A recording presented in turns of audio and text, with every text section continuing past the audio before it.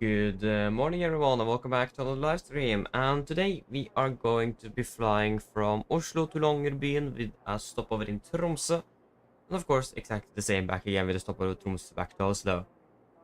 We're currently starting here at gate Alpha 20 something, not really sure. It says 71 over there, but I think that's the other gate. At least we are at stand 13.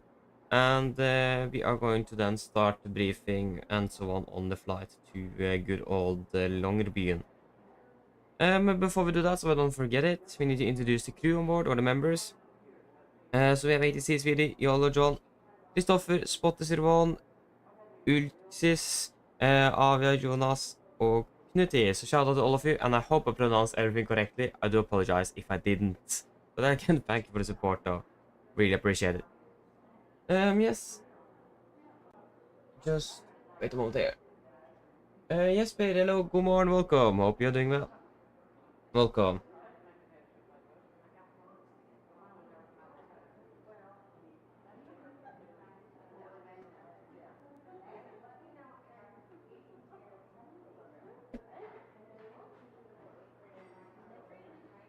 Okay. Yeah, yes, but indeed we're flying this. Yeah, correct, yeah. Flying exactly the same as you today. Really interesting indeed. So yeah. But that happens.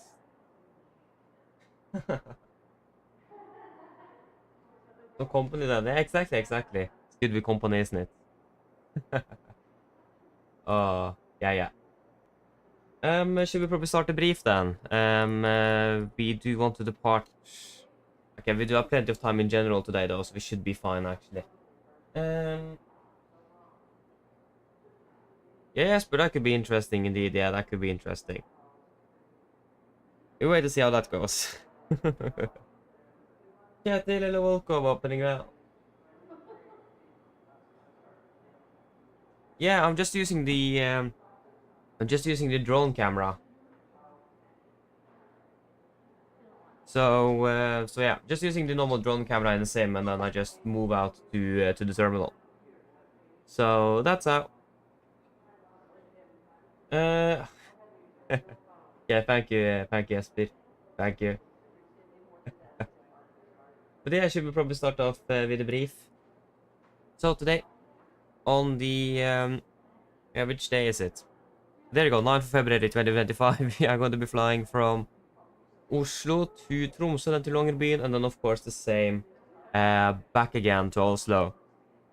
We are going to be flying under the Norwegian Air Shuttle AOC today with the Lima November India Lima. I'm going to be piloting command today and also pilot flying for all 4 sectors as well. When it comes to the first flight, the departing from was at 6:10, so we are departing in approximately 56 minutes. With a flight time of approximately 1 hour and 1 hour 30 minutes-ish, 30-35 minutes to Tromsø. With a scheduled time for arrival at 8:05 UTC. Flight of 390 is expected with no dispatch remarks. Minimum of 6.2 tons of fuel up to Langnes. And we have Alta as alternate. Nothing on the mail, so that's also good to see. We're not going to be very heavy today. 112 passengers on the first flight. With a takeoff weight of approximately 57.5 tons. Probably about 57.8 tons, I imagine we're going to be on final once we get the load sheet. Maximum share is going to be 2 at Pennell, so it isn't really looking bad en route today regarding turbulence. When it comes to yeah, when it comes to airman segment, nothing there. Gardermoen, the weather now, 330 at 4, KVK minus 11, minus 13 and 9, correction 103.8. This was at 420. It is out of date, but we are going to update that. We can update that in the aircraft. Or once we enter the aircraft. For Tromsø today as well at 420 to 217 with good visibility, Brockton 6200. Temperature 3, dew point -4, QNH 1024, remark wind at 2600 feet, 190 at 4 knots. Throughout the day in general, we're expecting winds 210 at 18 with KVK conditions. A bit of a temperature between 10 and 15, so after the departed, but actually, but around them we are landing back in Tromsø. With winds 2 to 0 at 18, gusting 28 knots. Between 12 and 15 as well, with the temporary 4,000 rain snow and broken at 1,400 feet. Yeah, temporary between 15 and 20 here as well. With winds 270 at 15, gusting 25, with 2,000 meters invisibility, shower, snow, rain, broken at 1,200 feet. Scattered 25 and towering cumulonimbus clouds. So we are not really expecting the best weather in Tromsø today. So that's something we need to be aware of. So yeah, at least it should be looking good once we're landing on the first leg, but on the return from Svalbard is going to be something else. When it comes to our destination order at Alta, 420 here as well. Autometer winds 150 at 11 with good visibility, no clouds detected. -5, -11, QNH 1026 and remark wind at 7 feet, 150 at 11. When I first filed a flight plan, it did say that we didn't have any half available, but here we have it.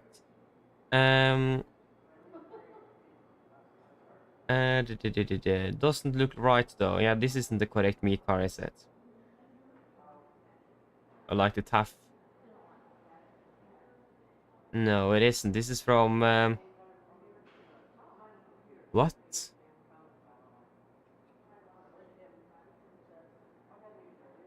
Is this from the 30th of January or something? Might be. Yeah, 30th something from the 20th. Yeah, so probably 30th of January then. Again, it doesn't look like we're going to have 80s available either for Alta. It could be a problem. So yeah, this is from the 30th of January to the 1st of February. Or was it 31 days in January? Because if that's the case, it was. Then there is maybe even another... Oh, good question. I don't know. At least we do not have TAF available. Just going to check it on the chart app as well. Import flights.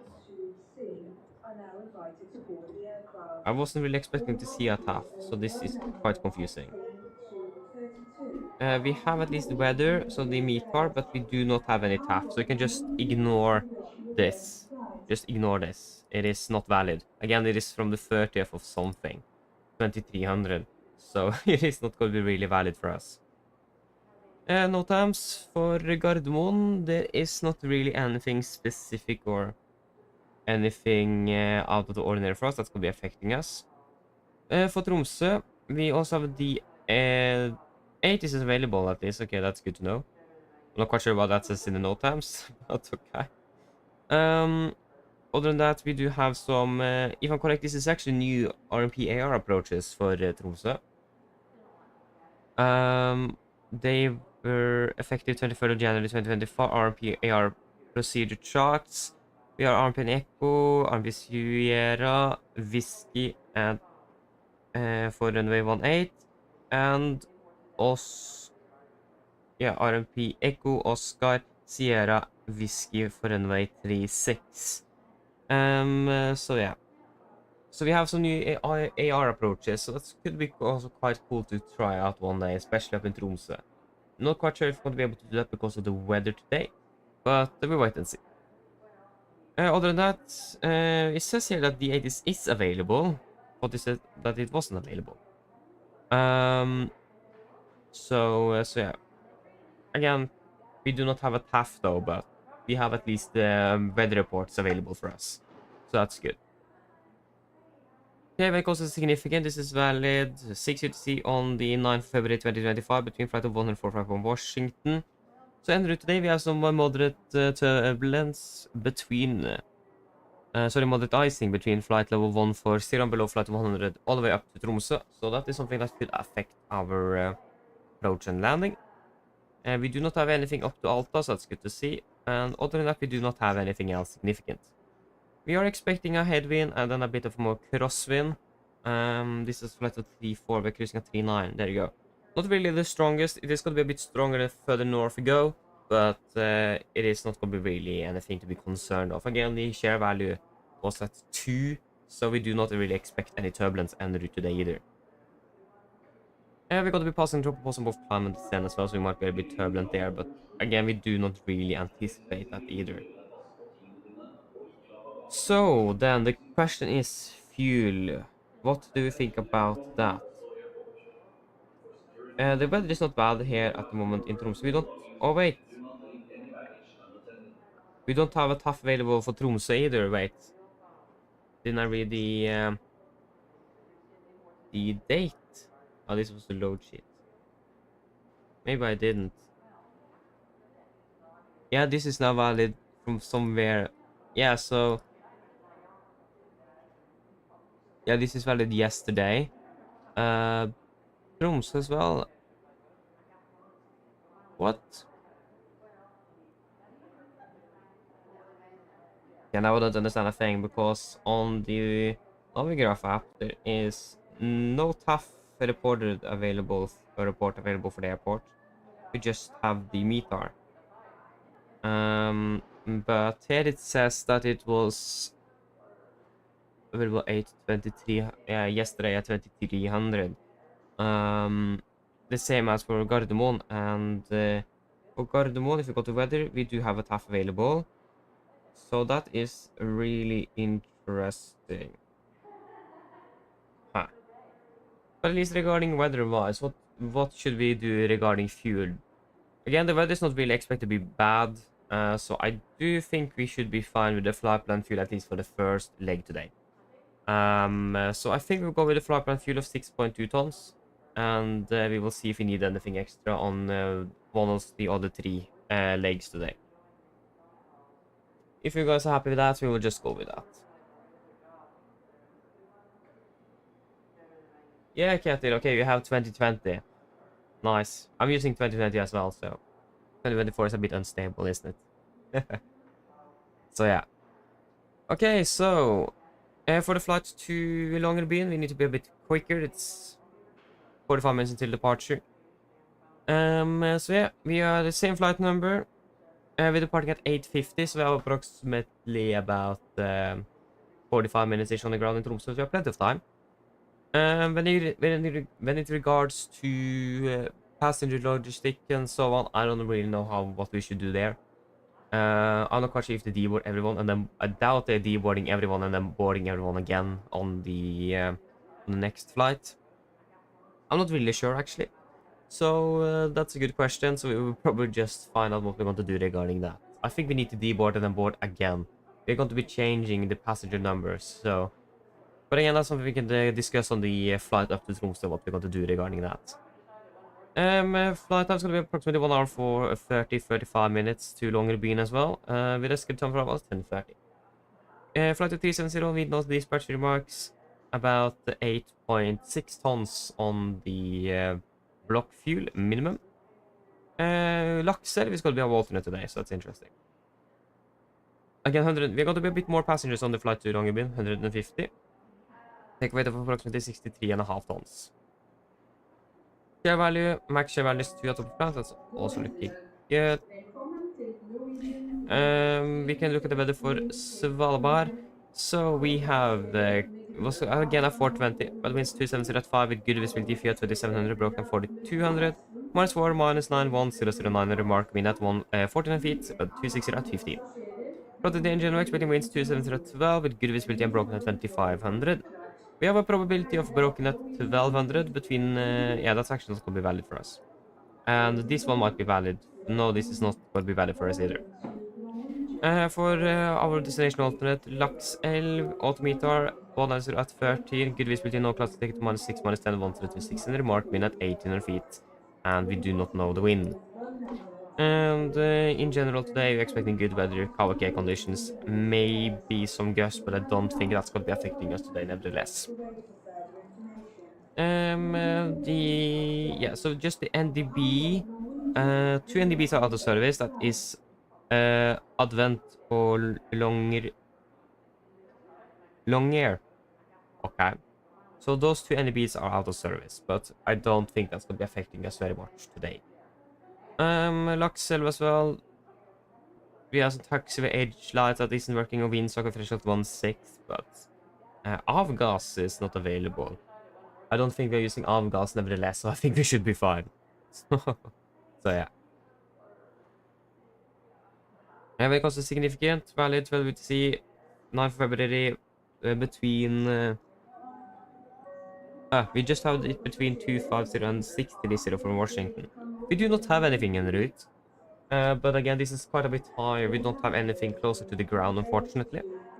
But we should... It looks like we should be fine nevertheless.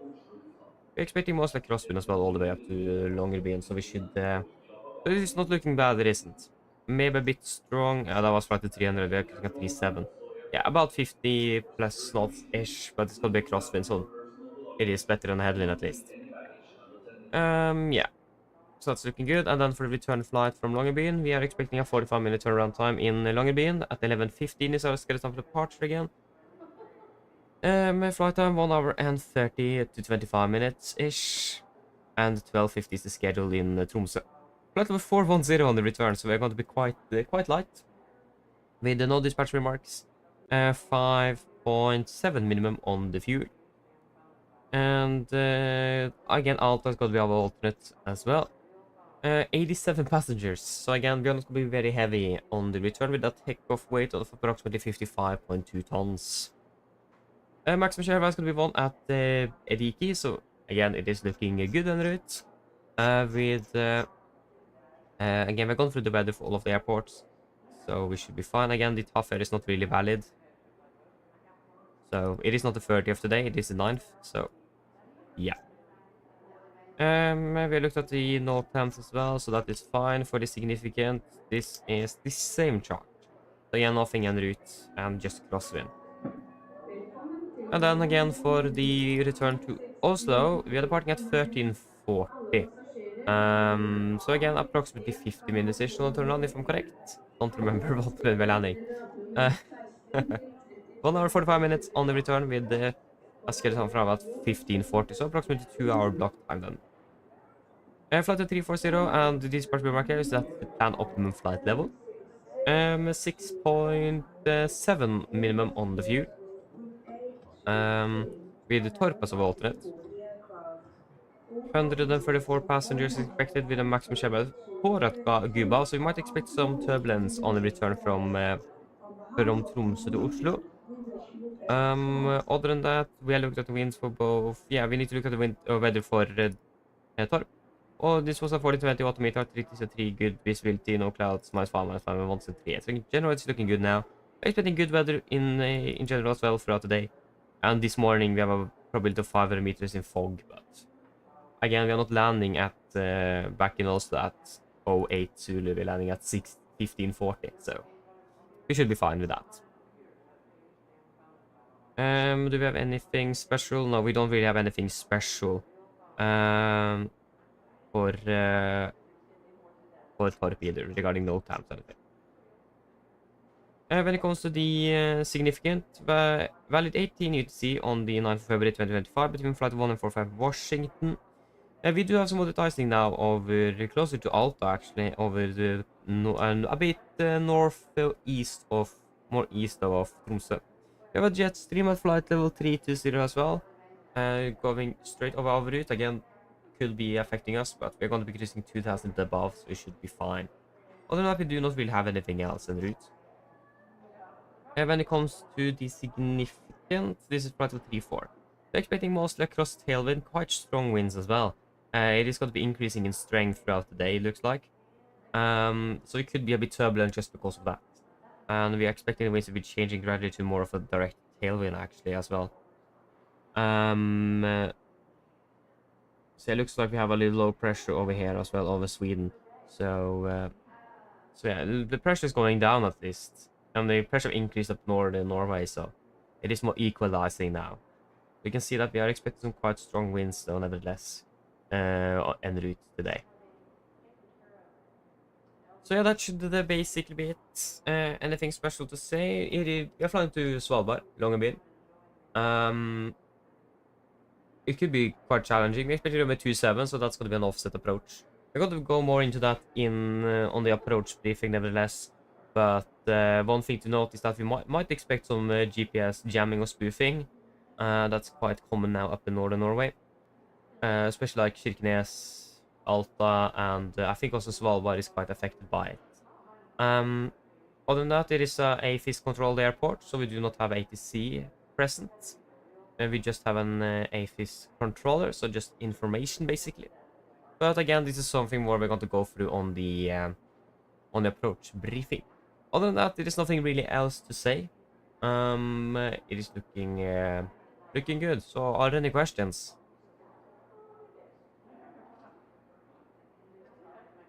Probably not. Then our briefing is good. Limpan, hello, welcome. Opening well. Oh, yeah, flying from Oslo to Rome, departing at 700. Nice, not bad. Enjoy flight.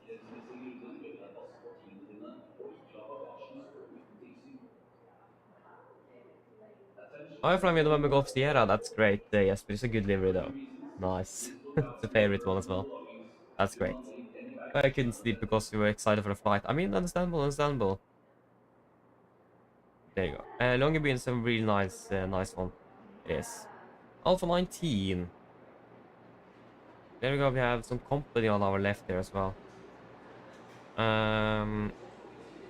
Of course, our gate here is this SES to Bergen.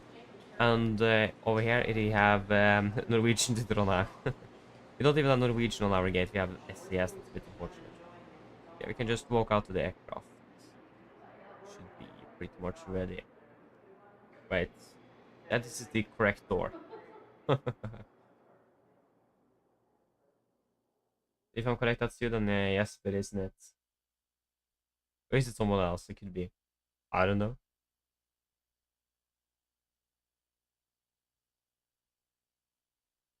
It's a bit cold over here. It's minus 11 degrees, if I'm correct. So it's something we should connect straight up to the aircraft is the air conditioning unit. We don't have that currently connected to the aircraft. But yeah. Well, at least everything is looking good from the outside, so that's good to see.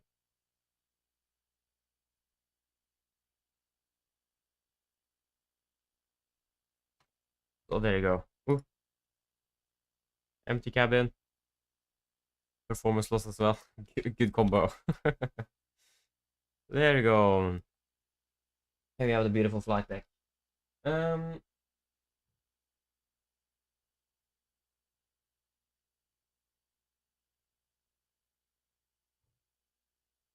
Nice, yes, but yeah, the reason why is because I think we just have a few different Norwegian liveries on the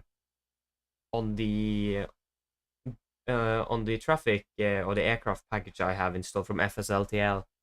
I think we have just one UNICEF, that one, and another one. So we don't have the entire fleet. I have thought about if it was possible to like use liveries here or aircraft you have installed in the simulator for that. Like if someone is flying with an November Golf Sierra and I have that installed, they can use the PMDG aircraft and that livery. But I don't remember how I do that. So it is probably another VMR file I need to install, but I don't remember.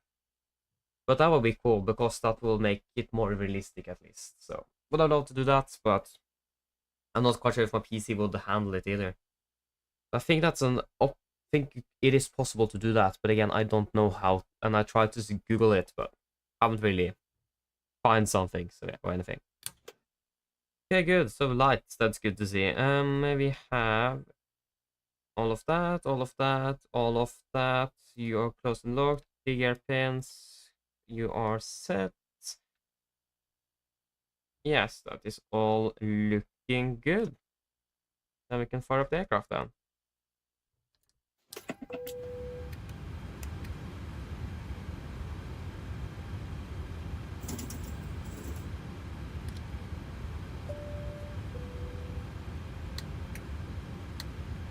Can't even pick it. We can let the air conditioning or the packs stay off since we're going to be requesting the air conditioning unit. Yes. and you should be there. Other than that, everything here is looking good. Just going to quickly request the air conditioning units. It's probably a bit cold in the cabin. It is 0 degrees in the cockpit, and it is 0 degrees in the forward and aft part of the cabin. It's cold indeed.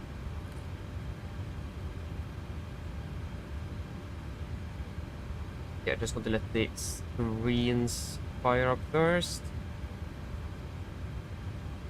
And before, should have done up this before we started the aircraft. Sorry, I did forget it again. I just want to turn on the sound again. There you go. And we can request a flight plan, and we can actually request a fuel truck as well. So it is that is on its way. Refueling truck is on its way. The weather for Gardermoen moment is looking good with fog in the vicinity. Please don't load aircraft until the fuel looking truck good up in arrives Tromsø as and well. asked to do it. Nice. There you go. Oil quantity 93.99. That's looking good. And we do not have any hydraulics, so now we need to request the airport, also the maintenance van, wherever you are. You are here. There you go, maintenance van. Just request some maintenance so we can refill those hydraulics. Okay, then we can do the test. See if there's anything else we need to fix while they are here at least.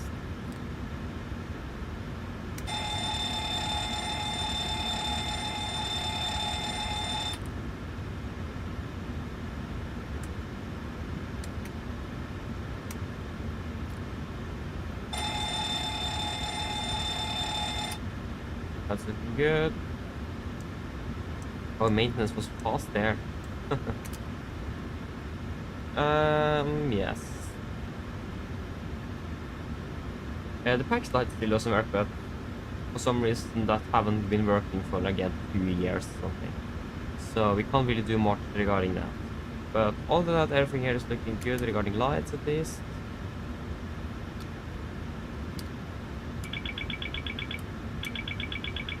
Good, everything is working.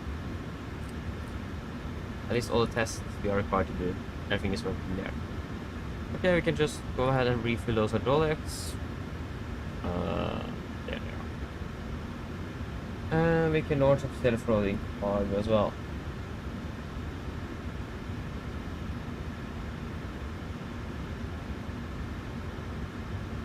Fuel truck is in position. Please don't load aircraft until the fuel truck arrives and asked to do it. Yeah, I can understand that, yes, but I mean, we see how long has that aircraft been available on the market? It's quite old aircraft by now, to be honest. So I mean, it is understandable though, it is. And also unfortunate, it is. So yeah, I can understand that.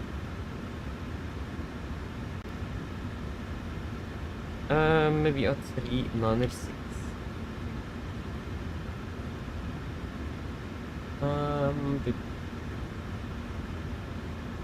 I think we need de-ice today. So yeah. I'm not quite sure if there have been snowing or anything throughout the night, but we will most likely be de-icing nevertheless because it is cold outside. And we do have fuel in these tanks, and that will cause some frost on the wings. And that's something we do not really want on takeoff, is it?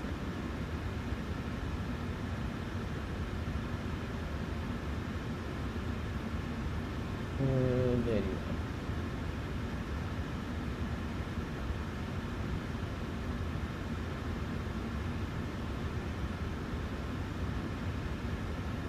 Now it is exactly about 30 minutes until departure.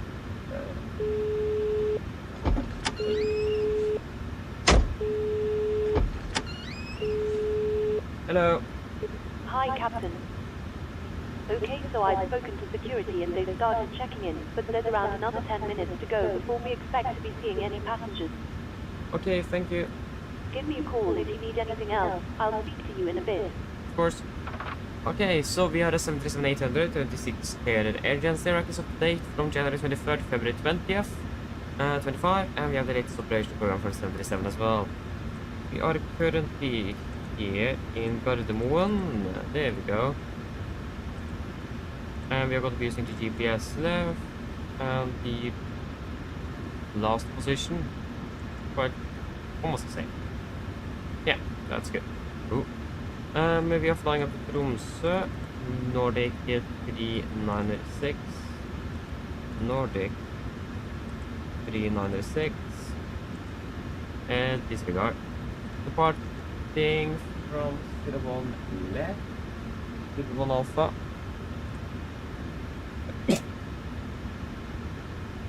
Excuse me.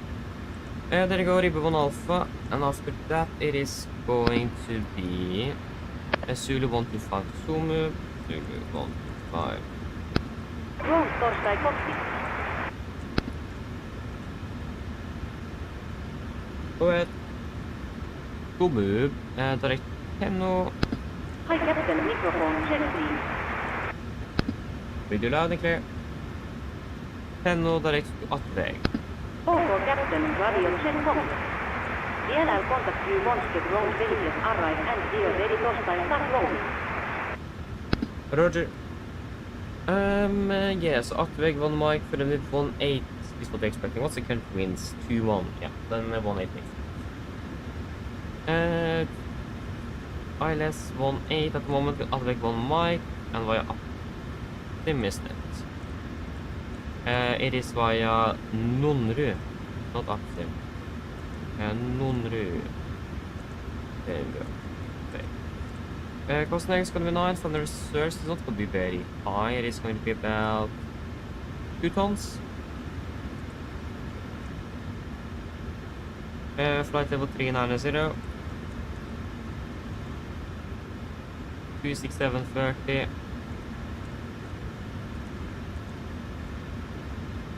Average ISA 0, so it's going to be the same. 250. 310, 200, not 2000, 200, there we go. And 100. Right. Just gotta check, do we have the fuel truck here? Did it even request? No. Refueling truck is on its way. Of course it did. Or Please don't load aircraft until the fuel or truck maybe we already arrives and have, ask to or, do. or maybe they were finished with refueling. That's could also been it. Yeah, they can just refuel again. Why not? Probably check that next time. Yeah, sorry, the finish up in Langness was 24.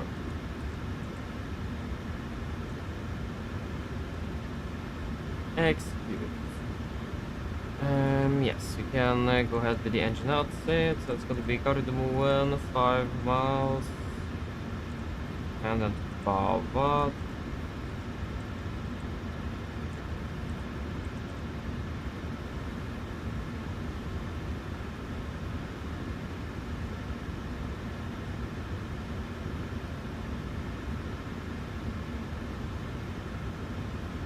Go.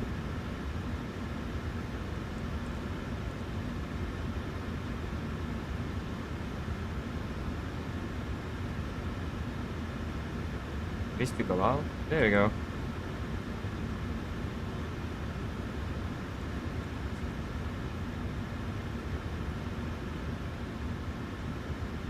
Okay, we will say maintenance is finished now, so I can just leave. Maintenance van. Release. Thank you. What's the temperature now in the cockpit? It is closer to 20 degrees. That's a bit more comfortable. It's still 0 degrees in the forward and in the aft as well. I mean, the isolation valve is open. And again, the air conditioning is connected straight to the mixed manifold, so it should be somewhat more Please don't load temperature aircraft inside until the the fuel truck arrives and ask to do. of course the packs. I can see that in the supply duct at least it is blowing some air, but again the door is open. But it should still be a bit warmer than 0 degrees in the cabin. It probably is. So yeah. And you can see that it is working. That's good. It is blowing some air. There you go. We have fuel truck. Not even connected the hose to the aircraft.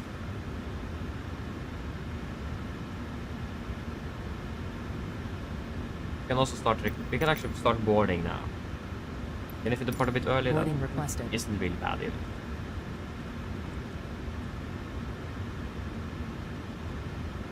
Oh yeah, you have indeed.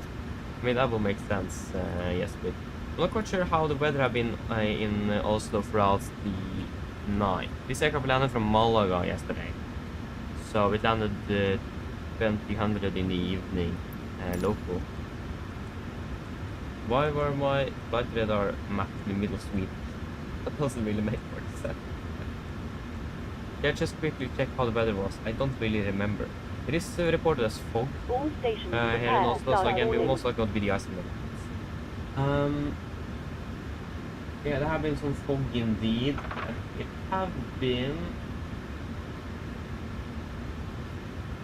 a bit cold as well, so yeah, we have fuel. It was snowing, oh, that was before this. But again, it have been snowing, so we most likely not be de-icing. We'll decide.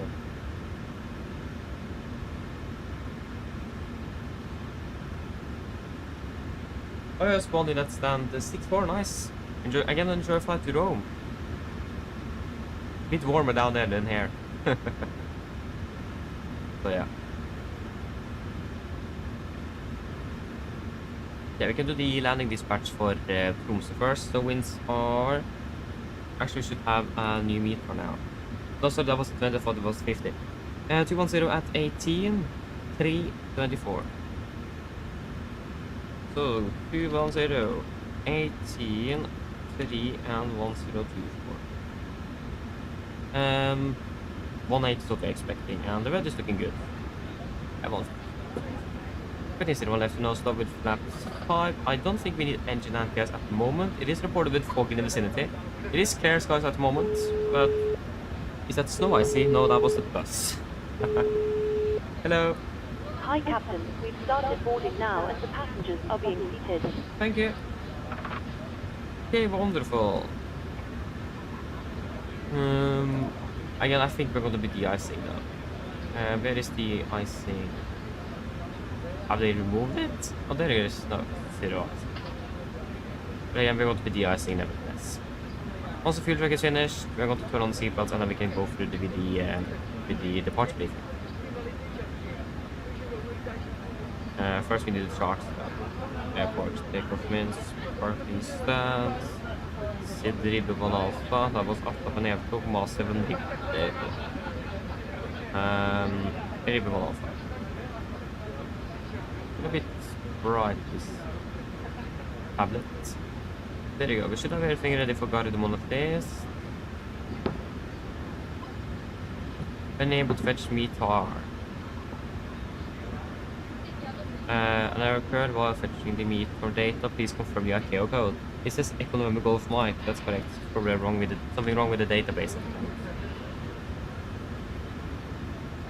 Are they still fueling? Yeah, they are.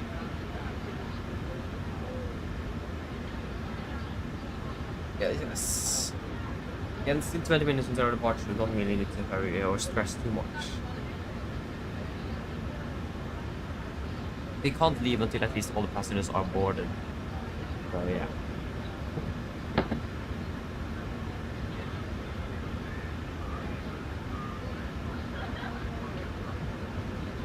I'm not quite sure what the units is on this one, if that is dollars, liters, or pounds, whatever it is. I hope. Oh, so there you go. The bill is oh, hard to see. It's about $4,000, so 40,000 Norwegian kroner. That was expensive, you will believe. Ay. Okay. That means they are disconnecting and leaving, so we can turn on the seatbelts. Now they are ground starting boarding as well. Okay, are we ready to do the departure briefing? So we can start off with the emergency briefing as always. Yeah. We do. There you go. Yeah. So emergency briefing. Below 80 knots. I will stop the aircraft for any warnings. Above 80 knots prior to V1, we will stop for fire warning, engine failure, predicting windshield warning, or the airplane is unsafe to fly. If I got stop or stop my controls, I will close the first levers, disengage to apply maximum braking or wait for RTO to brakes, or manual rest speed can apply maximum reverse thrust to stop the aircraft. If you got stop, I will verify first levers closed, auto throttle disengaged, max braking applied. Alcohol speedworks up, speedworks not up. Verify reverse applied, color reverse status. Alcohol 80 knots, 60 knots. Auto brake disarm and advise this ATC of the reject.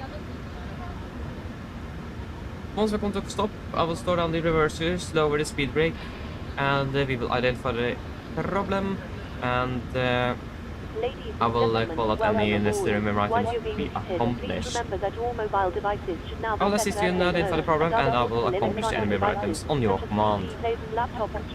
Then we will evaluate the situation. If no evacuation is needed on PA, remain seated, the situation is under control. If the situation is unclear on PA cabin stations, if you then decide to evacuate the aircraft on all the flaps 40, we will go to the back cover of the QRH and run through the evacuation checklist. Copy? Probably. Yes, so if any warnings happen after the Vivo, there's not been any actions below 400 feet, except raising the gear when apostolate and cancel any warnings. After 400 feet, we're going to set headings late. We will be flying 5 miles straight out from Gardermoen, and then we will take a left turn to Babad and hold 4,000 feet. And yeah, we are expected to depart with less than our maximum landing weight, so we can return immediately if we need to. The weather is looking good. Favorable 01s today, 5 knots, so we should be able to use the 1-liners as well if that's necessary. So yeah, we have some fog in the vicinity that could maybe cause a problem, but we do not expect it. Any questions for the emergency briefing? Probably not, then we can go over to the route check. And this time I'm actually prepared. So, the route check. So, it is going from the Ribbe departure, Ribbe 1 and then to Ribbe, Zulu 125, and then to Somu, direct to Henno, direct to Atveg, and then the Atveg arrival in for Tromsø. Ground distance 641 miles compared to 642, that's one normal difference, so yes, very limited. And we are expecting to be landing in Tromsø with approximately 2.2 tons of fuel. We don't really see that here at the moment, but that is good. So then for the taxi then. Norway Airport chart 10-9, effective 5th of September 24. So we are currently parked down here at stand 13. We could expect a straight push, left turn on to Kilo, left turn on November, and we will taxi down to De-icing Alpha South. We're going to be de-icing the aircraft today. No hotspots, tax restrictions. Don't really expect anything. If for some reason we will encounter fog, we will need to be a bit more cautious regarding this because of the visibility is reduced. We do not really anticipate that at the moment, but it could be a possibility. It is on the temporary at the moment. We can check the latest weather. Yeah, we have fog in the vicinity and at 100 feet and temporary 4,000. So we need to maybe a little bit cautious regarding that. Other than that, no notable times, any other taxi restriction at least today. We are de-icing, so we need to remember to not check the flag plots, extend the flaps before we have finished de-icing.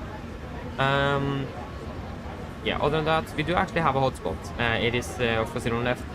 Currently, it is not used for arrivals, but flying on Latsim, so that could be a possibility.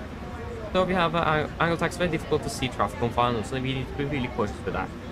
Make sure that the upward path is clear before then you have taking off from 0 left. Yes. Other than that, the runway condition at the moment is currently reported as 555, so this is good. And the weather as well is not really looking bad. Again, we have fog in the vicinity, but again, it is still looking good.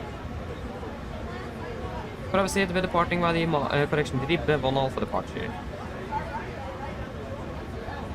This is on chart. 10-3 Delta, effective 25th March 21. Departing on the runway heading to Gulf Mike K46, maximum 230 knots. Left turn on towards Gulf Mike 437 and then 2438.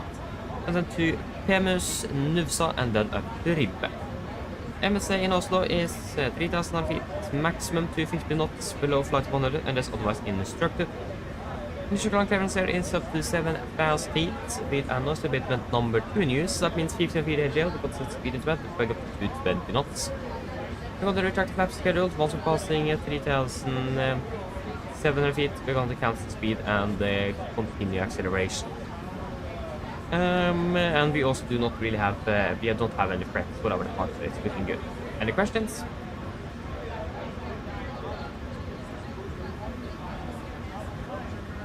Probably not, then our brief is complete then. Wonderful. We can do the last 2 tests that we need to do. And the stick shaker. That one is working. And that one is working. Wonderful.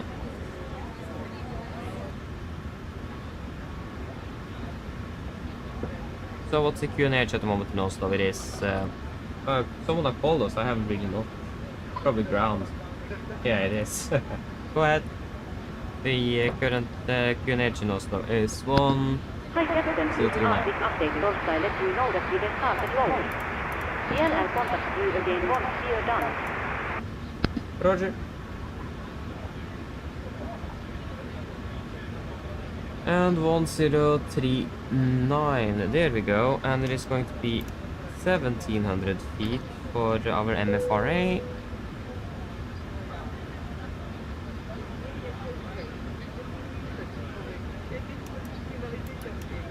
$1,700 feet, there we go.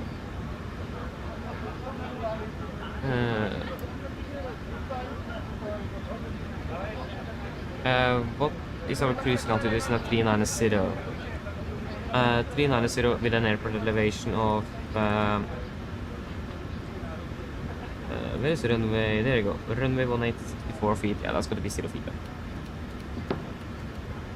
0 feet with flight level 390. There we go.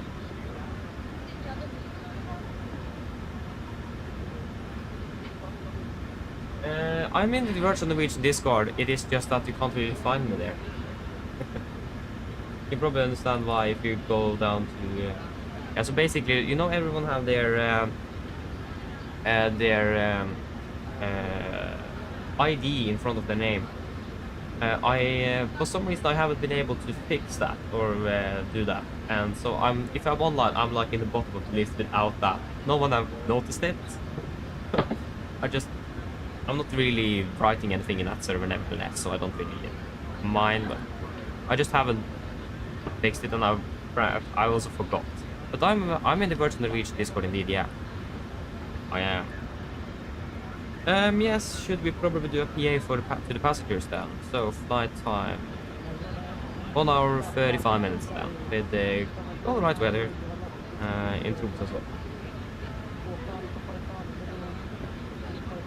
Yeah, I think I got the bot or whatever it was to fix it the first time, but I think I just crossed it out because I didn't know what it is or what it was. So, but I tried to rejoin and it didn't work. And I haven't contacted any staff or anything to fix it. I just came to the conclusion that I'm not writing anything in there nevertheless, so it doesn't really matter too much. I'm probably wrong, but I'm not writing anything, so I don't really care.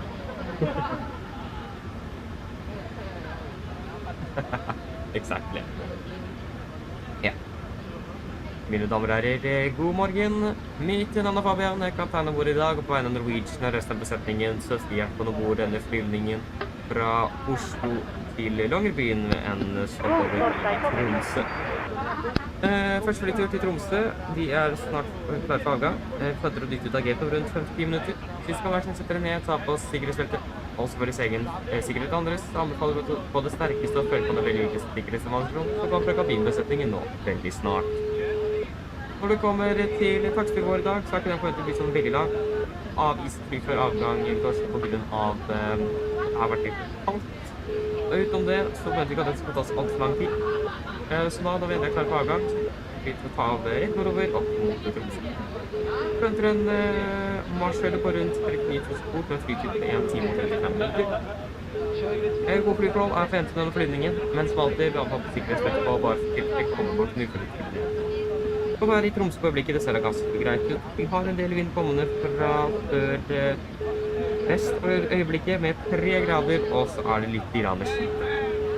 Ellers sitter jeg slapp av, så det var veldig hyggelig å kjøre med Norwegian.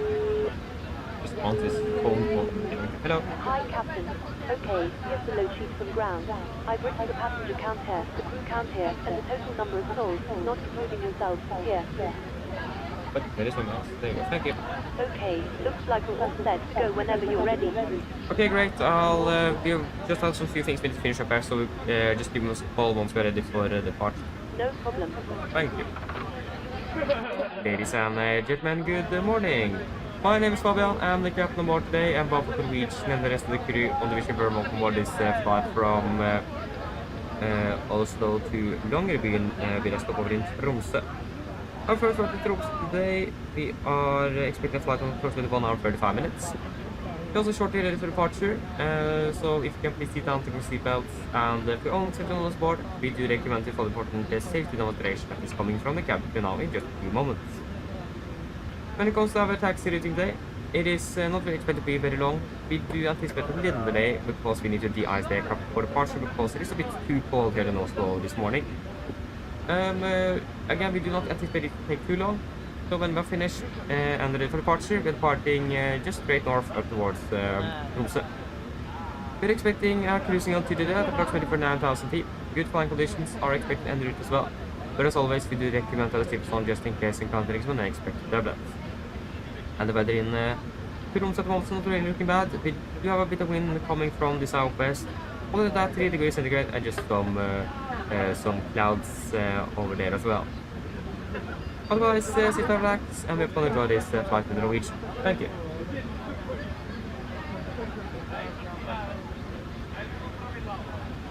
Go ahead. Rolling has been completed. We are sending the roll clear to Tromsø now. We are waiting for you Tromsø. Once the beacon light is fixed on the LL contact to Tromsø, take a Tromsø. Roger. Okay, wonderful. So, winds currently in Oslo is 360 at 3 with a temperature of -11 and 1039. 360, 1139. And takeoff. 360, 3 -11 and 1039. Again, I'm expecting something with 0.8. Boom, 57.8. Exactly. I know the balance sheet now, the load sheet. It is always about 300 kilograms more than we have in the fire plant for some reason. Always. Yes, exactly. 57.5, 57.8, so that's what it is. 57,800, and with a CG of 21.3. 21.3. So take off to 46,844.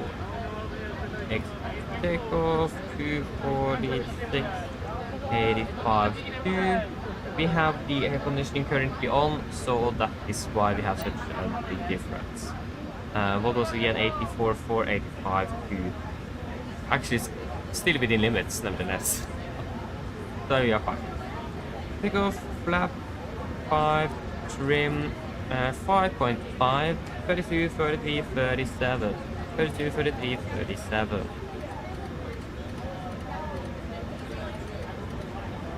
You can fire up the APU. And we can close that door.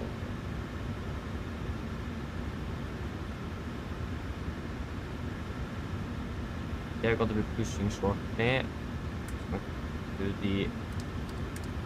we have anything? We have 6, we don't have 8 on here, and we don't have anything in the center. We can on you as well.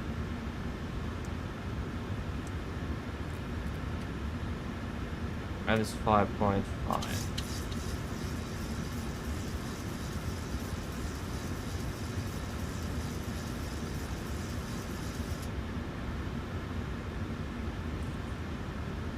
I control it, yeah, that makes sense. Okay, pre-flight checklist. Yeah, we actually haven't done the above the line either. Yeah, pre-flight checklist. Pin scores, removed, oxygen tested 1%, now transfer and display switches. Normal and auto, window heat, on presentation mode selector, Auto, flight instruments. We are tracking 012 degrees, QNH 1039, reading 685 feet, 605. That is plus minus 0. Park brake set, edge start levers cut off, taxi takeoff briefing completed. Deliver checklist below the line. Fuel, we have 6,200 kilograms aboard, pumps on, passenger signs set, auto brake, RTO, CD pre-flight cars completed, takeoff speeds. 132, 133, 137, MSP 137, 012 degrees, 7,007. Refresh checklist complete.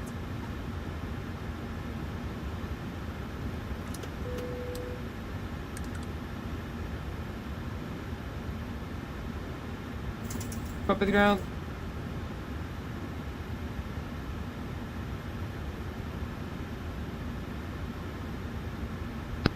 Go ahead. Please disconnect GPU and air conditioning. Roger. Stand by, please.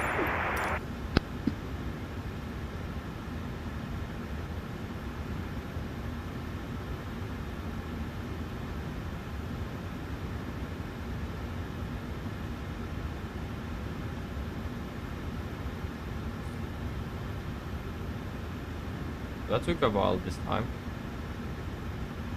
It normally doesn't take this long to disconnect the ground power.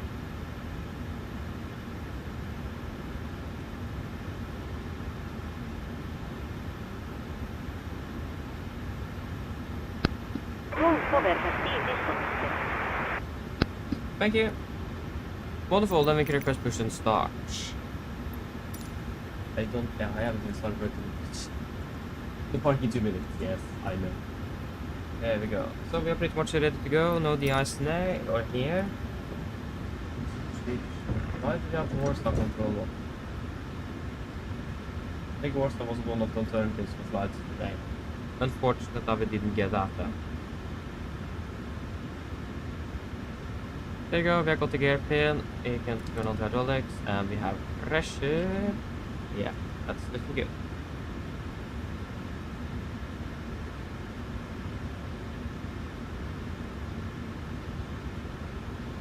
Yeah, wait, yeah, so you're pushing soon as well, yes, but...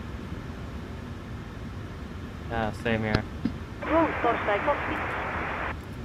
Yeah, wait to see if we can see you. We are parked in the, at the west side, close to 01 left at Kilo. Stand 13. So. There we go. Go ahead.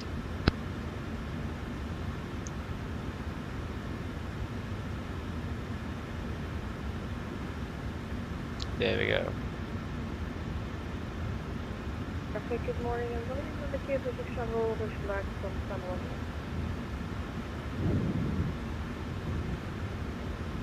Roll stall ES1. Use R-Hedges, your beacon light ES not active. Actually, it should be on our left, because the tax rate is on 20 goes here. It is very much on the right there. So yeah. Okay, Roger, we call when we are ready for push. Okay, we have a push to. Sorry, we don't need the Wi-Fi to find that. We have a push to a release point, and that is position 52 facing east. Over there, and stand 11. Yeah, I think we will wait for the company to be finished before we are pushing, so we're not colliding or anything. Could be a bit close this one, so we'll wait a little bit. Again, we do not want wingtip broken or a vertical stabilizer, or sorry, horizontal stabilizer, not a vertical.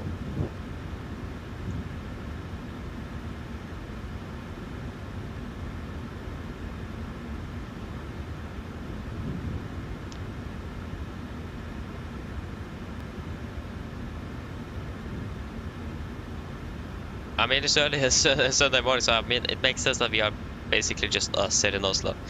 I can see 3 aircraft. Yeah, no, this was to Gran Canaria. Remember, you're flying to... yeah, there you are, to Rome. Yeah, you already passed us. You're passing now the cargo apron så past us already. At least we can check the temperature in the cabin. It's probably a bit nicer there. Yeah, it is increasing at least. Cockpit is quite warm already. We'll just can increase that temperature a bit, just so we have some temperature in there before we turn off the packs for engine start. Oh, there he is.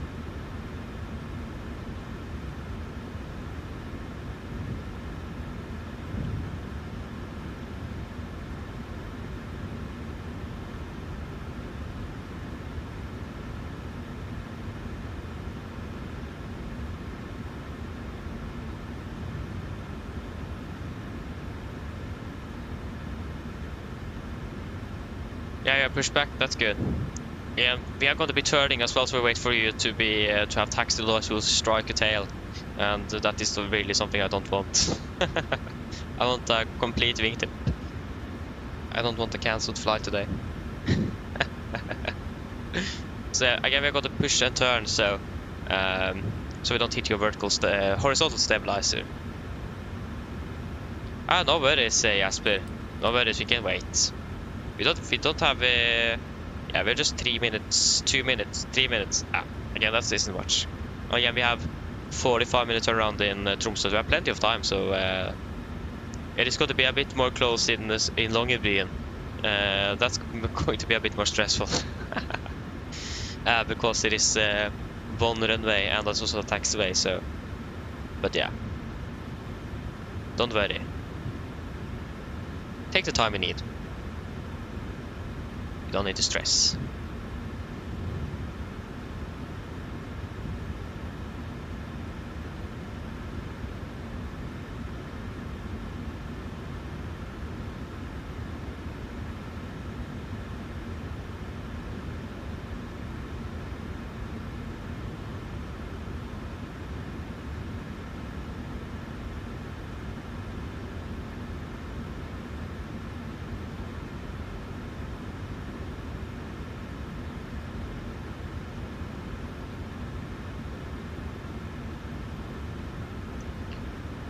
Okay, good. Yeah, should be ready soon. Nice.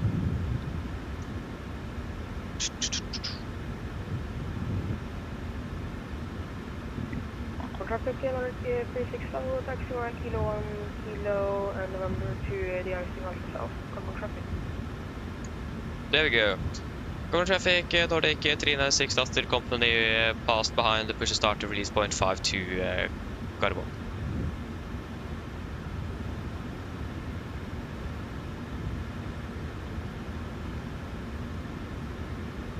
There we go.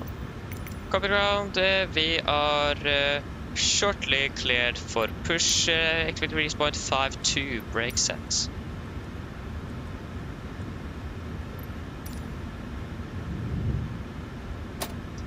Park brakes is released.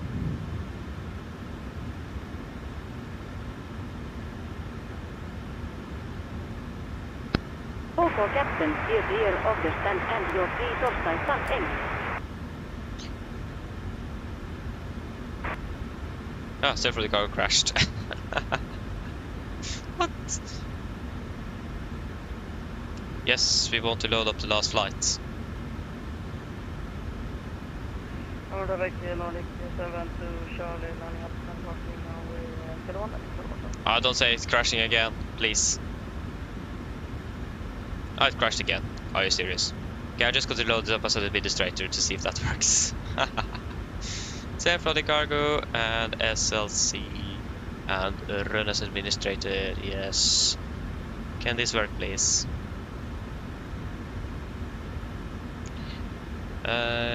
Yes. Load up the last flight. We haven't even started the engines and it crashed again. Okay, we just got to fire up the engine. Starting up number 2.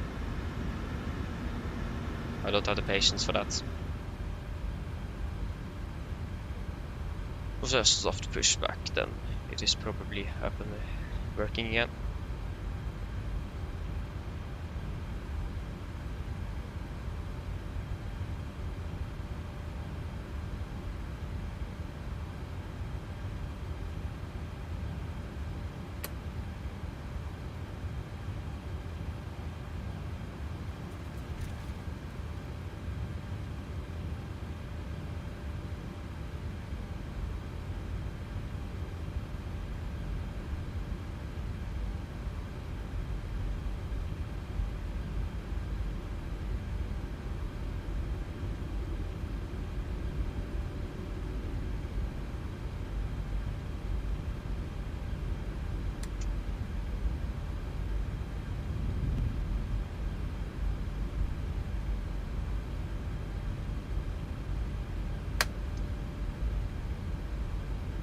you go. Starting number 2.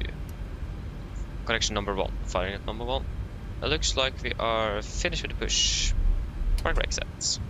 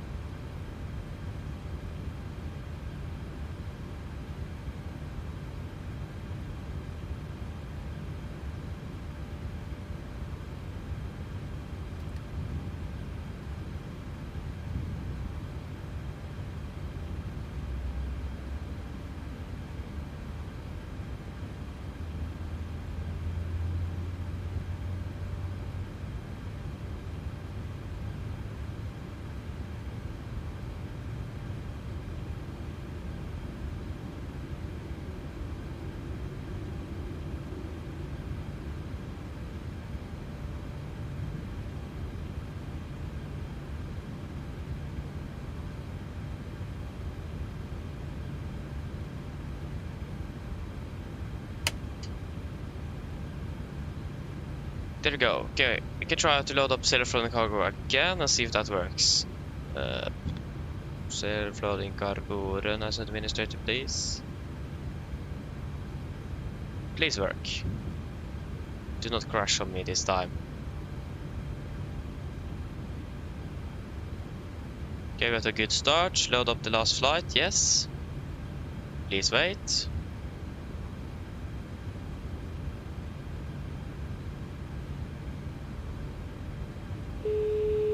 There you go, now it is working. Hello. Hi, Captain. Everyone's on board. Yeah, okay, thank you. No problem. I mean, we have finished with the pushback, so I mean, everyone should be on board. Copy, finished push to and start, you can disconnect. Okay, that was a bit off with the call there, but yeah, that wasn't really supposed to happen.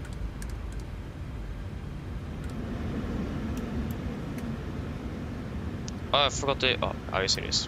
We forgot the before start checklist. We didn't see... Okay, we didn't see that, okay? Okay, that actually is so... Can we forget that? Oh. We were standing at the gate for like 5 minutes before we could push, and then we still forgot the checklist.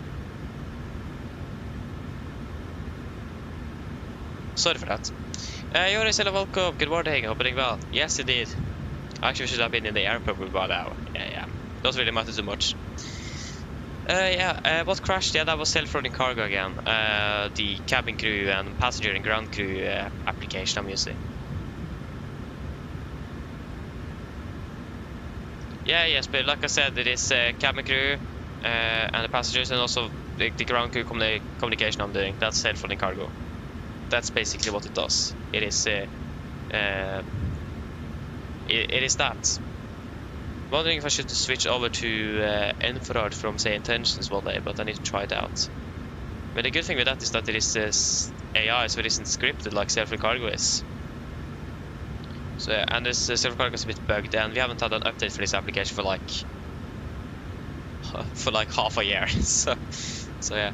Where is that gearpin? Oh, he's already walking away. Thank you for that.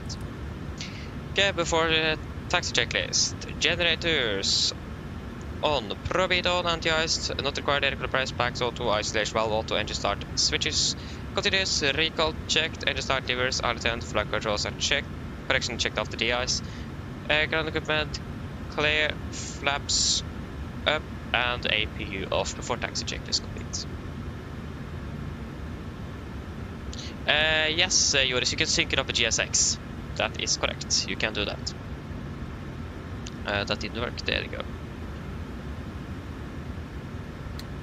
Cargo traffic, Nordic 396 taxiing via Kilo and November to de-icing Alpha South, cargo traffic. Park brake is released, there we go. Again, left is clear, right is clear, and we have that big orange moon at the moment. Not bad. Self cargo fix is still in the pushback procedure. Haha, we are not going to start our pushback now, we are finished. Wait, that didn't work. Hi there. And they do this safety briefing now, what? On behalf of the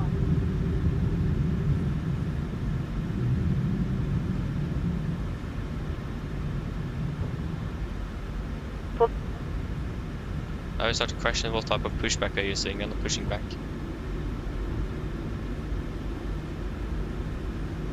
please take a And the right is clear.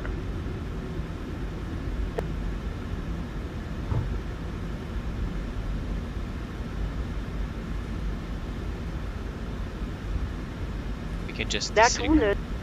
Yeah, I know it is just two emergency exits. That was a bit. Oh, that wasn't a lot. Yeah, probably in the back and the front. Left is clear. Right is clear. Can you please slow down? Thank you.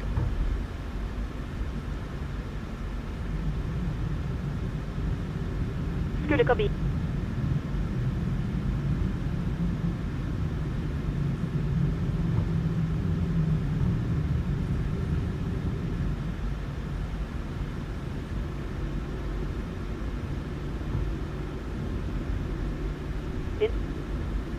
I finally understood that we are not pushing back. Good start. There is a checklist. I det usatt.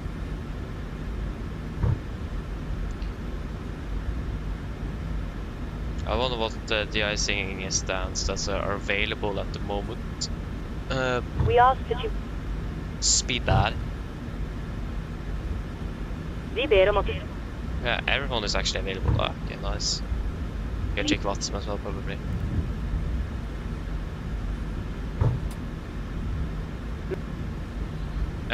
Yeah, so it is. Come on, now the map as well crashed. Yeah, so that one is occupied, so we can take 984. Yes, 984. No. Thank you. We're going to be using fluid type 2, connection 1. We have nothing to protect against. We just need to remove it. Hold over timetable 2024-5 season. Thank you. Okay, we can do our before the de-icing checklist. APU off. There you go. Flaps up the light. Stabilize stab trim. 5.5 minutes. Engine bleeder switches. Wait,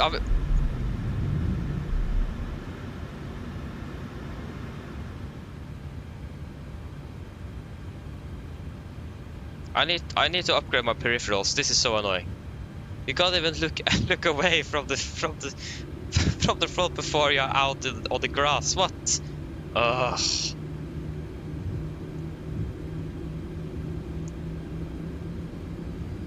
I just saw suddenly that we have the taxi lights in the top corner of the windshield. I just... Oh, are you serious? So annoying. I mean, it is funny as well, but it's really annoying at the same time. Like, we're just trying to do the checklist here.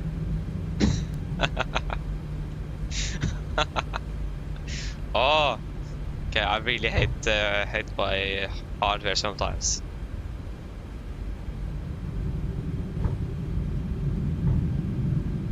At least the good thing is that we are not stuck in the grass like you probably would be in real life. We can at least just taxi out. That's a good thing. What's the 2.0? Ay, ay, ay. Traffic 136 Tango, then it's passing in taxi 201. We are just going to hold the checklist and do it after we are parked instead.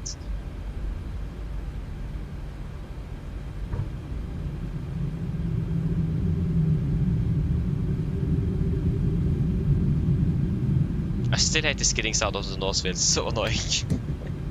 It's so very loud. Oh. Okay, where is the crossbar is? But I still don't understand why the aircraft turned. There was like what?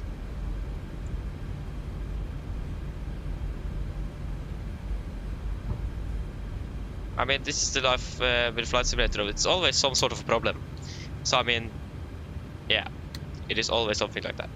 Okay, we can continue the checklist. So yeah, engine bleeder switches.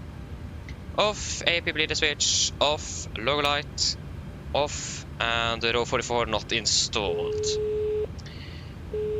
We are ready, but before the IC check is complete. Hello. Hi, Captain. The cabin is secured for takeoff. Thank you, cool, we're ready. No problem. Have we a generic one for fluid type 1, fluid type 2, 3, 4. Fluid type 1, table 2.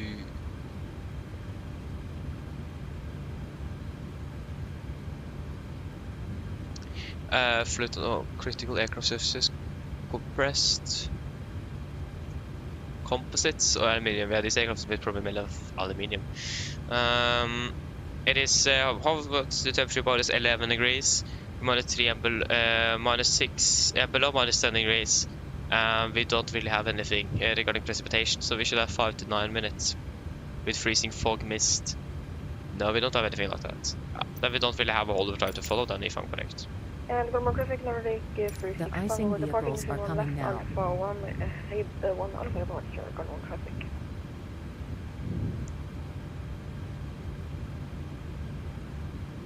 I mean, we're starting off today by veering off the taxiway. How is it going to go in Molde? Sorry, not Molde, but Longyearbyen. If you're already starting like this. Looking like a Confirm good aircraft day. is ready for treatment. Affirmative, we are ready. It doesn't say anything on concentration. We begin treatment now and observe. Fluid type 1. Concentration at 50%. I will call you back when ready. Roger.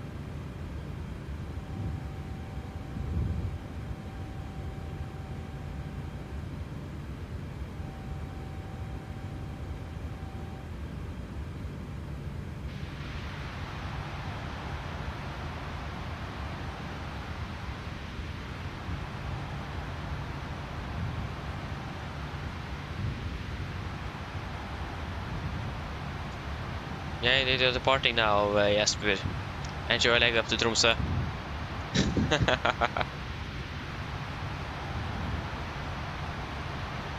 So again, doesn't really have anything here if we don't have precipitation. Because we do not have any precipitation.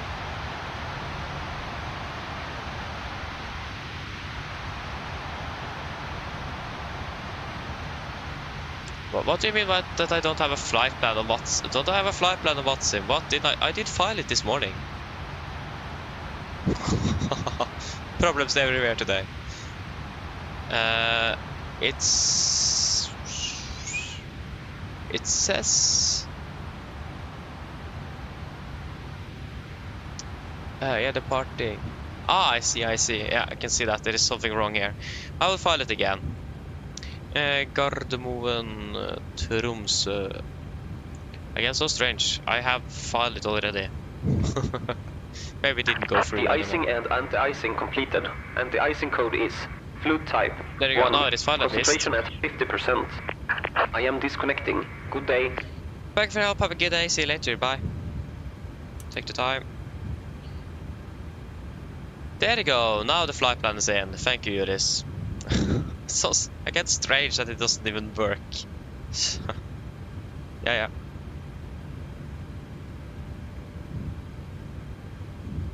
Okay, and the last vehicle.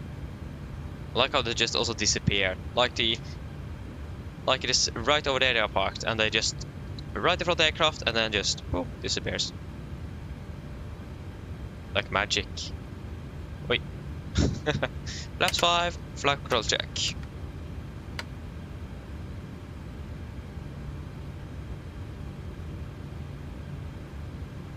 There we go.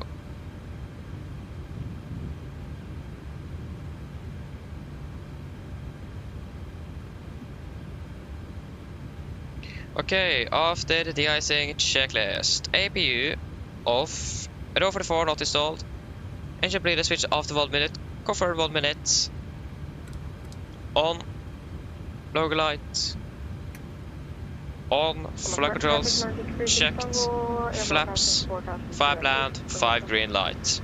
After the de-icing checklist completes. Good. Cover traffic Nordic 396, finish de-icing, taxiing to Alpha 101 left.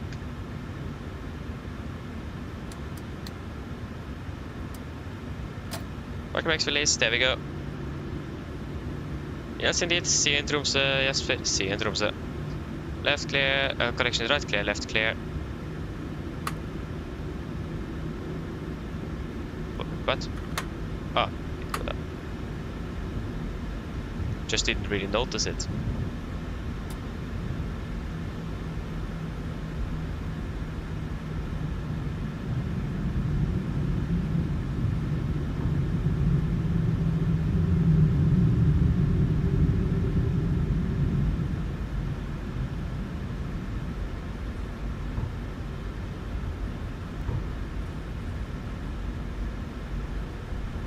Okay, I can see the cabin.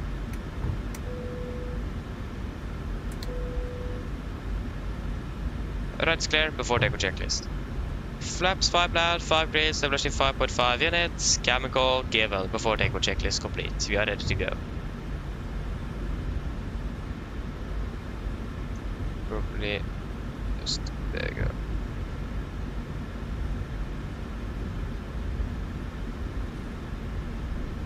Okay, left is clear, right is clear. Carbon traffic, Nordic 396, training up departing, 01 left, carbon traffic. Okay, we'll take weather my, terrain yours, and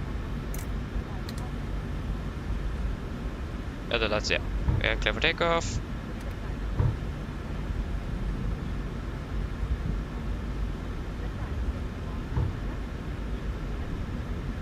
We are not exceeding our hold time nevertheless, but there's no precipitation, so we were fine nevertheless. Okay guys, are we ready?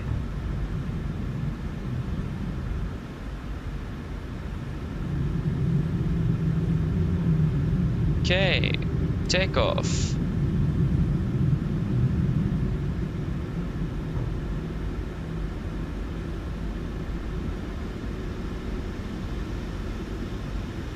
Stabilized, setting thrust.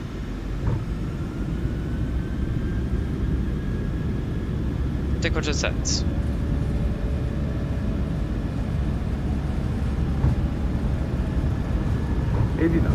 Checked. And all throttle disengaged. Set it manually then. V1, rotate.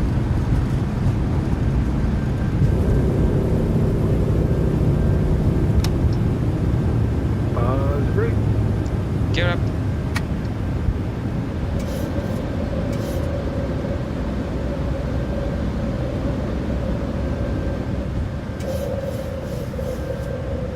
Forward feet. Hot throttle on.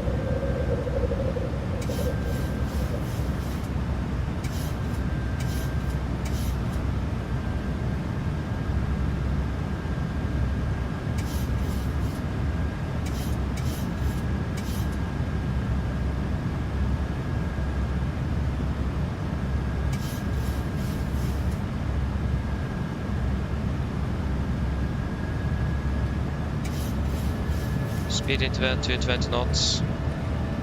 220 set.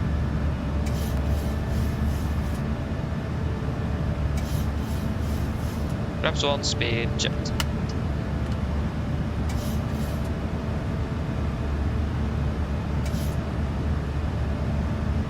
Flaps up, speed jet.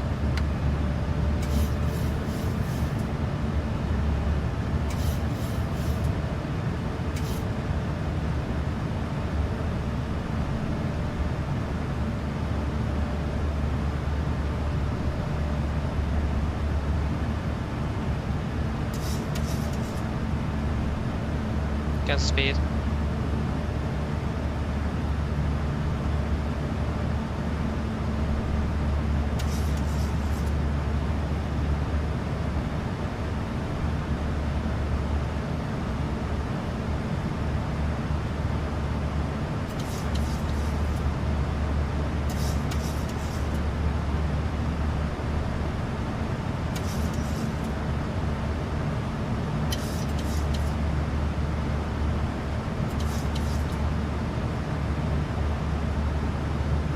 continue up to flight level 190.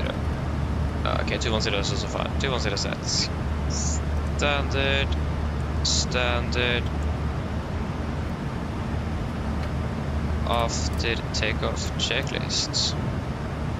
Engine blades on, packs auto, landing gear up and off, flaps up, not with the standard set cross-check, passing 6,500 feet. Now, plus minus 0 after takeoff checklist complete.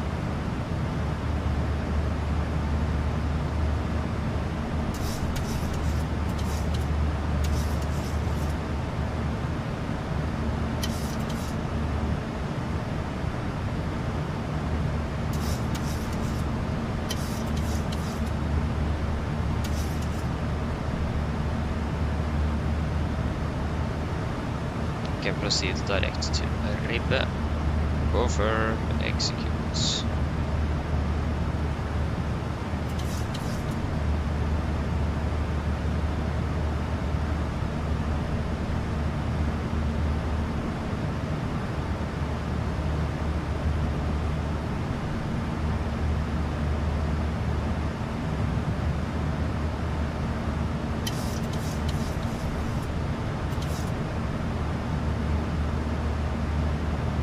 Passing flight level 100. Come on, day.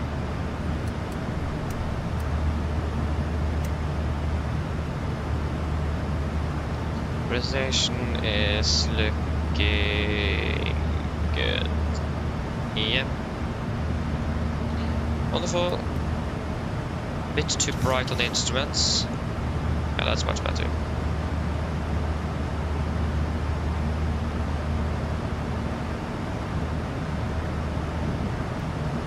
And we can remove the engine out. Okay, we're currently landing at 12. Yeah, we can delete the D-rate as well. 8:12. What's our schedule again?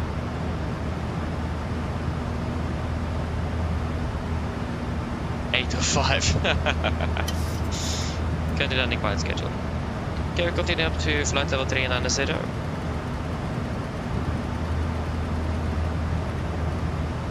390 set.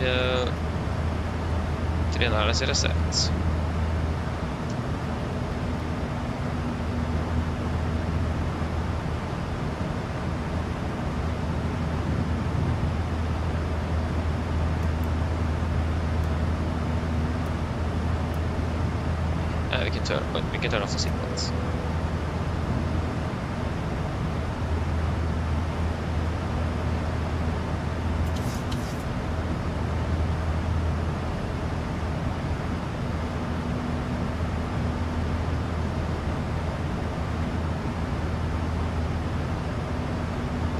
Okay, good.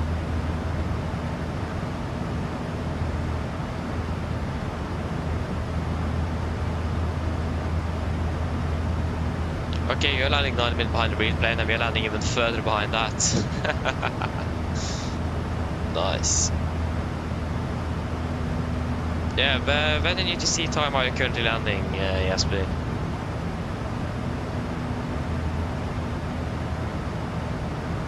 So we can check if we can increase that cost index to try to catch up.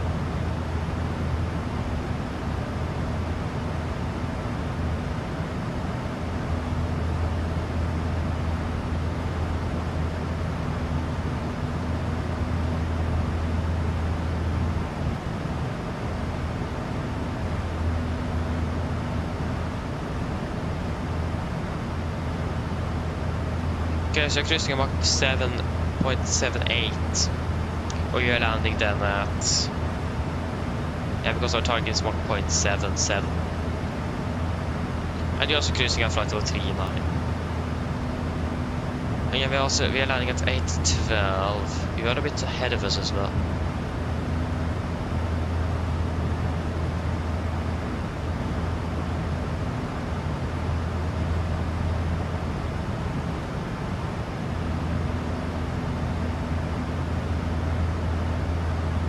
Password to 200. Presentation is looking good. You can also check the temperature. Oh, it's quite warm in the cabin now, almost 30 degrees. Okay, that's a bit too hot. We don't want to cook our passengers either. I mean, it was like, I think, where were we then? It was like 80 degrees in the cockpit. I don't remember where we were, but I think we were maybe in Las Palmas or something, but the temperature in the cockpit was like 80 degrees. Maybe it was in Geneva, I don't remember. It wasn't very too long ago when it was way too warm in the cockpit. So yeah.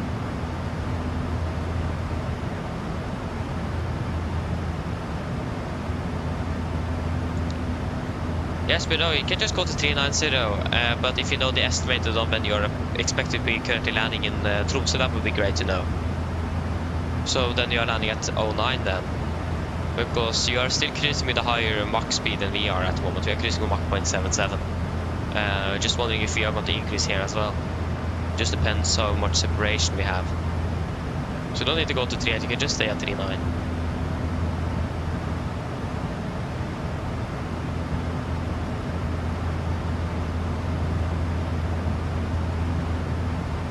Oh yeah, so you're landing 4 minutes ahead of us, okay. Understand.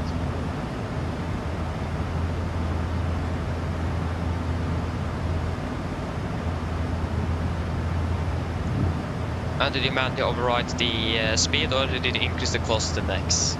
Also good to know. Oh wait, you're probably a bit heavier than us, maybe, I don't know. We're not very heavy today. Yeah, you overrided the speed, okay. Then I understand. Then we'll probably just maintain the speed so we don't get too close, otherwise we will have problems on the arrival. Because then we need to slow down on the arrival and then it doesn't really work out. Then we haven't really saved anything. Yeah, you're 64.6. Yeah, exactly. You are a bit heavier than we are. You're almost like 10 tons heavier than us. Or like we were 57, yeah, so we're about 7 tons heavier. Yeah, you're 150 passengers, so. I think we've been heavy on the T-class here. See you in front. So you're about 30 miles-ish away. 32. Not really sure.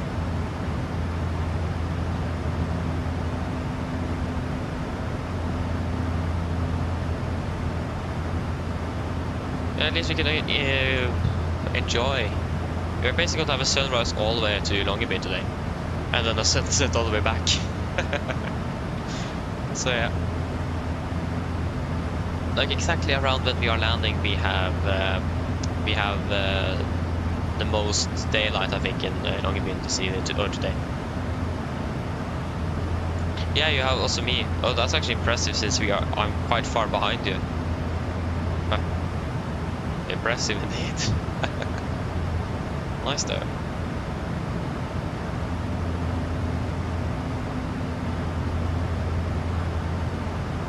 Yeah.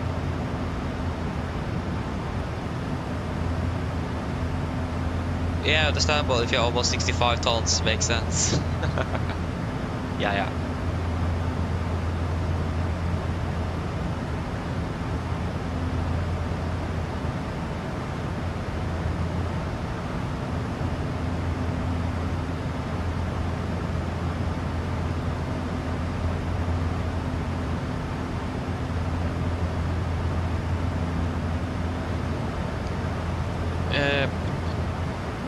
Okay, we're still landing about 7 minutes later.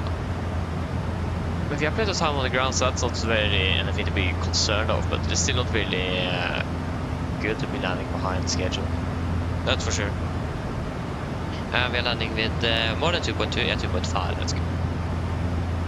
We haven't burned too much fuel, at least on the ground in Oslo.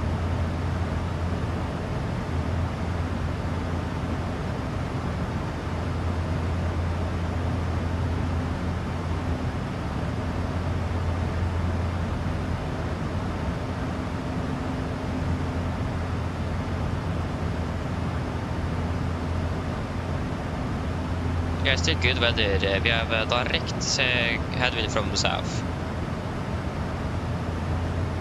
And one is okay, 32 knots at 2600 feet. There's been some strong headwind at least. And a steep descent angle, good combo. I mean, it's better than a tailwind, though. That would even actually headwind and a steep descent angle is not really a bad combo. Tailwind and the steep descent angle is something that's definitely a bad combo indeed.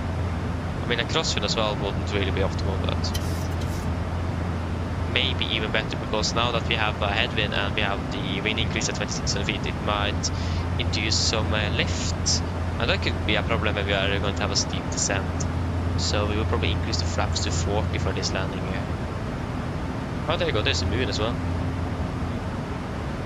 Can't really notice that. Yeah, flight level 32 now, we are past 300 already. Yeah. Yes, that is all looking good.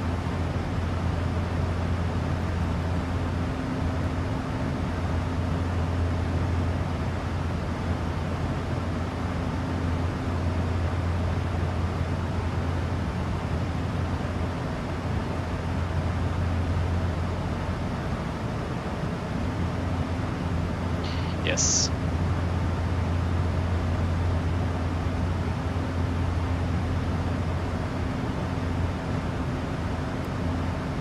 After zoom move is pen now, we have been flying for 15 minutes already. Vi har et zoom move at 04 and gigni. Oh yeah, zoom move is there and then it is pen now, yeah, of course. So we have zoom move at 0704. And that's gonna be in about 14 minutes. We can do a fuel check at zoom move then.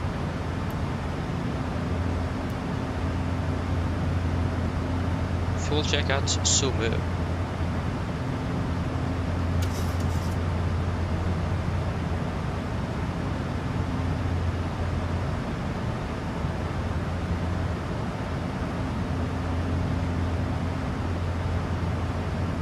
Nice though, Jesper. What's your ground speed at the moment? Slow and steady climb. With a high ground speed then. We're rocking 440 knots on ground at the moment.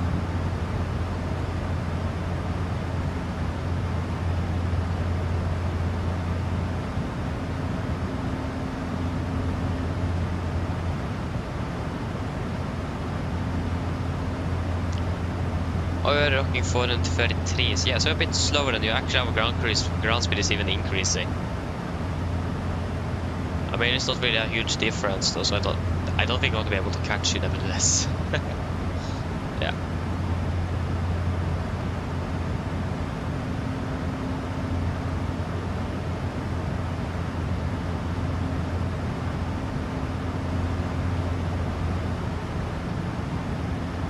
I mean, you're a little bit ahead of us and you're flying a different simulator, so that's probably why it is a difference like that.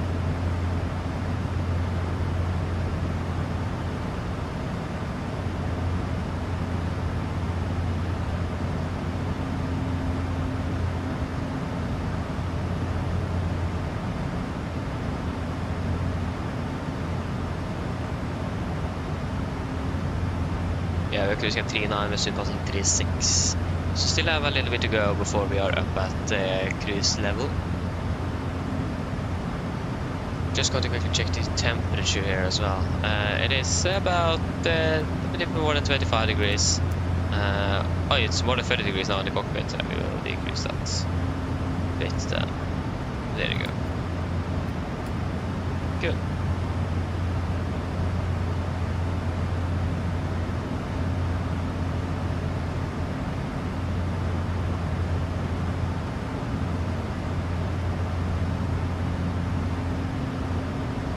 Oh, it did, Jesper. Oh, yeah. Was it in air or was it on the ground? I mean, yeah, that happens quite a bit a lot indeed when there's no controllers online.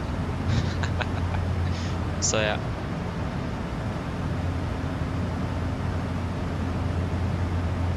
Yeah, in the air. Did you get any RAs? Or was it just the traffic warning?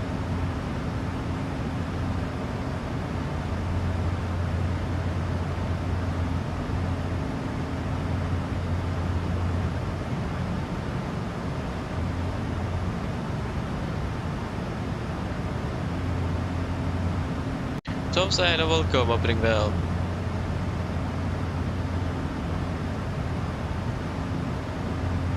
Oi, that's close indeed, yeah. So you climbed the descents. So you didn't get the resolution from the aircraft then? Or did you just climb because you got the traffic?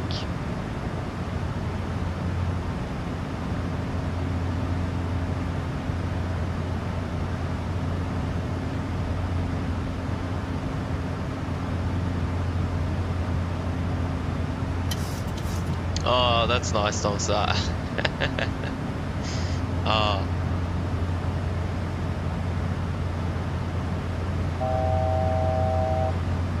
Fast to go.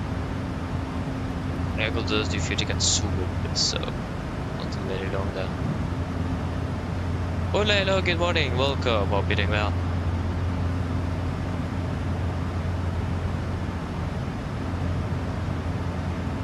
To be honest, I slept actually surprisingly well. I went to sleep at 8 in the evening. I actually managed to sleep, when I'm normally trying to do that, I haven't been able to sleep at all. I actually managed to sleep for 8 hours. Woke up 4 in the morning, managed to catch up 8 hours of sleep. Not bad. I'm really happy with that. So yeah, that is actually quite surprising. I didn't really expect that.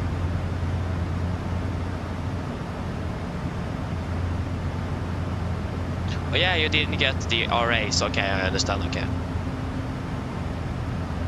So, but again, it was normally we get that if like if a collision is imminent. You should. I don't remember how many seconds it is. It is less than 30 seconds before a collision. I think you will. I think it is 15 seconds before a potential collision we get an RA, and 30 seconds before a potential collision we get a traffic warning. I don't really remember exact the numbers there, but I mean it could be some problems with the communication with the aircraft and the model matching and so on. It could be that. The PMDG is quite good at it actually, to be honest, but I'm not quite sure how the SIBO is regarding that. 4, yes indeed, yes, but again, I need to get some breakfast. I don't even took a shower and so on, so yeah. I need to set up the flight plans, set up the sim, so yeah. I normally wake up 1.5 to 2 hours before the stream starts itself. So I have plenty of time if I encounter a technical issue as well, for example, to rectify it before we start. So yeah. So in the winter is the earliest is 4 in the morning. During the summer is the earliest is going to be 3 in the morning. So yeah. Yeah, I just woke up now. I mean that's also nice though, Tromsø. I do woke up 6. I mean that's also nice, Jesper. So, but I mean also went to bed early though, so I did get quite a bit of sleep actually.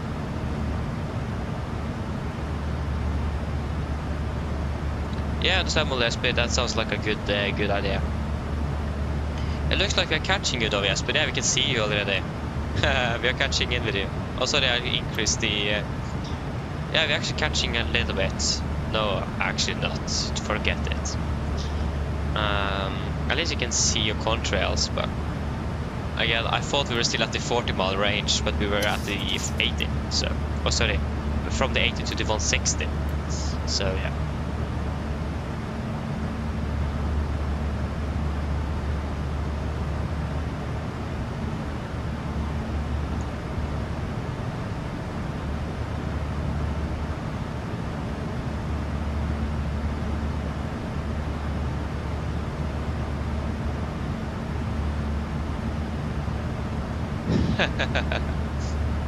Nice. Yeah, you can see it behind. Nice. Again, I can't see a physical aircraft, but Microsoft in general. The aircraft doesn't need to be far away before it disappears. You can just see the lights if you zoom too much and enough out. I can't even see that. Really interesting mechanics. I hope that's improved in the new sim, but I don't really think so. Oh, they are doing the return flight from Miami to Arlanda. Nice, enjoy that. You're flying in the A330 then. Yeah, the A350 is breezing very soon though. So still let's wait a little bit for that. Wait, is it snowing outside or is it just foggy? Because I can see some snow, but it could be from yesterday as well. It was snowing yesterday if you remember that. but it is quite some thick fog at the moment here. So that's probably over Oslo already.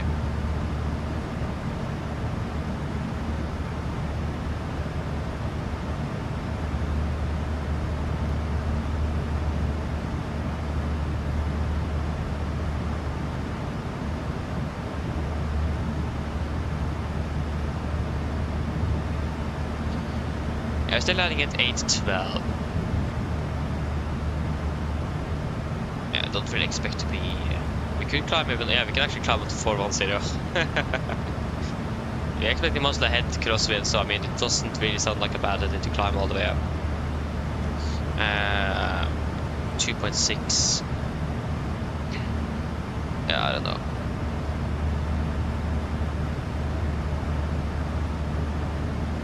Oh, I don't think it is snow down on the... oh, that's unfortunate though. I mean, we have a little bit snow here in close to Oslo at least, but that isn't really anything mind-blowing. It is quite not a lot either. So yeah. Oh, the could actually get to 1040 again. Yeah, so it's increasing a little bit. Becoming fog. Yeah, I can see why. It was recorded overcast and scattered clouds. It was clear skies when we took off, so that wasn't really accurate.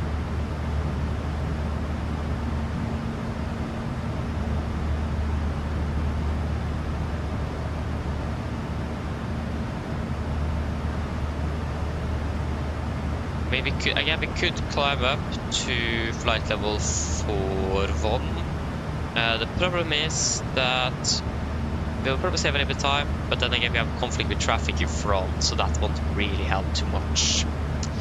So I don't think we are going to go through with that. We'll save a little bit of fuel, but again that doesn't really matter too much. It is the time that's the concern here. Not really concern, but the problem.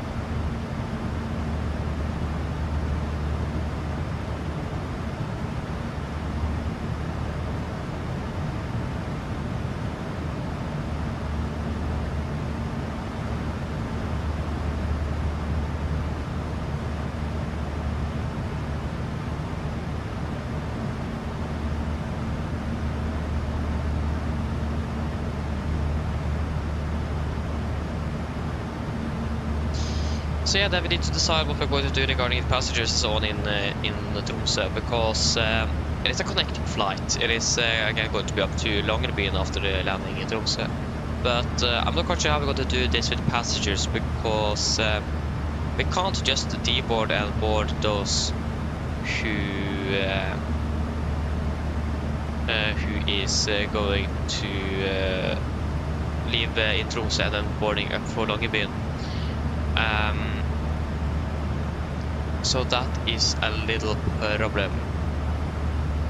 I'm not really sure what we're going to do with that. I'm not really sure what they do in real life on this route either.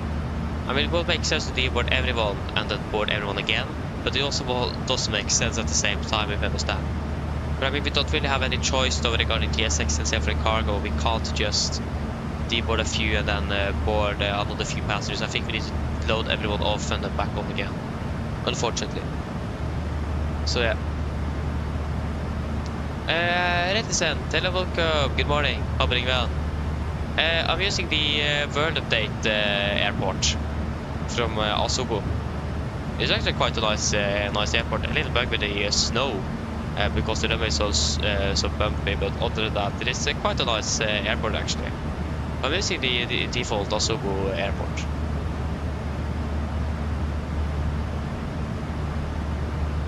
Hey, flying out to London Gatwick tomorrow. Nice though. Sounds good. Sounds good.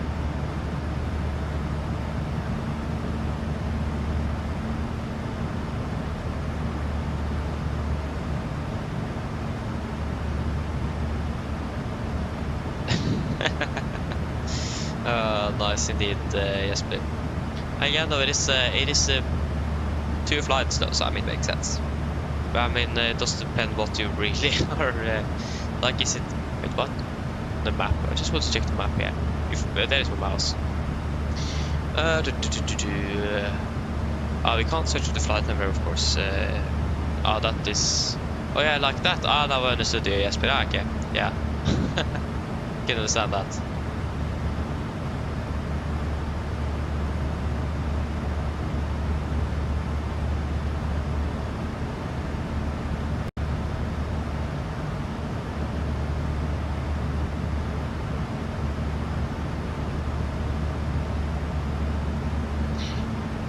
Yeah, yes, but I mean, that sounds also like a good idea, it does. I mean, Norwegian just did a charter, if I'm correct, from Oslo to Billund, Billund, Longyearbyen, Longyearbyen, Billund, Aalborg, and Aalborg, Oslo. It did that yesterday. If I'm correct, that's a charter flight. Because it worked on the Norwegian in Sweden and on the NG as well, actually, not on the Max. So yeah. But at least they did that at least.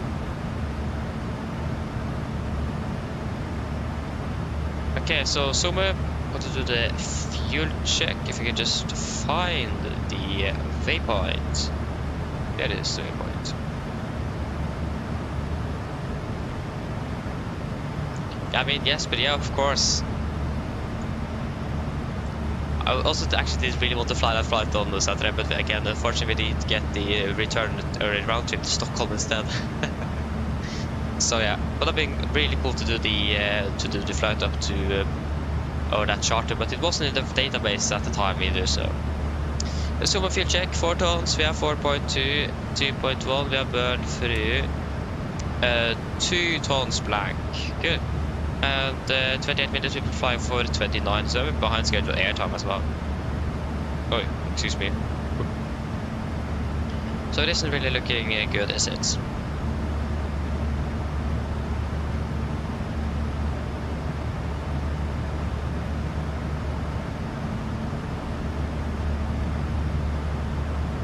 So yes, it is possible to do the visual in Tromsø, it is, but regarding traffic, no, not really. I don't think we're going to do that because of traffic. I mean, yes, it would have been a lot of fun, but we can't really do that if we have traffic in the way. And again, we do have a company in front, so I don't think we'll be able to do it. But we could have done the visual for 1.8, we could. We also saw new RMP approaches that we could have tried out as well, but again, not really sure how it's going to go with regards to traffic. So, yeah. But yeah, we do have the new RMP. Actually, we don't have it on the charts. So that means we need to pull up Avinor's charts for that. We don't have it in the Navigraph database yet.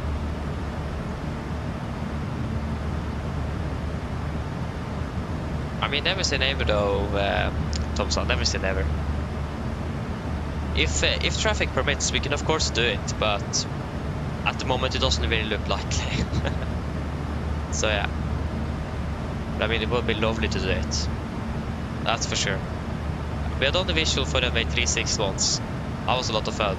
We did overshoot the center line because we couldn't see anything, but that was because we were turning, so it wasn't really easy to see the runway from there. But the visual for runway 18 from the south is a bit easier to do. Regarding we need to fly around the Tromsø, yeah, you're not allowed to fly over it because of noise restrictions. So it's a bit easier to conduct the other than we did.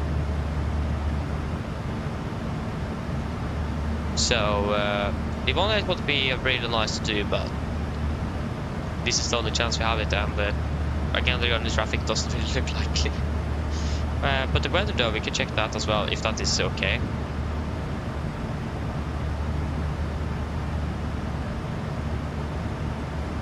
I mean, the weather is, yeah, we have good weather but below 3,000 feet, so we should be able to do that visual actually. That shouldn't be a problem.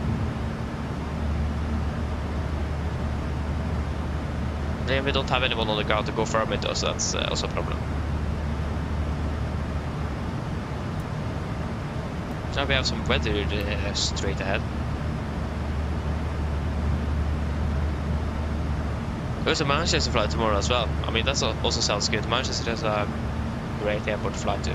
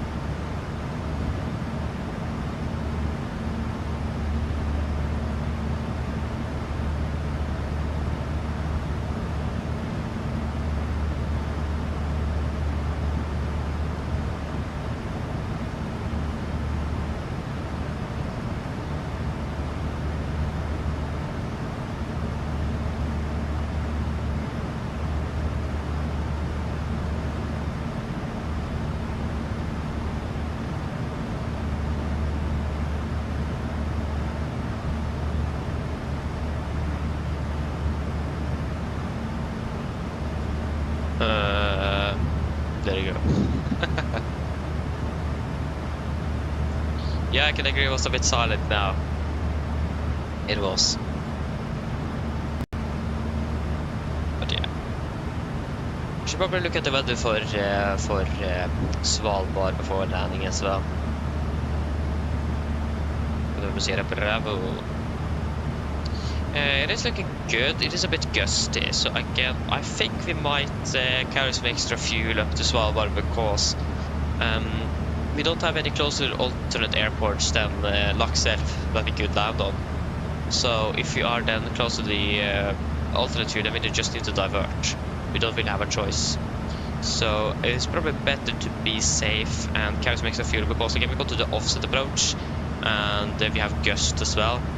So I think it is a good option to just carry some extra fuel on the flight to Svalbard just to be on the safe side. So we don't need to divert at least, because that will cause some further problems that we do not really want.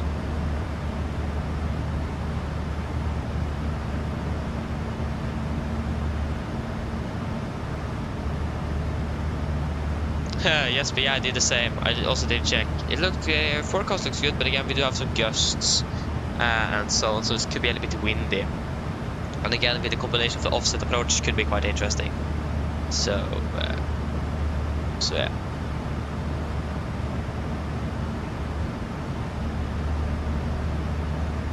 Gust is fun.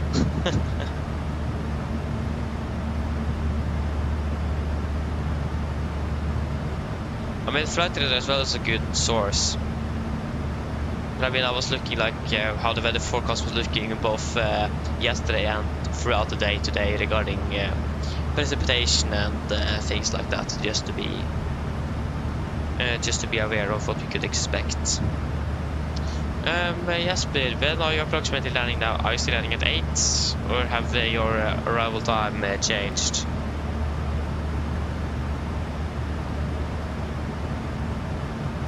Yeah, at least still landing at 12.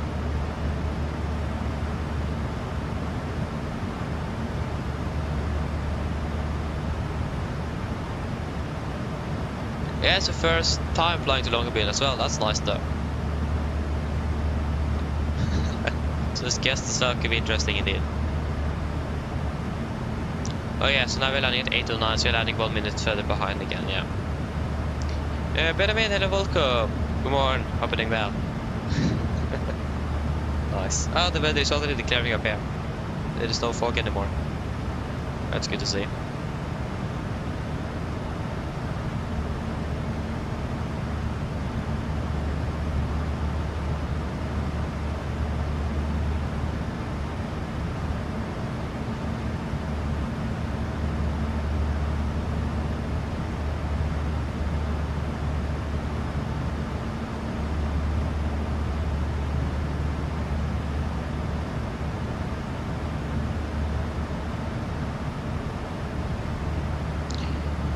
Okay, we do have some weather build-up ahead. Again, this is not really a trustable weather radar, so we are not going to deviate. It isn't red at least, so we should be fine nevertheless. Why do we have VURs in here on the... I accidentally clicked the star. There you go. It is better to have the airport. There's nothing. Closest is probably going to be like Bod, or the closest is Bod and then Evenes right at top of the, right off the top of the set. So we don't really have anything in our close vicinity to divert to if needed. I mean, we have Trondheim right behind us, so we should be fine nevertheless.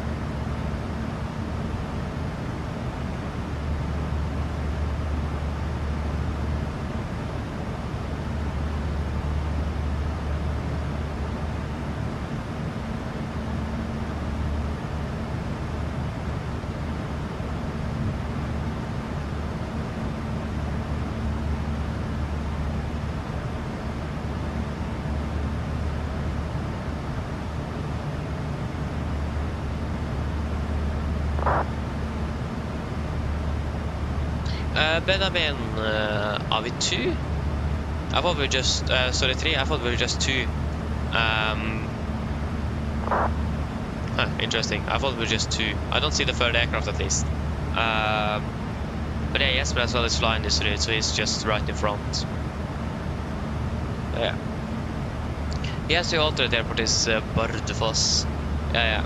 I mean, Simrif gave me Bardufoss the default, but there is two main reasons I didn't decide on that. Is because first of all, the weather wasn't really forecasted to be good, but I didn't really go for it. Because the second reason is that the scenery is totally broken. So yeah. No point in flying to an airport where we can't even have the runway lights available if needed. So, not flying to Bardufoss before that scenery is fixed, so we have a lot of scenery. Mix77 Gaming, hello, welcome, opening down. Yeah, you never divert. I mean, I actually never diverted myself either. At least from what I can remember. The only thing I can remember that we had like any sort of deviation from the schedule from our normal flight is the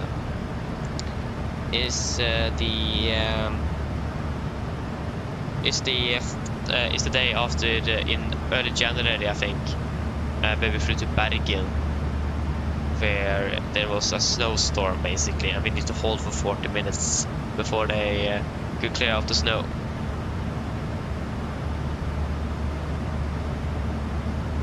So yeah, that's like the only time I can remember that I've deviated from a normal scheduled flight. So I haven't really encountered any significant issues. So yeah.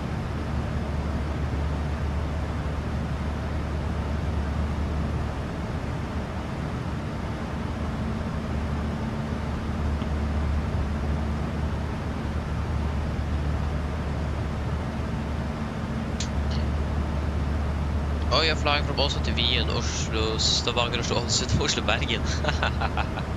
Yeah, that's quite a few flights you did. 2, 4, 6, that's 7 flights. Oi, oi, oi. That's the maximum that the Norwegian pilot normally fly. Like on January it's maximum 6, but they can also expect 7 flights, so that's normally between Oslo and Trondheim, if I'm correct. Nice. That's a lot of did. Enjoy that.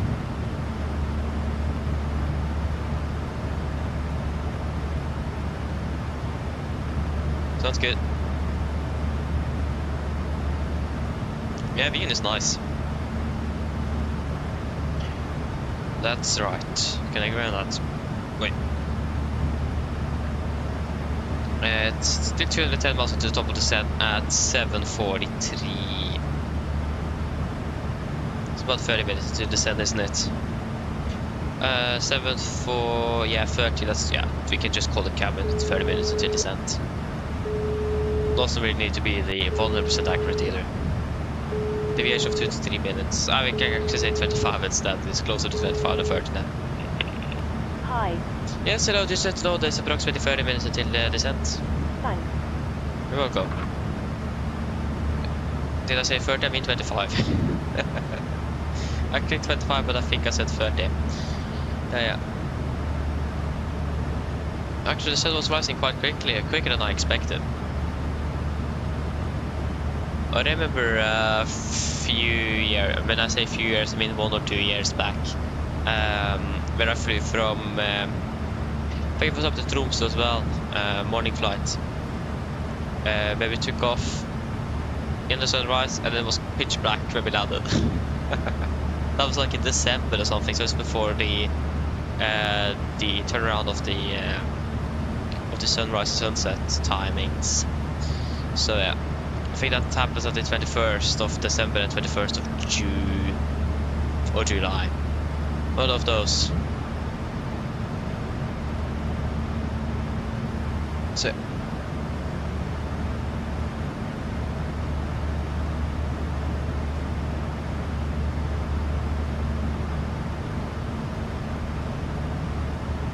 yeah, it's been too late. Yeah. I mean that happens as well. Hello. Hello? Hi, Captain. Hello. How are things? All good? Yes, everything is fine here, thank you. I clicked. Great. If you need anything more, just give me a call. Of course. I forgot to to set services on, so there's not going to be any food or drink services on this flight. And it is longer than an hour, so I do apologize for that. Poor passengers. Yeah, exactly. Only a human indeed, Jesper. So I mean, they make mistakes all the time. So yes.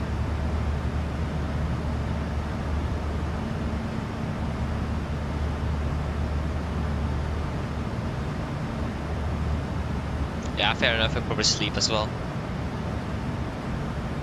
Quite a relaxed flight for the cabin crew then. Probably don't have a lot to do then.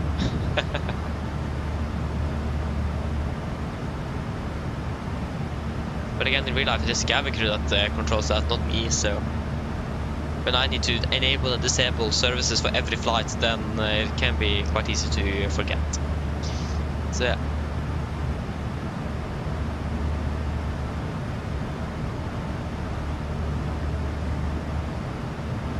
Ah, okay, I did that. Sounds like a good idea though, Jesper. Didn't check your fuselage either, did you? You can bend your fuselage if you land too hard as well. I see an example of that. It was an AMD 767 that landed way too hard once, and the entire fuselage was bended so that the aircraft was scrapped. So yeah. It got some structural damage to the entire airframe as well, so that's not good.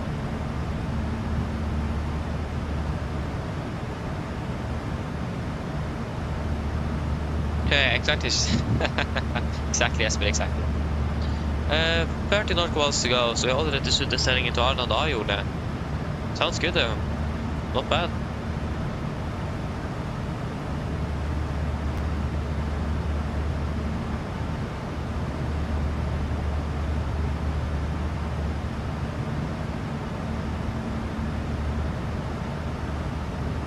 Yeah, okay, that sounds good though. But if like the landing gear and the fuselage was good, then I don't think anything else would have been damaged either. Unless like you hit the ground with your engines or something. But again, if you just have a hard landing, that is not really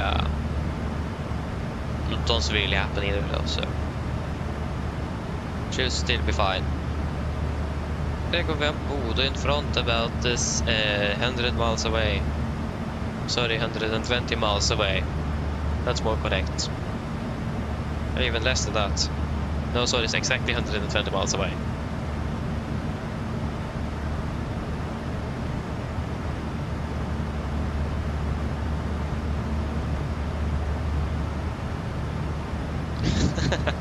I mean, yeah, it is. Again, like what determines a good landing is the softness. It is very touch the ground if you're on center line, and then it comes the how soft it actually was. So a good landing isn't determined on that. It is also the approach as well. Approach, touchdown, center line, and on the markings or not. That is the basic what determines a good landing. So yeah. And again, sometimes you can't even try to land softly either because you have short runway. Then you just need to get the aircraft on the ground. You don't really have time to flare, so sometimes you need to do a little bit of more of a firm landing.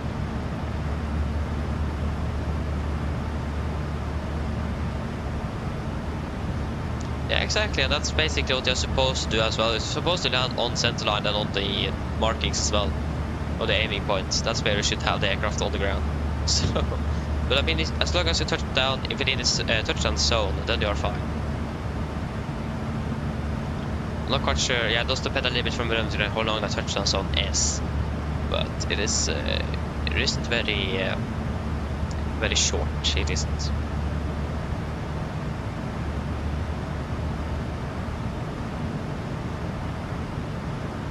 Yeah, exactly.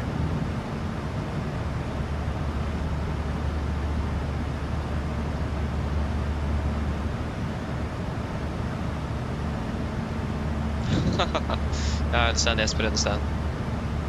Lutz, hello, good morning, welcome, opening bell. How many miles is it now until, well, that was, there you go, 558, so we're closing on top of the 10 shortly.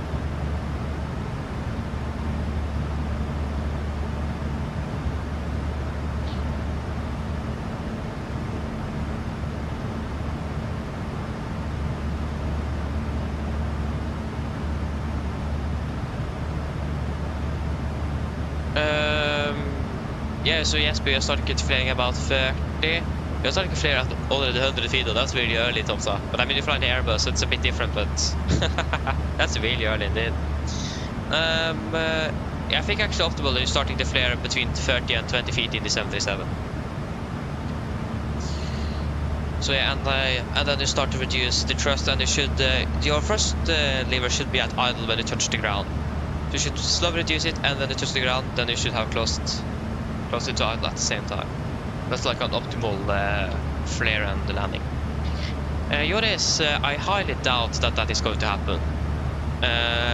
North Atlantic Airways just have basically taken all Norwegian's old 787s, and Norwegian are just focusing on short and medium haul flights now, so I don't think that's ever going to happen.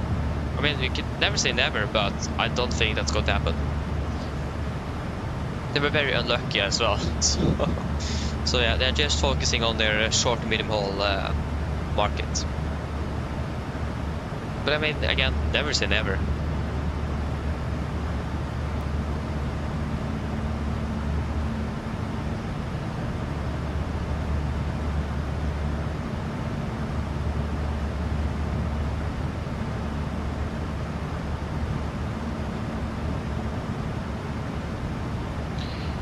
So yes, there you go, we have Pedro in sight as well, about 140 miles away. We're being too close on to the brief. Again, if I'm right, we do have the new RMP approaches available as well, if we want to do that, but not on the Navigraph charts. We need to find Avinor's own charts for that. We have it in the database at least. It said something on that regarding the note times here. Supplementary effective 23rd of January 25 RMP are procedure charts. Så ja. Tar vi på det trivat. Hvis du får lagd ned, ser jeg.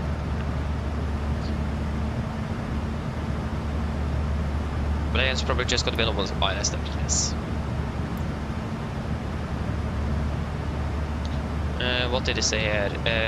RP supplementary 02 2025.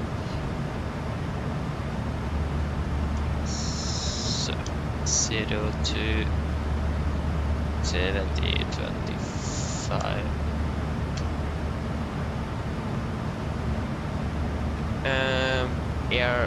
ARX 24 2024, no.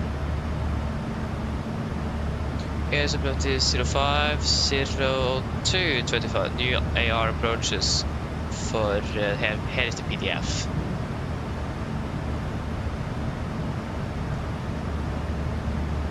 So then we have the charts with, I think this is actually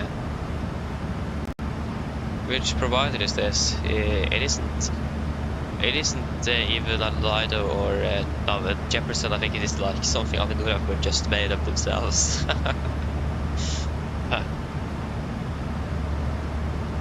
It doesn't say which provider it is, so it is probably just Avinor that have made it.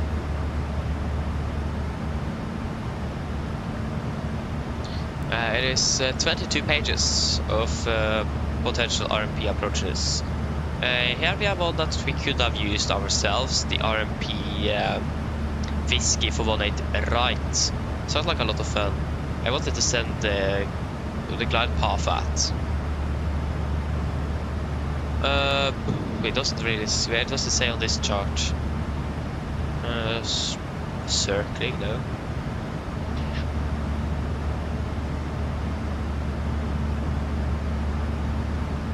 It is, wait, what? Oh, sorry, 5.8%. That's not the degrees. Yeah, 3.3 degrees. So it's a bit steeper than a normal ILS or an RMP, but it is actually slow, it is not bad as for the ILS, but it's 4 degrees. Yeah.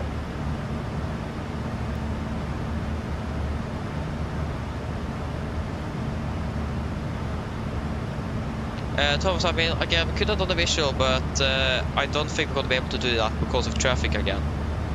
So I don't think that's going to be possible. I don't think the RMP ARs are also not going to be valid for or available for us because of traffic. So unfortunately, no. I don't think we're going to be able to do anything like that. It is going to be a normal ILS, from what I can see. Because again, if we just quickly check here, if we do the RMP Whiskey for runway 18, when are we done landing? Kikif. If we then just take Kikif after Rattveg, then we are suddenly landing at 09, so then we're landing at the same time with the Espen in front, so that doesn't really work out. So we can't really do it. And the visual as well will be a little bit plus minus around the same time as well, so it doesn't look like we are going to be able to do it. We'll save about 3 minutes doing it, but again, we can't really do it because of traffic. And again, unfortunately though. But I love to do it. It's a beautiful, beautiful approach in here. I mean, also just trying out the RMP AR here would also been a lot of fun.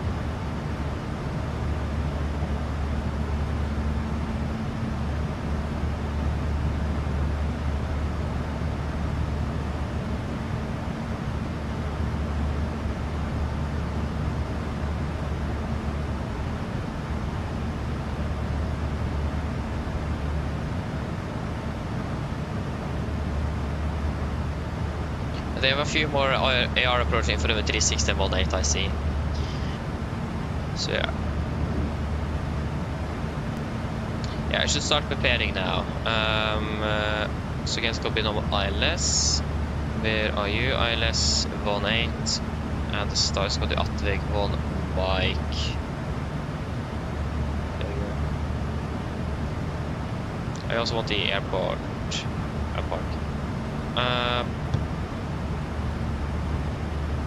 183.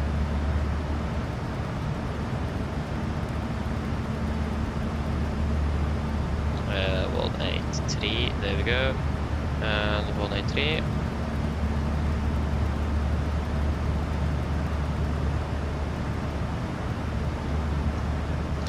Um, 1099, 1099. And 1099.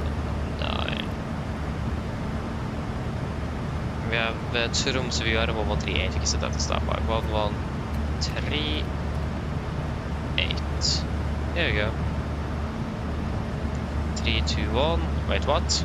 Yeah, 321. 321.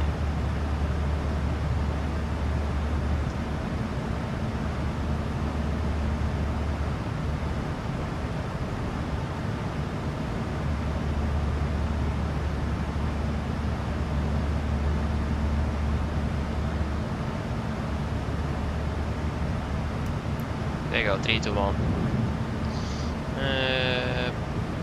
Transition level, still 80. Need to do the landing calculation. So this is D720, the clock is 7:31, yeah. So winds are 190 at 17 to 24. 190 at 17 to 24, runway 18. 800 kilograms, so that's going to be 54,100. Going to be all operational, and we're going to be using flaps 40 for this one. Just going to check the RVR, so not the RVR, but the runway condition.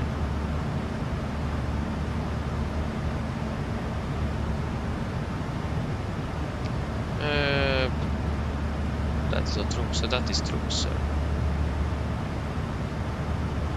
Yeah, it's actually 666. Huh. That's good. Yeah, let's calculate. That's gonna be 142 minus 5 is 127, but 128 is fine.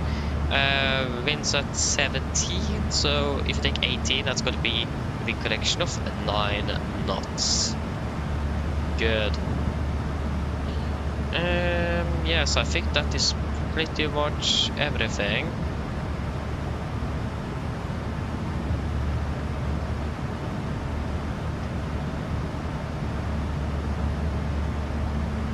F18. I'm going to be parking at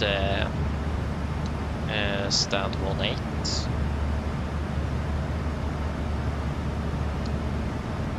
looks like we're expecting stand 18. Choose airport. Where is Tromsø? Tromsø.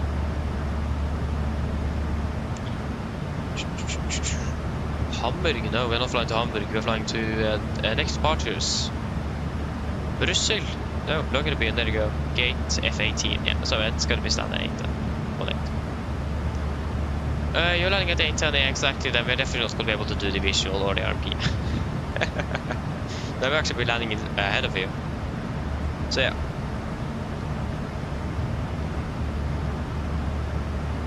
See how this goes. Okay, should we do the approach briefing then? Yes. So, we can start with the start. So we're expecting the Atveg 1 mic arrival. This is on chart 10 Bravo, effective 25th March 21.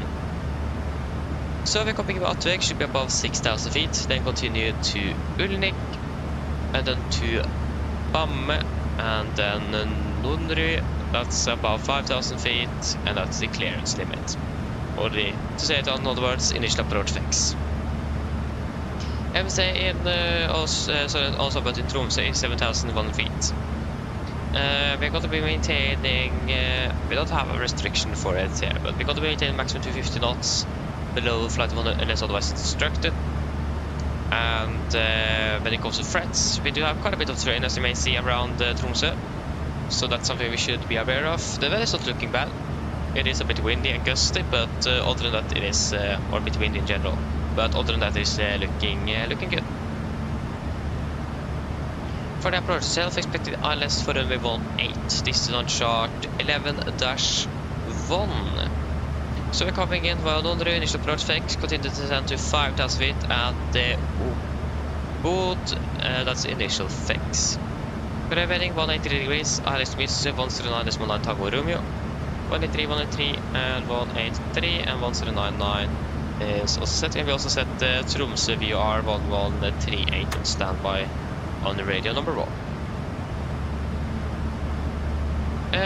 Yes, so we're going to be catching at about Vaksas. We are at 10.7, so we can we'll wait to see how we're going to do with the flaps. We're going to be a steep descent angle, so we'll probably extend it as usual, maybe even earlier because of the steep descent.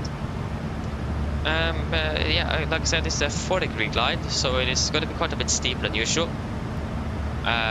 So we need to be able to be prepared and configure the aircraft a bit earlier, so we are able to maintain good energy management for the approach. Yes, wind was 321 feet, and transition level is 580 for west if you need to go around. But we are going to climb straight ahead to 3,000 feet, or DME 7.7 Tango Romeo, whichever is earlier. Turn right, category Charlie aircraft, maximum 160 knots. T-set and proceed on radial 010 degrees to Kvalsund. Climb to 5,000 and hold. Do not turn before map. So yeah, again we're going to then fly to Kvalsund and then hold over Kvalsund NDB. We have a caution here. We have a few cautions and warnings. We can start down there. So, ground proximity warning. So yeah, again, ground proximity warning may occur at approximately 5.3 dmi from Tromsø VR if procedure flown at clean configuration. We do not expect to be flying at clean configuration by that time, but we could expect ground proximity warning at 5.3. But again, we should be aware of it at least, nevertheless. Other than that, we have a warning here. Steep glide slope angle, appropriate aircraft and crew qualification required, and terrain penetrates OAS between DV 4.5 Tromsø and Kvalsund via NDB. Yes, other than that, we're landing with flaps 40, 128 on the VDF. Wind correction is going to be at 9 knots, so final is going to be at 137 knots, isn't it? We are at 128, yeah, 137 knots. With we will actually use auto brake 3 and normal reverse thrust. For the taxi, airport charge. 10-9 effective 23rd of January 25. We're landing 18. We have quite a nice threshold that we can't use. That's going to be reducing our landing distance even further. Optimally, we want to make it with Alpha or Bravo, and then a taxi to our parking stand. Again, if we do pass Alpha and still too fast, we will just continue braking and then just backtrack whenever possible. Then we'll taxi to the gate, of course. We have a caution here, so wind shear eddies may occur on short final for runway 1836 with winds 210 degrees above 20 knots. Yes, other than that, we don't really have anything else significant here. Noise abatement, no, we need to be sure that we are not flying above Tromsø, below 2000 feet, but we are not going to be flying near Tromsø, so we should be fine. For the parking stand charge, 10-9 Alpha, effective 23rd of January 25. Okay, we're making it Bravo Alpha, taxi down via Yankee, and we're expecting stand 18 at the moment for Tromsø. Yeah, so that should be good. So there is no hotspots, taxi restrictions, or any notable times for Tromsø. The weather is looking quite good, and the runway condition as well is 666 and dry. So we should, at least it's looking good down there. So then, are there any questions? Probably not. Then our brief is complete and the send checklist. Presentation landing altitude set to 0 feet. Recall checked. Auto brake 3 landing data. VRF 128 minimum 321 feet. Approach briefing complete. The send checklist complete. We are pretty much ready to go.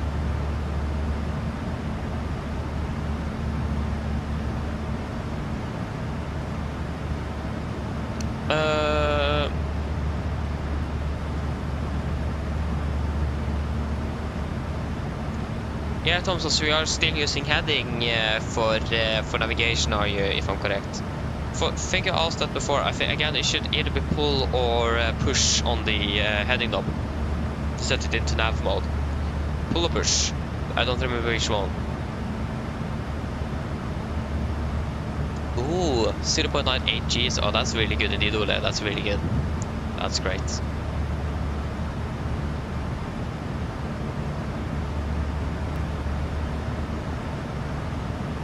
Yeah, so when we're ready, we can descend down to flight level... yeah, what should we descend to? Flight level 220? I can say 210 then. 210 set.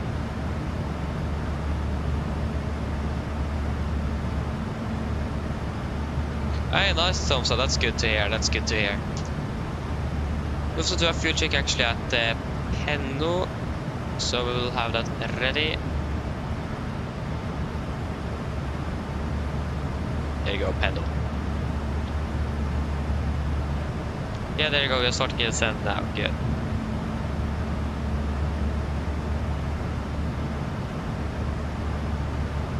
No, not the miles wheel. You should have.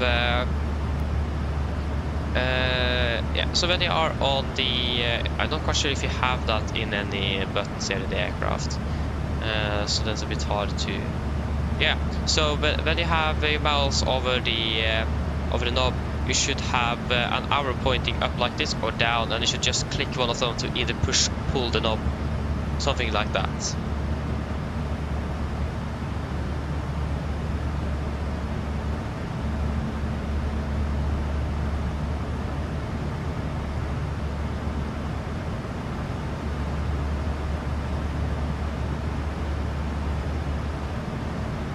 They go 9 miles out from the top of Nice. Yeah, Tom, so again, that is probably if you pull it, but if you push it, then it should go into nav mode. So again, if I'm right, when you have the arrow down, it should be setting to heading, and if you take the arrow up, it should be going into nav mode. Okay, fuel check at Penno, 2.7 tons, we have 3 tons. 3.4 we have 3.2 tons, 1 hour 7, 1 hour 8. Yeah, I'm still behind schedule.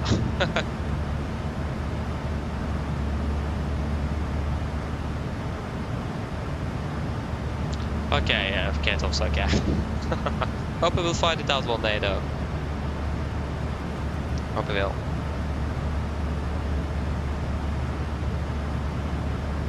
Yeah, Jesper, but is it possible that you could accelerate instead, because both of us are behind schedule nevertheless, so it's probably easy for you to accelerate the aircraft. Because if I need to slow down now, we will be even further behind schedule. And again, since you are already behind, then why not increase the speed a little bit? There you go, we started our descent. And if you can't do that, then we of course slow down. But if it is possible for you to speed up, then that is going to be a better solution, at least from from this point of view. Oh yes, but don't worry about it. Again, if you can't do it, then we will of course slow down. But again, since both of us are delayed nevertheless, it's probably a better option to just increase the speed. Because then it will just catch up with the delay you as well. Just a win-win. So yeah.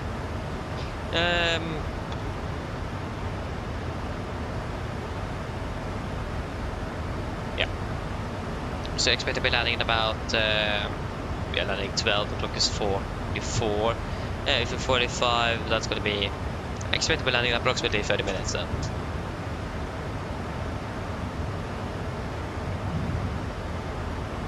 Yes. Mine damer og herrer, dette er kaptein som snakker. Så det er kanskje vært tid til å bytte nedkjøres ned mot Tromsø, og vi er forventet til å lande om rundt ca. 30 minutter. Of course, the simulator needs to freeze up like it always does on the descent. Hello, I want a better please.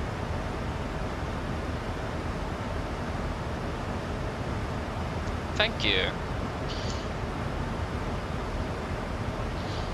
Jeg beklager der. Været i Tromsø for øyeblikket, det ser ganske så greit ut. Vi har litt grann vind kommende fra sør. Det er 2 grader, fortsatt litt overskyet, men utenom det så ser det ganske så greit ut. Ellers vi har opptatt en veldig fin flytur med oss i dag. Så takk for at du flyr med oss. For det så skal vi droppe til Longyearbyen med oss, så har vi litt mer informasjon angående flyvningen litt senere. Så da ses vi sikkert da snart igjen, og så håper vi får en fin dag videre. Ladies and gentlemen, Captain speaking. As we are not to spin up, we're going to descend out towards Tromsø, and we're expected to land in approximately 30 minutes. The weather in Tromsø at the moment is looking quite alright, with just a little bit wind coming from south, about 2 degrees centigrade, and a bit of clouds at the moment. Other than that, we hope that I've enjoyed this flight with us today. Thank you for choosing us. For those of you that's going to be joining us up to Longyearbyen, we have some more information on that later on. So then see you soon later, and for the rest, we hope that you will enjoy the rest of your day. Thank you.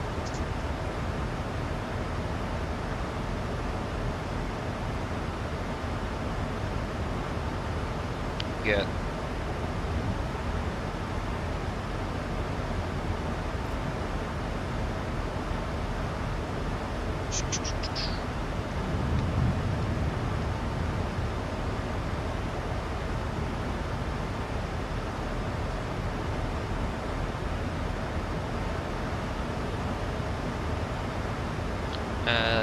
To end 130 miles in.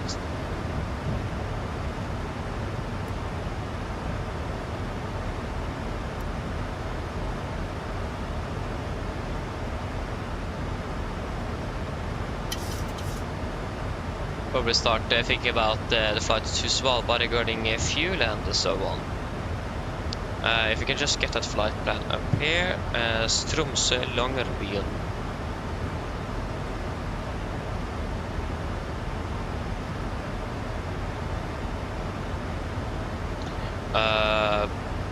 Generate.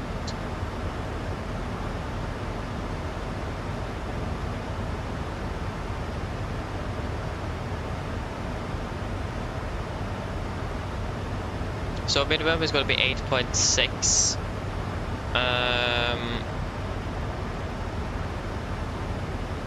It's a bit hard. What is the current weather down in Svalbard, or up in Longyearbyen is more correct. Not down in Svalbard, but up in Longyearbyen is is more correct. Currently we have winds to 6 at 20 knots. Good visibility though, via 2000 Scatter at 3001, -4, -9, 16009 remark it at 24012. Actually looking quite good. Maybe we should just round up to blank 9 tons, add another 400 kilograms, that should probably be fine. Hello! Hi, Captain. How are things? All good? Yes, everything is fine here, thank you. Call me if you need anything. Of course. So again, if you just go with the 9 tons, we have approximately 400 kilograms extra in case we need it. And we will probably save a little bit as well under it, so then we should have approximately enough for at least one go around if needed. So if you guys are happy with that, we will go with 9 tons of fuel for the flight to Svalbard. Again, better to be on the safe side regarding this, since we don't have a close alternate.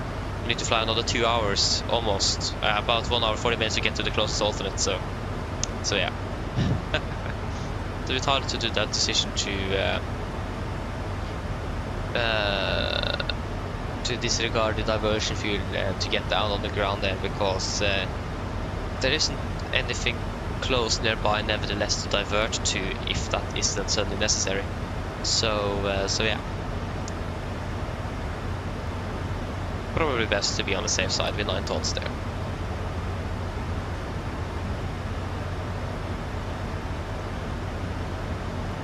It's a beautiful sunrise as well, so not bad. Not bad at all.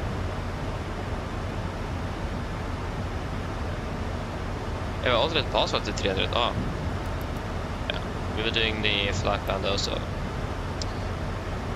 There you go. Presentation is looking good. Yes, it is.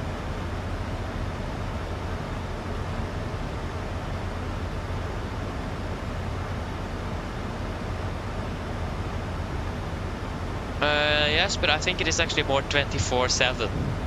It's 24 hours a day. Not from April to October, maybe a little bit later, a little bit earlier. But up north of the polar circle is daylight 24/7 in northern Norway. So up in Tromsø as well, for example, it's 24/7. If you land 1 in the morning in Tromsø, it's still daylight. So yeah. Fly a lot then, yeah, that sounds good. Sounds good. Okay, again, we're landing at 12, so we're going to be turning on the seat bus at 57 then. That's 15 minutes before landing.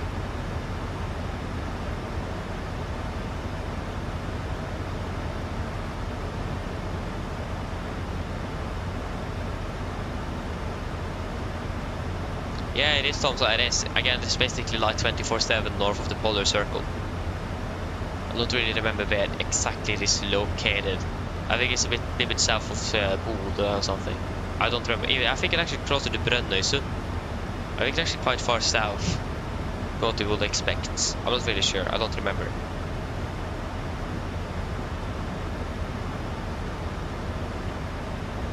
Hey, nice though, Jesper. That's cool. Nice.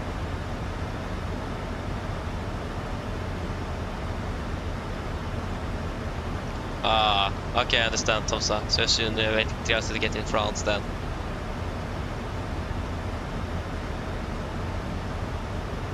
I mean, that sounds like a good idea, Tromsø. Sorry, not Tromsø, but Jesper. Sounds good. Yeah, we need to increase that speed a bit.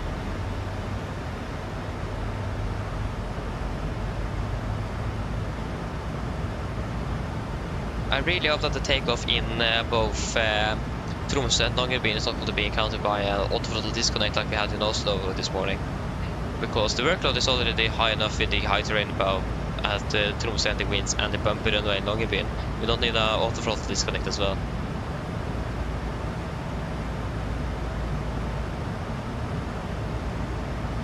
So hopefully that is going well without any problems.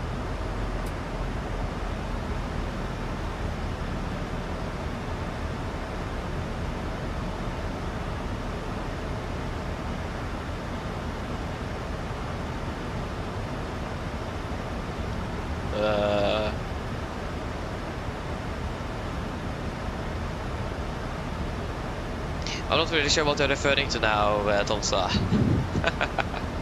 I can't really remember that I said that.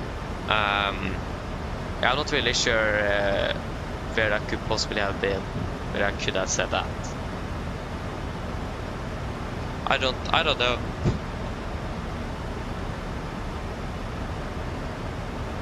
Oh, 9 days? That's not yes, but that's longer than my longest streak. My longest is at 6, but again, I'm flying Norwegian schedules, and Norwegian just fly 5 days and then 2 days off-ish. So yeah. Oh, good question, Ola. I don't really know. Do you have any more aircraft that need to be returned?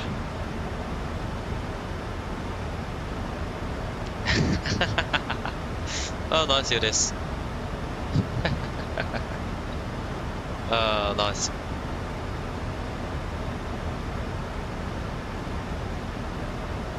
Oh yeah. I thought, yeah. Then I think I said that it is about. Of course, I think you said bonjour or something. There, so you said 3 hours and 10 minutes, so you could say that. And I think I said, yeah. Then you need to wait about so long before I'm in France or something. I think it was something like that. I don't remember. Yeah. Please continue on flight level 120. 120 set.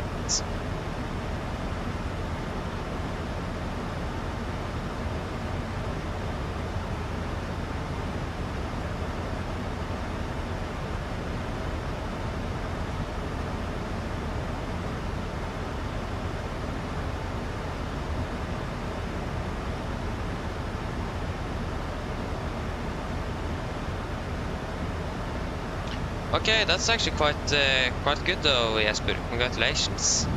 For the 5 and you haven't even practiced. That's nice though.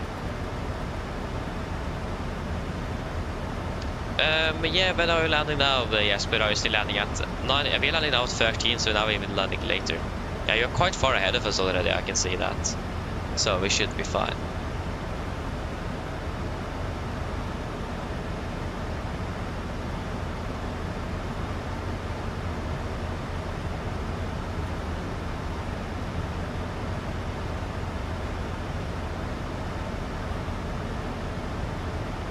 Yeah, you are catched up and we are still behind, yeah. Then we have plenty of separation then. We could probably even speed up a little bit. We can go speed it when they maintain those 250 knots.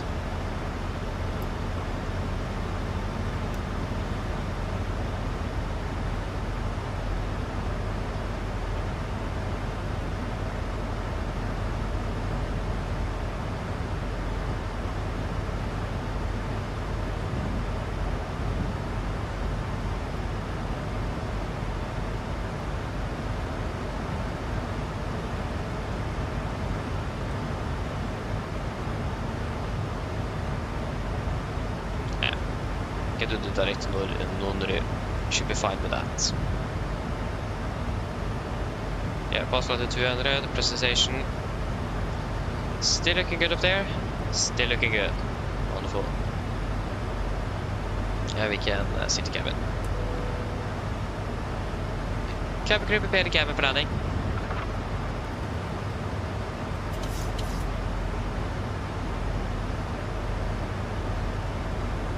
Yeah, so pretty turbulent between 1 and 1.5. Okay, good to know. Again, I doubt that's going to be anything we able to encounter here, but we never know. If I know the simulator right, there is nothing for us.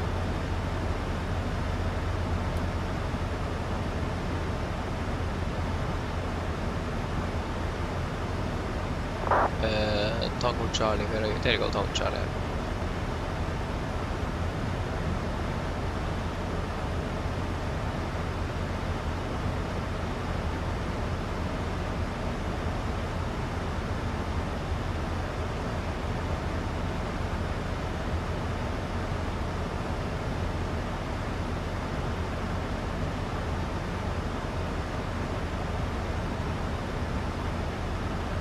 Benjamin, oh, okay, I understand.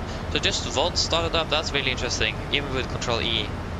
Yeah, I've tried that sometimes as well with the Control E when I'm doing some replays, for example, where the engines didn't start at all. They started up and then they just shut down again for some reason. So yeah. But I mean, if you really want to become familiar with the aircraft, you should definitely go for it. But yeah, it looks complicated, but when you have learned everything, it is actually quite easy to understand. I need to admit that. Yeah, it looks complicated, but you have learned it, quite simple and easy. We just need to have the take the effort to actually learn it, or the what is it called? Motivation. If you have a good motivation, then go quite quickly as well. So yeah. But yeah. I mean, if I'm correct, that's the default, the PMDG. What's called the PMDG panel state as well. Like, if you want to start up engine, so Benjamin, that's a better option is probably go into your FMC, the menu, PMDG setup, state load, and then they have many different, ignore the apron things there. Here you can even make your own panel states. I even called one Haugesund, forgot to delete that. But you should have a runway. If you click the runway and click execute, click on the runway and execute, then the aircraft will load up with the engines running, even with the taxi as well, and so on. So you can basically change the state of the panel state of the aircraft inside there instead of using Control E. That's a bit better if you want to do that. So definitely recommend doing that instead. Okay, steering ground indeed. Yes, but yeah, now I see we have another aircraft as well. I didn't see him before now. Where did he come from? Alta? I don't think Norwegian is flying from Alta to Tromsø today. I think they're flying directly from Oslo. Yeah, that was Gardermoen. That wasn't really. Yes, we have one landing now from Kiruna. Ah, okay. Hello. Hello. Hello. Hello. Hi, Captain. All passengers are seated and secured for landing. Thank you. Come with it. No problem.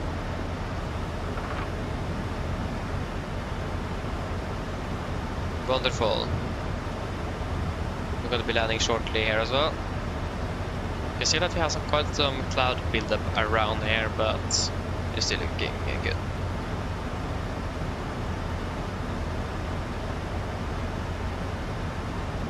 Yeah, I can show it to you again. Just wait a moment. Continue to flight of 100 first of all. 100 is set. So again, if you go into the menu page, click on the PMDG setup, state load, and then you just find the panel state. You just click on the left key, and then you should I'm not going to do that now because again we are in the air, but click on that. It should be a white bar sort of around it, and the execute button should eliminate, and just click execute, and then the aircraft will load up in that panel state. So again, you have many different panel states to choose from.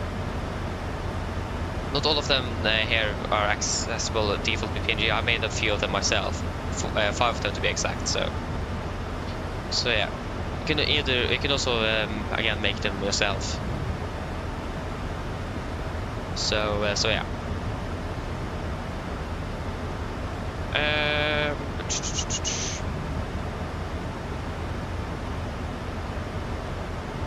1024. So we can continue descent down to 5,000 feet. QNH is 1025. Correction 4. 5,000 set. QNH 1024 and 1024. There you go. Approach checklist. Altimeters QNH 1024 set. Cross checked. Passing flight level 112. Now. Plus minus 0. Approach checklist complete.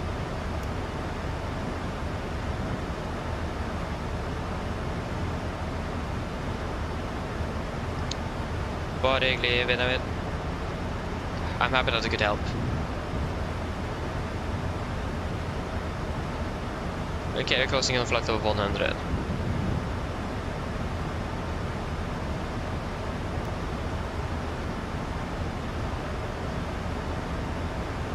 Yeah, the weather's actually looking really good.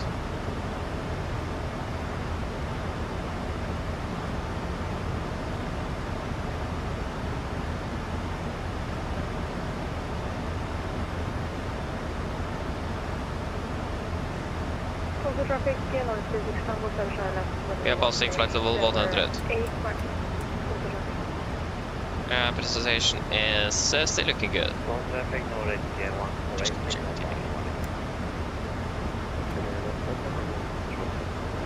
it. Still looking good at the temperature, yeah. I'm not really sure if you have air conditioning in the Tromsø, so we'll quickly check on that once we're on the ground.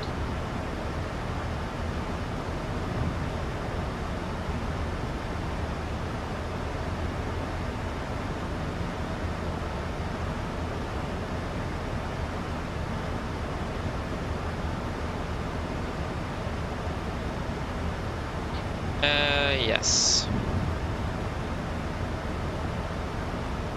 Traffic Nordic 148, from 1 in.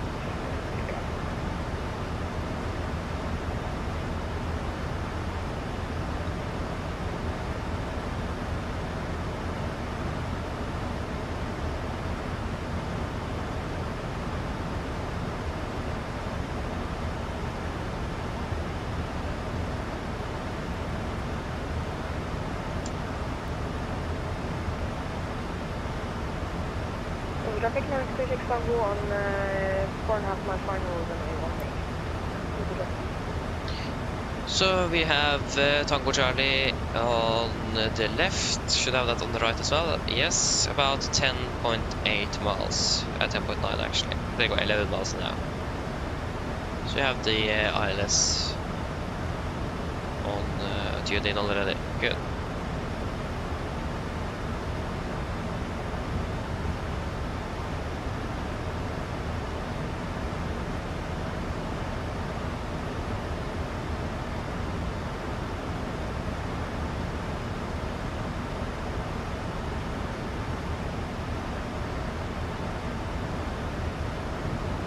Okay, we can slow down to 220 knots. 20 set.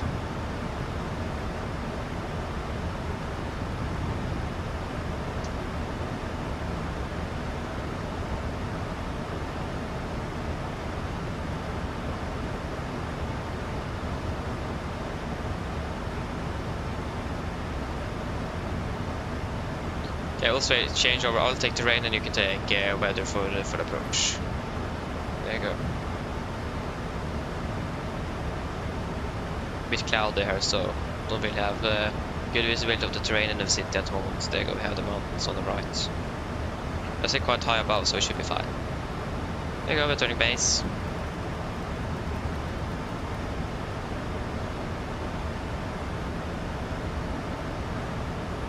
And we are on the descent as well, shortly.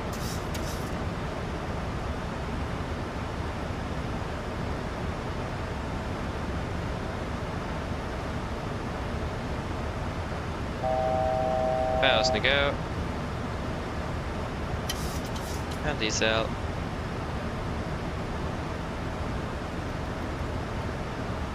Flaps on, speed checked.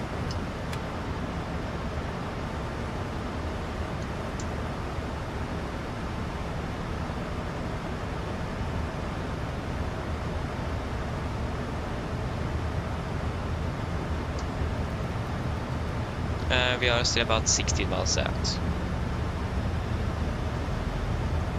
We're just up to 210. 210 sets. And we are clear for approach.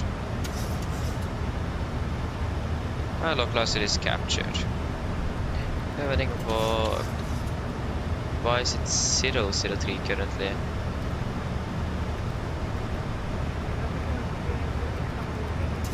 Huh. 183. Not really sure what's happening with the aircraft. It's definitely the wrong course here.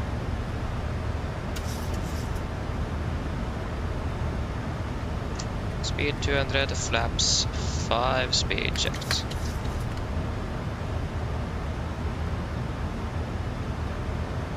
Why is it 003?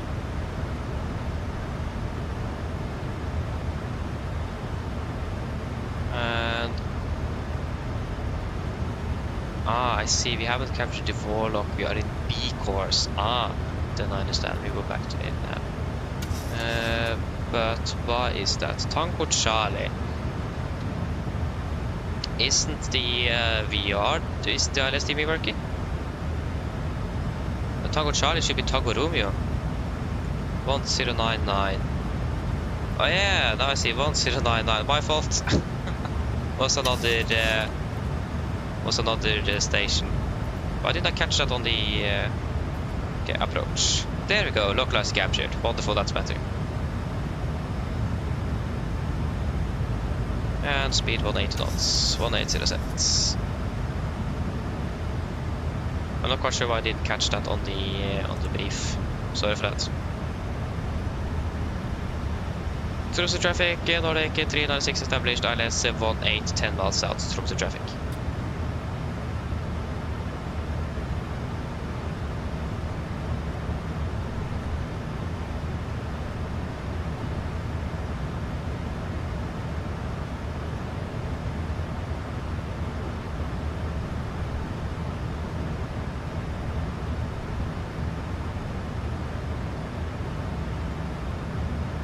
Slow down all the way down to 160 knots actually. It's a bit hard to slow this aircraft down with this steep descent angle.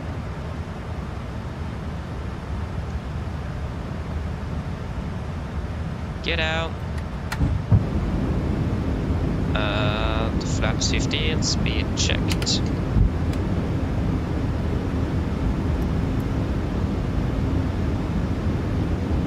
Cabin crew, sit for landing please.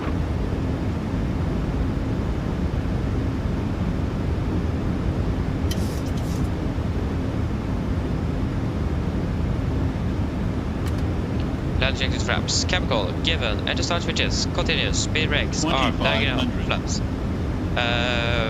Holding 15. There you go.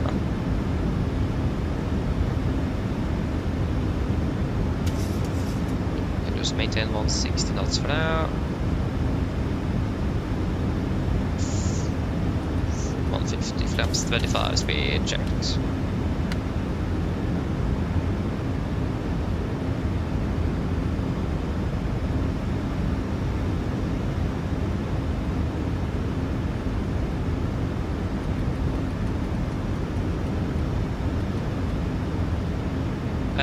Yeah, 137 is it. Flap 40 speed checked.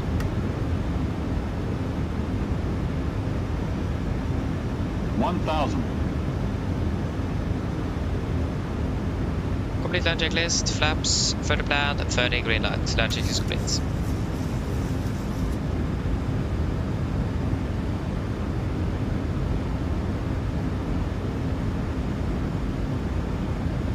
Tromsø traffic, Nordic 396 shortfall, runway 18, Tromsø traffic. Yeah, it's quite a steep descent at the moment.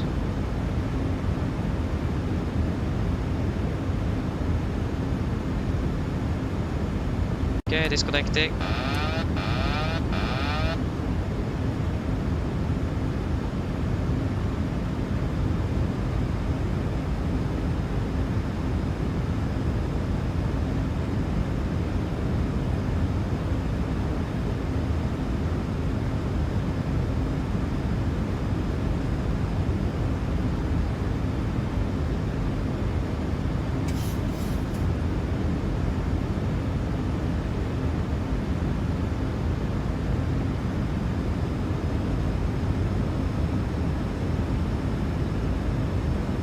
Okay, we're approaching 1000. We are stable and cleared to land.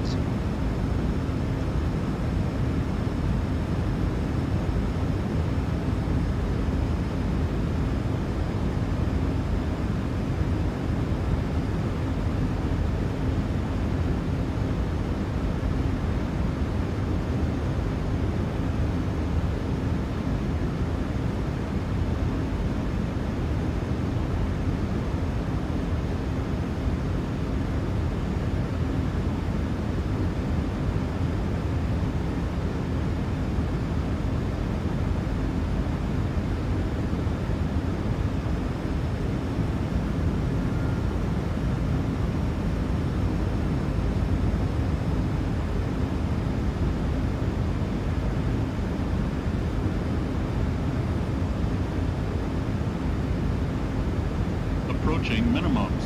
Contact. Outermost. Glide slow. Glide At slow. disregard. Glide slow.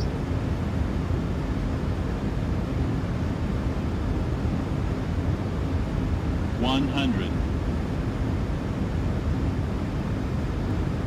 50, 40, 30, 20, 10.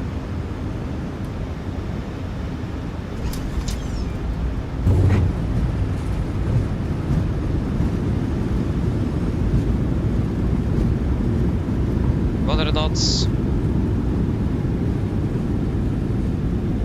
80 knots, manual braking. 60 knots. There you go, guys. Welcome to Tromsø. Flight time 1 hour 39 minutes. Wonderful. Okay, so the clock is 13, so that means the cooldown period is finished at 16.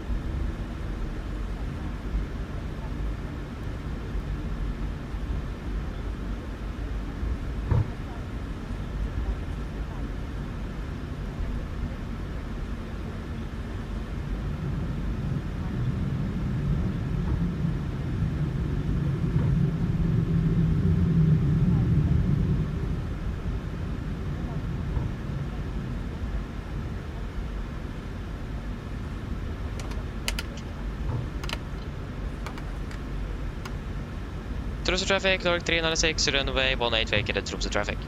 Left and right is clear.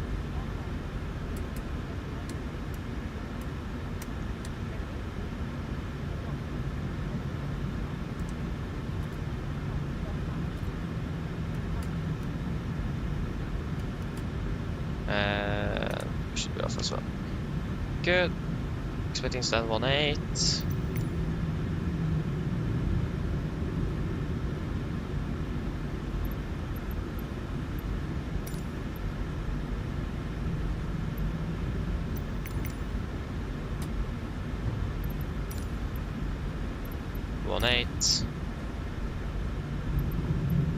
No. Skal det bli videre ground handling. That's the only operator here in Tromsø, if I'm correct. Might be wrong.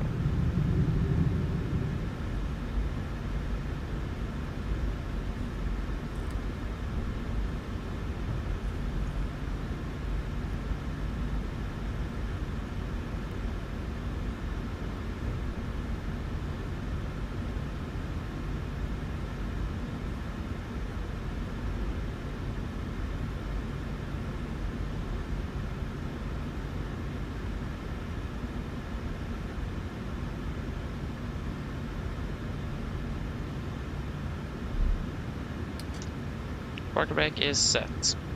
And yeah, we just hit 16, so we're just going to request the ground power before we turn those engines.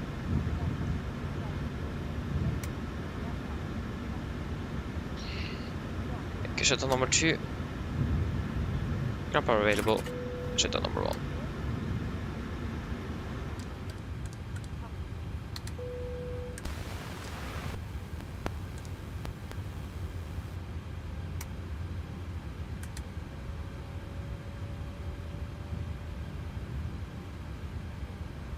We need to find out if we have air conditioning. Actually, it's 2 degrees. I don't think we need anything regarding regulating the temperature in the aircraft. Go ahead. I think we should be fine. Hi, Captain. Microphone check, please. Read you loud and clear. Read you loud and clear. Roger.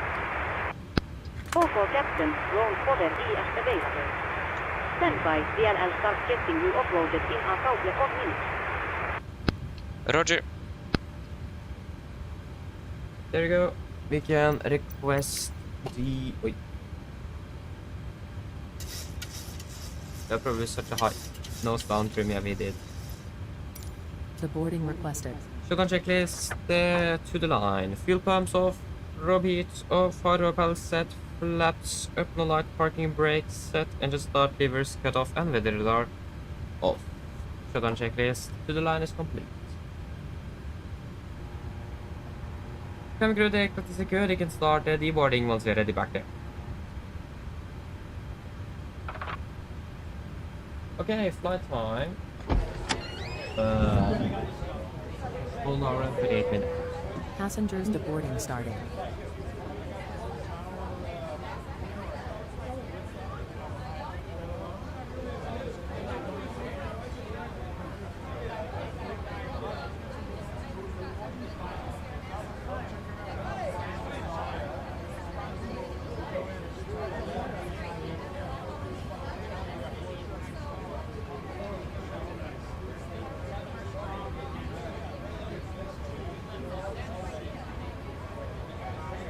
Okay, good.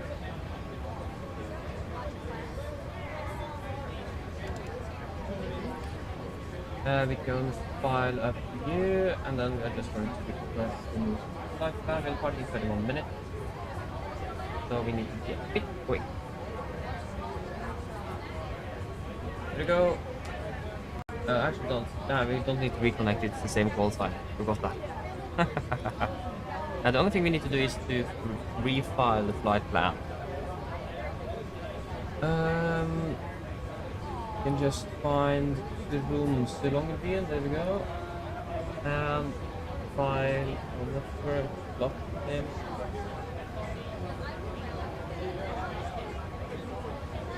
File flight plan. Okay, now we need this one. Disconnect, file, boom, and wonderful. Then shutdown checklist bloodline. Technical log completed, AFP completed. Shutdown checklist complete. Wonderful. Yes, Travis, hello, good morning. Welcome, opening well. Thank you, thank you.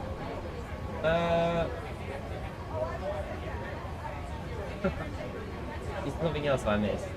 Probably. Again, if there's something I missed, just give me, or just send it again so we can look at it.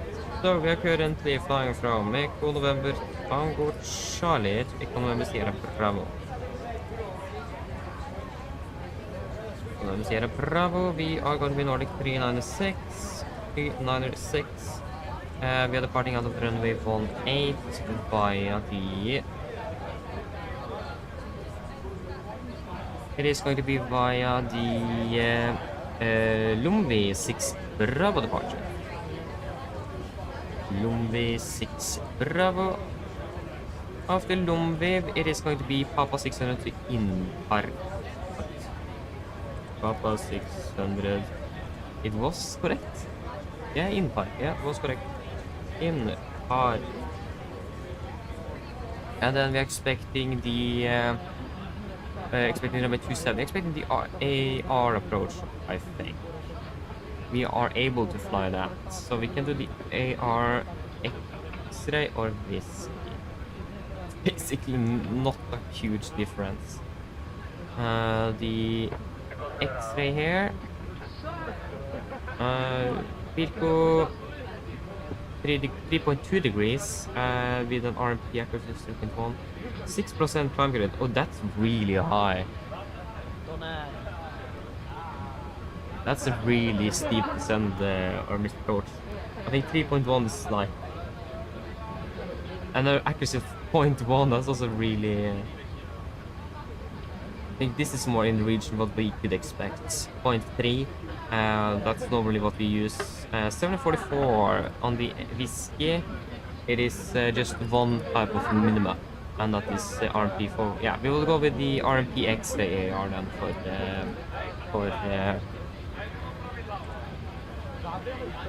for the Longyearbyen RMP X-ray via Birko transition. And it is just activate and execute and go with that later. Cost index is going to be 9. Final reserves is 4.3 tons. 4.3. And it is going to be flight level 370. Cruising at wind is going to be 262.50. 262.50, average ISA -5, -56 to -61. That's good transition on to the speed, 7,000 feet in Svalbard. Same country at least. So then it should be. 250. 310. 200. We have the approach plate for 27 right here, so we can just pick it. Yeah, exactly. It is different in Svalbard. That's the only airport in Norway that have this different transition onto the. So transition level is 60. I mean, it's set. Yeah, sorry. Yeah, departing from Tromsø, not Longyearbyen. That's correct. It is 7,000 feet here in Tromsø with flight of 60 in Svalbard. That's right. The QNH in Longyearbyen is, and I was guessing 25 knots again. 1010. Quite close to standard pressure. So not bad. There we go, and we will replace wings, and then we will find the engine out.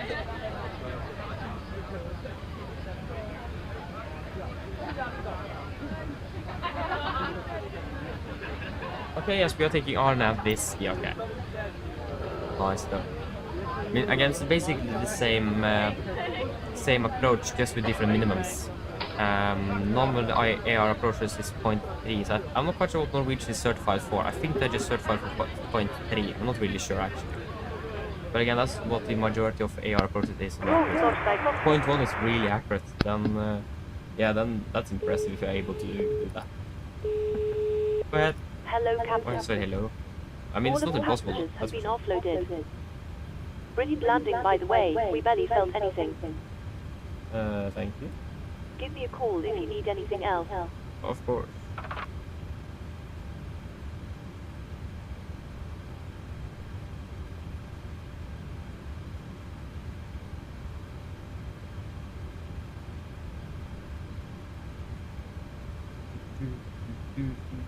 Just wait a moment.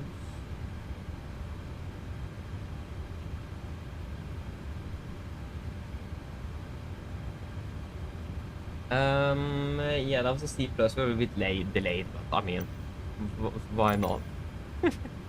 Why not just be a little bit delayed? Yeah, just got to refile the flight balance. Yes, I don't really trust it. Request refueling. Refueling truck is on its way. And we will prepare for our Please flights. don't load Yeah, aircraft as well. until the fuel truck arrives and ask to do Announced it. it, but it's quite complicated here because of the mountains. Quite mountainous around. Oh shit. This could be interesting. Need a little bit of time to do that.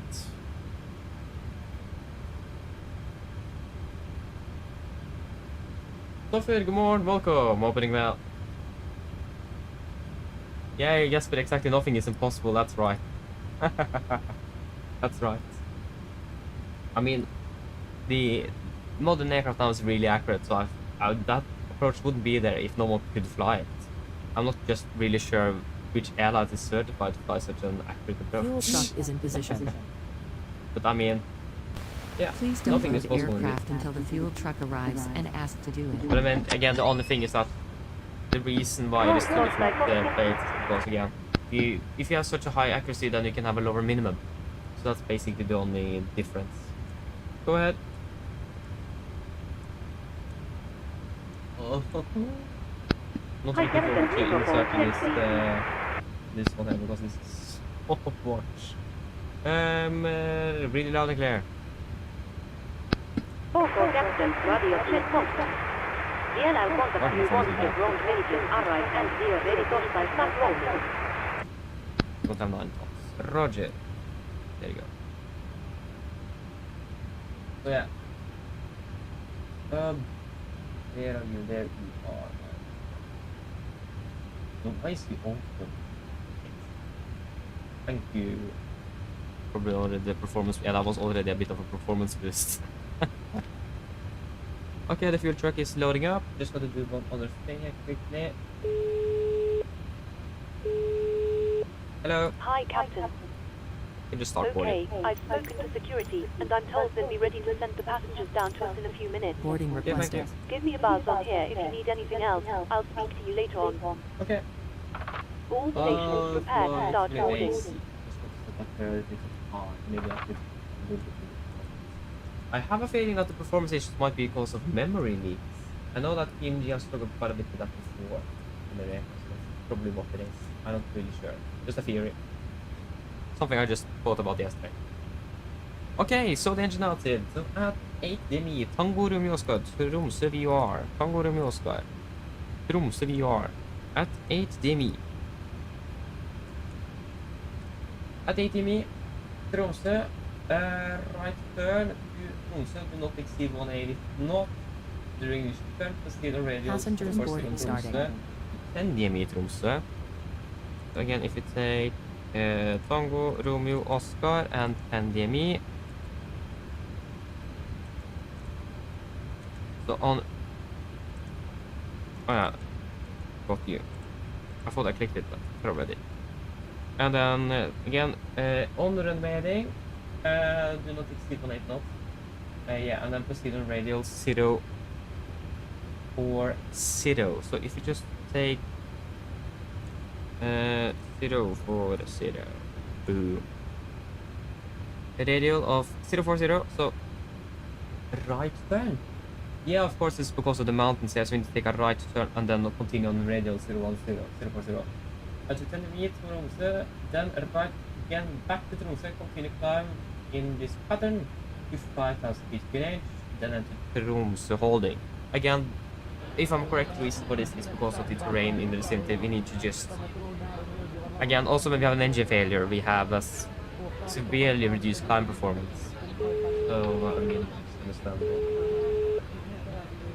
Hello. Hi, Captain. We've started boarding now and the passengers are being seated. Thank you. It's gonna be 1,100 feet on the MFRA. 1,100.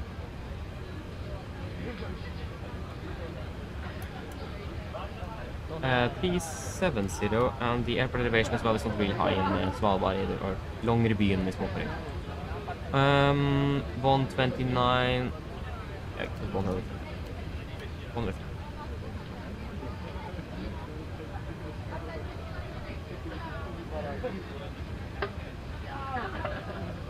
Yes, we should pretty much be ready for...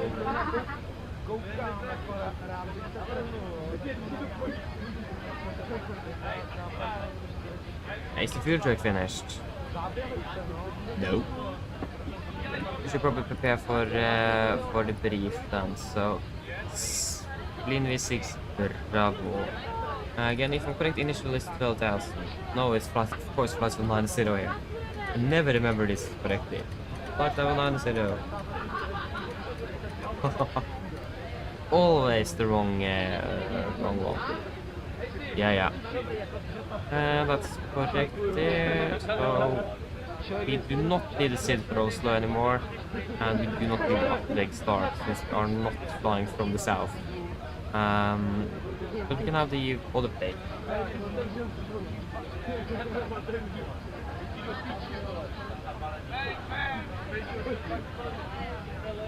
Okay, good. Should probably do a briefing now.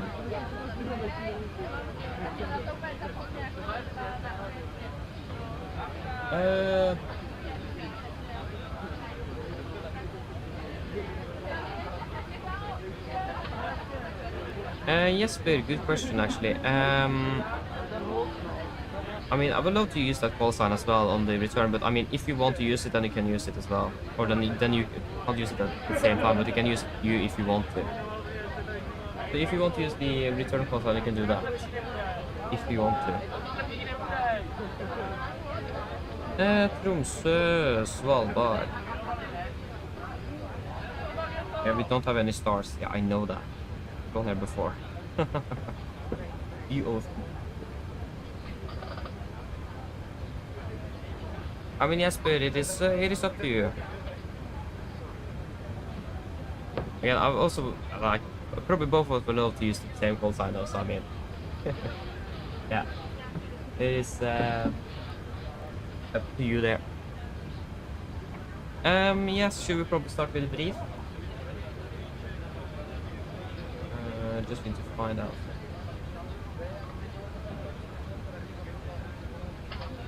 No, it's a little one on this one. Yes. The fuel truck is finished. The refilling is finished. You can hear the belts. Yeah. Oh, it's so bad. Like, In Tromsø as well, of all airports. Yes, are we ready for the brief then? So, yeah, for the departure briefing, the emergency briefing is going to be the same as for the briefing we did on the last class. If there is any questions to that, we will just continue on. And for now, we'll just continue on nevertheless. So for the engine outset, we are going to be climbing on runway to 80 mi from Tromsø we are. Take a right turn, maximum 180 knots to radius of 0 degrees. Continue to 10 DME, then take a right turn again to Tromsø we are and hold 5,000 feet on QNH. The weather is looking good. We can't really land on any other runways than runway 18. So that is going to be the preferred runway for landing if we need to return back. The runway condition is also good. So yeah. Again, it could be a bit complicated to fly this engine outset if we encounter an engine failure. But it should be manageable at least. We'll have to see how much. If we need to deviate because of any reasons, we will of course do it. But again, the reason we do this is because of the terrain in the vicinity.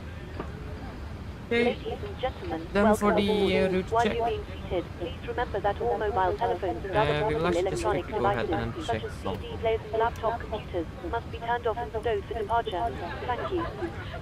Mine damer og herrer, velkommen om bord. There is the next Mens du bit. sitter, må du huske at alle mobile enheter nå skal settes i flymodus, Yeah, we'll og just andre verdige take elektroniske enheter, people for off eksempel CD-spillere og bærbare datamaskiner, må slås av Like this. I for think this is radiotest. the best Takk. solution. Yeah, something like that. But I mean, we don't need to do that now, though. Okay, route check. So it starts off by the Longyearbyen departure, then Longyearbyen, and then Papa 600 T in Par, and then to runway 27. We don't have a star either, so that's good. When it comes to the ground distance, 578 in the flight plan, 578 in the computer, so that is good. We expect to be landing with approximately 4.4 tons, so we need to monitor that carefully. We have carried some extra fuel as well. Yes, when it comes to the taxi, yeah, park distance 10-9 Alpha, effective 23rd of January 25. So this is actually brand new trucks.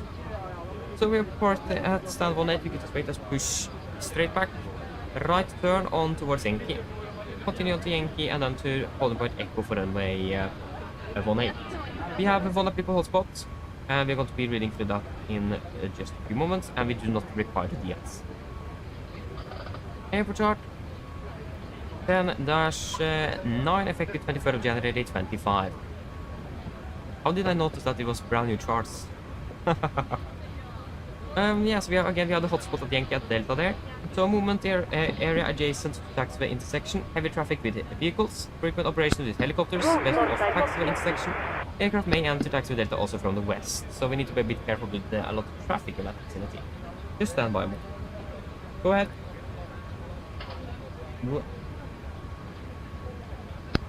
Hi, Captain. Office update. Don't let you know that we will start the flow. DLL contact you again once we are done.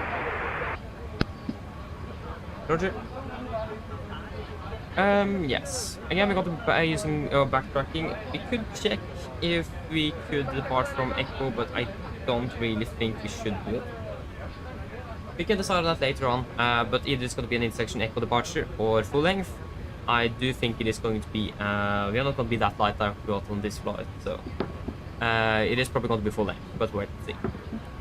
We have a caution. Wind shear eddies may occur on short file for runway 186 with winds 220 degrees, about 20 knots. That could be applicable for us on the departure out of 18 because it could be something we could encounter on the takeoff. Other than that, we do not really have anything else to note. The runway condition is looking good. Dry, or 666 dry. Weather as well is looking good, a bit windy, but other than that it is looking good. And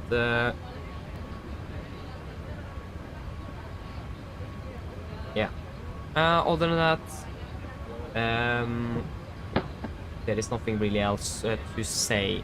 We do have a noise abatement portion here, so aircraft with maximum takeoff weight 2,005 kilograms or more shall not overfly Tromsø below 2,000 feet. So that's something we need to remember. We're well above 2,500, we have about the 60,000 range, so We are not supposed to fly over Tromsø unless it is safe to go. Again, for example, on we should probably be above, but again, for example, on engine out SID, then we're going to be passing over Tromsø. So again, we should be about 2,000 feet then, by then, but again, if not, then it doesn't really matter too much because we are in an emergency. When it comes to the SID, we are departing with the Longyearbyen 6 Bravo. Chart 10 3 Alpha effective 24 March 21. So departing on the runway. 180 degrees to Tango Charlie 707, maximum 204 knots. Take a right turn to Tango Charlie 708, maximum 204 knots, and then to Tango Charlie not Lima 7, Tango Charlie 710, and then to Longyearbyen. MSA in Tromsø is 7,000 feet. We're going to be maintaining a maximum 250 knots below flight of 100 as well.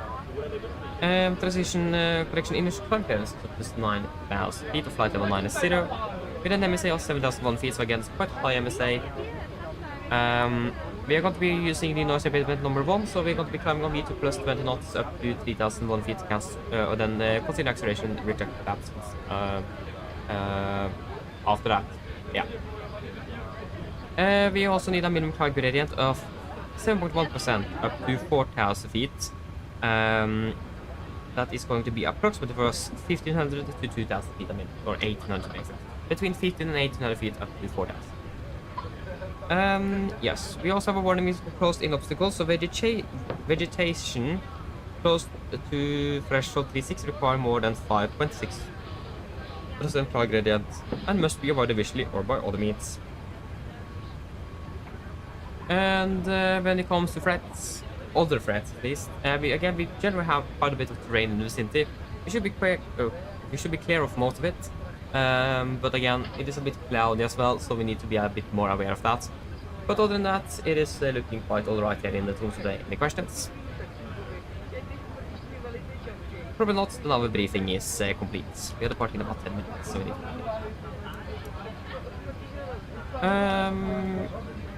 we can finish up and do the checklist. And that's looking good. Leave our checklist to the line. Pins and covers are removed, oxygen test 1%, now transfer the display switches.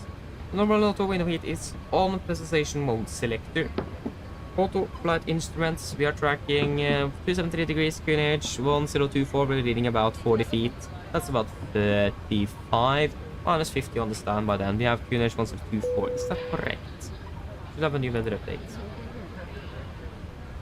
No, that was Svalbard, not the Tromsø.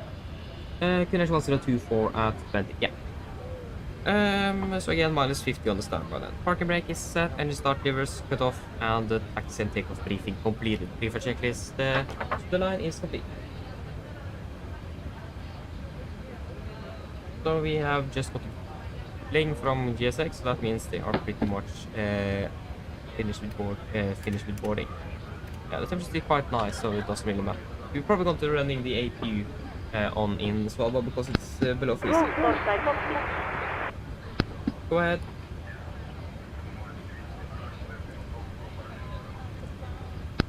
Rolling speed processes descending the road chair to Tromsø now. PLR contact you for pushback 1 for processes and the beacon light E as switching on. Roger. Hello. Hi, Captain. Okay, here's the load sheet from ground. I've written the passenger count here, the crew count here, and the total number of souls, not including yourselves, here. Thank you. Okay, looks like we're all set to go whenever you're ready. Okay, great. I'll call the ground to move the jet packages across the doors to give me a call once they're ready for departure. No problem. Thank you. Probably going to be landing with flaps 40 as well in Svalbard, or Longyearbyen, sorry. 147, yeah. Again, we are quite limited to the runway length of the... We have a runway length available of 2,300 meters, so it's not very long. Yes, runway 18 out of here. We just got the load sheet, so that's going to be about 64.3 tons.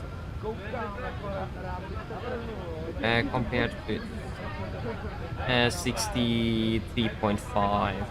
64.3 plus 400 again. Yeah, that's within limits. Again, we have some extra fuel. 6400. 63,400. And it is going to be 64,300 visits.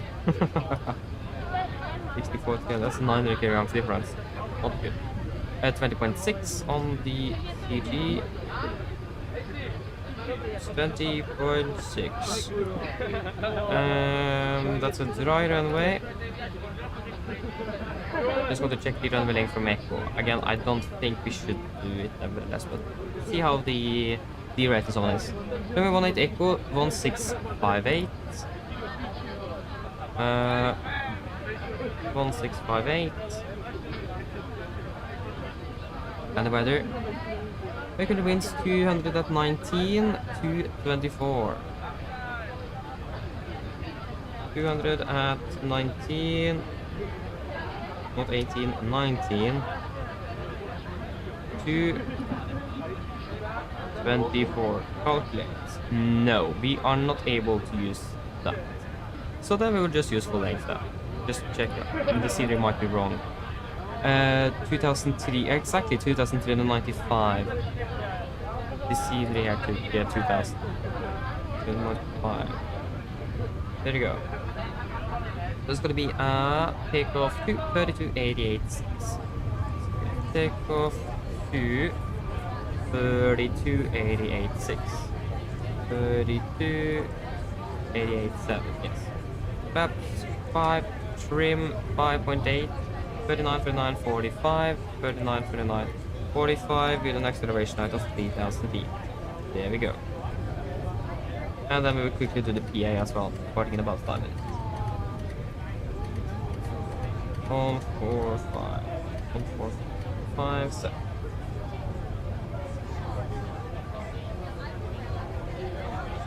Flight time is, how much was that again? And that was on the flight plan. Flight time 1 hour and 35 minutes. Mine damer og herrer, god morgen. Mitt navn er Fabian, jeg er kaptein om bord i dag, og på vegne av Norwegian og resten av besetningen så ønsker vi hjertelig bord denne flyvningen fra Tromsø til Longyearbyen. Flytid til Longyearbyen i dag er forventet til å bli rundt ca. 1 time og 35 minutter. Vi begynner snart å bli klare på avgangen fremme. Vi forventer å nytte av gaten om rundt 5 minutter. Så hvis vi kan være så sitter ned, ta på oss sikkerhetsbeltet.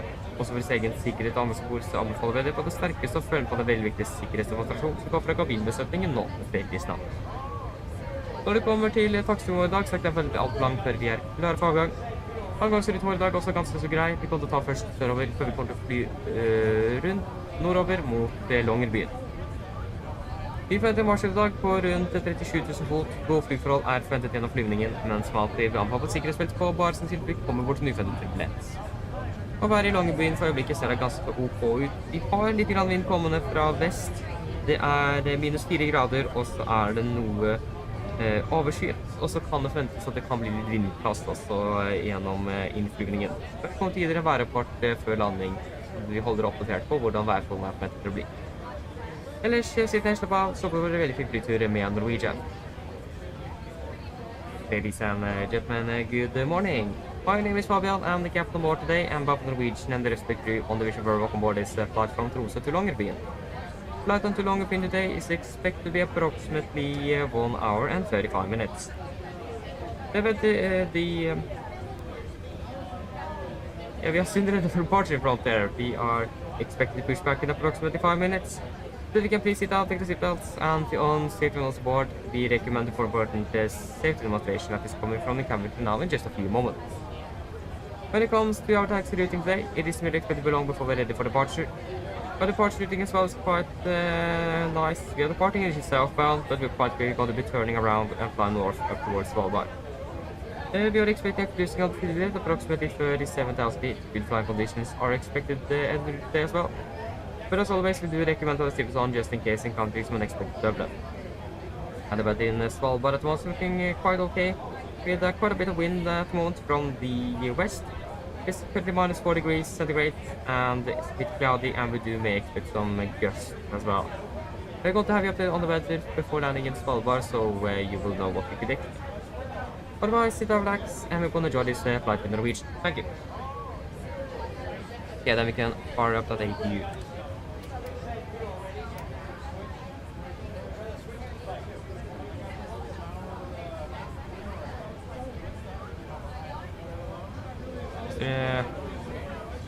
I don't know. Yeah. This we are pretty much ready. 5. Yeah, we can actually just. And we have we have 9 tons. So that means we have in the center. But is that more 450? It's 1.2. Yeah, it's definitely more than 450.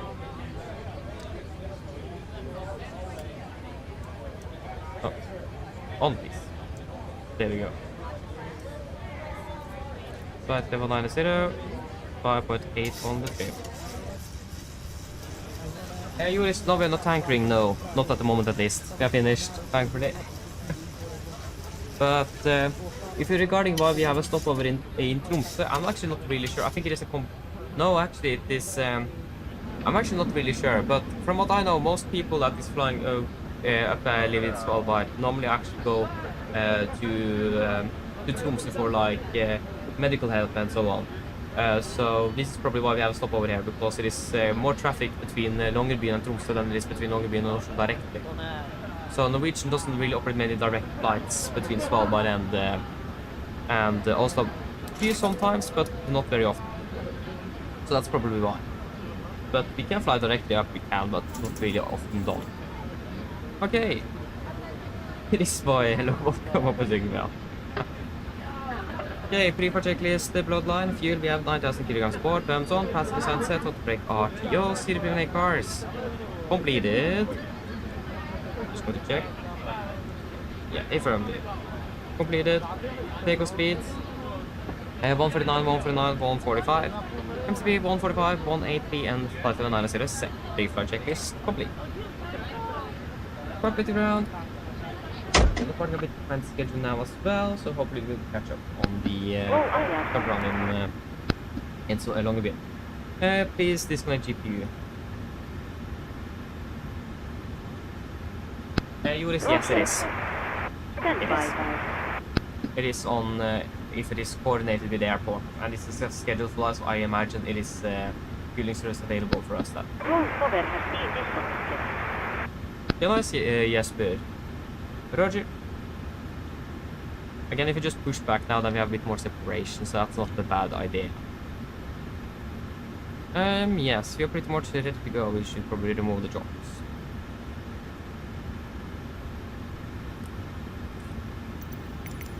Yeah, we are currently 1 minute behind. We're actually on departure time.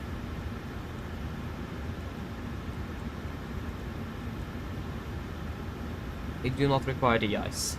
No, no de-ice, folks. Should be fine. As always.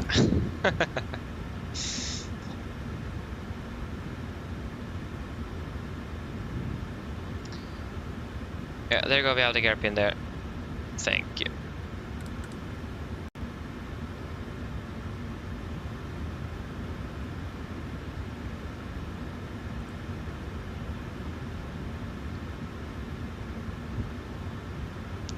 Can go over to Unicom.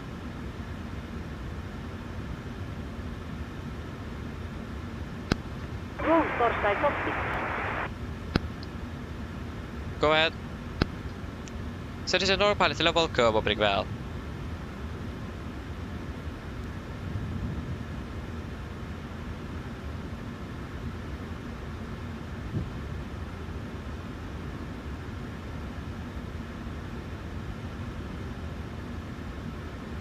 Roll Soul ES connected.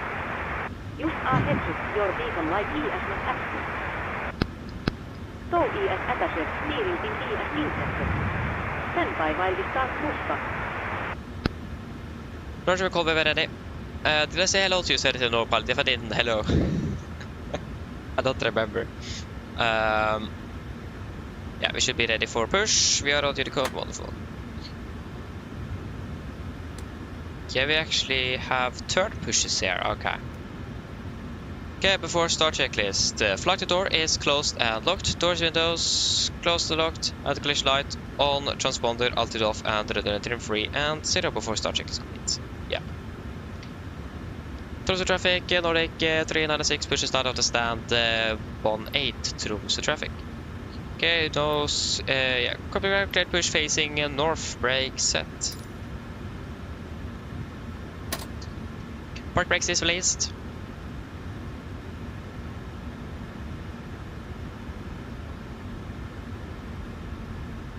It's really foggy here in Oslo at the moment. Oi, oi, oi. OK, Captain, steer clear of the stand and your free Torstai start engine.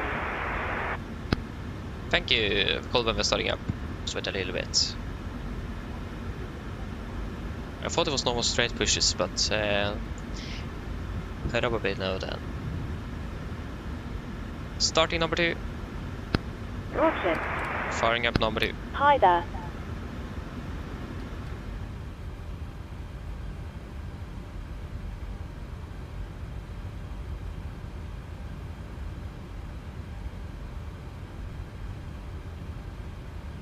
På veien.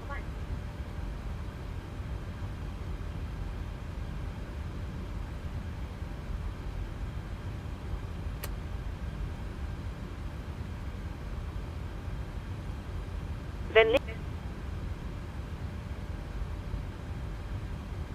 There are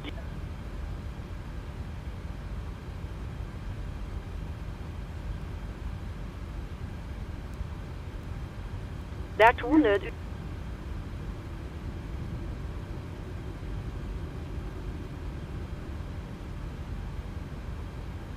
should be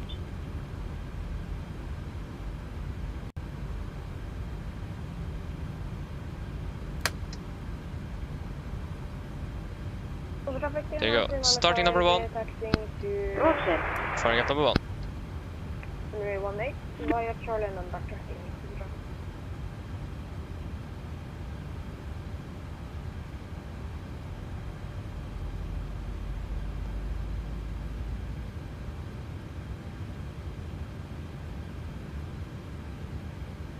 in the unlikely event. Please FAK your parking bracket.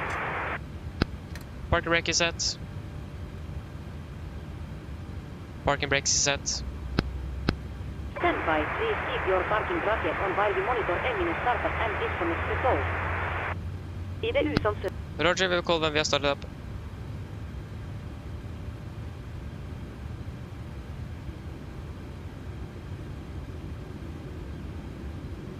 We ask that you make Vi ber om at du... Traffic note 395, Please. backtracking runway 18.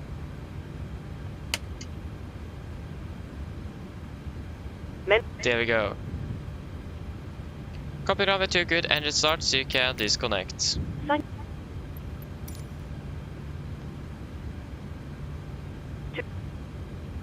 And we have 2 good starts. Wonderful.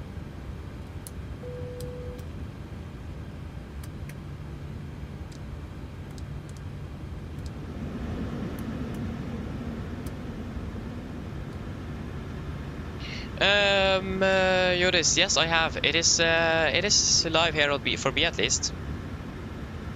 I can see that I'm live here on the NPC, so it is up and running. If you don't see me on the map, then that's a bit interesting. Where is the live map? Oh, there it is. I mean, we have 2 aircraft all flying the same route. Yeah, I see myself here. Okay, now I'm there. Okay, that's good. Maybe it was a bit Captain, walks right late now. to sync, I don't know. On all engines and tow ES disconnected. Nouset hel ES please your foot Torstai go. DLL get also was disconnected now. So have our safe flight. Look out for the pin on the left and I'll see you next time. Thanks for help, pin on the left. Have a good day. See you later. Bye. There you go. We got the gear pin. Wonderful. Left 5. Flight control check.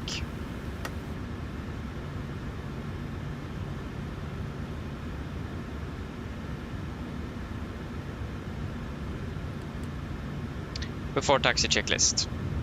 Generators on, probate on, anti-ice not required, air compress, packs auto, isolation valve auto, engine start which is continuous. Recall checked, engine start, levers, idle, flight controls checked. Ground equipment clear, flaps 5 land, 5 green, APU off. Before taxi checklist complete. Tromsø traffic, Nordic 306, taxiing to holding point, Echo 18 via Yankee. Tromsø traffic. Okay, then we can taxi then. Again, left is clear, and the right is clear. Brakes released. Oh yeah, he was looking at Alta. Ah, then I understand. Yeah. They're not too far from each other, so I mean, understandable. Oh, nice.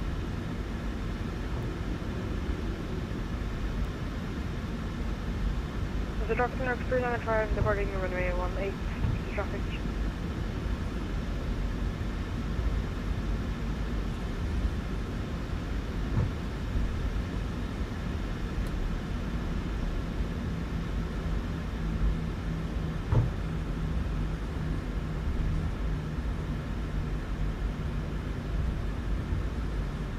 Here you go, Jesper. See you in Svalbard, or Longyearbyen, sorry.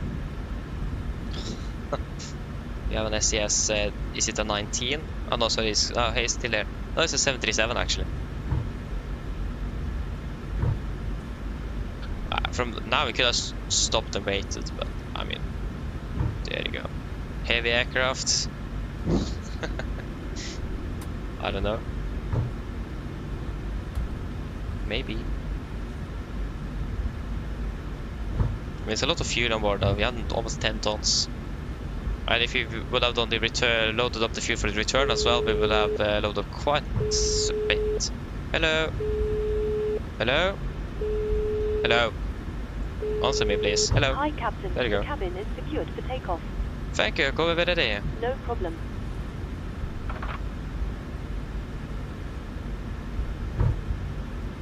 Yeah, I mean, yeah, Julius, it does look like a tail strike, but again, it is VATSIM, or the VATSIM injection, so it isn't really the best. So, again, not really easy to determine if it actually was. So, yeah. But yeah, I can agree, it looks like a tail strike, it did.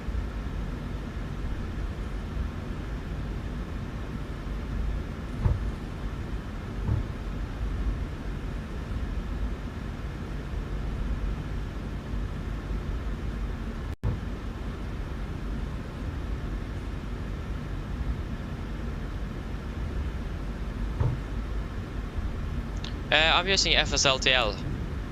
So again, it could be something wrong with the models as well. Maybe a too short landing gear. I think I see that as well. I think sometimes, if it's just me, I don't know, but it looks like the aircraft is very close to the ground.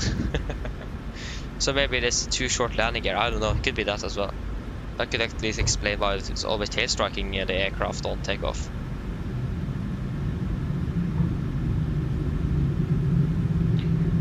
Tromsø traffic, Nordic 306, backtracking, runway 18, Tromsø traffic. The left is clear, right is clear. We have a windsock here as well. Yeah, a direct headwind basically. So the traffic current is 395, airborne passing 6,300.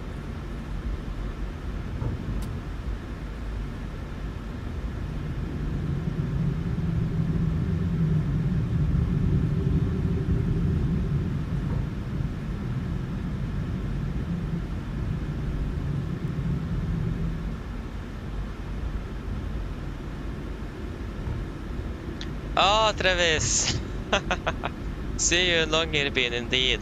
So you're the AFIS controller over there.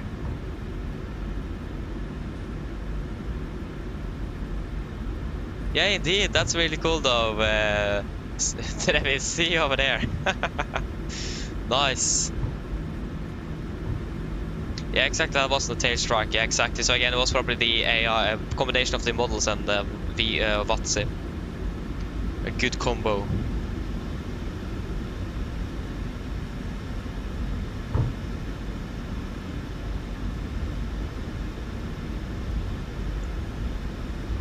Okay, we'll see the cabin crew. Before takeoff checklist. Flaps. 5 land, 5 green, stabilized rib, 5.8 units. Cabin call given before takeoff checklist complete. We are ready to go. I will take terrain on my side for the departure and you can take weather. Against really a lot of terrain here, so it's better to be more cautious with that.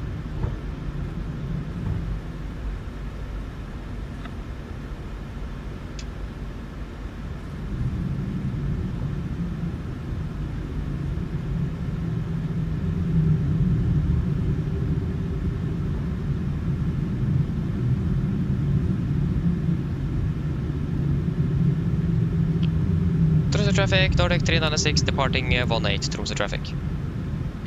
Okay guys, ready?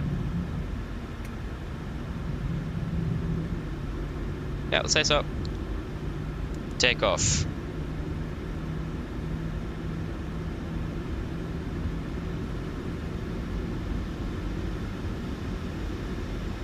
Stabilized, setting thrust.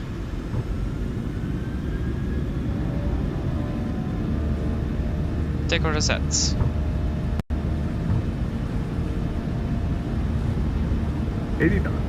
Checked.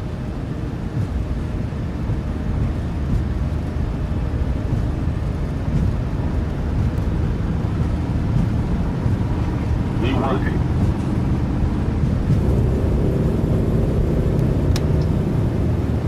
Pause the brake. Gear up.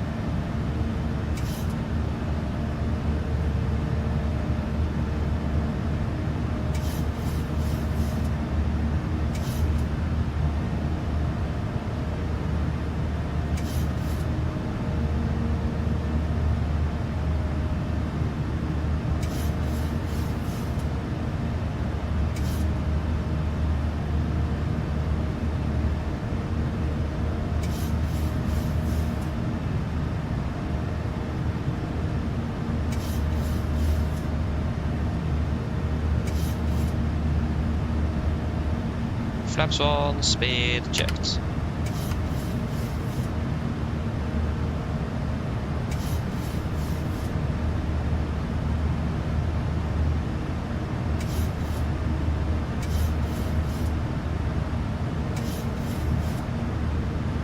Okay, command A.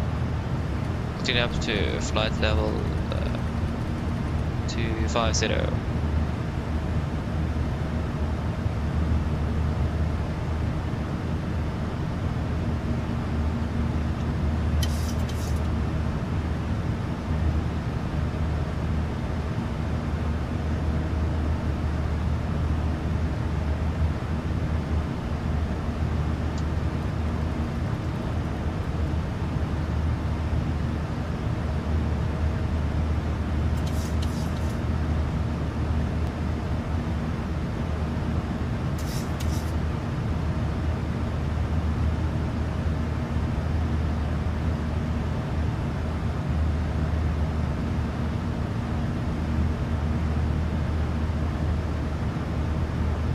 Yeah, we'll not change over until we're passing 7,000 because the MSA here is 7,001. Yeah, it's a bit of mountains around here. There you go, standard, standard.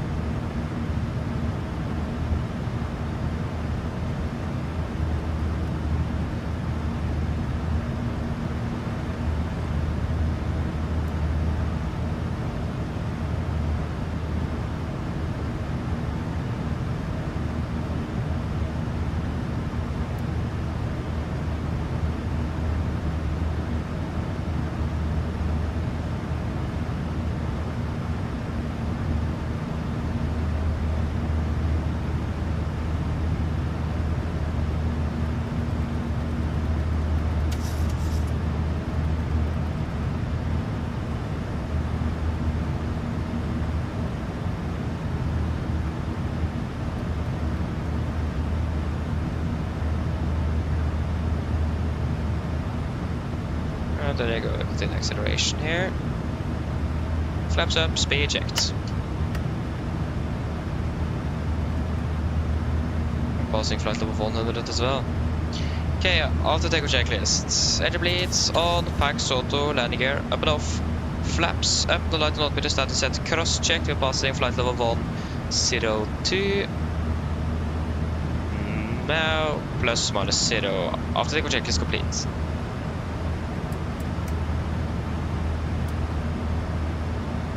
The presentation is looking good. Yes, wonderful.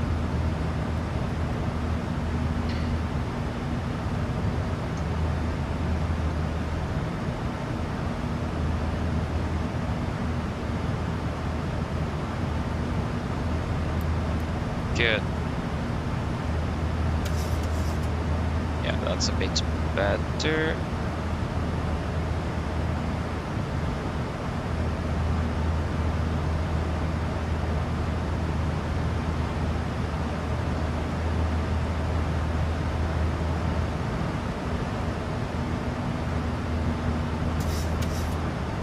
Wonderful. Then we're finally on our way to Svalbard. We're landing quite a bit behind schedule. Landing all 20 minutes behind at the moment.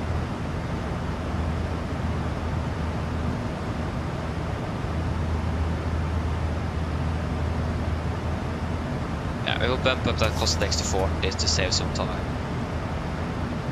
40, execute. Landing 33.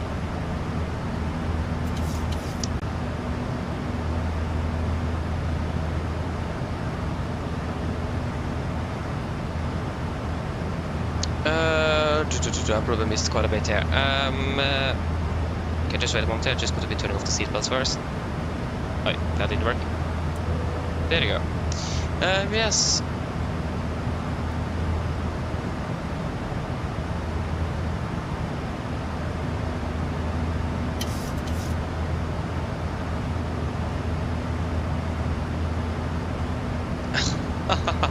Can I understand the stuff in? Interesting. I've actually never used Twitch, or that's very, yeah, basically almost never.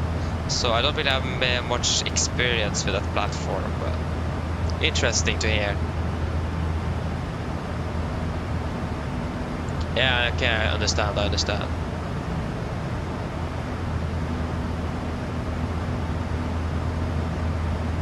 Nice, Jesper. Oh, yeah, wait, our schedule time is 30. I forgot that. I thought it was 15, but our schedule is departure is 15.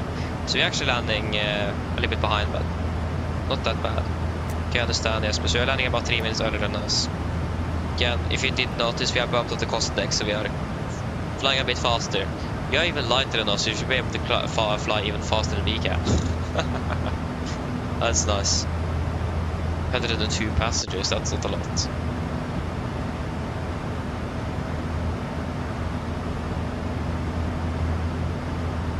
Okay, cost index is 45, or 35. Okay, nice. Then we are just 5 above. Not bad.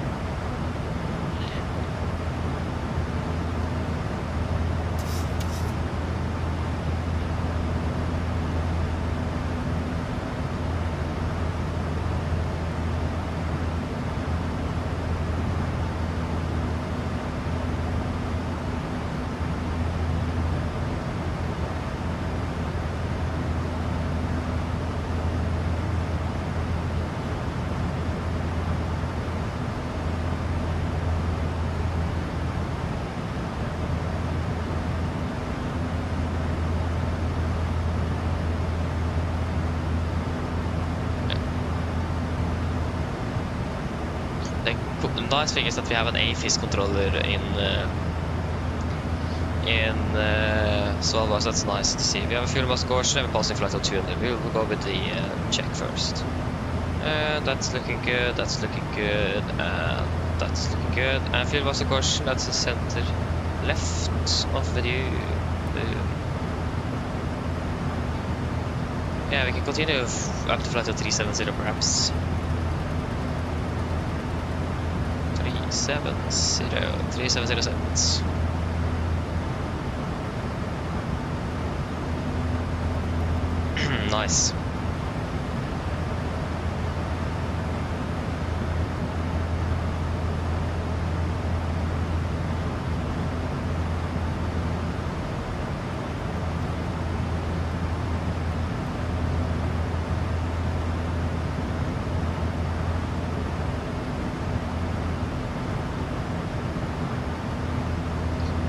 Yeah, Travis, exactly. Treated like Unicom, yeah, exactly. I think I've flown into one airport before on Vatsi with an AFIS control. That was the Molde ones, I think. Haven't really utilized that much. See how that goes. Could be interesting. Yeah, treated like Unicom, yeah. I mean, it's basically the same, isn't it? What's the call sign for tower? Is it what was it again?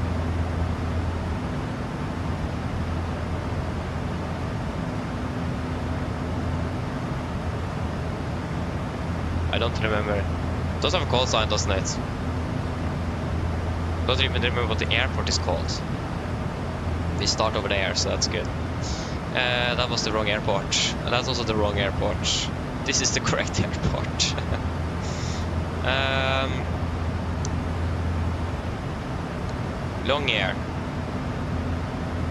Longyearbyen information, yeah, exactly. Oh, there you go, fuel was caution, that's the right center pump. Boom. That was quick.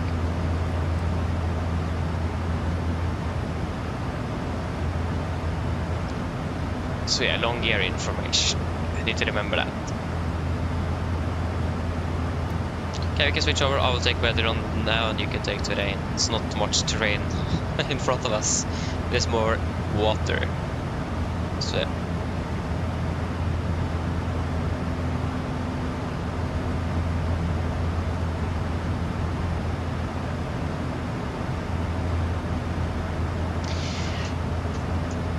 Yes. Yeah, it's a 1 hour 30 minute flight-ish, so plenty of time. We'll have 5.2, that's well above the 4.4 that we were expecting.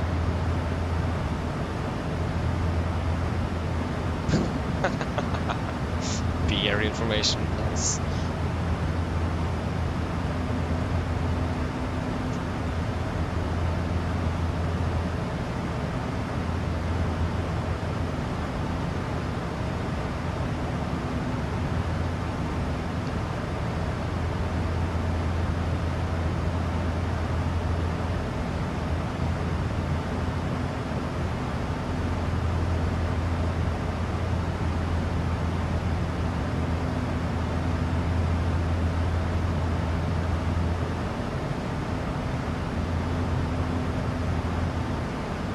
So you're covering all the way up to flight level 105. Ah, so that means you are just going to contact you once you're passing flight level 100 then basically, if I'm right.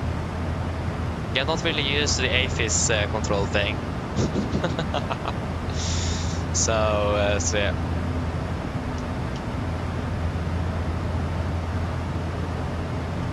It is a little bit different than Unicom for sure, but again, not too far away as well from what I've heard or noticed myself.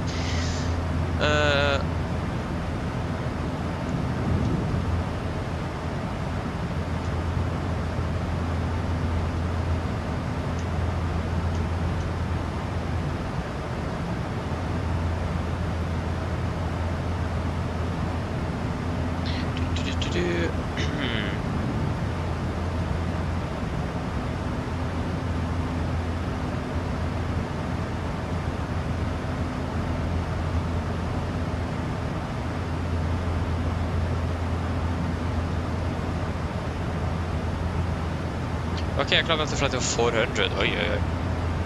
What else did we could climb up to 39. If it is beneficial, it's something completely different. We will decide on that a little bit later.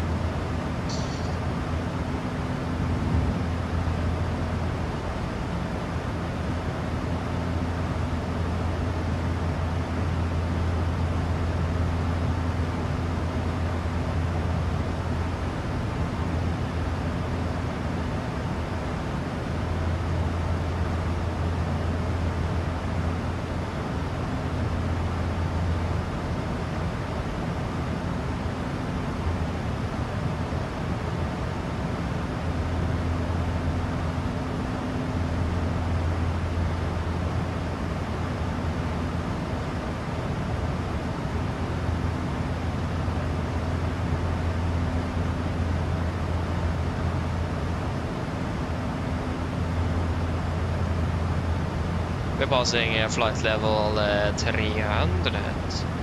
Good. Presentation is looking good. Easy to see. There we go. Yes, that's all looking good up there, yes.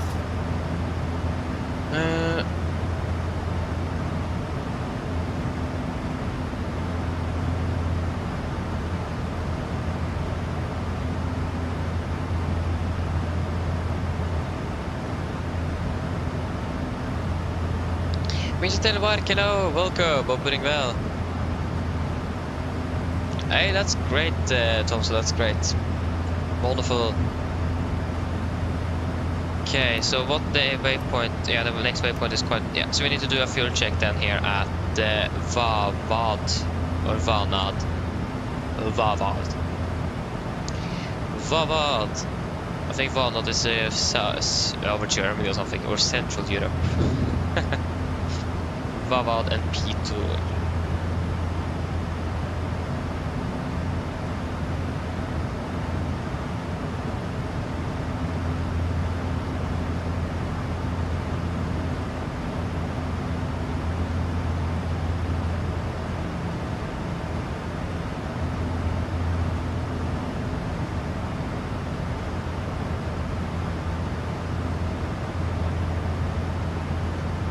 I fly from Bergen to Tromsø. Great, enjoy your flight, Benjamin. Okay, see you soon, and yes, please see you soon.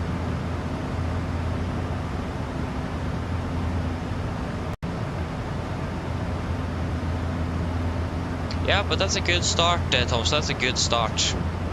You need to begin somewhere, so that's that sounds good. If you manage to insert waypoints, that's a really good start. That's great. Again, waypoints can be a bit tricky to learn in the start. It can. I did struggle with that myself. To just learn and understand how it works and so on. It was how to especially insert it, because again, it's completely different from an Airbus and a Boeing how to do it. So yeah.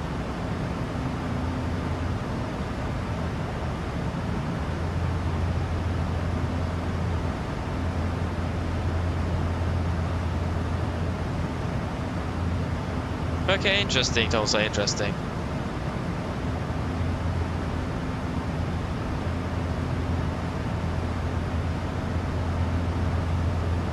Oh yeah, ice bears, yeah. Exactly, yeah.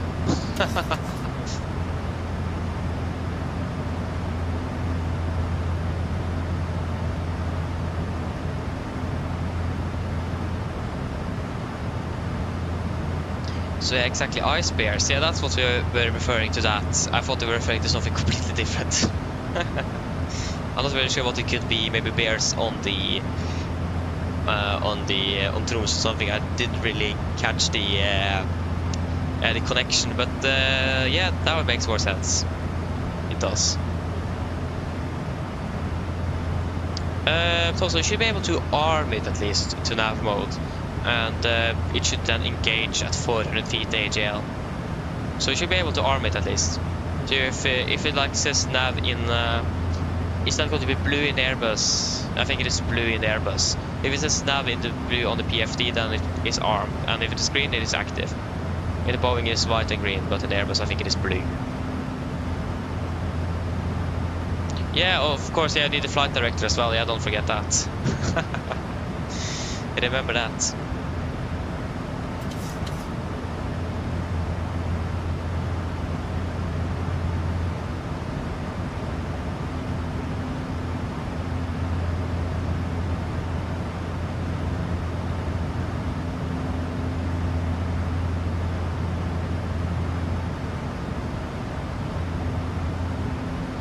Yeah, you should have a button beside. Where is that button located on Airbus again? Yeah, again, this FD for flight director should be beside the ILS button, if I remember correctly. I don't remember where it is located, so you need to press FD for both on both sides to be able to engage any modes on the FCU.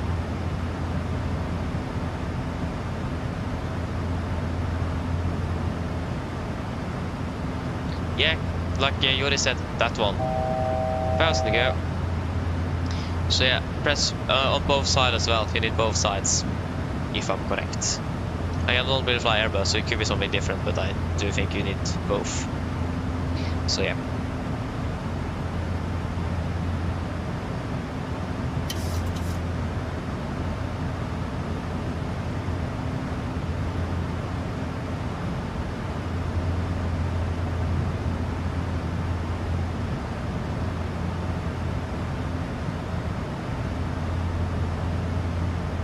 Yeah, so it is. The flight director is now in green. Other than that, that's a bit interesting.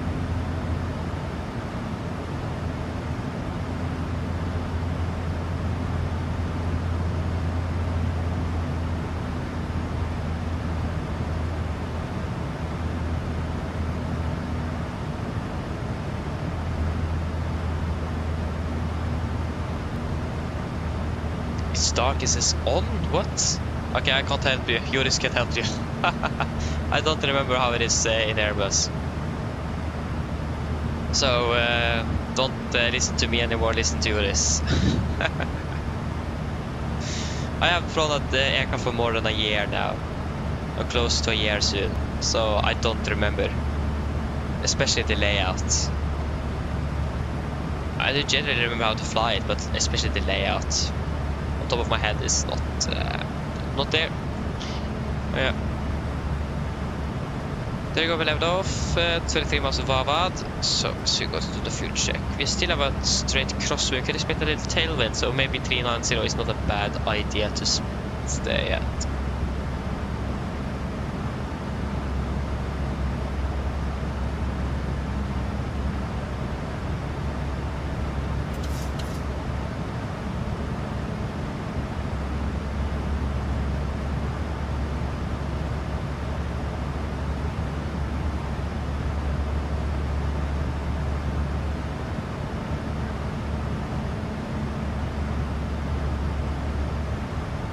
Yeah, Stoffer, yeah, I heard that myself. I actually had a teacher once that also were a tourist guide up in Svalbard, I lived up there. I've heard that, yeah, you're legally allowed to carry that. So yeah, that's, I mean, safety first, of course. So yeah, I mean, if I heard also that you shouldn't shoot a bear, you should try to scare it away first and then shoot if it doesn't move away. So again, you should avoid killing the bear. But yeah, I mean, they are an endangered species, so you need to take care of it. So yeah, but they can be quite dangerous as well, they can, indeed.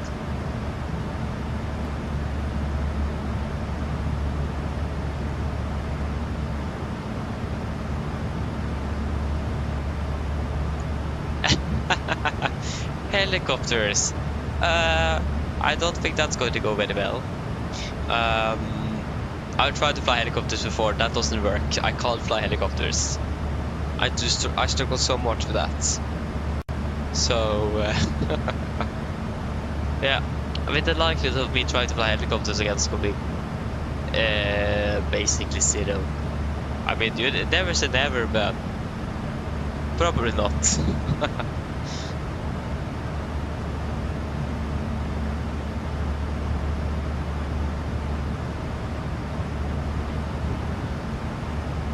Yeah, still landing 32. So I'm catching up with the time, so that's wonderful to see.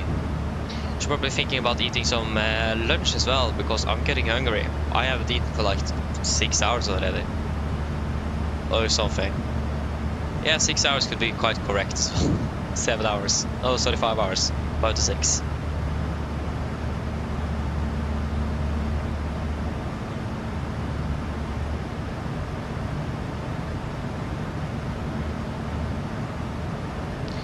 So yeah, still 12 hours, so we've got to do the fuel check soon, and then I think I remember to hit the, yeah, I did remember to enable services on this flight, so we can request some food and drinks from the cabin crew. That's good.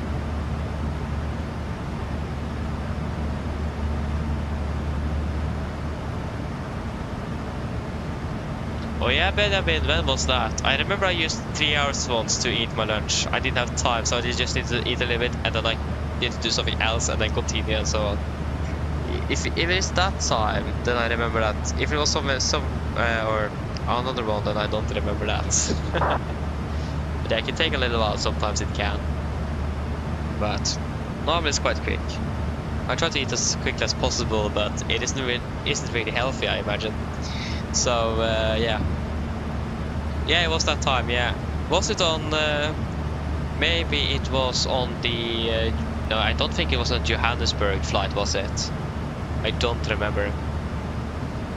Yeah, I don't remember, but I remember how waffles and everything. I didn't eat it for like 3 hours. It was the longest lunch break I've ever had. Okay, fuel check above out. Of course I broke. Why did I do that? Oh. About 6.3 tons. We have 6.3 plus 4. That's going to be 6.7. We have 7, so that's good. 2.1. 2 tons. That's good. And 26 minutes. We're flying for 25. So looking good.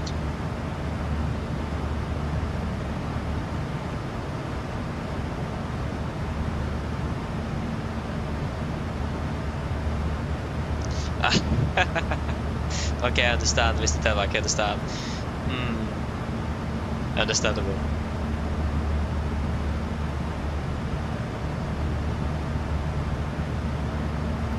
Yeah, but I mean, I remember I flew to Paris once, and I remember at least the Paris flight we did. I don't remember when that was. That was probably actually after the Johannesburg flight.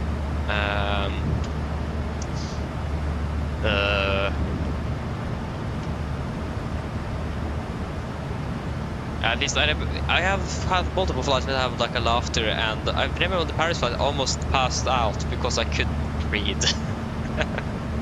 So that was actually quite yeah, it was good, that's for sure. So that's also one of the most strange things I've encountered. So yeah, I think I laughed for like 15 minutes straight for no apparent reason. I think I was a bit too tired that day. so yeah, and it didn't stop. But again, I have multiple flights where I've done that. So I could have done that on Johannesburg as well. That was like an 11-hour flight or something. Don't remember how long it was, but quite a long flight. So yeah, could have been on that one. I think it actually was well over 12 hours because we had 2 parts, so it's well over 12 hours.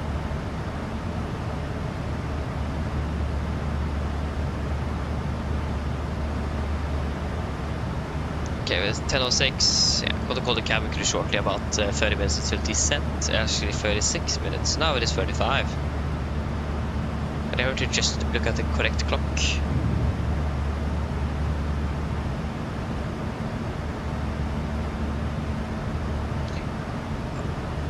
Yes, 77, you're flying to Tromsø. Nice, enjoy that though. Enjoy that, sounds good.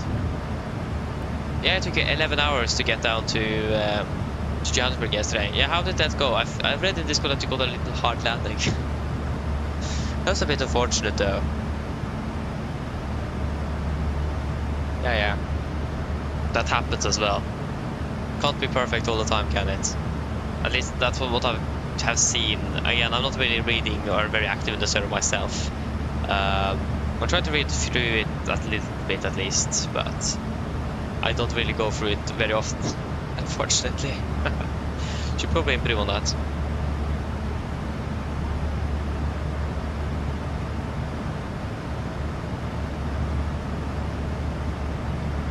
Yeah, Mr. Telemark.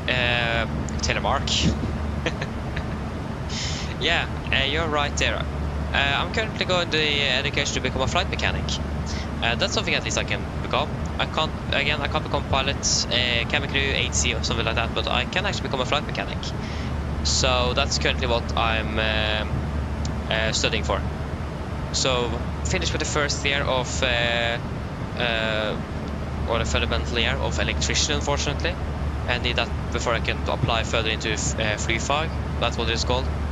So applied for that before 1st of February. So hopefully I will get an answer actually before the summer vacation. Really hope so. So very excited for that. Hello. Sorry to bother you, Captain. Norwegian. I was just wondering if you'd like a drink. Yeah, a cup of tea would be great. Is there something else that you guys want from the cabin crew?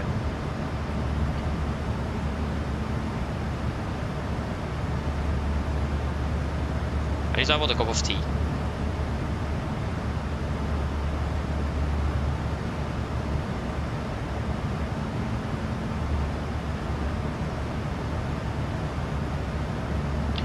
Okay, probably not then. I'll just, yeah, a cup of tea would be great. Thank you. No problem.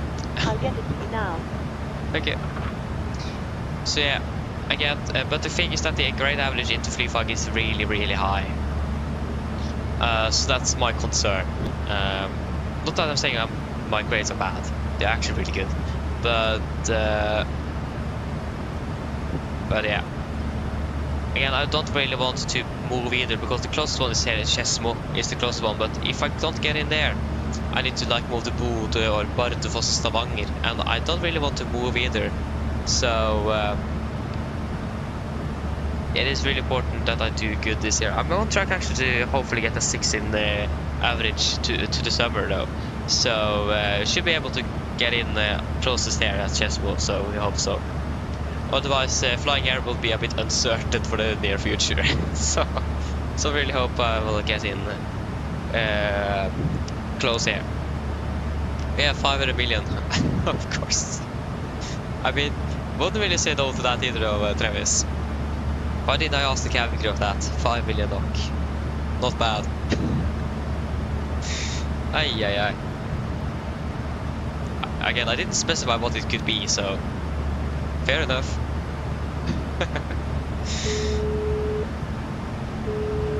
Hello. Hi, Captain. Your drinks are ready. They're in the storage compartment in our galley. Thank you. No problem. I like how she says drinks. But it's one drink, so interesting. I want some food at the same time though, so I'm not going to collect my tea before the food is ready as well.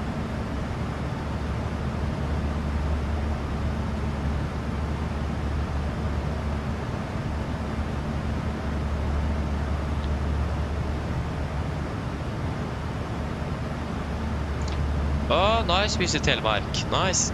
I mean, if you really want to become a pilot, just go for it. We have a pilot shortage. We need more people in the air. So if you can and you want to, then definitely go for it.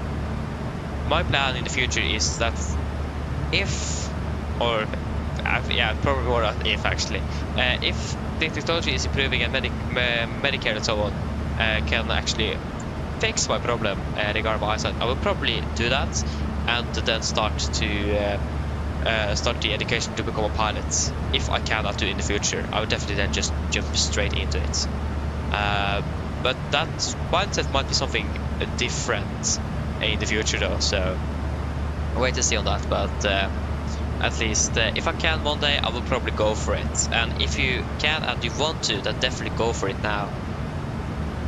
It's a great job, and we need more people in the air, or more pilots in general, so go for it if you can and want to.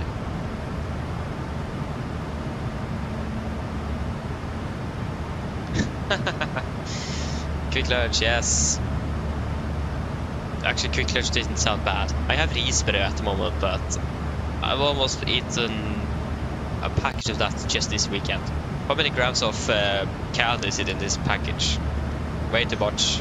Almost 300. That's not good. That's a little bit a bit too much candy, isn't it? 300 grams of chocolate one weekend. 37. If Norwegian needs more pilots at the moment, I'm not really sure about that. In the future, yes, indeed. Again, they have pilots that they also are retiring. I'm not really sure when or something like that, but perhaps in the future. And they are also ordering more aircraft from Boeing, so they need more pilots indeed, yeah. So the only question is that when you first get your license and can apply for an airline, you might not get the airline you want and the aircraft you want in the start. You might just, in the start, you just need to take what you get, because then when you build up your hours, you can then apply for the airline you want to fly for, and the higher chance you will get in then. Not saying that you're not it is impossible to get into Norwegian after you finish flight school. Of course it is, but if they don't have any jobs available, then you just need to take what you can find actually to just make some money at least. So I'm a bit unsure if they have any available jobs at the moment for pilots, but I mean that could definitely change in the future, and they probably will need more pilots in the future as well.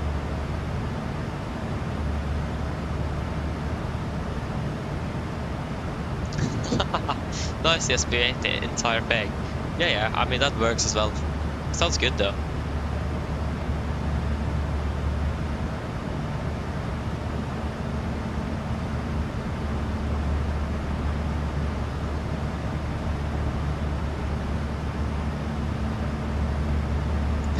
Thank you, Telemark. Yeah, again, the good thing actually becoming a mechanic is that you need to know the systems of the aircraft better than the pilots. Otherwise you will not be able to rectify any problems, especially if you have a type rating on the aircraft. And my dream is to become a flight mechanic for Norwegian on the 737 and also get a type rating on it, so that would be great. Then I will know this aircraft inside and out basically, so that would be wonderful.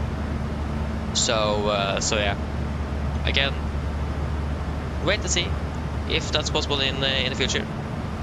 Then of course we'll go for it. Hey, that's great, Tom. So I fixed it. Wonderful. Great. Vilo, hello, welcome. Opening well. What's the question? What is it? I have a feeling that we're actually catching up with the Norwegian in front there. That's not good. We're landing 32. Oh, I forgot to give the cabin crew the call. Yeah, it's 35 minutes until descent, so.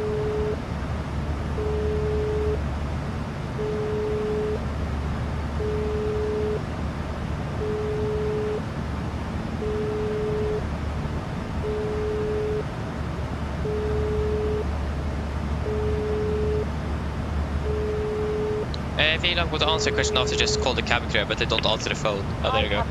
Yeah, hello, just to let you know, it's working 25 minutes until descent. No problem. That's quick. Yeah, so good question there. To be honest, I don't really 100% know. The one thing I've seen, like when it comes to requirements, is that you need the license, the driver license, and truck driver license is high priority for ground staff because of the fuel truck and so on. So if you have a truck license, then you're higher priority to get the job. So I'm not really sure what you should go for that. I mean, tip will probably be a good idea, but again, I don't know. It's I don't actually think it is. I think you don't need to go anything specific to become a ground crew. I think you can just apply when you're 18 as well. I don't think you need any college background either. But again, I'm not 100% sure, so take my answer with a grain of salt. But at least from what I've seen, you need a driver license. And that's like the only requirement I've seen regarding what you need. But again, I'm not really sure. So, but from what I've seen at least, no, it doesn't really isn't anything specific. Mr. Verwak, yes, I have.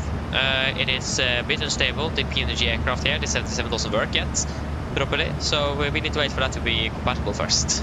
So that's basically the only thing I'm waiting for, is the 77 to be compatible with the new state. That's the only thing. You're halfway, that's good. That's good. Okay, I need to ask for food now. I'm hungry and we are soon going to start our descent here. Although I'm not going to be able to actually make it before we are going to do the brief and the preparations. Hi, Captain. Yeah, hello. Is it possible to get some food in here? I'm quite hungry. Unfortunately, I can't. There isn't any food on board. Sorry. No. Give me a call if you need anything else. Are you serious? There's no food on board. What? Are you serious? What? No. Oh. I need to buy something in Svalbard and at the airport. Run into the terminal. Are you serious? No food on board. What? Did I forget to enable the food as well? Oh. Oh, that's annoying. That's annoying. Then there's no food for me then. Yes.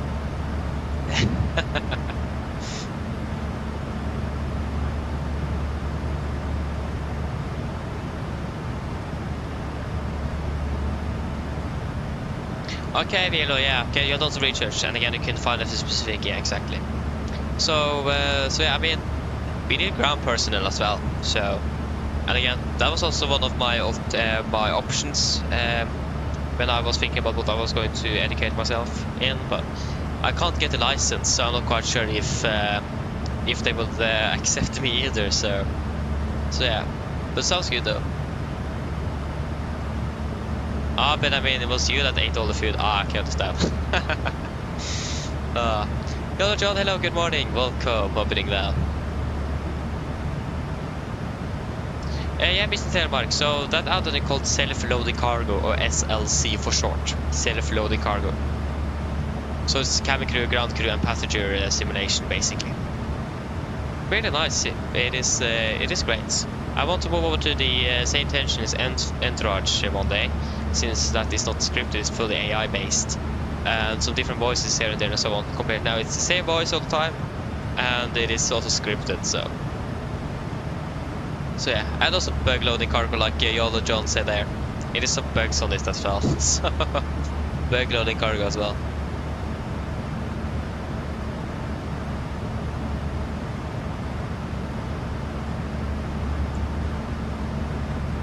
Yeah, we will just have a little bit daylight indeed. Yeah, we will. Yes, so this will be interesting. At least it's better than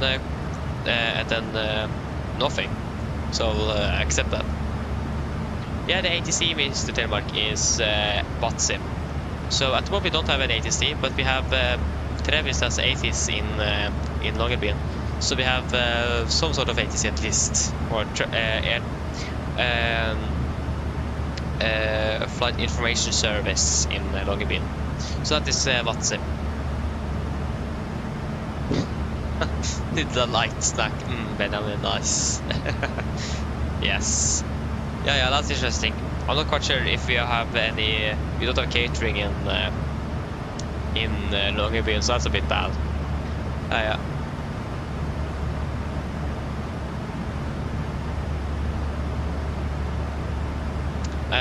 Citizen, I don't really see a reason why we either should drop the E2, because it's a good aircraft, and they can't use the turboprops on long routes. So I mean, it would make more sense to actually buy more, in my opinion. But I'm not really into their operations either, so I can't really give a good answer on that. But I don't think we need to drop the E2 now. I think they will continue flying it.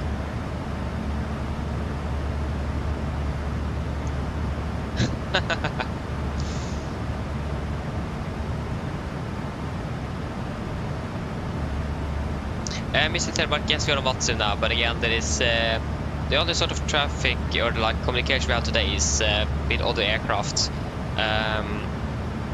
So yeah, there is currently no ATC or anything. So yeah, we are on that now, but again, there is nothing. But like in general, this route is really limited with ATC. So yeah.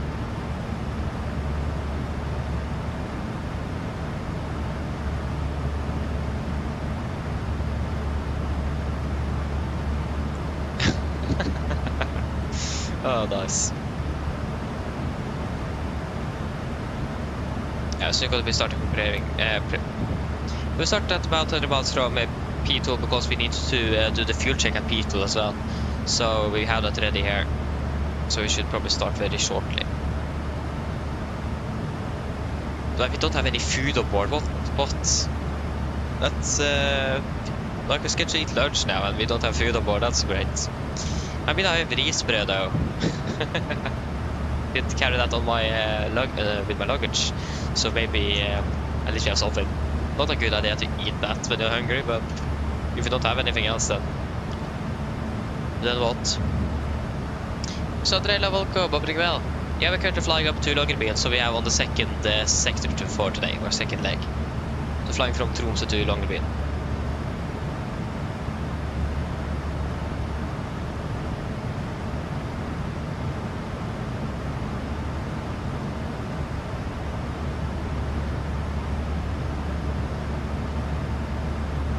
Nice, yes, but yeah, exactly. I mean, like I said, the E2 is a beautiful aircraft. It's a fantastic aircraft. It is, you can basically say it is on par with the 73 A320 regarding fuel efficiency, maybe even better than them. But the problem is that it is not, it isn't long enough. That's why it is that popular, because most of the Embraers that is flying around is in the United States, and with the limitations on with the pilot units and so on, they can't fly heavier aircraft than the E175. So they can't use the E2 version because of that, unfortunately, because the E2 is a bit heavier because of the new engines. But yeah, I mean, I can agree it's a great aircraft. I haven't flown it in real life, but it looks really good. And yeah, Embraer is a good player in the aviation market, or the aircraft market. They are.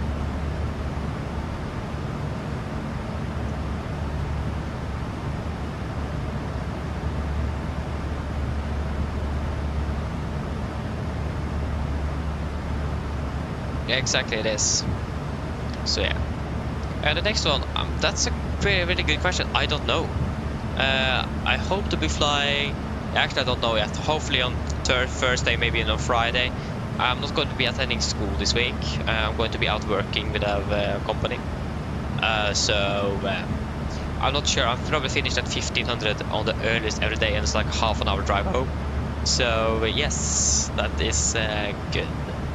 So I'm not quite sure if it's going to be anything during the week. If there is going to be anything during the weekend and the early winter vacation, that's also something completely different.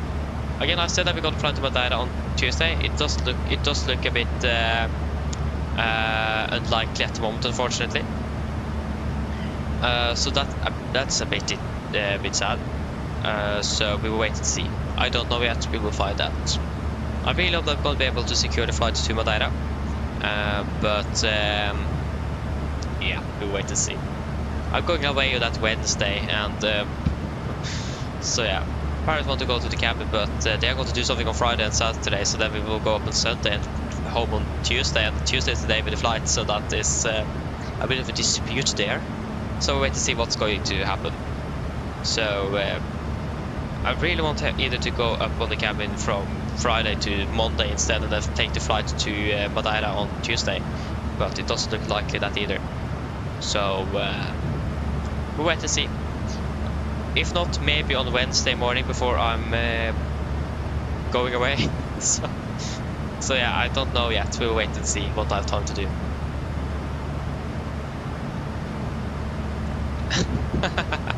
Thank you, Sondre. I appreciate it. Thank you.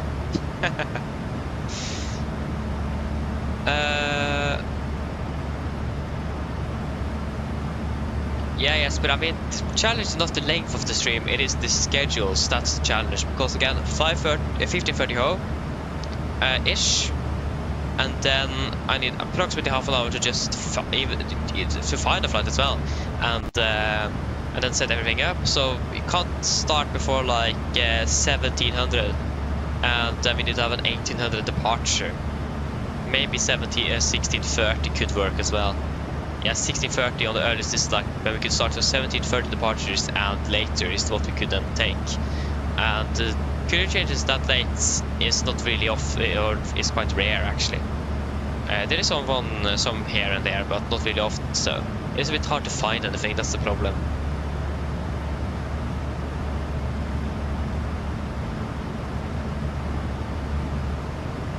Yeah, that's a really good question.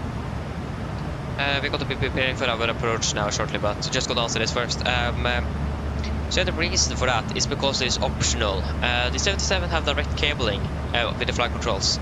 So when they move the elevators, it moves cables inside the aircraft directly to the elevators on the back of the aircraft. So there is like no electrical signals or anything. It is direct cable. So that means to check the flight controls, you can just move the flight controls and it will feel if there's something wrong with it, or feel if it is stuck, because again it's direct cable. So you're not required to use the flight control or like system page for the flight control when you do the check, because you can check it from the controls itself. So that's why many aircraft doesn't have it, because it isn't necessary and it's an option for airlines to have. So that's basically why. So again, even though we have that on some aircraft here in Norwegian as well, we normally just doesn't use it. Because we get direct cable, so you just check it straight away and you will feel if it is stuck or not working. You will definitely feel it. So yeah, that's basically why. Okay, we should probably start for our, yeah, they go 99 miles, so we start preparing for our approach. So, approach runway 27, the AR approach. This is going to be interesting. You probably don't have visual as well, but don't really want to do that. 276, going to be a easterly heading. 4 degrees off from direct east heading, so not bad, not bad. There you go, 276. We do not even have a VR here, do we? No, doesn't look likely. At least not on this chart, maybe on another one. We have the localizer offset as well, but the AR is much more fun to do.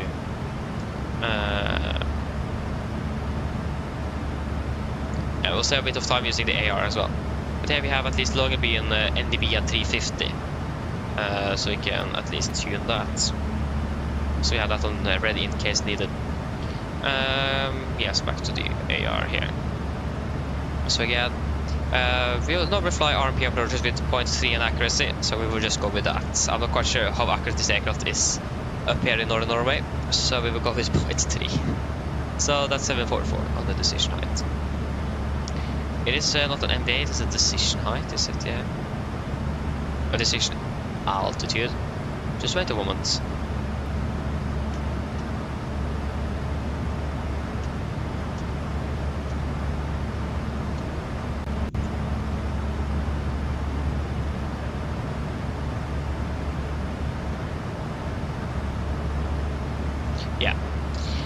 So 744.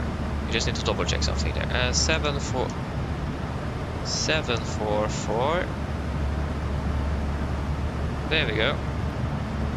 744. That was very zoomed in. There's nothing really else to do for now. Before we are going to do the briefing. It is of course the landing calculation. Shower snow in the shower rain in the vicinity, yay. 250 at 17, -4. Wait, rain at -4 degrees, oi. Interesting. 250 at 17, 410.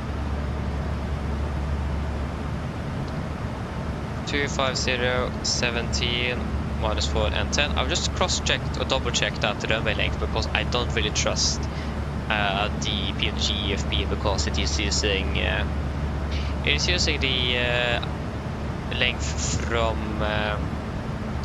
the airport file, so it could be a bit off. 2477. Exactly 2477. 28. The runway condition should be good. You can just double check that. We're landing with flaps 40 this time as well, over operational and auto brake 3 with a landing weight of that's going to be 6,500. There we go. We do not expect engine anti-ice at the moment, but that could change. Runway status, it is snow at the moment with 555 and expect to go down to 444, but yeah, looking good. So that's going to be 141 -5 is 136. That's good. 17 knots. 18 is going to be 9, isn't it? Yeah. 18 divided by 2 is 9, so we can take a wing correction to get off 9 knots. Looking good, looking good. So, are we ready for a brief then? We do not have any star. I hope we have the MSA. Yeah, there it is. 5001. Yes, are you guys ready for the approach briefing? So, again, we do not have a star for Longyearbyen. We just have the approach, so we're going to be starting straight in. So this is our approach. We expected the RMP X-ray IR approach for number 27. Chart 12/22, effective 7th of September 23. So, We are first coming in via Birko, 5,100 feet. That's initial approach fix. Sierra Bravo 411, 4,200 feet, initial fix. Sierra Bravo 412, Sierra Bravo 413, 414, 416, correct, yeah, 415, 416, and then we should be on the runway 276 for runway 27. Yes, again, this is an AR approach, so authorization required.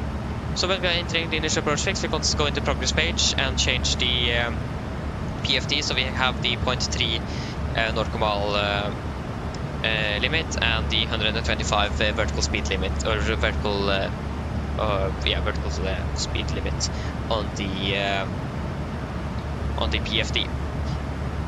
We need to remember to do that. Again, it's quite high criteria for such approach like this. Yes, it is going to be a 3.2 degree glide, so it's a little bit steeper than usual. So we will make sure that we have control of energy management throughout the flight. We're going to do some altitude checks as well. So the final approach path at Sierra Bravo 412 at 3,800 feet, we're going to do 412, wasn't it? Yeah, we're going to do an altitude check there at 3,800 feet. And we do not really have any other altitude checks or after that, but that's basically when we start the 3 degree glide completely. Well, at least you should be there. And that's about 10 miles out.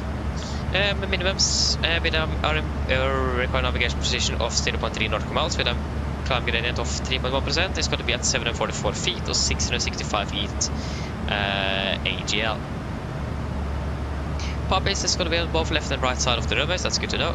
Position level 60 here in Svalbard. With a missed approach here at the moment, or for a missed if you go wrong, we're going to be climbing straight ahead to Sierra Bravo 417. We'll go to the left to Sierra Bravo 418. Sierra Bravo 419. Yeah, so Sierra Bravo 418 and then 419 to Birko, and to holding climb to 5,400 feet. If 5,400 feet is reached to Sierra Bravo 419, then a new approach can be started at Birko without entering holding. The MSC as well is also 5,100 feet, so that is good to remember. Yes, we're landing with the flaps 40, with F136 with a wind correction of 9 knots. Final then is going to be about 145 with normal reverse thrust and auto brake 3. When it comes to threats, we have quite a bit of terrain, as you may see, in the vicinity of the airport. We also have a crane at the end of runway 27, I will leave it to the north. It isn't stated on any charts or any NOTAMs, but it's a part of the scenery. And the scenery is a bit old at the moment, so that crane is still there. So remember that. But like I said, we're going to be flying in between some mountains, quite spectacular, but also it is going to be something we need to be cautious with and make sure that we are on path. This is also a non-controlled airport with an AFIS, so that means we just have traffic information or flight information. So it is going to be basically as Unicom, but a little bit different as well. So nothing really out of the ordinary for us, but it is going to be something unusual in another way. Yes, when it comes to the approach, or when it comes to the decision for a go-around, we will go around for any warnings below 1,000 feet. If it is for the master caution or anything. And if you have any significant warnings prior to the approach as well, we will go ahead and join the holding or cancel the approach again if it is below or above 1,000 feet. Again, also we could maybe encounter some GPS jamming and spoofing. That is a possibility from what I've understood here in Svalbard. I'm not really sure. There's a problem at Kirkenes and we aced Finnmark, but I think the Russians also want Svalbard, so it could be a problem here as well. So if we encounter any problems with the RMP, we will of course then go around and go for the localizer offset instead. Yes, that should basically be it. I don't think there's anything else I have forgot. And one other thing, I actually could do that on the airport. The airport chart there we go. 10-9, effective 7th of September 23. Landing 27. We have traffic in front, so we may need to slow down, but we're going to be backtracking once ready and vacate via Bravo, and then to the stand. The runway is quite bumpy, so we need to be quite cautious on the landing roll as well. So again, we could expect quite some significant bumps on the runway. We're expecting probably stand 2 or something. I'm not really sure. We'll wait and see what we could expect. We have a caution here. So wind chill is on short final for runway 0927, and moderate to severe turbulence below flight 100 may occur with winds 162 degrees about 20 knots.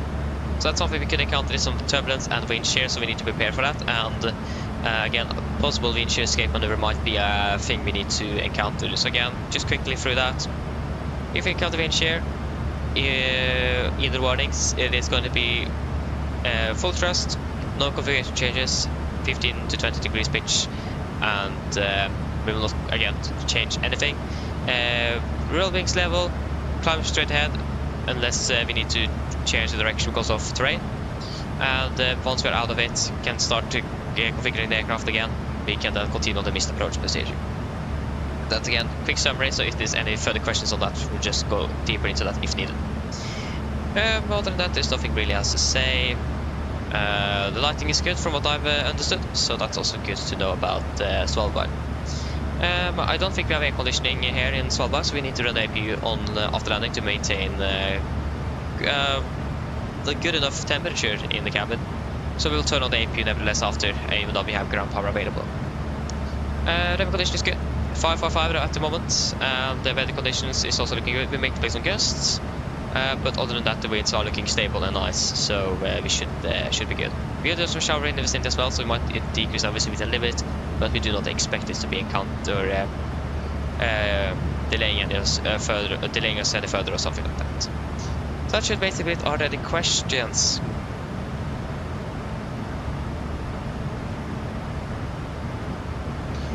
Probably not, then our briefing is complete. So when we're ready, we can descend down to flight level 200 actually. 200, set descent checklist.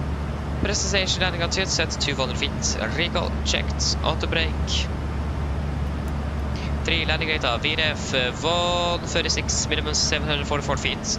Approach briefing completed, descent checklist complete. I think that's one of the longest briefs I've done ever.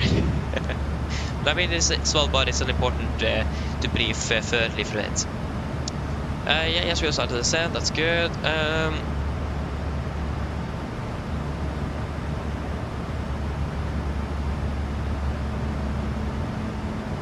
Yeah, I mean, again, it could also be what's in traffic as well, I don't know. I have 3 here as well, me, Jesper, and Jesper. So I can see what's in aircraft as well, so that's also could be it. Hey, nice. Oh, have you changed name to Norwegian Aviation? Nice though. Great. Jesper, I think there you go. We started the descent. Wonderful.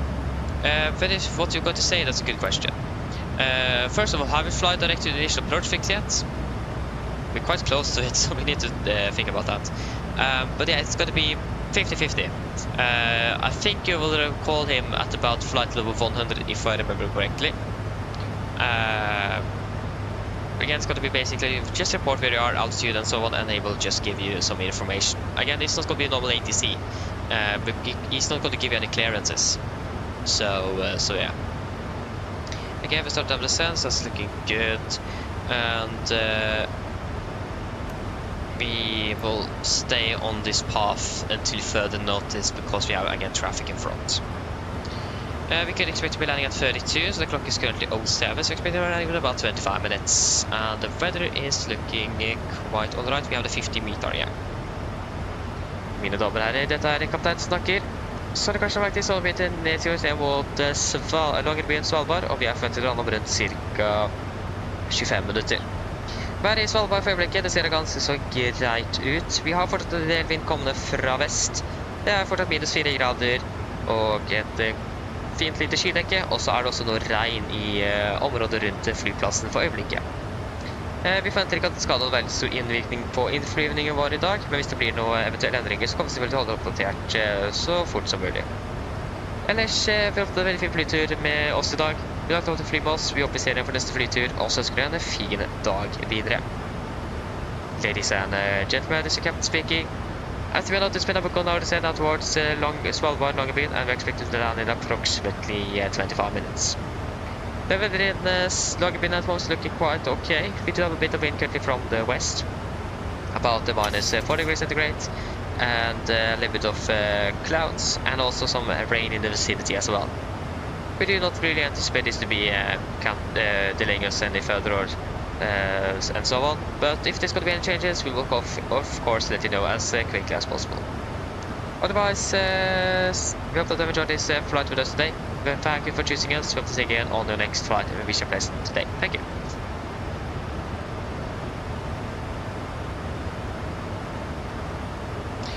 Yes, but yeah, because again, he's just giving information like weather information, wind, and the traffic information, and so on. So it's going to be like a controller without any authorization or without any clearances, if you understand what I mean. Again, I've just flown with AFIS once before, so I don't really remember how it is exactly done. But like, I think it will still request the IFR clearance, for example, so yeah.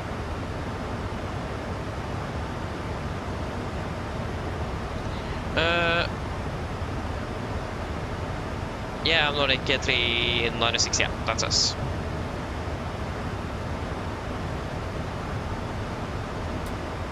Yes, zero ground, yes, but zero ground indeed. Again, we will just maintain this flight path a little bit longer, so at least you can be ahead. There you go, password to $300 already. And presentation is looking good. So we're going to be turning on the seatbelts at 18 on the latest, sorry, 17, not 18, 17. Wait. We can do a fuel check now here at Longyearbyen because we did catch the other one. 4.8, 5.6, yeah, so actually 5.2, 5.6, that's good. 3.6, 2, 3.4, yeah, 3.4. That's good, and 1 hour 11, 1 hour 7, good. We have saved a bit of time as well.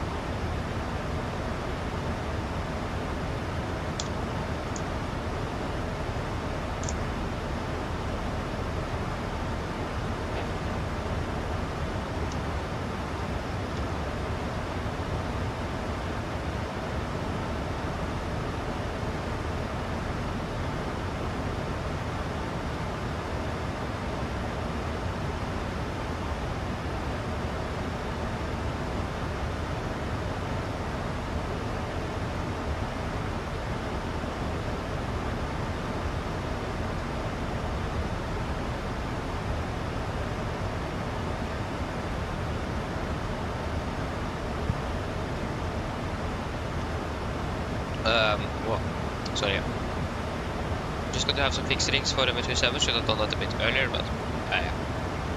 We'll take the normal 10, 6, and actually we can take 10, 8, 6, and 4.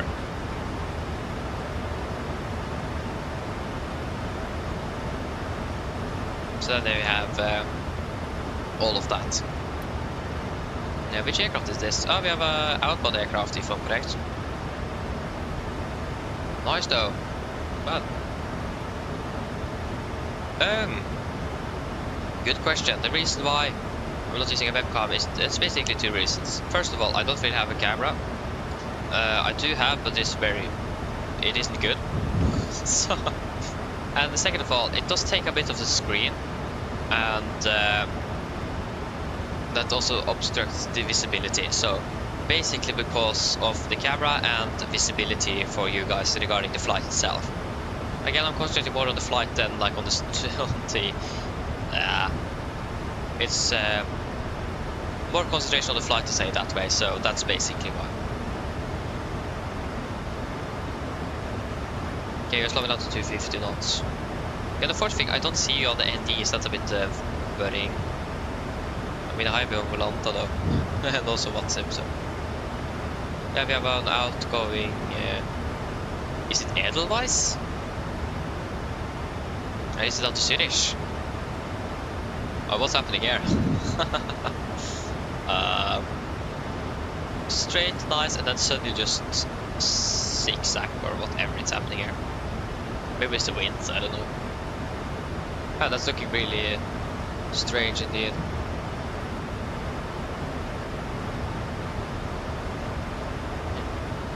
Going out to Swedish at least. Okay, we continue down to flight level 150 set.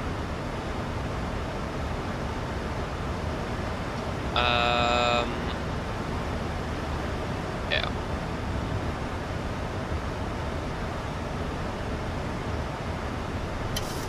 Oh, that's a bit unfortunate though, Tromsø. A little bit too little fuel. Yeah, that isn't good.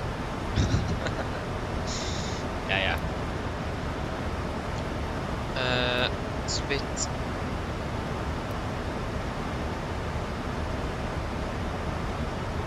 Again, why aren't we slowing down to 250 knots? 250 sets.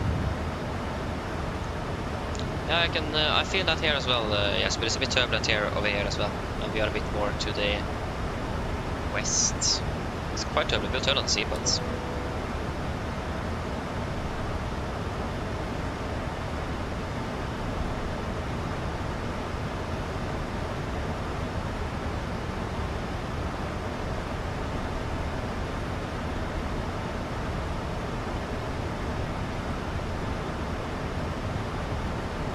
I mean, 7 tons is quite a bit of fuel level less though, Tromsø, so yeah, the presentation at least is looking good.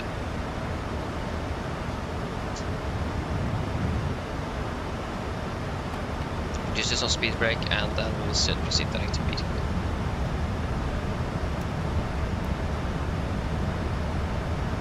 We need to reduce the speed first, as a minimum.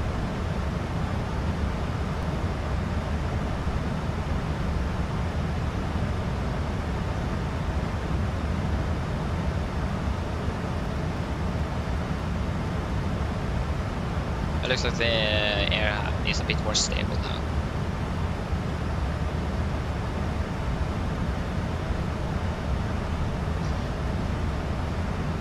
Yes, but yeah, basically, yeah. Basically, yeah.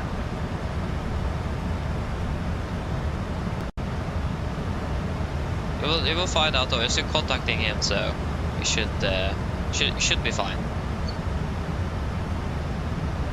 Train and welcome, hoping well.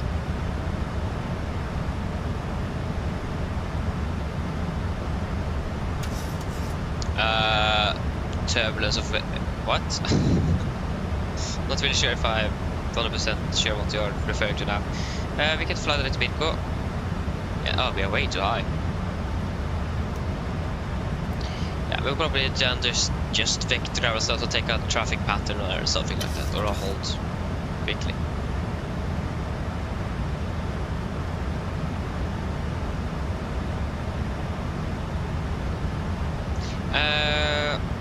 Actually, that's a good question. It is Longyearbyen. I think it is Longyearbyen information. Yeah, Longyearbyen information is it?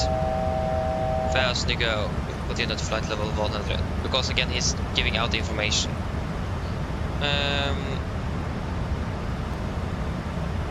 Yeah.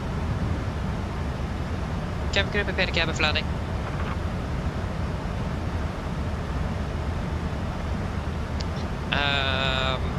I think I would just say that you approximately are at your altitude, and then he will give some more information. Again, we'll find out. We'll find out. Again, I haven't done this in a while, and when I did it, it was just for tower control.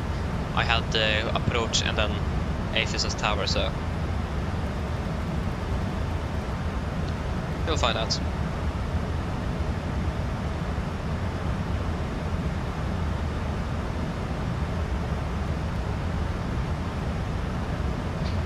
Okay, so we can descend down to approach plates. They are 5,100 feet a bit. So we can descend down to 5,100. 5100 QNH is 1010. So a little bit lower pressure, so that's nice, but that wasn't really much though.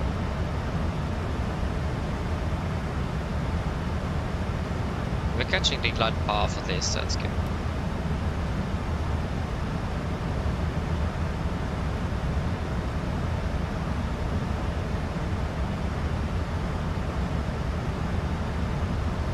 But yeah, it's terrain, yeah, I can understand.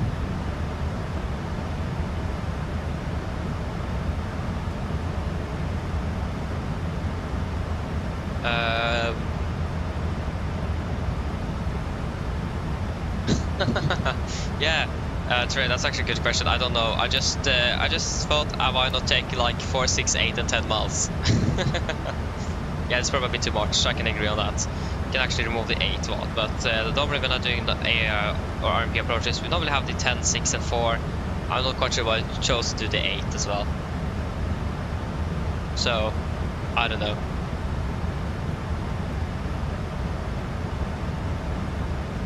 Okay, we're approaching flight level 100.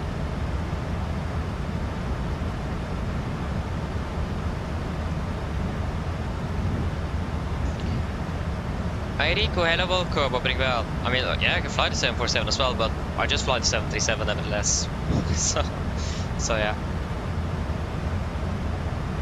Okay, we're passing flight level 100, landing lights.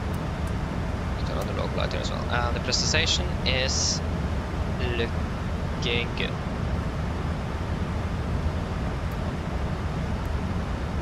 It doesn't look like we're going to be able to catch this, does it? Yeah, we probably need to just take some delay vectors. We have traffic in front nevertheless, so why not?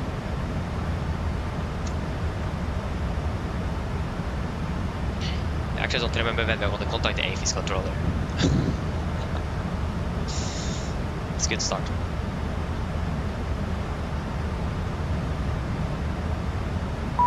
Oh, there we go.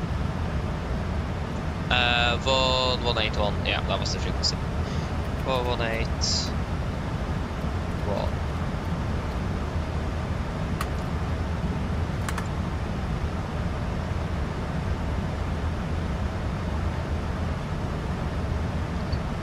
Longer information, god dag, Nordic 396, passing 7900 for direct to bil. Nordic 396, longer information, god morgen. Local QNH 1010, traffic is DC3, short final runway 27. Additional traffic, company 737, last reported passing 5,000 feet. Flight RMP, whiskey runway 27. Local QNH 1010 and copy the traffic, Nordic 396. Okay, fly heading 090, we need to burn off some altitude here first. Way too high and fast.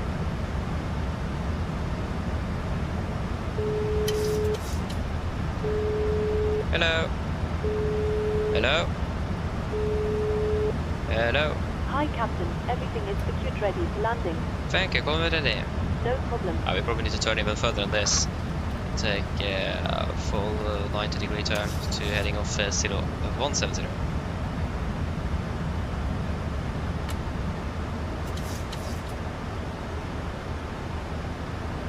Yeah, we need to be a bit careful though. I mean, MSA is 5001, so we should be clear of the terrain, but... Oscar 051 landed flight 10220. Yeah, we'll switch over, I'll take the terrain radar now.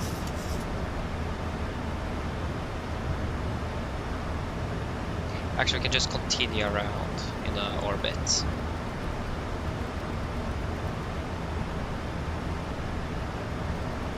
We can take first heading 270.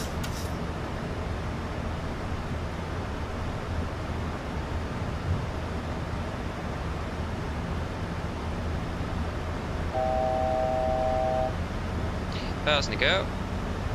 We are still on the path. Okay, good.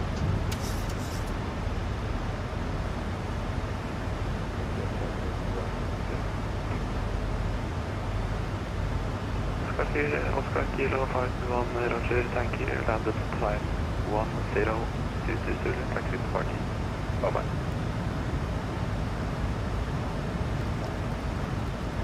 Continue around.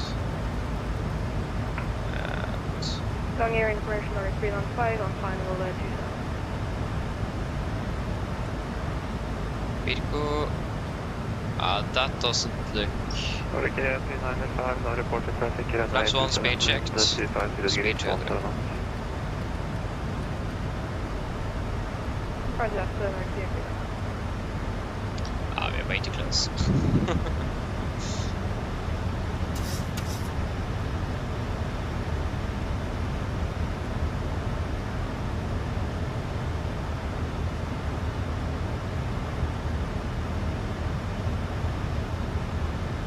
Good. And nav. There we go.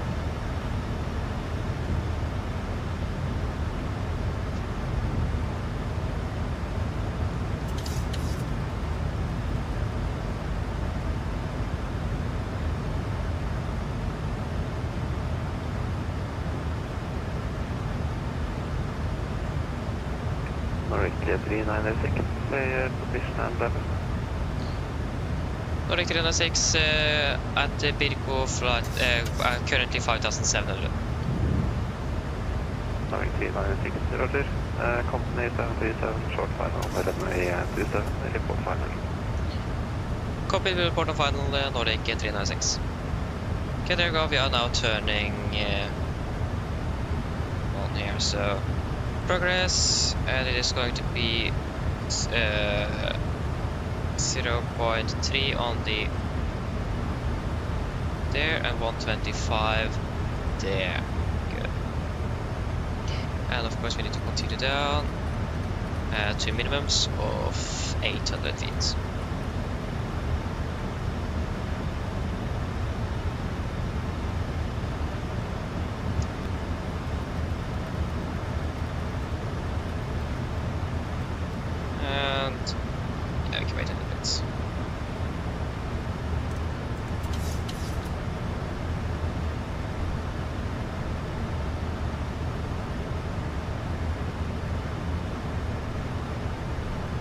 Flaps 5 speed checked. We will go to do altitude check at Sierra Bravo 412 at 3,800 feet.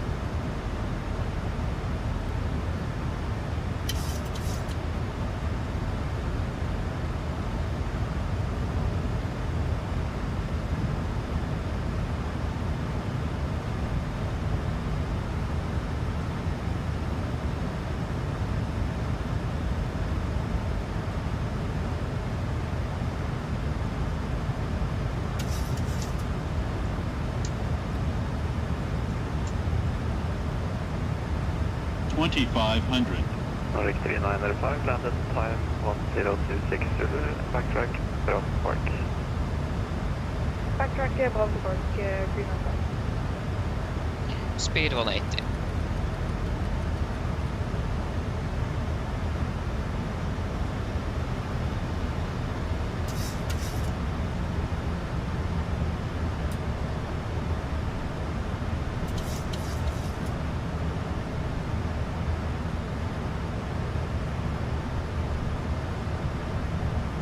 There you go again, we have good visibility below the clouds, that's good.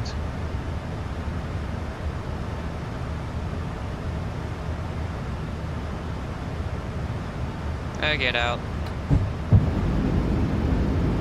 And we need to wait for the flaps.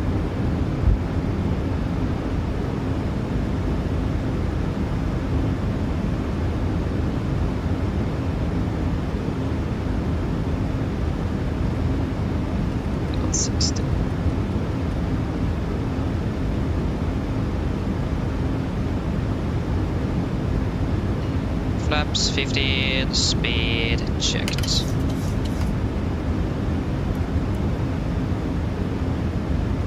Cabin clear, seat for landing please.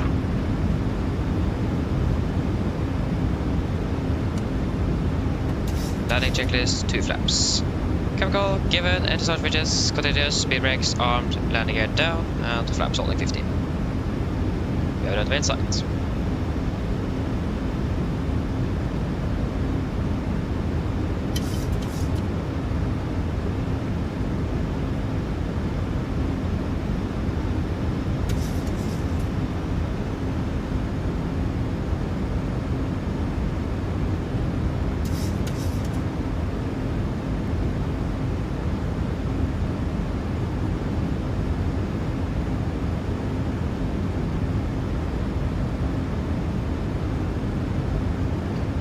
Nordic 396 on final runway 27.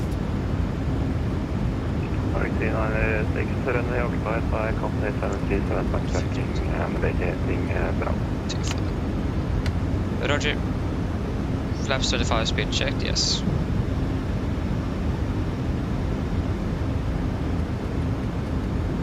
Flaps 40 speed checked.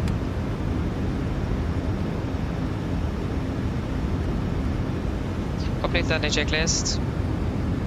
Flaps for the planned, 40 green light. Landing checklist complete. Mr. Approach altitude again is 5,100 feet. 5,100 set. Nordic 396, no reported traffic runway 27, wind 250 degrees, 181. Copied Nordic 396. Okay, we approach 1000, we are stable, runway is clear. And disconnecting.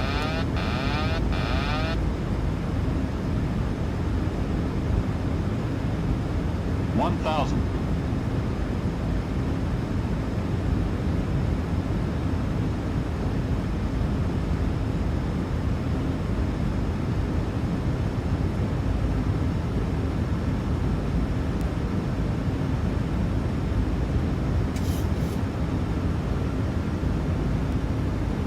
Approaching minimums.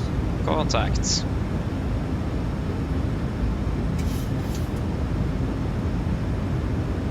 Minimums.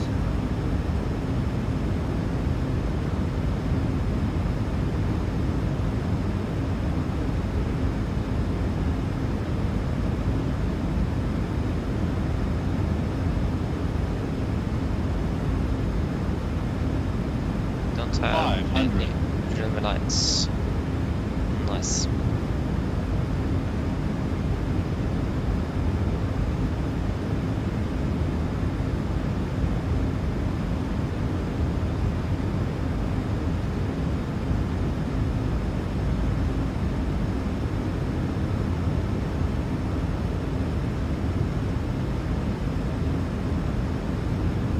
$100.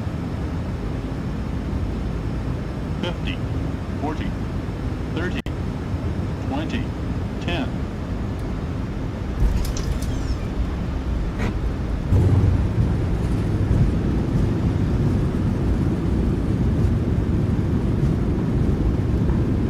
Knots. 80 knots. Manual braking. 60 knots. There you go, guys, welcome to Longyearbyen. For some reason runway lights are not working and they worked perfectly fine yesterday. That's great. Just go to backtrack.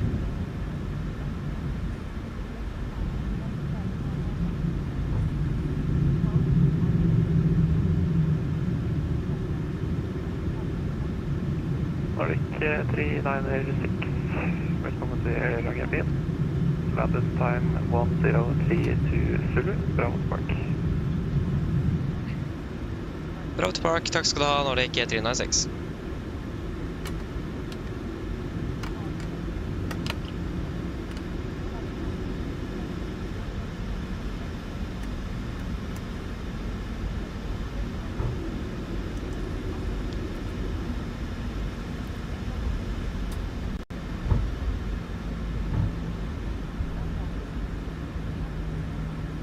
Okay, the question is now just what is available for us then regarding parking.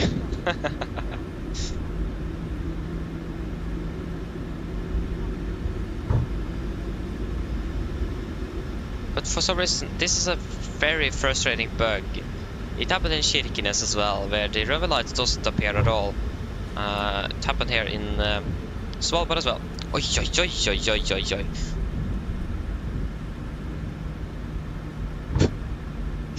What did I say? That the runway is bumpy. Ay, ay, ay. Okay, that was actually, yeah, that was quite bad. I hope it didn't hit the engine or something. That was good. Ay, ay, ay. Okay, again, the only question now is basically what is available for us.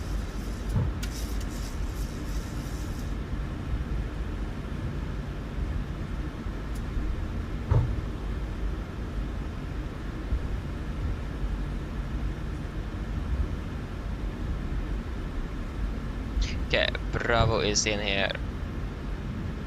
Can fire up the APU. We don't have tax lights. Why haven't I done that yet?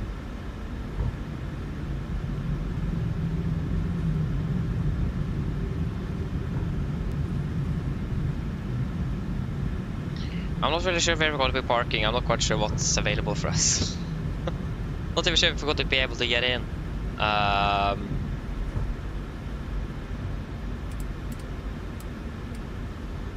Okay, just hold here a moment. That stand is occupied. Airliner parking. There is 2 available. If you take parking 2, no. Where is you?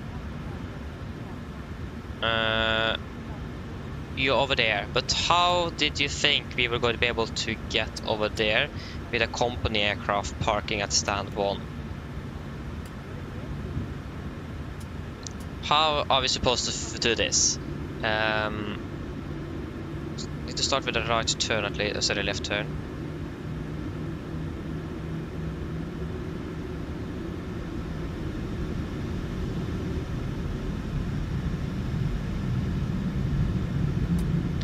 We just need to try to not collide here. We just need to deviate from the taxi light. Oh, yeah, parked all. Ah, okay, then we have plenty of space then. Actually, no, we don't. Forget that. I don't really like this margin here. Again, we're very close to our parking stand already. Yeah, it looks like we should be fine.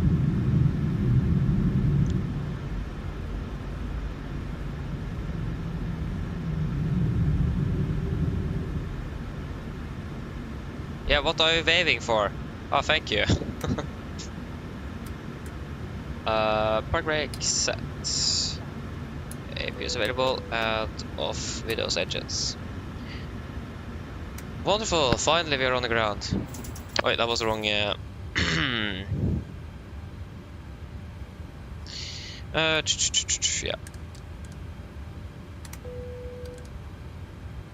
turn on the APU bleed.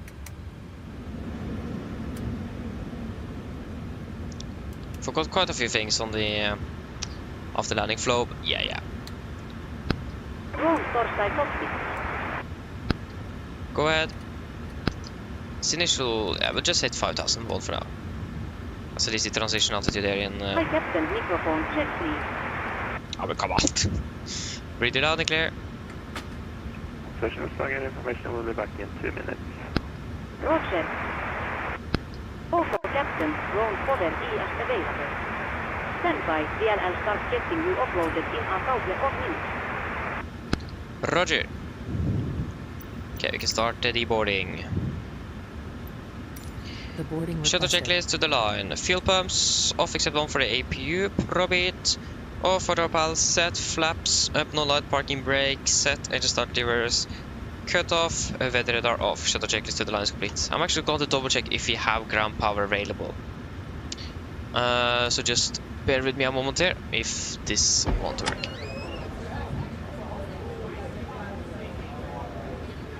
There we go.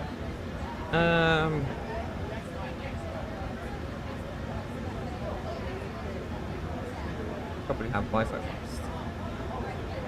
That's probably a good idea. I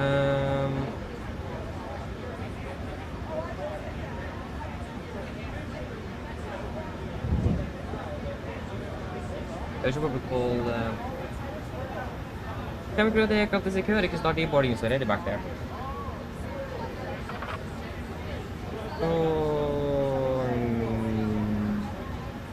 Longyearbyen. Passengers deboarding starting. First of all, but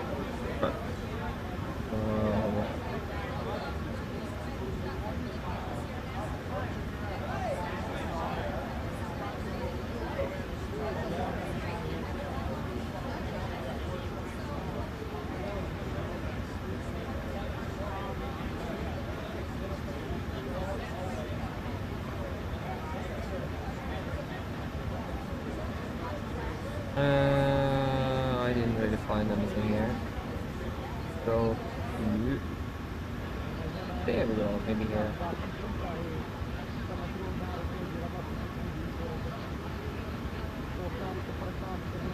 I mean, come on.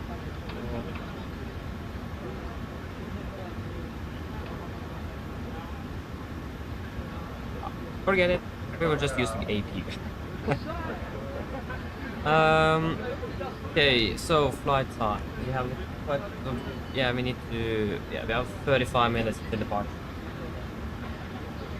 Yeah, flight time 1 hour and 27 minutes.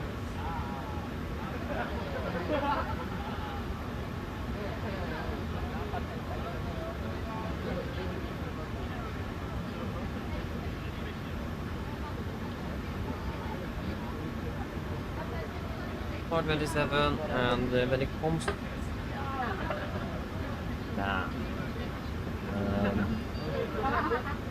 right now, start.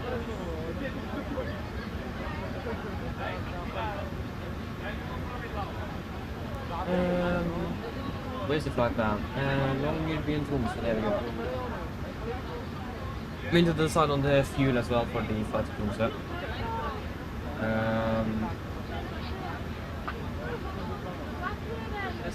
Friendly. Generate. Ether.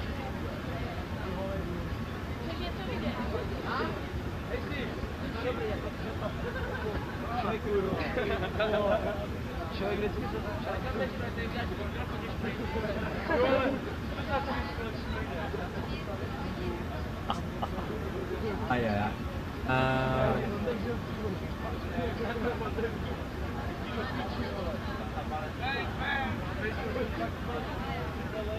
File.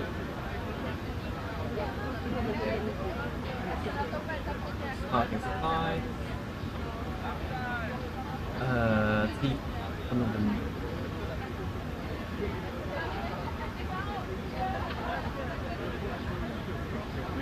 There we go, that's now all filed. We will reset the clock. And we will press the flight down. There we go. Correction. Shutdown checklist below line. Technical completed. EFB completed. Shutdown checklist complete. Wonderful. Cabin temperature at the moment. Oh, we can't have it that cold at least. Not when it's minus 4 degrees outside. The cockpit is okay. The cockpit is actually quite warm already. But the cabin is something you should monitor. The forward is a bit colder than the aft. Doesn't really make sense. We have stairs both on the front and the back. So that should basically be the same. Yes.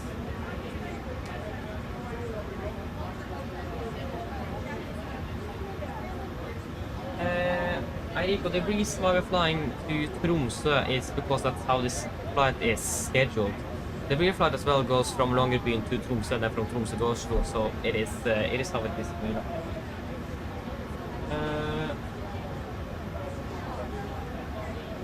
Perfect. Hello, welcome. Opening well. I hope I said that correctly. Yeah, it is called self-loading cargo, so that's both for the ground crew and the cabin crew. Self-loading cargos.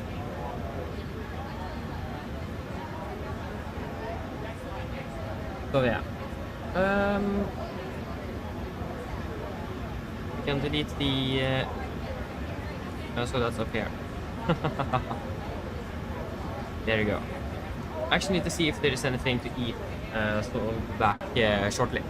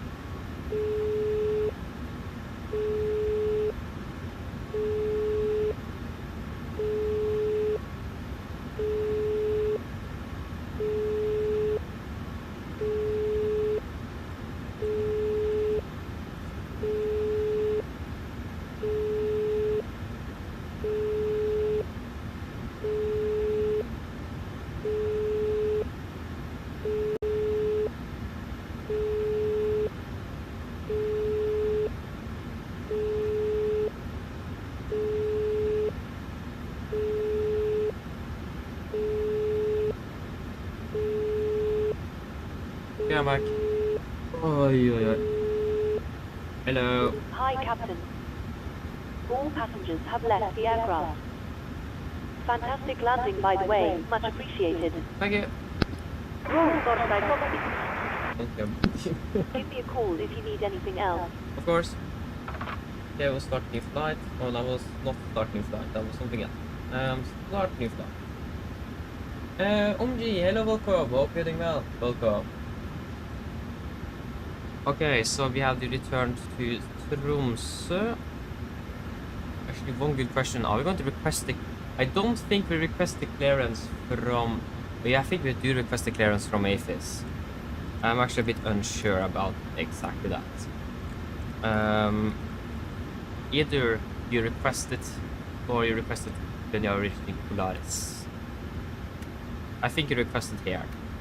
I like how the temperature difference here is quite significant between the forward and the aft part of the aircraft. 3 Papa November. 3 Papa November.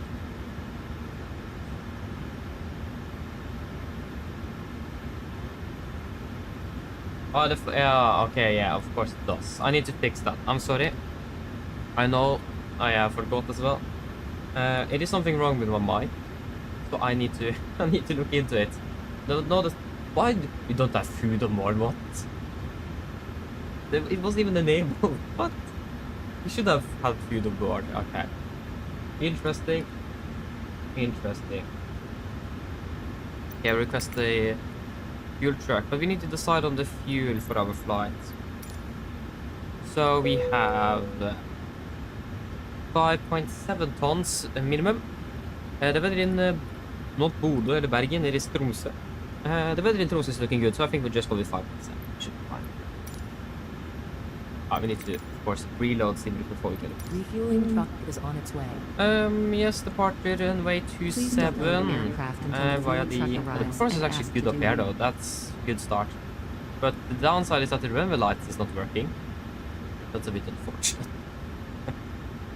Via the Ampis. Ampis 1 Bravo, I imagine then. Yeah, oi. Ampis 1 Bravo. After that, it is going to be Papa 853 to Longyearbyen. Papa 813. No. What is it then? Papa 853. 853 to Longyearbyen. Fuel truck is in position. Arrival. Please I don't didn't load select aircraft Gardermoen. Oh, until the sorry. fuel truck arrives and I ask mean to Tromsø. tune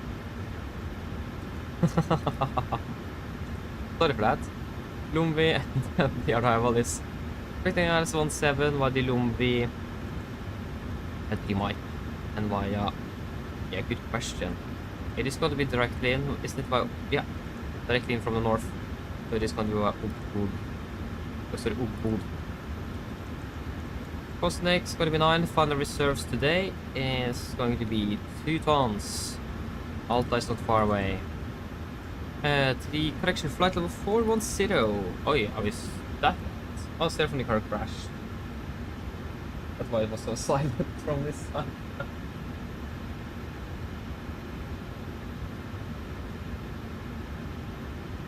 Hello, hello, welcome, opening bell. Oh yeah, of course. I need to do that one day. I don't have time though. That's the thing. But yeah, I can understand that. Hey, this didn't work.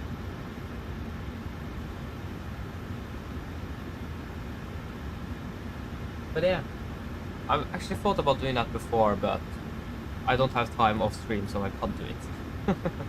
And again, like I said before, I don't have, like, I just can't fly anything else than Norwegian and the 77. It doesn't work for me. It doesn't have the same feeling. I'm getting depressed if I'm flying something else. So yeah. But I thought about it before. It sounds and looks like a lot of fun though, I'm not gonna lie. Yeah, and Ålesund, yeah, we have done a lot of flights there before. I'm not quite sure when we're going to be flying there next though. Again, it's all randomized. I'm not choosing this myself. It is like 50-50 basically. Or less than that. 268, 55. 268, 55. Average ISA is -6, -56, -62. Yeah, -62 is great. Hello. Hello, Captain. Is the fuel truck? Okay, Yeah. I've spoken to security, and I'm told they'll be ready to send the passengers down to us in a few minutes. Thank you. Great. We should actually probably have loaded a bit more so we're using the I'll APU. see you later. Yeah, Roger. Because again, we are burning a little bit of fuel. We're going to have the APU for like another 25 minutes. Maybe we should request grab the fuel truck back and ask if we can have another 100 kilograms. Refueling truck is on its way. Just to be on the safe side. Please don't load aircraft until the fuel truck arrives and ask Go to ahead. do it. Hi, Captain. Microphone check, please. Read the landing clear. OK, Captain. Radio check IS-8 DLL contact even here, ready torstai, start loading. Roger. Oh, the weather got just significantly worse now. Maybe we should request even more fuel. No, I don't think so. I mean, why not just run it up to 6 tons then? I mean, we have 5.7 we need for the APU and some little extra, so 6 tons should be 10. Give us 6 tons. Fuel truck is in position. QNH 1023. Please don't load aircraft until the fuel truck arrives and ask to do it. Yes, 6 tons, please.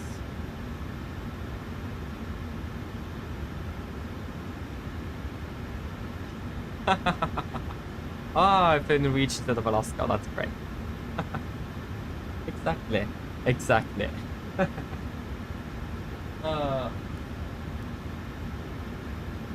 Till welcome opening bell. Oh, you're landing now, that's great, Benjamin. And also you see Svalbard. Ooh, nice. We want 6 tons.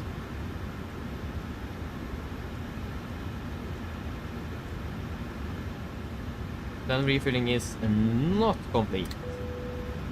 At least those 6 tons should cover, or those 300 extra should cover the APU usage. Hopefully. We don't need anything. Sit. Von Bravo, is it? Yeah, we're flying that way. Yeah, that didn't really help much. How is it looking further away in this direction? Yeah, we have some mountains there as well, but what is the distance to those mountains? That's the question. Because regarding the engine outside, we need to be a little bit clever here. I think we need to be flying out and then turn on a certain heading. But the question is just how far out do we need to turn or fly before we can turn? So if we take a fixed ring of 5 miles and then we turn on a heading of, well, that's going to be approximately, because then we can fly in between the mountains. What's that going to be approximately?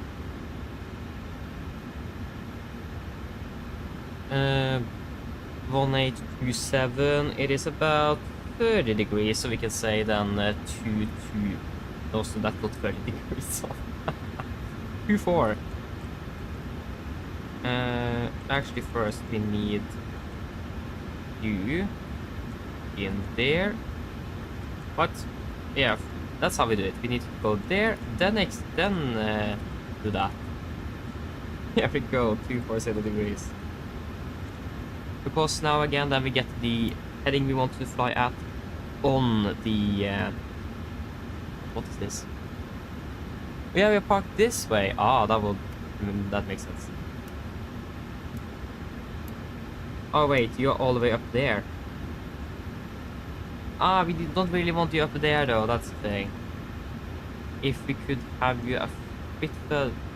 Wait, what? How could we do that? Yeah, if we set a heading on here, so heading... Yeah, it says heading 38, radio 328. Then the heading is 276. If we take 276, there we go. Because then we can copy you. Or maybe we can't do that then. I mean, why don't we just do it simple? We can make it manually. Forgot about that. Economy Sierra Bravo 276 at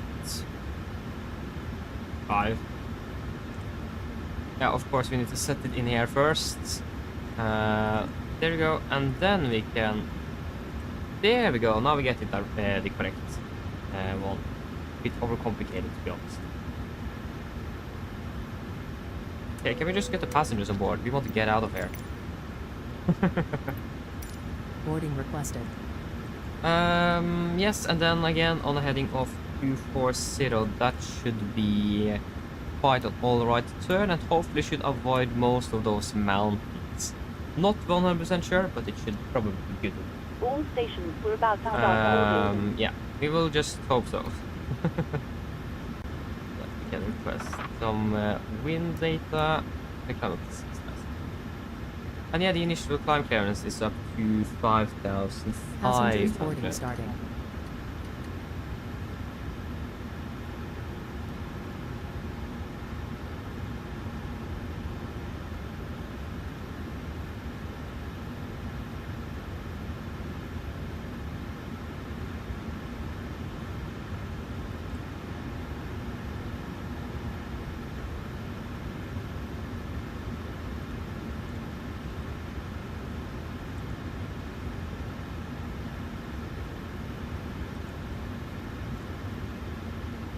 Good.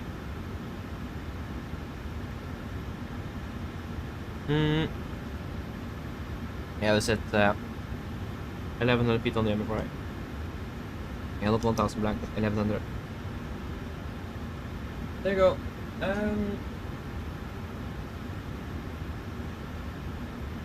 Hey, oh, you just finally done a full flight in the 17 without crashing. Wonderful. You're from Gardermoen to Oslo as well. Fantastic.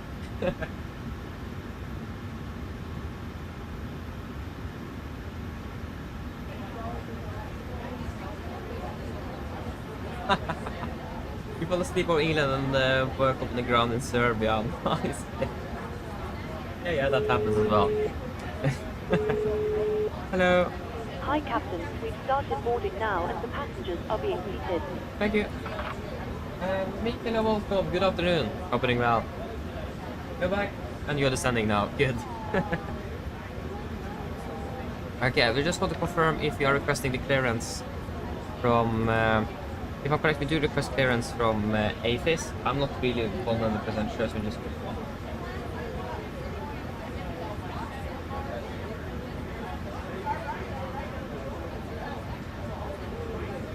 I think you request the clearance for AFIS.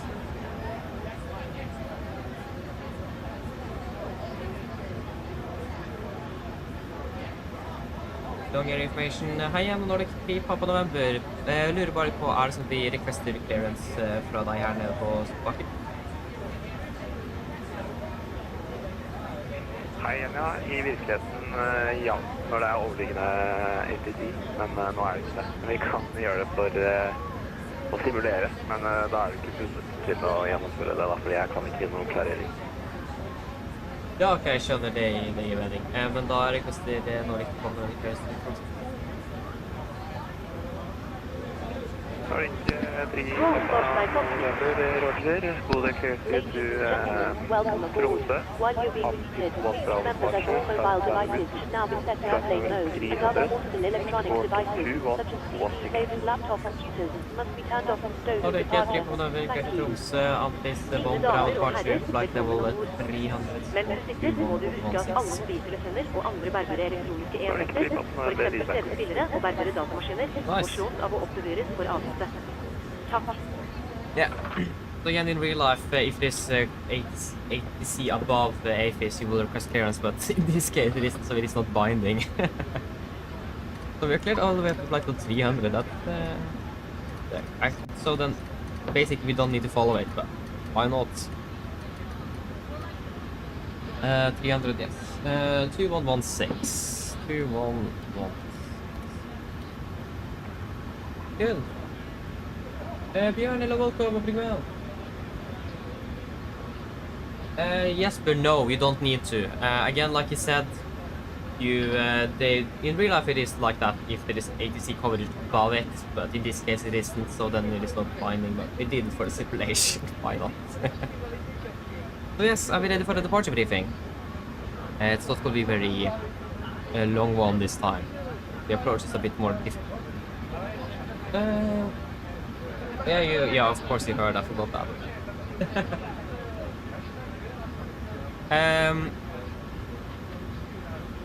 A good question actually, yes, but I don't know.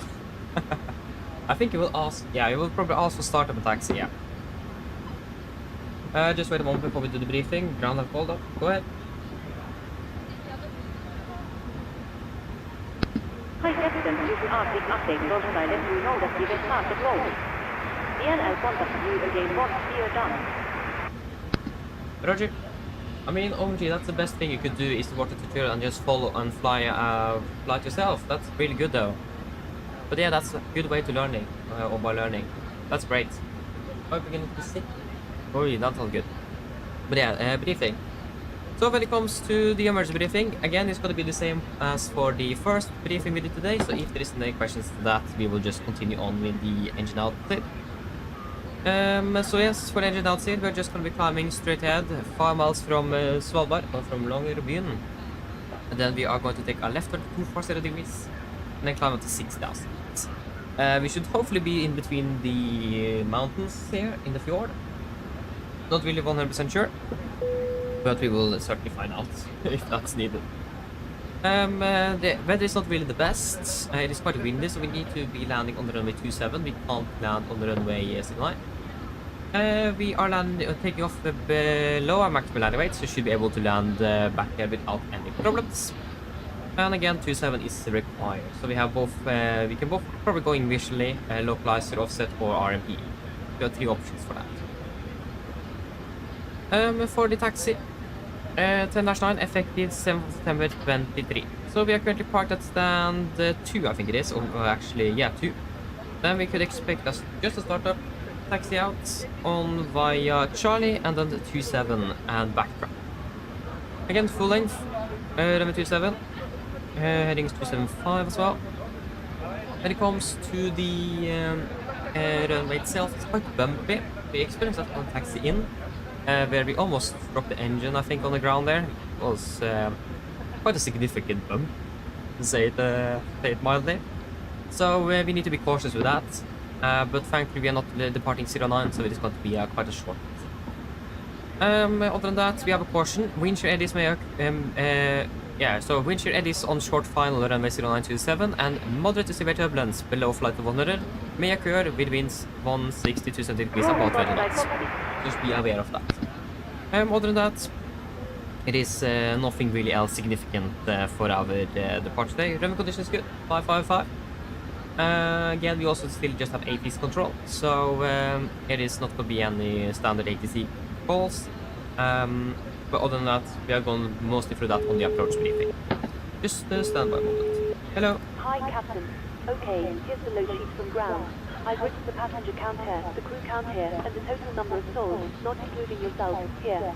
Thank you. Okay, looks like we're all set to go whenever you're ready. Okay, great. I'll call the ground to remove the stairs. You can just close the doors and give me a call once you're ready for departure. No problem. Thank you. So yes, and again, the weather good. It is a bit windy, but other than that, it is good. For the departure itself, that wasn't really the departure. There you go. So we are departing via the Amplis 1 Bravo departure. Chart NH3 Alpha. We are departing on the runway heading to Sierra Bravo 420. Then take a right turn, maximum 210 knots in turn to Sierra Bravo 422 before we continue over to Amplis. MSA in Svalbard is, or Longyearbyen, is 5,100 feet.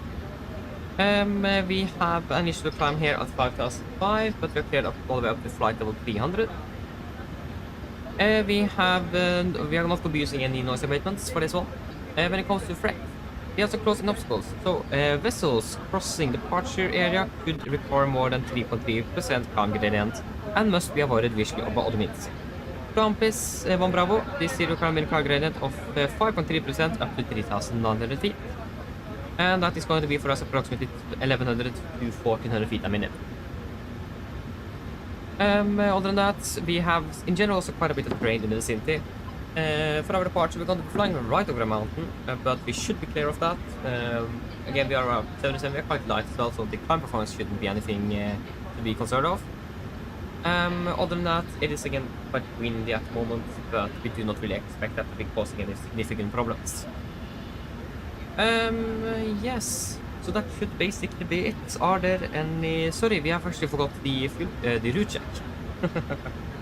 It actually also just put in the 5-9. We can also just confirm that. Oh, that was the wrong flight plan as well. So again, we added 300 kilograms. Here it says 55.3, 55.9. That's 55.6. That's still within limits. So for the route check, so again, Ampes, Papa 6, correction 853, and then to Longyearbyen, and then the arrival into Tromsø with a ground distance of 550 miles.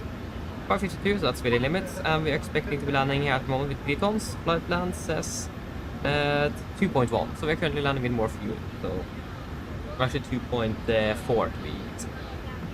Again, another threat that I just remembered is that we may experience GPS jamming or spoofing. That could be a problem. I'm not really sure if it is. It isn't anything on the note times anything. I don't think that's going to be a significant threat here. But again, it should be something that we need to be aware of. But it is a problem in general in northern Norway, especially in the east side of Finnmark. But other than that, we don't have that simulated, unfortunately. But we should still be aware of it. So that should be it. Any questions? Provenance brief complete. Yeah, again, like Omji said there, we are currently in Longyearbyen. There you go. Pre-flight checklist to the line. Pins and covers removed, oxygen test 1%, tire transfer display switches, normal auto, window heat on, precision mode selected, auto, flight instruments. We're currently tracking 091 degrees. The QNH is not correct.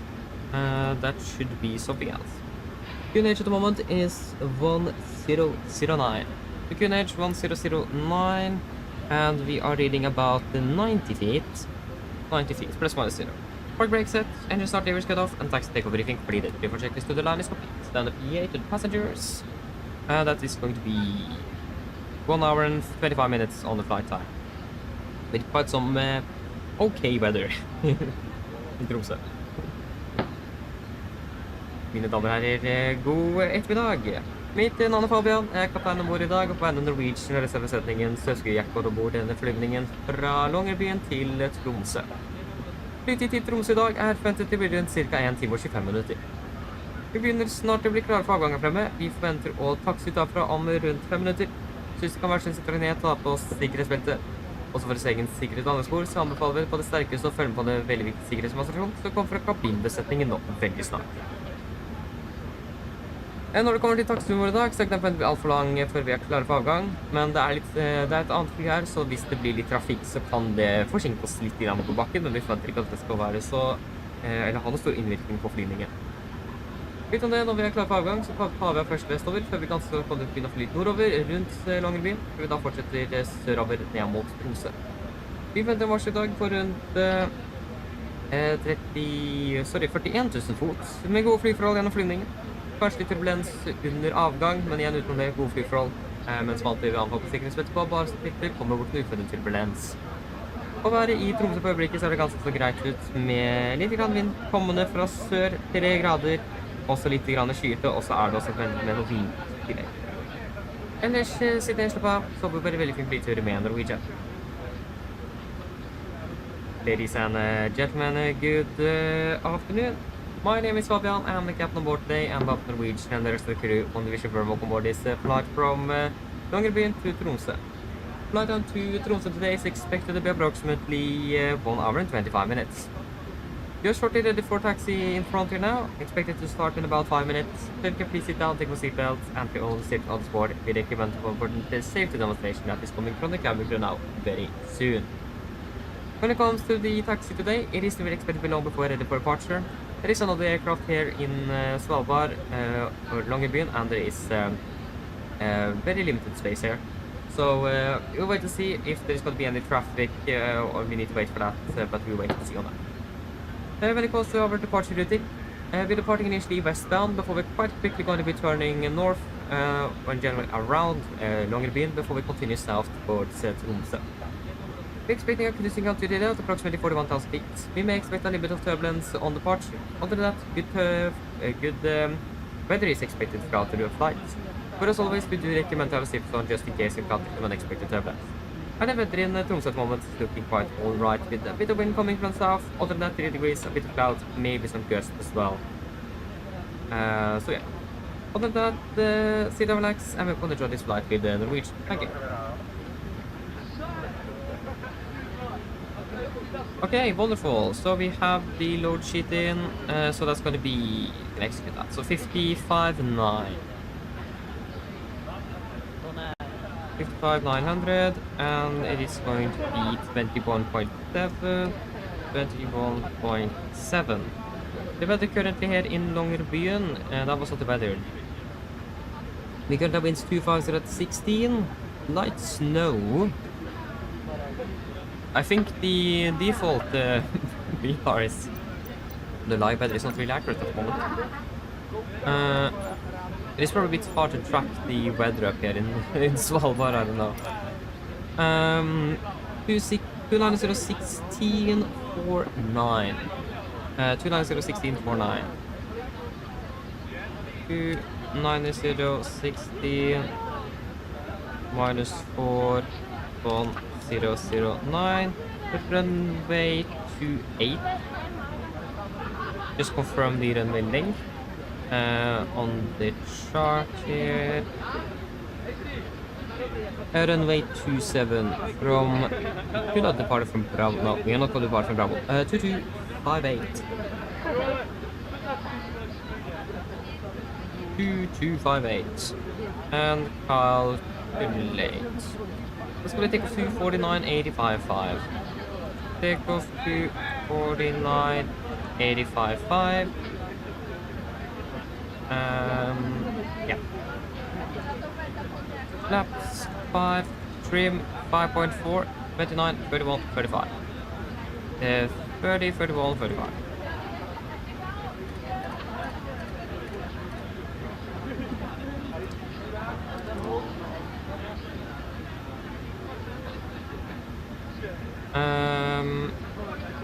Yes, you're pretty much ready to go. Heading is going to be 275, actually, not 276. 275, 275, 275. Again, it's going to be 5.40.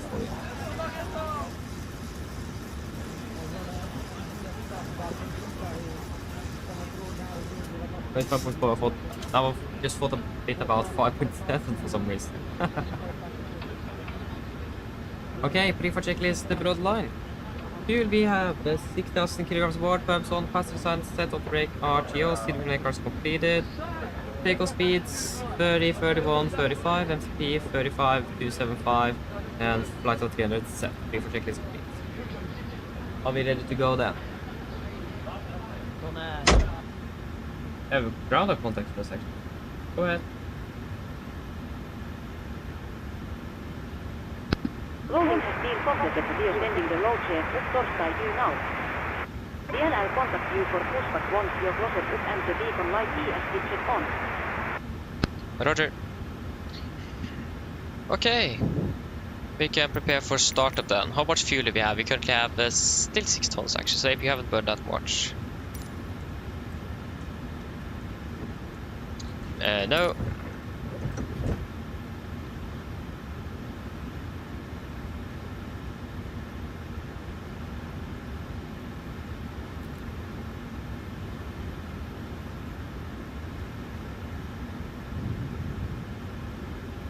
Oh, you have to de-ice. Ah, yeah. That's unfortunate.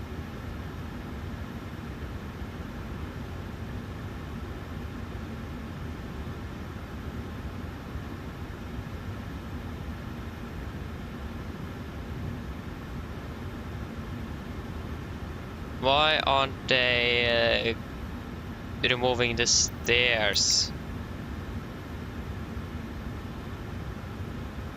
Ah, we need to close the doors ourselves, what? That's something new.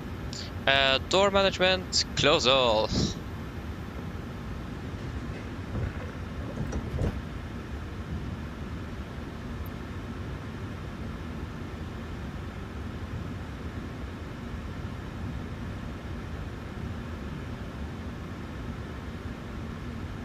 I think we need to just say that we're ready for startup. Når det ikke er 3 Papa November, ready for startup. Nordic 3 Papa November, your discretion, QNH 1009. QNH 1009, correction Nordic 3 Papa November. Okay, we are ready for startup. Roll torstai cockpit. Go ahead.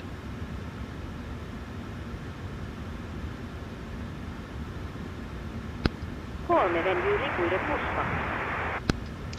Pushback is not required. We are ready torstai dispatch. Okay, thank you. Speed ahead. Thank you for the help. Bye. Okay, before start checklist. Flight to door is close locked, doors windows close locked, and flashlight on. Transponder alt off. There you go, and Radeon free and 0 before start checklist complete. Okay, we're ready for startup then. Okay, we can fire up engine number 2.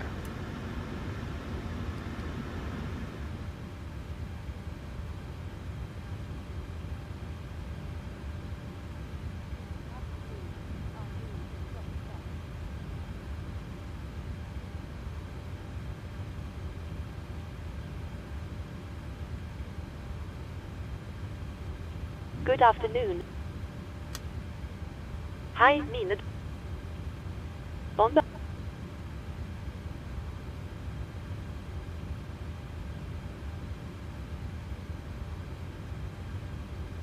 På vegne av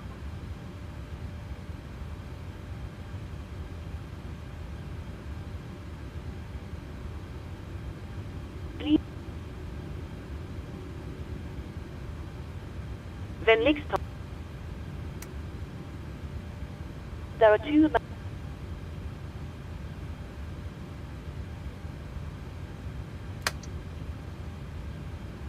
Longyearbyen, There you go. Starting number 1. Request startup.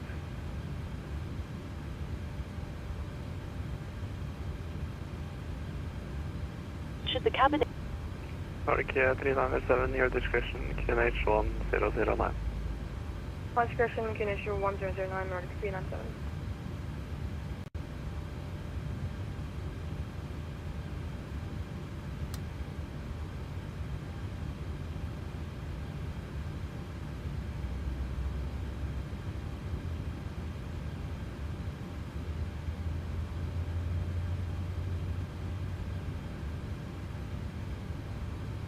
in the unlikely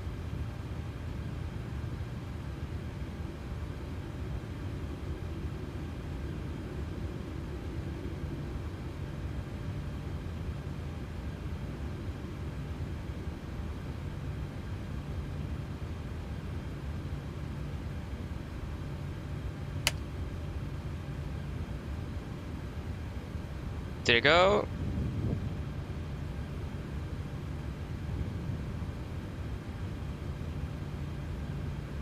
while we wait. Wonderful.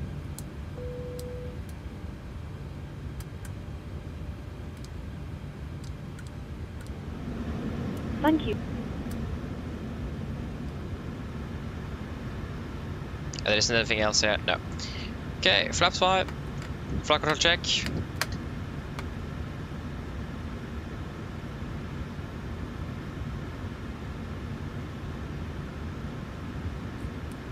Before taxi checklist. Generators on, probate on, anti-ice not required, air compressed, packs auto, isolation valve auto, engine start switches continuous. Recall checked, engine start levers, alternate flight controls checked, ground equipment clear. Flaps 5 plan, 5 green, and APU off before taxi checklist complete. Okay, are we ready then?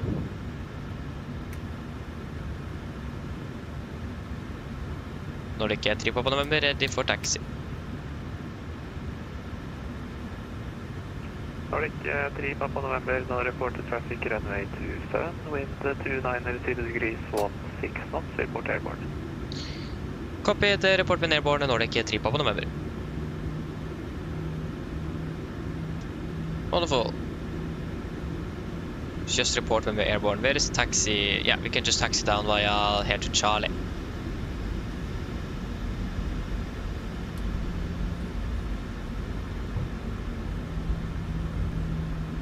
Right.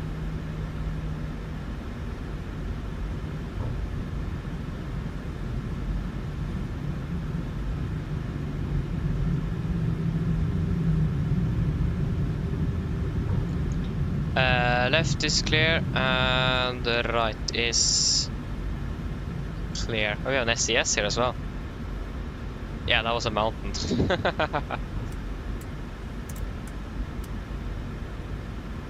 And you can turn on the T-gas.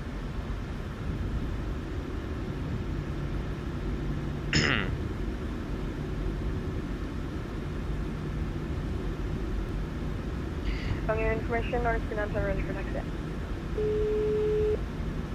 Hello. Nordic 397, Hello. runway occupied by Hello. 737, departing runway 27. Hi, Captain. Just to let you know that the cabin is secure for takeoff. Thank you, we're ready. No problem. Roger. We will sit the cabin. Yeah, why didn't I just call them now that they could just sit down?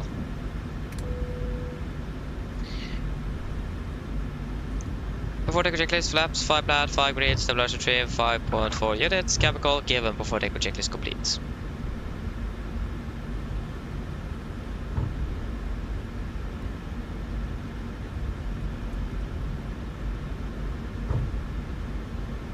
Okay, are we ready then? We will go terrain on my side and we will go weather on yours. This turn path, well, it wasn't very much. I thought there was a bit more space on the end here to turn, but it wasn't.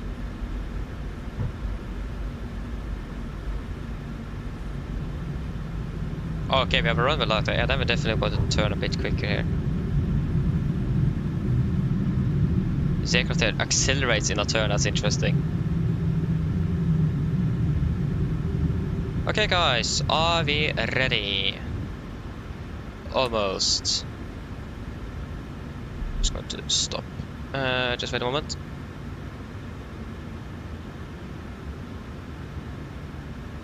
Ready? Take off.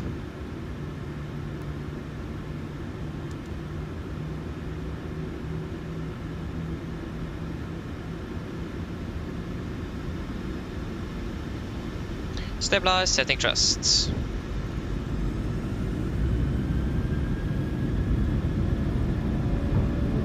Take on thrust set.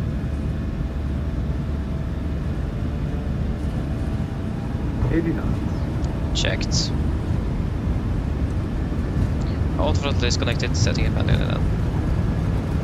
V1. Rotate.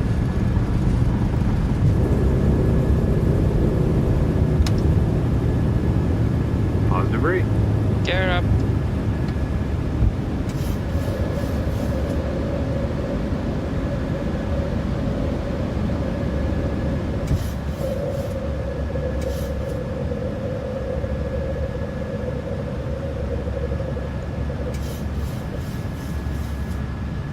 And auto throttle.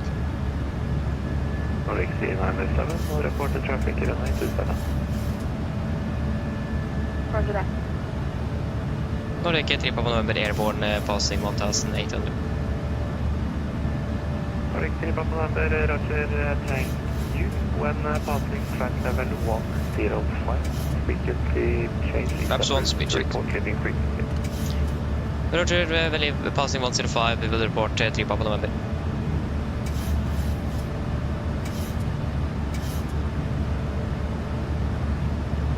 Flaps, up, speed checked. And Nordic 397 for my planning, what departure are you flying? We are going on the B1 Oslo. Nordic 397, roger.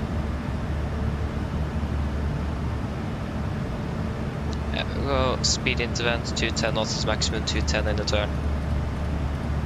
aircraft didn't really catch that. 1210. Canada 4491, ready for startup. German 4491, your discretion QNH is now 1010. Unit 1010, startup approach. Come on, there. Canada 4491. And all station speed QNH 1010. Is it standard? Longyearbyen. After the takeoff checklist. Engine bleeds. Are we allowed to evacuate? On. Backs auto, landing gear up and off, flaps up, load. Altimeter standard set. Passing flight level, passing flight level 80 then. Nordic 397 with 310 degrees 12 knots. No, plus minus 0 after takeoff checklist complete. Report airborne. Copy that, report airborne and no traffic here, here, Can cancel speed. And we can remove the climb D rates. Delete.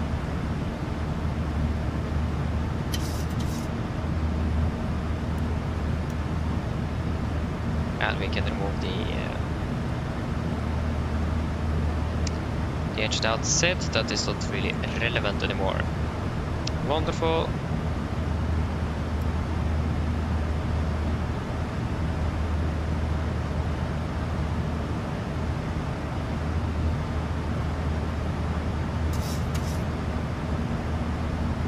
And 105 is approaching. We'll do that first. Sorry. 3997, squawk 6047. 6047, Nordic 3 på manøver, past flight level 105. Ha en fin dag videre, ha det bra. Oi, 3 på manøver, Roger. Takk for nivå, takk for turen og god tur videre. Takk, takk.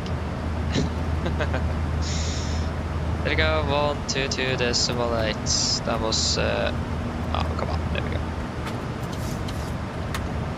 Nice with some AFIS. I need to look a bit more up on how to fly with AFIS controllers before flying up here next time. Or in general, need to look a bit more close how that is done properly. I haven't really been able to do that yet. And it's so rare that they are even now online, so nice. Finally return to Tromsø. That's wonderful.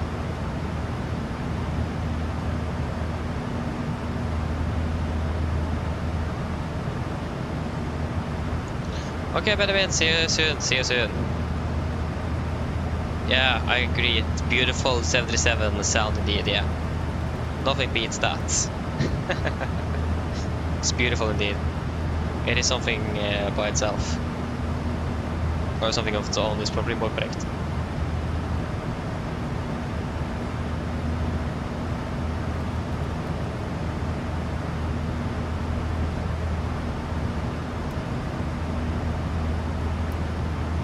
Yeah, you can switch over. I will take weather and you can take terrain. Like the sunset is already soon starting over here in northern Norway. You can see that it's already setting here in Svalbard. There's probably going to be a bit more daylight down in Tromsø, so I can expect a bit more sunlight down there. And then hopefully something in Oslo. We're landing at 16:40. I think the sun sets at around that time, maybe later actually now. So we should have some sunlight into Gardermoen as well. At least a sun in the sunset.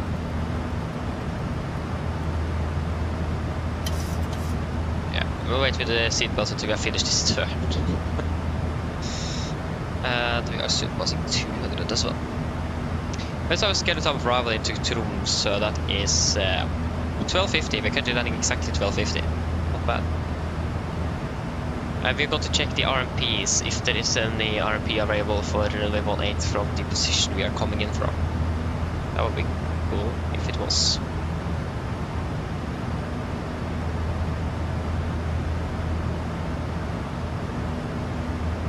There you go, passing flight to 200, and the pressurization is looking good. Wonderful. We can turn off the seatbelts now.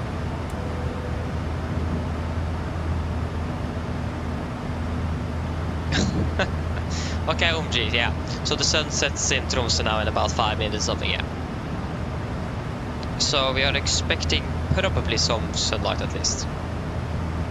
Again, the sun here in Oslo sets at about around 1640 actually when we are scheduled to land, so we should still have some sunlight.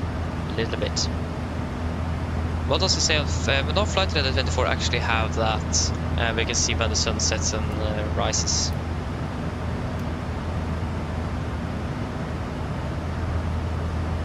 We can check Oslo first because we're already down here.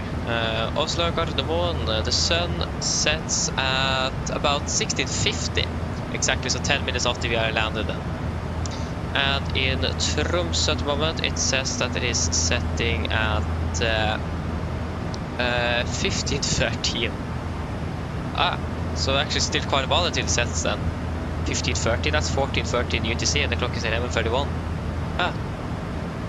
Nice. Yeah, you're 5 minutes behind, nice. Again, if you're very close I will increase the cost index and we can fly a bit faster if that's necessary. Okay, you're over, yeah, okay, you're there now. Okay, then we should be fine then.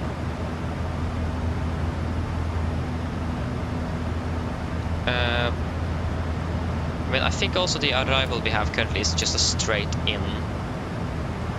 Yeah, it is. So I mean, we'll probably just go with the ILS nevertheless. It is, again, just a straight in. We're landing on time, we can increase the cost index a little bit, so we have a little bit more separation here as well with the company behind. Performance, we will increase to 40, we have plenty of fuel of course, we should be fine. We're still landing a bit more than we need, and landing now 3 minutes earlier. Okay, you're quite a bit heavy, we have like 87 passengers, or something. In the flight plan list it says 87, yeah. With this, with 6 crew members on board, so about 93 souls on board. So we're quite light compared to you then. Nice.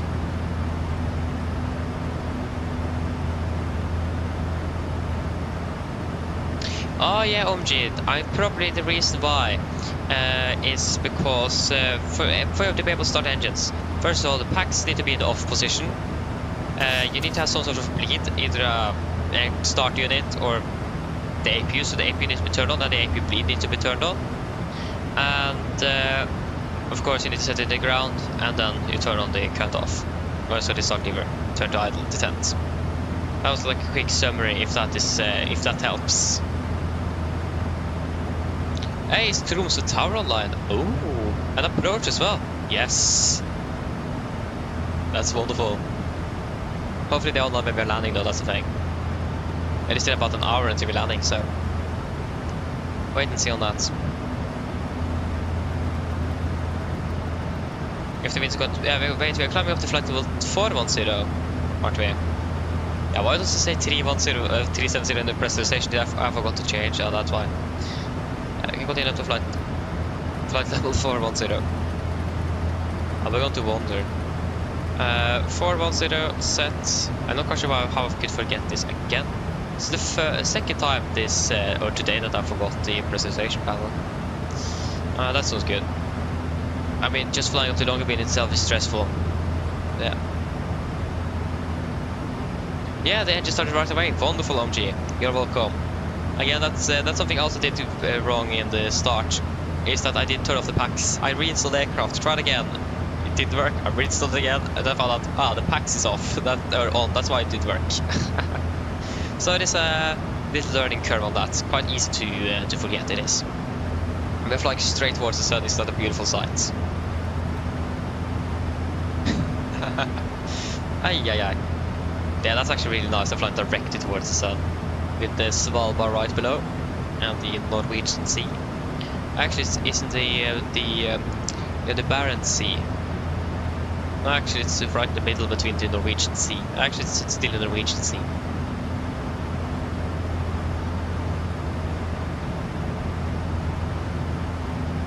I'm actually a bit surprised that they're so struggling so much with the climb performance here, since they're so quite light actually. Yeah, there you go, possibly to 300.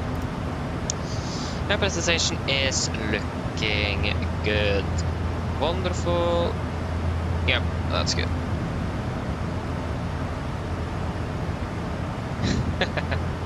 Yeah, it's a beautiful sunset indeed. Again, this is the best thing with the winters in Norway. Sunset and sunrises all the time.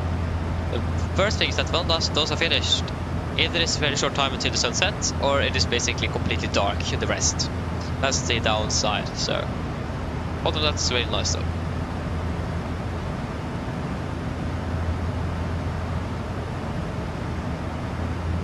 Yeah, again, probably most likely going to be online when we're landing. Yeah, they are.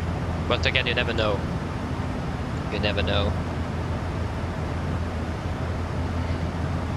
So it's...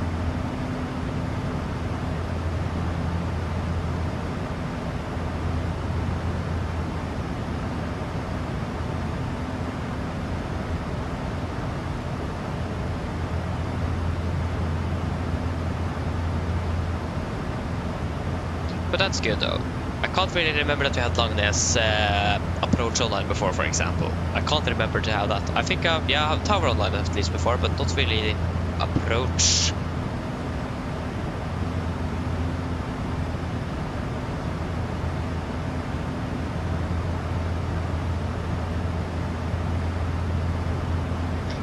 Hey, nice Travis. I think you did great. I'm not quite sure how I did though. But you did really great. From what I've heard, how AFIS controllers are talking as well was basically the same. So you did really great. But yeah, I need to look a little bit more up how to fly with AFIS. That's for sure. so yeah. But you did great indeed. Really great to have AFIS. Again, it's really rare that we have that on WhatsApp. So great that you did that. So thank you for that. I appreciate it. And yeah, like I said, it is definitely something completely different from the standard tower controller. It is. So again, a bit more fun as well.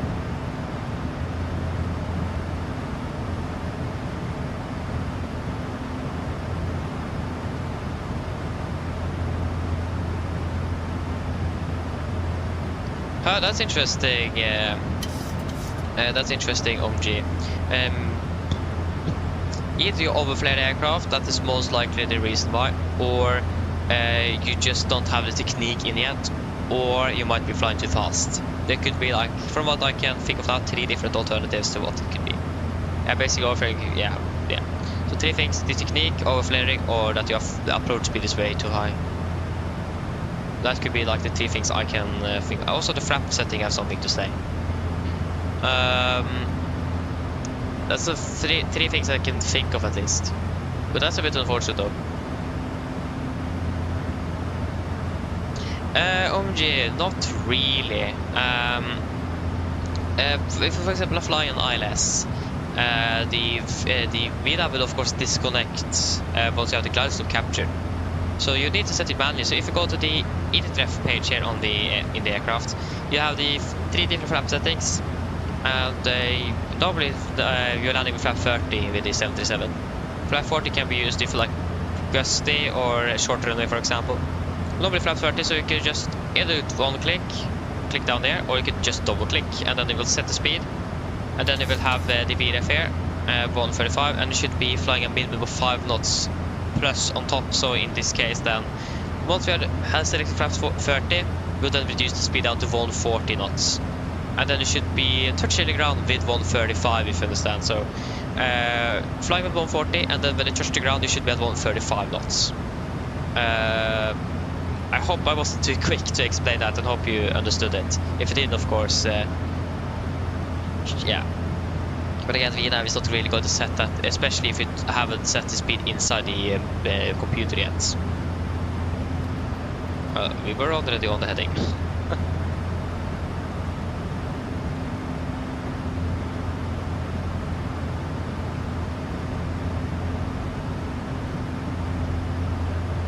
But yeah, of course, Travis, yeah, I was a bit unsure about that, so I just said that, but yeah.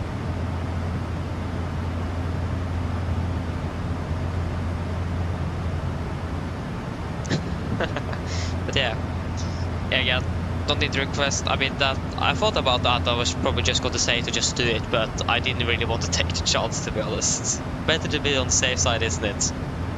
But again, I need to look a bit more up to AFIS control again. I thought this is like the second time I've been flying with AFIS, so I'm a bit unused to it. And again, it's quite uncommon in general as well around the world, except in Norway though. It's quite common actually here.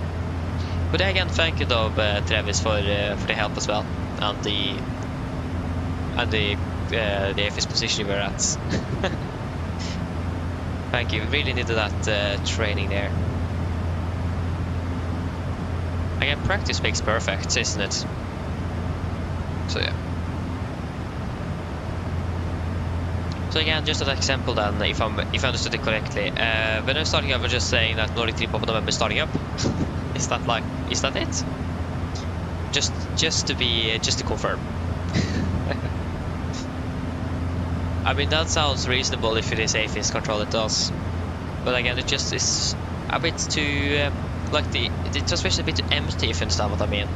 But I mean, it makes sense as well because you're normally requesting it, so yeah. Yeah, that's it. So yeah. And then with the taxi, just saying that you're taxiing and ending up 27 or something like that. Do you need to say that you are departing as well, or can you just take off? Again, I need to read a little bit more up on the AFIS control. Should have done it a long time ago, but I haven't done it because, first of all, I actually forgot to do it.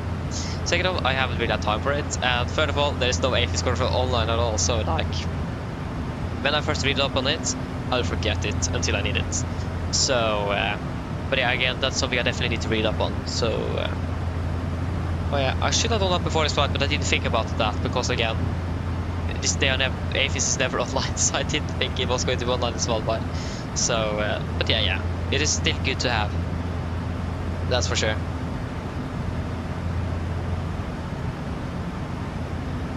Yeah, the RPV goes.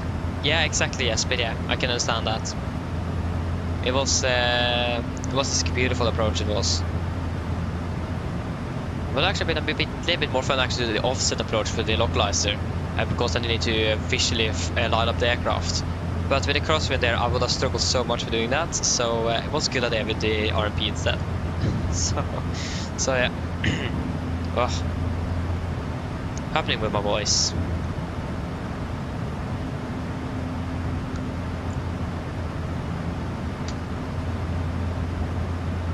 Oh yeah. Yes. Yeah, still landing 47, so we're landing 3 minutes early at least. The sun is getting a bit annoying. We have the sun visor, of course, forgot that. If we can just get you up here.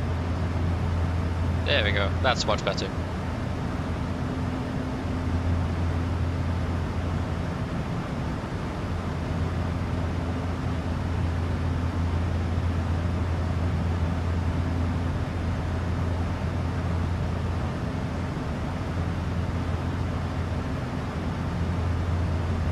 Yeah, exactly, Travis. I imagine that. So yeah, the more you report, the better it is. Exactly. I can imagine that.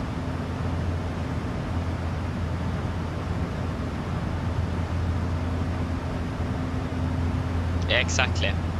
So yeah. Again, learning by doing. Fast to go. I just got to quickly check the presentation. Quite high, but I mean we are high up in the air as well, so it makes sense. You're basically at the maximum service ceiling of this aircraft now. So yeah.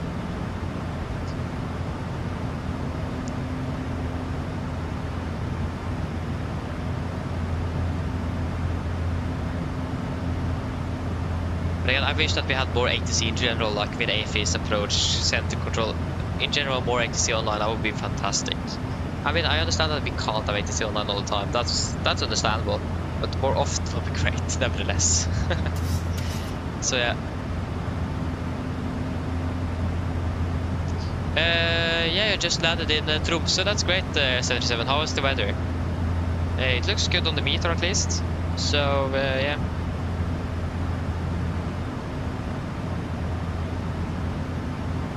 Oh, nice, Travis. I think you should send it if you send it to Discord if you can, and I will pick it up. Can't really send any links in the chat, unfortunately. So, but if you can send it, I will definitely go and read through it. So yeah, thank you. So yeah, we're going to do a fuel check here at Riki. So at Riki, it is 3.7, and we rounded up in 3, so 4 tons actually. 4.3, that's good. At 1.8, we have burned probably a bit more than that. Actually, we have burned I've actually burned 1.8, almost 1.6. And 20 minutes, we'll be flying for 22. Oh, wait, what? Ah, okay, we haven't really saved much time in though. Thank you, Travis. I will look at it when I have time for it. Thank you.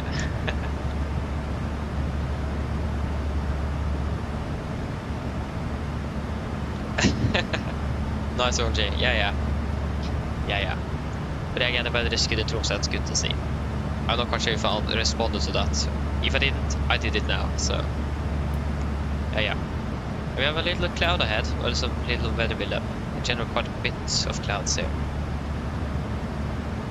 Yes. 276 at 23, so at 53 it's gonna be 30 minutes.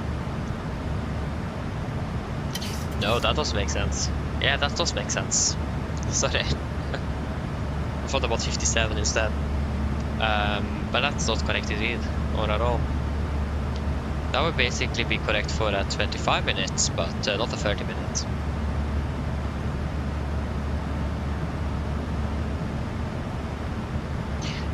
Yeah, at least I actually got some food though on the ground in the Svalbard. Managed to run into the terminal and grab some delicious pizza actually. So that's great. Just gonna quickly eat that and I'll be back shortly.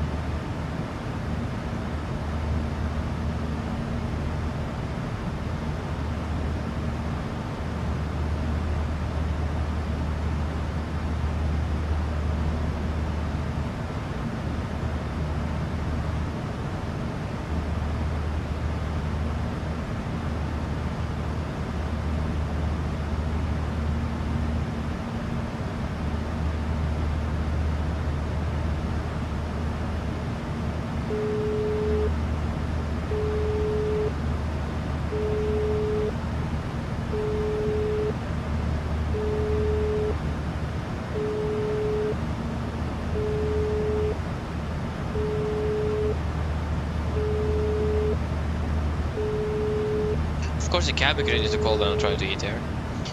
Yay. Should be like a do not disturb button there. I can't even click, there you go. Hello. Hi, Captain. I was just wondering if you'd like a drink. Maybe a tea or coffee, or a bottle of water. Is there anything you guys want from the cabin regarding drinks this time, not money? Is there anything you guys want from the menu? We have a few sodas, some juice as well, coffee, water, tea as well. You want Pepsi? 501 million kroner. There you go, 501 million kroner. Yes. Yeah. You managed to sneak around this time as well.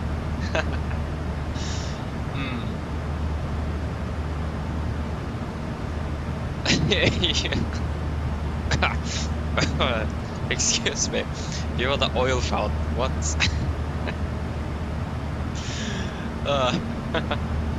Yeah, we just request a Pepsi then.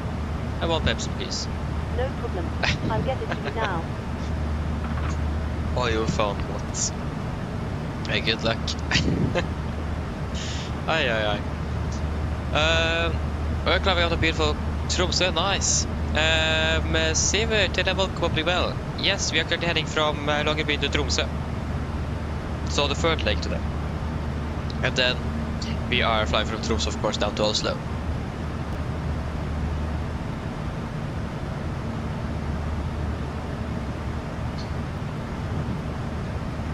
Okay, I'm just going to finish eating, so I'll be back shortly.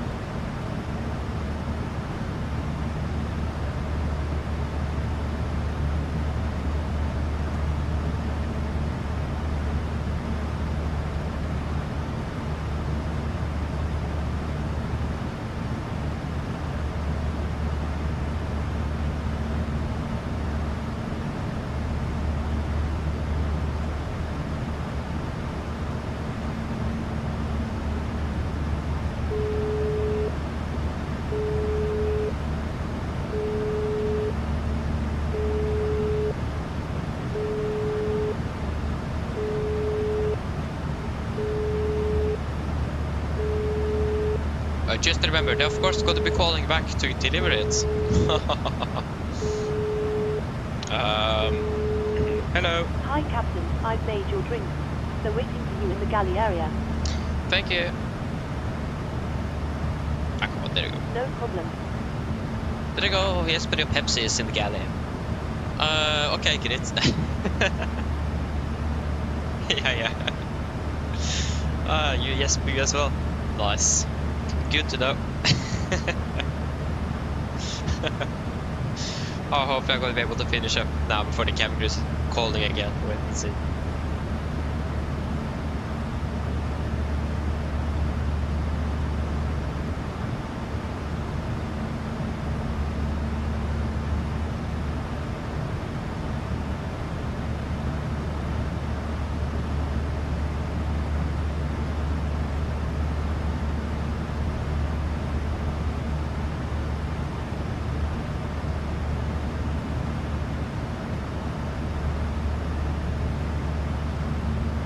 Okay, yes, but I understand.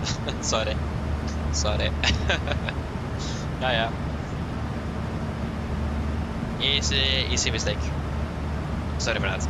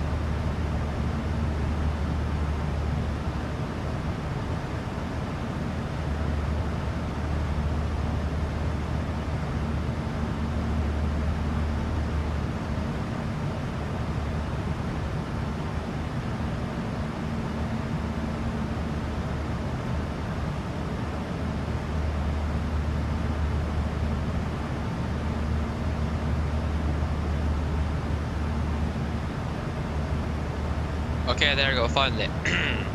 Finished. Well, okay, Jesper, so that was what you were referring to, I guess. Sorry. Just the timing there was perfect for the other one. so yeah. Yeah. Oh, excuse me. Yeah, it's a lot of wind up where you are. Quick sideways, yeah, I imagine that. We are good now. Okay, we have just 64 knots. I think we were closer to 90 knots not too long ago. Probably just me. Probably 60 nevertheless. Yeah, but definitely 60. Nice though. Nice stuff. Yeah, I can agree on that. I can agree on that.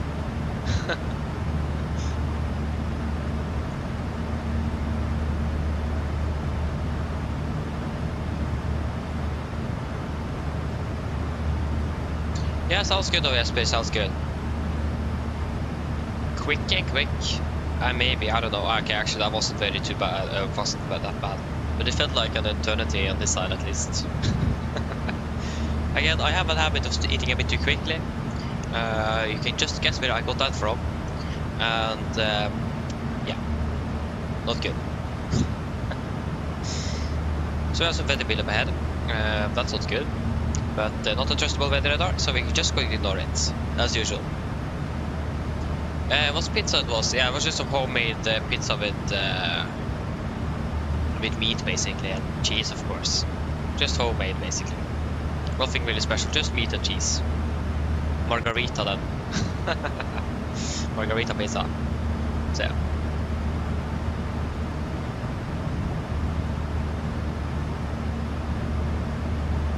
I don't really have Greenland in the cabin though. I don't really think they have that.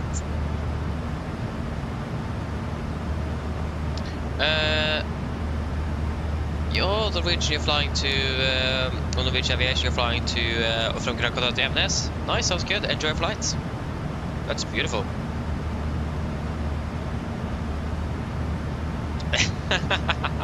You remember that, Tromsø? You remember that? No, this is actually my mother that made that, so no. This is not with my grandmother. It isn't. It's not a half ton, not half a ton, but half a kilos of cheese, unfortunately. Back in the Norwegian Aviation, thank you. Grandiosa, no, it wasn't Grandiosa. Again, it was homemade, so it wasn't Grandiosa.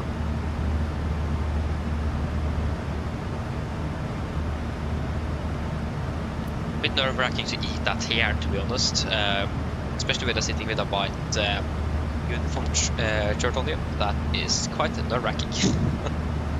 If you spill that out, then your white shirt is not very white anymore. Say it that way. So yeah. Hey, nice, you're boarding passengers. Oslo, nice 77. Where are you flying from? Are you flying from Tromsø as well? Or where are you flying from? I know, yeah, it was a lot, but I mean, she purchased a fully finished, what's that word again? I can't remember it.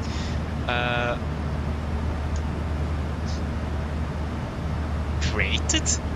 I've never heard that before. At least she purchased like a package of grated cheese, finished grated cheese.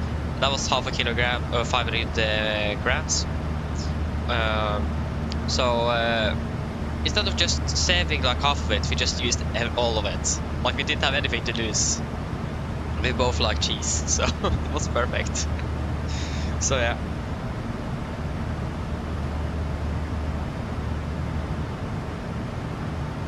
Yeah, half a ton might be a little bit too little. Yeah, of course, half a ton is way too little. Yeah, it is 500 kilograms. That isn't enough. Oh, you had Grandis yesterday. That's great, OJ. I haven't had Grandis in a while, actually, by now. Yeah. Skålvik, hello, welcome. Hope you're well. Yeah, Tromsø. Nice. Could have a ton, that's minimum.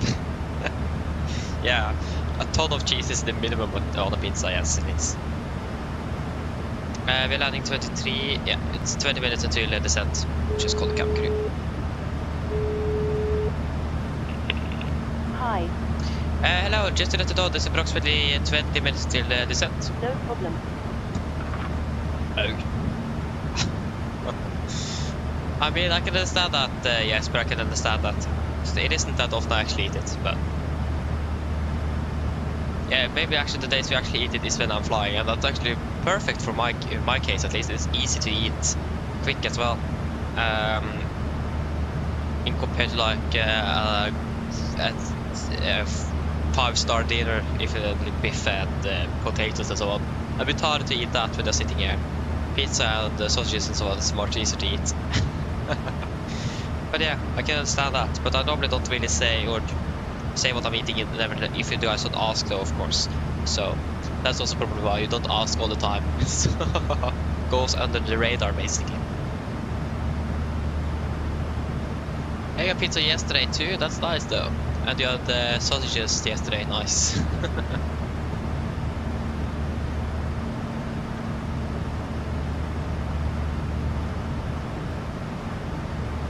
Oh, gee. Oh, I understand. I mean, I have experienced the same myself. Like, when the dinner is actually ready, I'm probably already on the ground and ready for departure, so that when I'm actually able to start eating, it's already cold, so it's a bit annoying, it is. Yeah, that happens.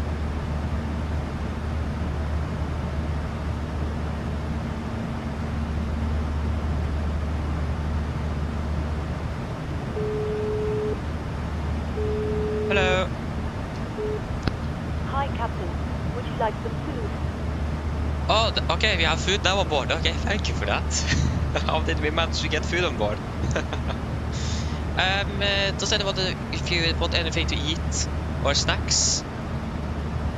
At least I want, actually I do have something already, so I don't need anything. Quick lunch on Jesper? Anything else?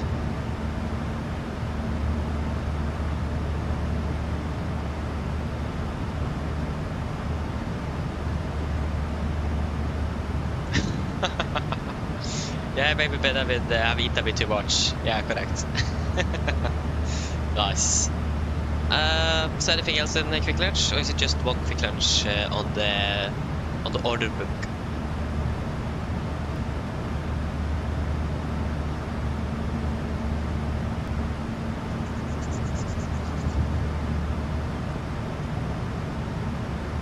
Just one quick lunch.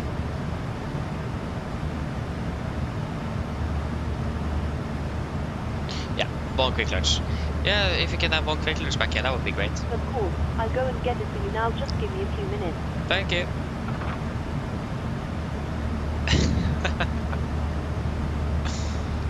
No bad thing. Oh, I can call up the cabin crew again. I can call up. Yeah, what is it, Tromsø? Hi, Captain. With beef Wellington. Does even Norwegian offer that on board?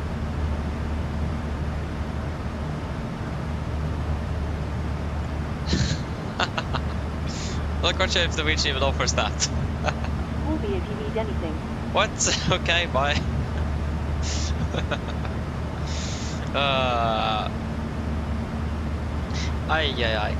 Biff Wellington. Do they offer that? Not really sure. How about at the top of the sand? It is 130, so 30 until we start preparing. Good.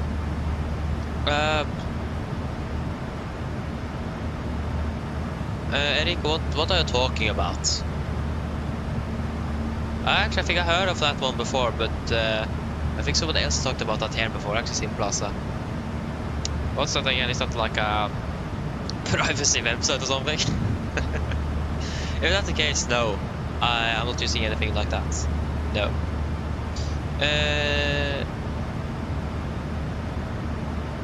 I mean, they have some sandwiches and so on, but yeah. Yeah, exactly. Plus it's a privacy website. A piracy, not privacy. That's two different things. Yeah, no, I'm not using that. I'm not. You need to support the developers. But yeah, I'm not using it. No. Can't really do that. It is illegal though, so. Yeah. Quick lunch for life, I can agree on that. Unfortunately, I just have risbrød. So, I don't want that. I want Freia, not Nidar. But that was what we had. Oh yeah.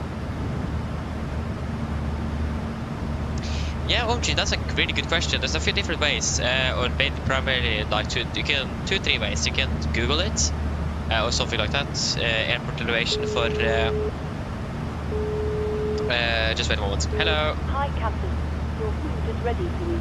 I put it in the galley so you can grab it whenever you're available. Thank you. No problem. There you go. The quick lunch is ready for you, Jesper. Again, you can either Google the airport elevation in feet. If you have charts available, you can also check on the airport chart. So in this case, the airport elevation in Longyearbyen is 94 feet.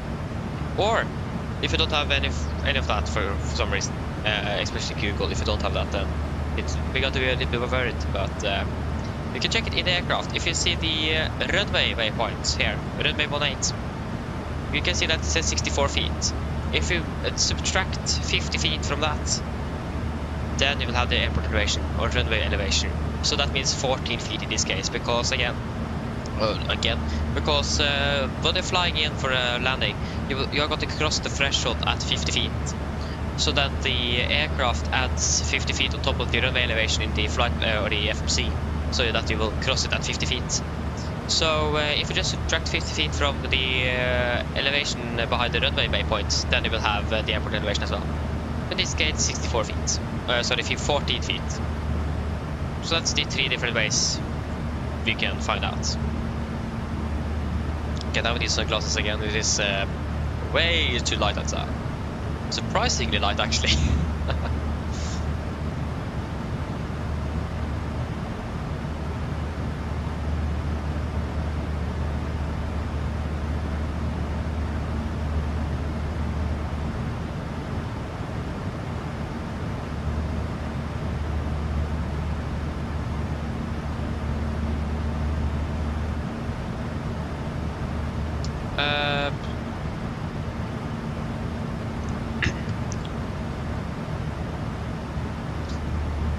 Yeah, so we are going to be preparing now. So for the arrival, we can probably list it to 80s first. What's the 80s frequency for Tromsø? It is 126.125.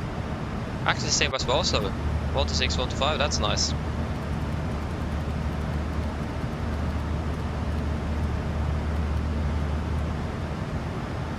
Oh, that was 125, 126.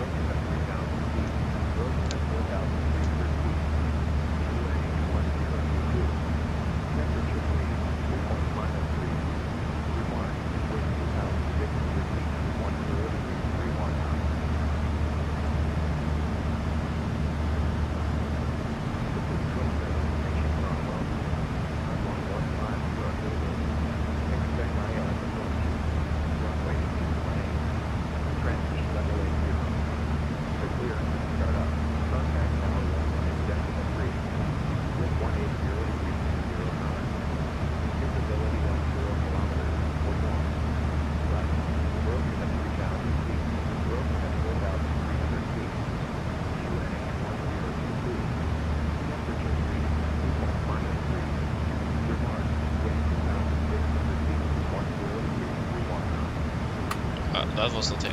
There you go. So runway 180 news, that's wonderful. That's going to be 183 degrees if I remember correctly from the last flight. And we were on 183 and then I messed up. Of course I did. 183. 183, that's good. Approach. We don't need anything. We can actually move everything regarding Svalbard or Longyearbyen. Always say Svalbard, but the city and airport is called Longyearbyen, so yeah.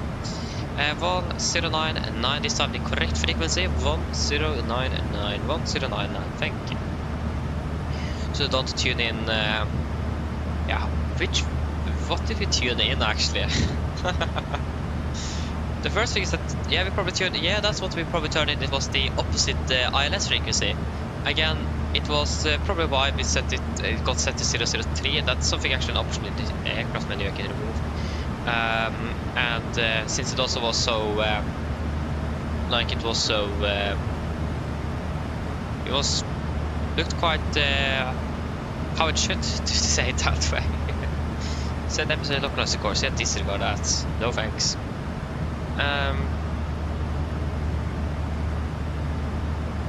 Yeah, minimums are going to be at 321 feet. Correct. 321. 3, 2, 1.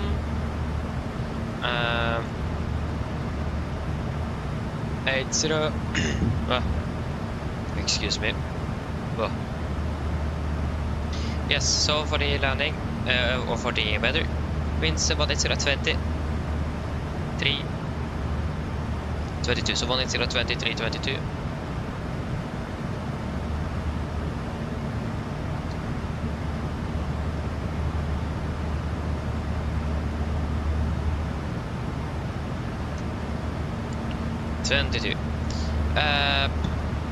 Eight, that's 2, that's 700 kilograms, that's going to be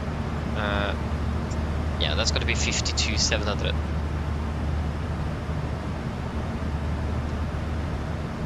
We can still use all operational. Why is it all operational? Okay, there you go. Runway 18. How much do we have for our landing roll? That's the question. The full length is 2,451, but from the threshold end, that's the question now. Okay, actually that is probably on this this chart here. From Echo, that's basically that's still a bit then. Yeah, this is probably about it's probably about 400 meters, something like that. Yeah, we'll just go with what we have in here then. Landing en route, there we go, calculate. Actually we should go with flaps 40, yeah we have flaps 40 selected, yeah. 30, that's going to be 25, 24, so it's perfectly fine, winds 20 knots, wind correction 10. We're going to be using normal reverse thrusts and manual braking. Okay guys, are we ready for an approach briefing? If we just find the arrival first. So, for the approach briefing, we can start off with the star, expecting the Longyearbyen 3 mark arrival. This is a chart that tethers to effective 25th of March 21. So, we are coming in by Longyearbyen about 7,000 feet, and then we are coming in to Longyearbyen above 5,000, and that's the clearance limit. MSA 7,001 feet in Tromsø. We're going to be maintaining a maximum 250 knots below flight 100. When it comes to threats regarding terrain, at least, we do have quite a bit of terrain around the airport. We also do again have a steeper descent angle because of it. So yeah. But other than that, it is nothing really to be concerned of today. When it comes to the star correction, the approach itself, expected the ILS runway 18, chart 11-1. So we're coming in via Longyearbyen, initial approach fix, and initial fix at the same time. That's good to know. The heading is 183 degrees, ILS means 1099 Tango Romeo. 183, 183, 183, 1099, 1099, 1099. You have set Tromsø, we are on standby in the radio number 1. It is going to be again a 4-degree glide, so quite a bit steeper than usual, so we need to be sure to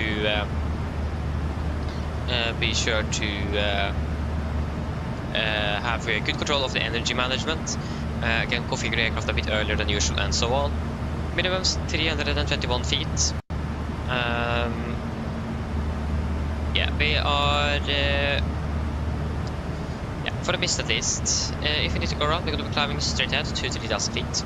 Or the ME 7.7 Tango Romeo, whichever is earlier. Turn right, maximum 160 knots to intercept and proceed on radial. Proceed on 010 degrees to Kvalsund, NDB, climb to 5,000 and hold. Do not turn before map. Transition level is 80. That's what we have got from ATC. Other than that, we have some warnings here. So, warning, a steep glide slope angle approach, aircraft and crew qualification required.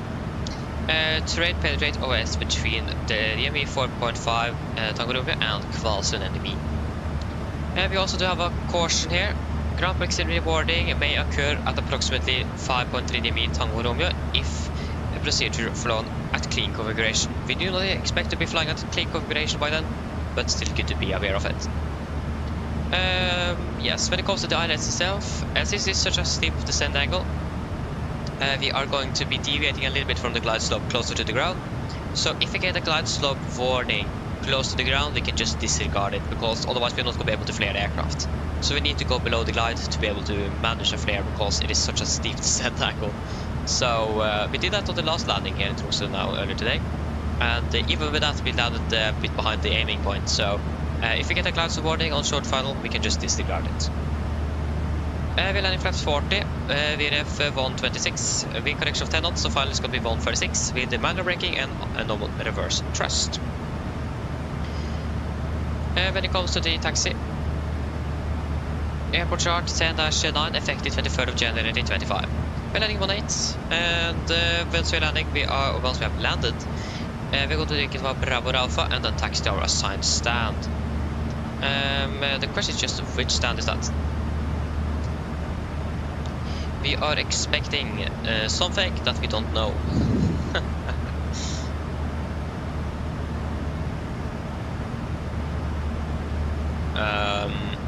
Not Oslo. Just wait a moment here.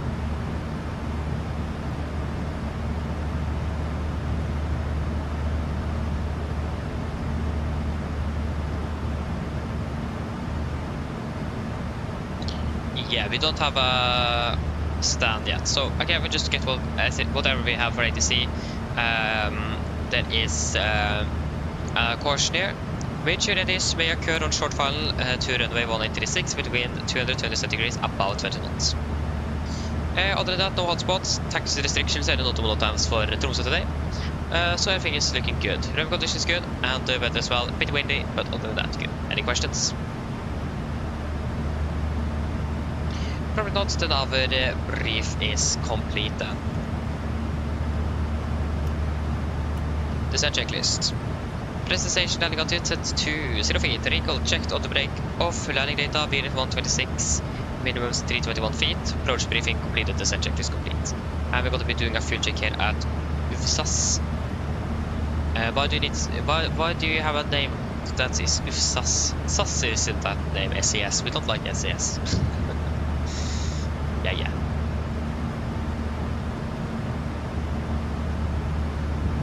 But yeah, fuel check at UFSAS. So that's going to be 2.6 plus 300. That's going to be 2.9. We have 3.2. That's good. 3 tons. We have burned approximately 2.6. Yeah, almost 2.8 tons. That's good. And the flight time 56 minutes. We've been flying for 57. Good. Once we're ready, we can start descending down to flight level 200. 200 cents. Okay, nice.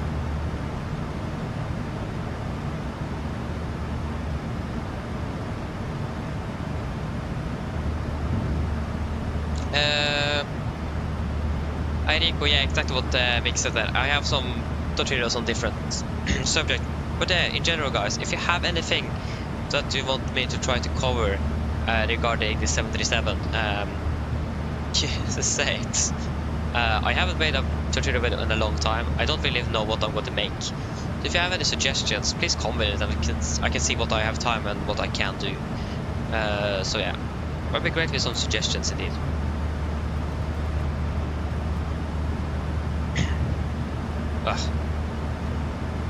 Now it is getting a bit too dim on the instruments again. One more. Dim. Now we're talking.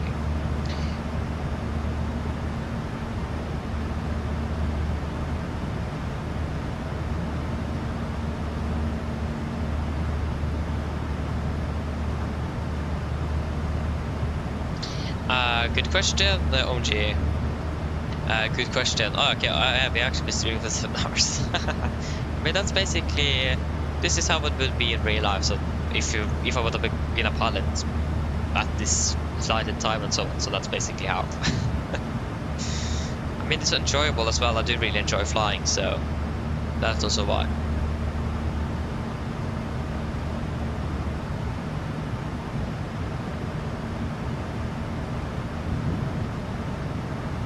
Oh.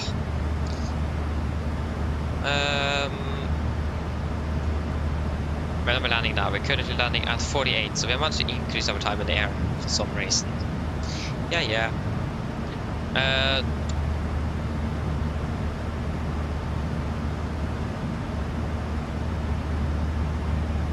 And then for the last flight, Tromsø, Oslo. There we go. We need to decide on the fuel for the return. Oh, you're descending now. That's good. That's good. Pizza acquired. Pizza is the best. Actually, I think I saw that question, but I haven't answered it, and I'm sorry for that. But pizza for me as well. You have more options for pizza than you have on taco, to be honest. So that's why pizza.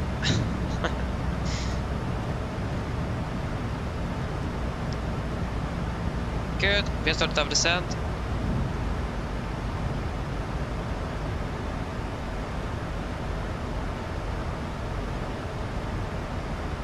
And we're passing flight level 400. Quickly just go to do the pressurization check. That's all looking good up there. Yes. Can also actually quickly check the temperature. Oh, it's quite hot in there. Almost 30 degrees. And the forward cabin is in the hot spots, to say it that way.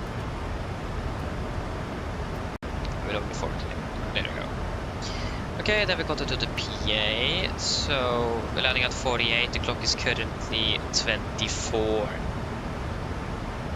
What? 18? Yeah, about 25 minutes then. Odivar, hello, welcome. God dag. Opening well. Yes, indeed. Using the Bori sound pack. Indeed. It's a good sound pack. Some improvements that need to be done to be perfect, but in general, really good. What is this?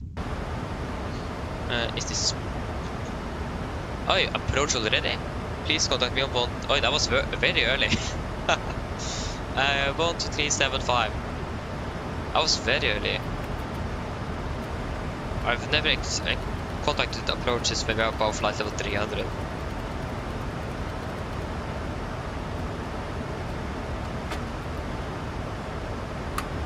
One, 2, 3, 7, 3.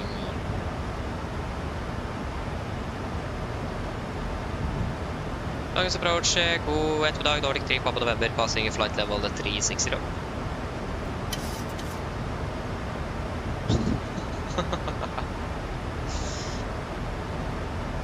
12375. Did I...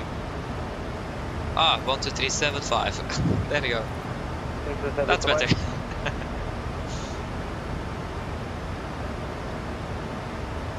Longest approach, god ettermiddag, Nordic 3 Papa November, passing flight level 350. Nordic 3 Papa November, close approach, god ettermiddag, information Charlie, expect direct from the money, clear direct och boom. Flight level 110, number 3.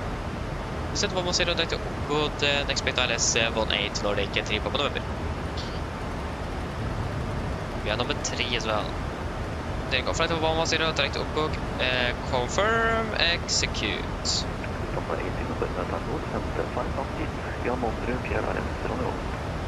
Okay, then we can do the PA. Landing in about 20 minutes.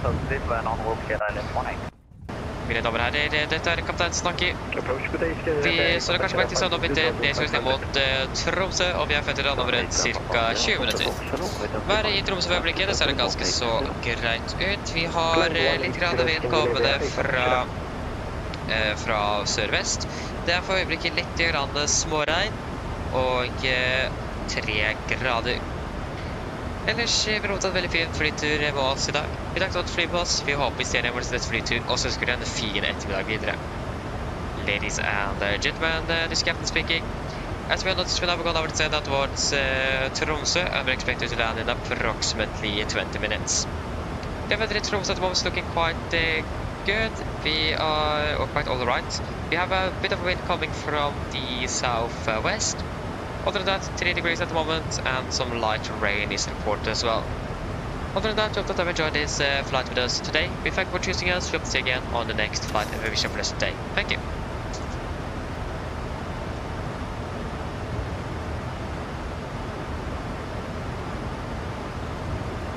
There we go.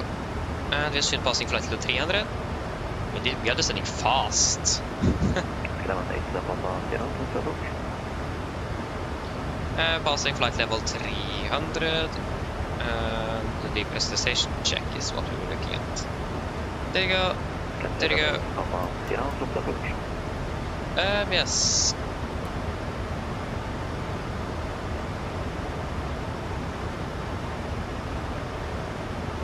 Nice, yes, sounds like a good idea. OMG, what you do, so if you're flying on ILS, you will of course click the approach mode, or approach button here, so you capture the glide slope and the localizer. Then the speed window should open, so you just reduce the speed accordingly. You should have, when you are on approach, you should have like some letters and words on the PFD on the speed basis up, and then 1, 5, 15, and so on regarding the flap settings. So when you extend the flaps to 1, for example, if we can then get a flap 1 speed, so we can just reduce so that the amber, so the magenta bug is in there, for example, and so on. So we just reduce it accordingly. Okay, okay, I need to go now. Okay, see you later then. Thank you for tuning in, and good luck learning the 737. Mr. Berg, hello, welcome up, doing well. Where in Norway I'm from? Good question. I'm not going to say exactly where I'm from, of course. I'm not quite sure if that's a good idea, but I'm living quite close to Lillestrøm, if you know where that is, and along Glomma. That's what I can say. So close to Lillestrøm, along Glomma. 23 knots of wind, yeah, it's quite a bit. Thought Aviation, hello, welcome, opening well. Landing in LAX. Or you just landed or arrived in LAX. Nice though. Hope you enjoyed that flight. How long was it? 10 hours-ish? Or perhaps where did you fly from? Is probably a better question to ask first. So, yeah.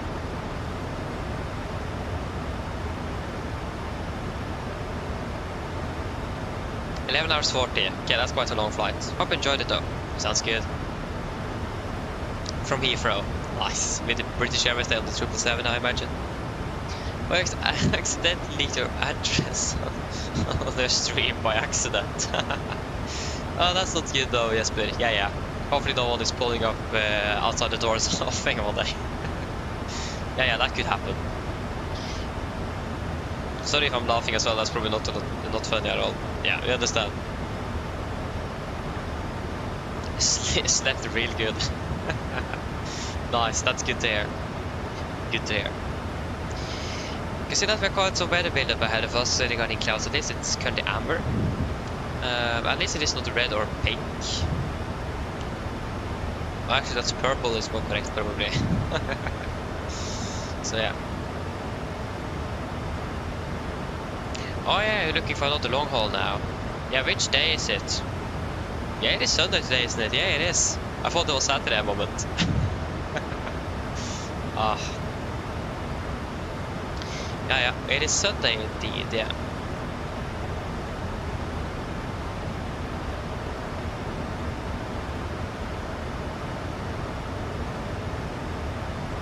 Oh yes, but oh, okay, I understand.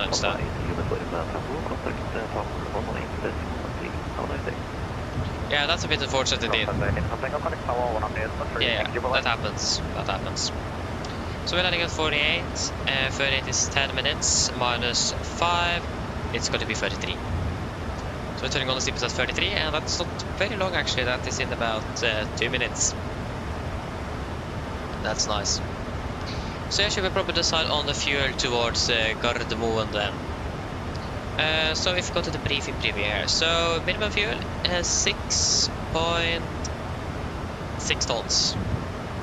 And the weather for Oslo. Hopefully the weather is good. Ultimately, it's K, that's good. Equinver Golf Mike. What's the weather in Oslo? K as well. Yeah, we'll just go to flight fuel of 6. Whatever I said, 6.6 tons. And if there is anything else you want to add on that, or if you guys have any odd suggestions, of course, please comment that. But Unless you guys have anything to say, we'll go with the flight plan. 6.6 tons. That should be plenty.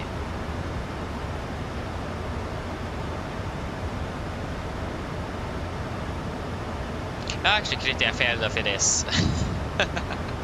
Yeah, fair enough it is. But yeah, I'm not quite sure actually if we can find the address by googling my name though. I'm not really sure. If maybe could, I don't know. But again, I'm not quite sure if it's still a good idea or not.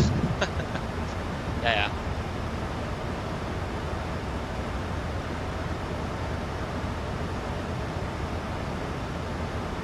You're the AVG, Cannibal Curve, opening well. I hope I said it correctly. I think I did, so I do apologize. Yeah, you're flying down to Oslo from Tromsø now. That's wonderful. Which airline and aircraft? I have a feeling you fly with SAS on the 320, but I might be wrong though. I just have a feeling of it.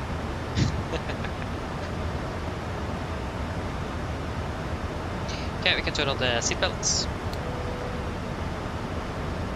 Camera crew, prepare the camera for landing. Gusting 46 knots in Tromsø. Yeah, gusting quite nicely in Tromsø at the moment. Indeed, it does. At least it is gusting at 2600 feet. But on the surface, at least, it should be nice. I was correct. SAS 320. How did I guess that? Yeah. SAS 320 Sierra Echo Romeo Oscar Golf. So that's an A320 Neo then, I imagine. Nice though. Enjoy your flights.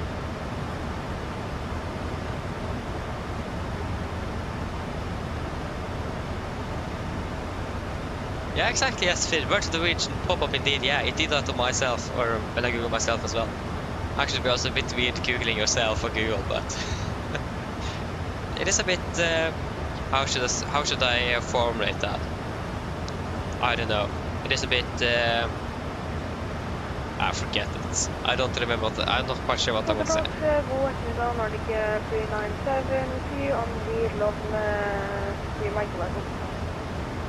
So yeah, that's nice. Yeah, you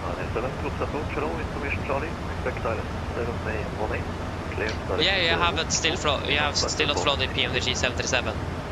Nice though. I mean, it will depends what you prefer in general, but the PMDG is a great aircraft. It is really good, so you will definitely enjoy it nevertheless. I really hope that PMDG is going to be working on the Max soon, but at the moment they have set it to freeze, unfortunately. I do really want their Max aircraft. So, like the iFly isn't bad, but I do prefer PMDG over the iFly nevertheless. The PMDG is just a bit better regarding system fidelity and so on. And yeah, so I just prefer the PMDG over the iFly, but like I said before, we're going to fly with iFly if you get the max route, but we haven't got the max route, so then we can't fly it. So, one day. Okay, we're starting to approach our... are we going to be able to reach...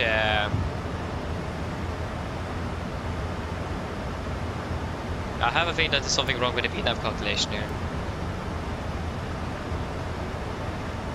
Probably not. Probably just me.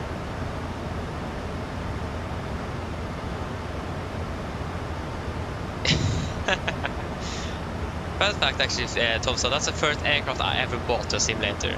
That's my first paper aircraft, was the Bedrock Max. I mean, I really enjoyed it when I was in the start of the flight simming career, if you can say that. But after I've learned more and gone more into system depth and so on, yeah, no, can't fly with it anymore. It isn't good enough. Not yet, not anymore at least. So yeah.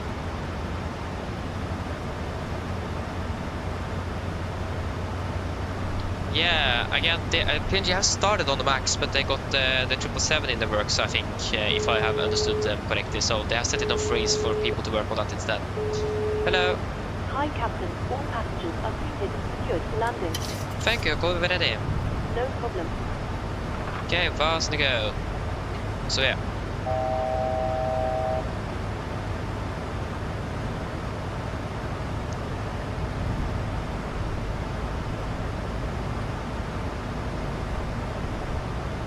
It's really turbulent in here. Nordic 3 Papa November requesting further. Nordic 3 Papa November, expect further descent inbound. Okay. Probably because of terrain or something. We can at least start reducing, so speed into vent we can reduce down to 250 knots, so that's a good time to do that. 250 sets. We're a bit too fast.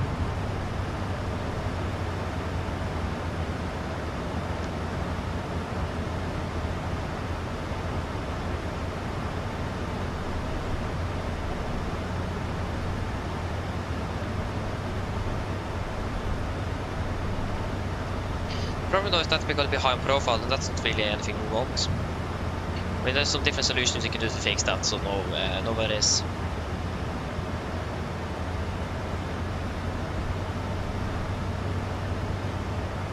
I mean, Egypt to Tenerife sounds good though. Nordic 3 Papa November, descent 7,000 feet, QNH 1022.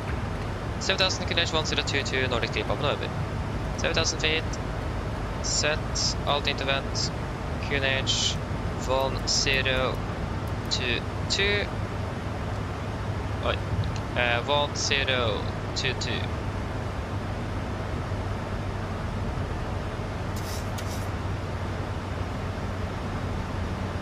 Just extend some speed brake. Turn on the land lights. Approach checklist, altimeters, QNH 1022. Set cross check to passing flight level 105. Now, plus minus 0, our approach checklist complete.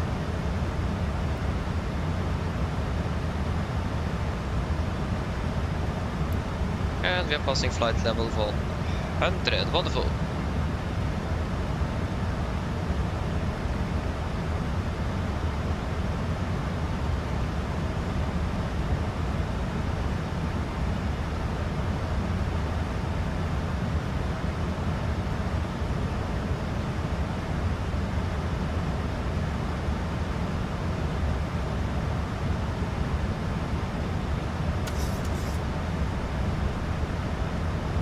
We're catching too light again.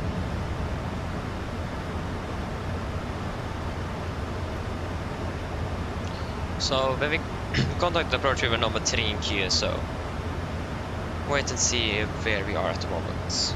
At least missed approach should be 5,000 feet, isn't it?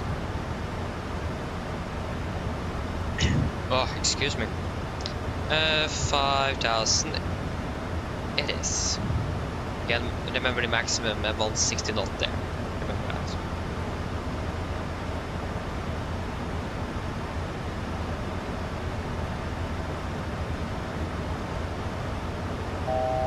Fast to go.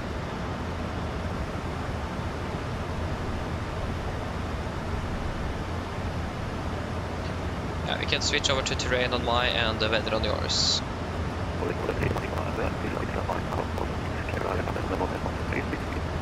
Set 5,000 feet, clearance 180 free speed, Nordic 3 Papa November. 5,000 sets. Okay, we're clear for the ILS. And then we go out of the clouds, off in the ice.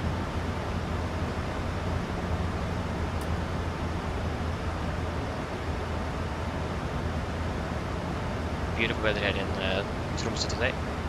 It's good to see. A bit windy, but other than that, good.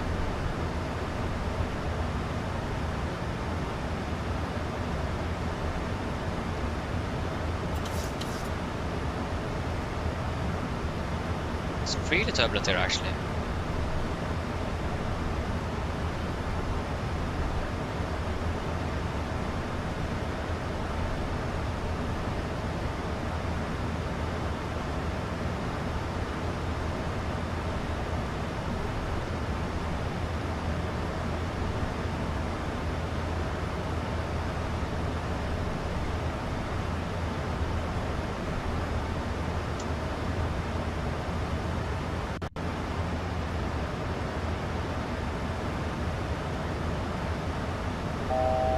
Fast to go. We can do the approach. Speed 220. 220 sets. We have the Tango Romeo 19 miles out, so we have that on good.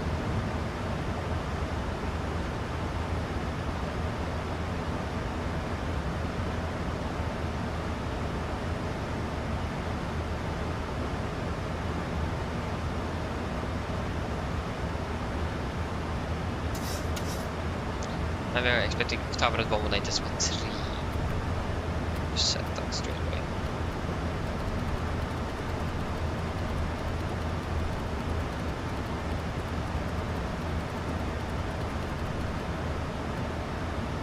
There you go.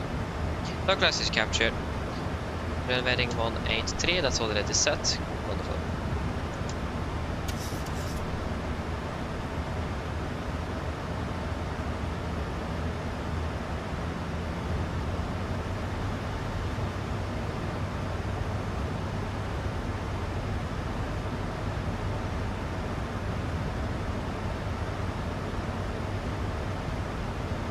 That's much better.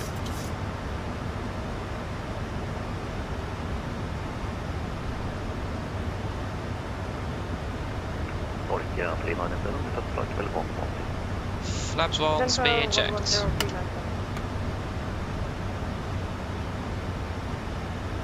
Cruise down to 200. 200 seconds.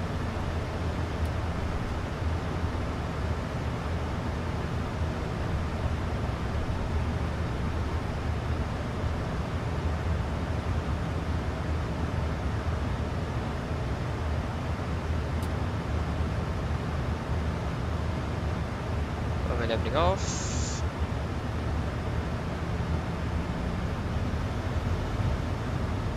There you go, runway in sight. Ah, we have such oh, we have that much crossing. 45 knots, yeah, I can see that. Norwegian 3 Papa November, contact Klaver, 118. Tower 118 with 3, Nordic 3 Papa November, ha det bra. Classic captured, missed approach altitude 5000 feet, set. Flaps 5, speed checked. And 180 knots. 180 cents. And tower 183.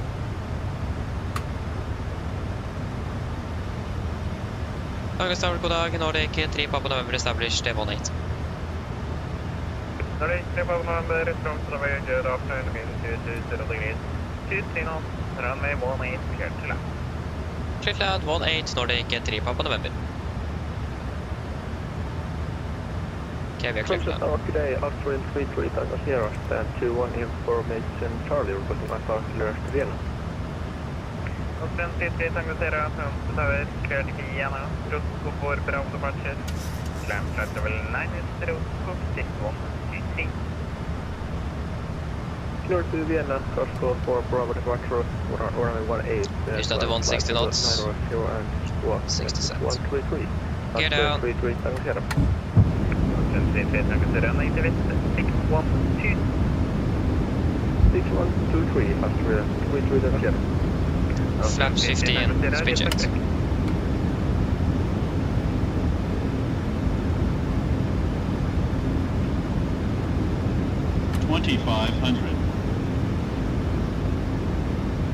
Cabin crew, seats for landing, please. Let's use flaps. Cabin call given. Engine start switches. Continuous speed brakes. Armed. Landing gear down. Flaps holding 15.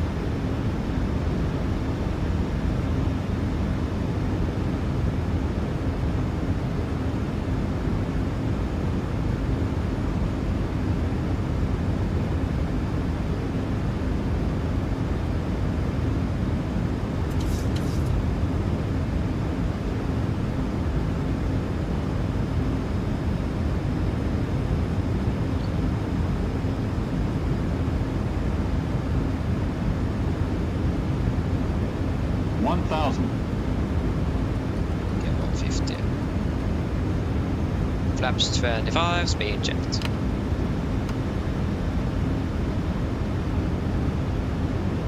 This 126, yeah, so 140, sorry, 36.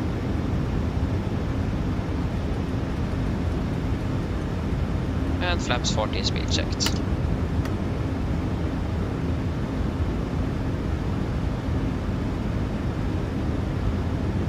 Complete landing checklist. Flaps 40 planned, 40 green light. Landing checklist complete.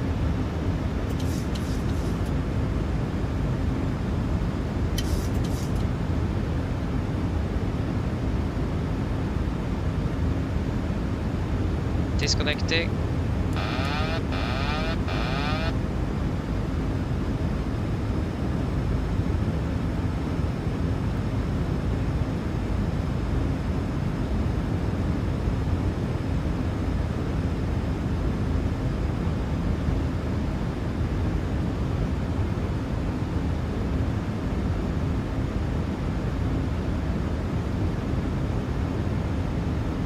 Approach 1000, we are stable, clear to land.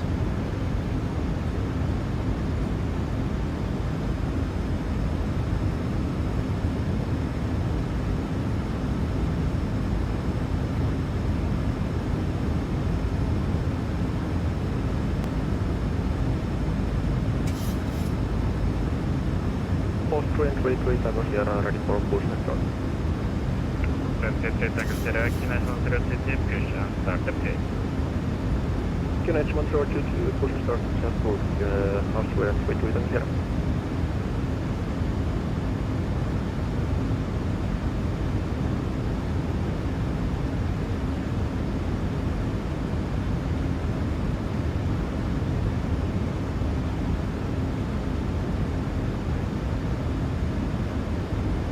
Approaching minimums. Contact. Minimums.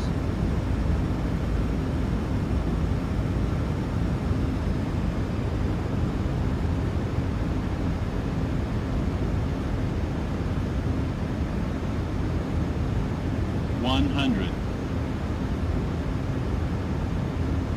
50, 40, 30, 20, 10.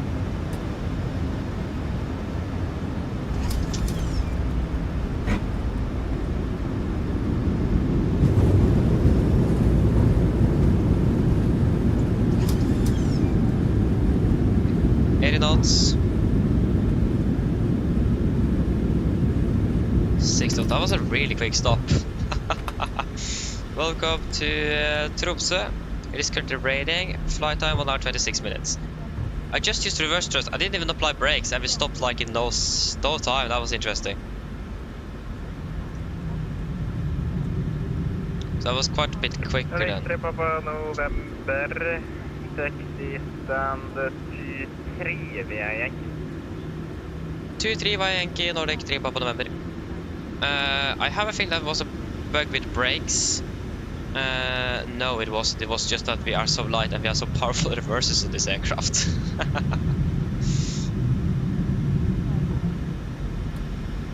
Stand 2-3. 49 was when we touched landed, so. Just remember that for the cooldown period, so that means the cooldown period is finished at 52. Right, left and right is clear.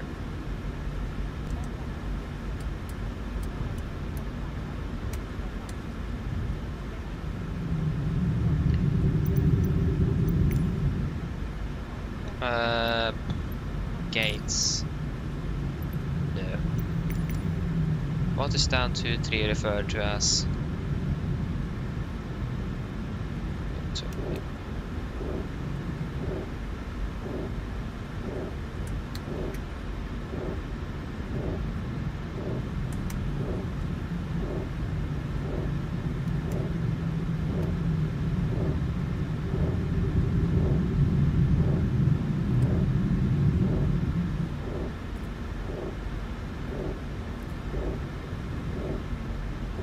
What is down 2-3?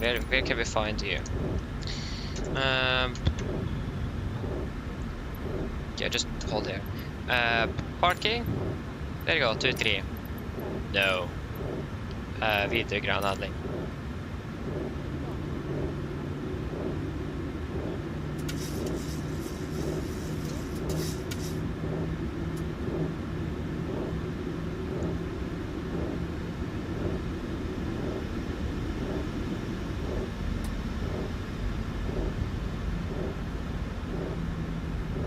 I do like the winch or the Viper sound on there. It's much better than the default one from PMDG. That's for sure. Oslo 333 Tango Sierra ready for taxi. Oslo 333 Tango Sierra, taxi via Yankee and Echo to holding point runway 18. Problem is that it isn't very easy to see the VDGS. What type of VDGS is even this? We'll just continue straight ahead. I don't see a... Park brake set, 52, wonderful, shut down, number 2. And we will request ground power.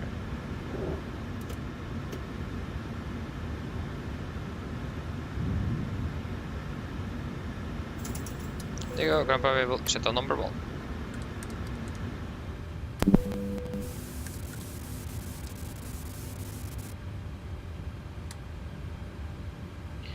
And then it is 25, yeah, we're passing 40.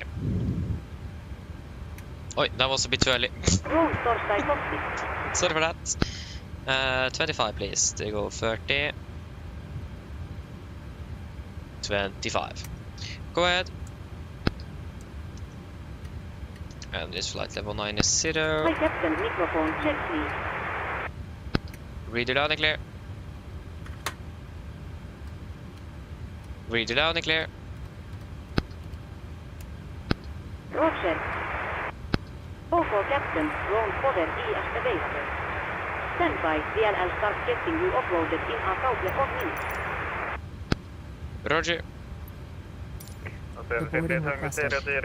Shutdown checklist to the line. Fuel pumps off, probate off, hard pals set, flaps up, no light, park brakes set, engine start levers cut off, and the weather radar off. Shutdown checklist to the line is complete. Cabin crew, the aircraft is secure, you can start deboarding once you're ready back there. Passengers deboarding starting.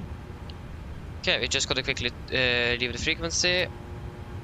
Change here. There we go. Good. Yeah, just wait a moment here. Flight time. 1 hour 25 minutes.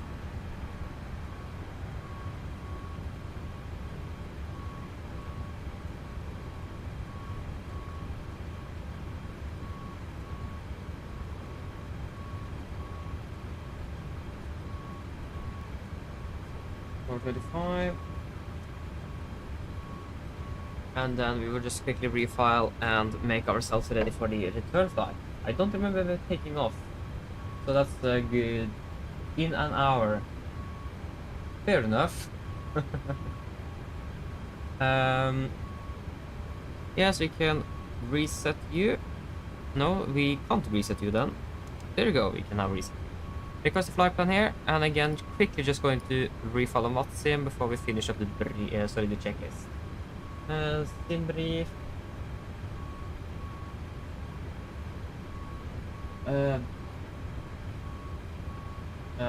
Tromsø, Oslo. There you go. MATSIM.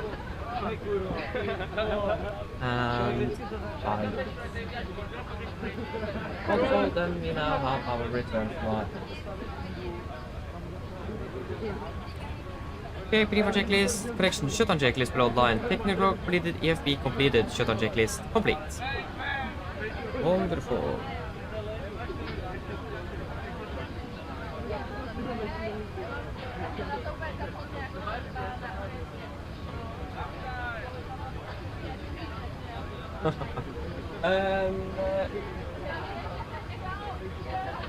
Vanity, hello, welcome. Hope you're doing well.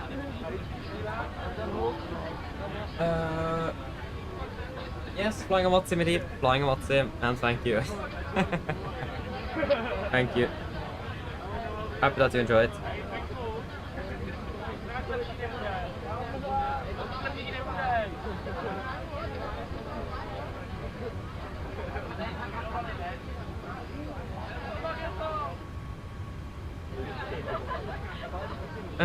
Yes.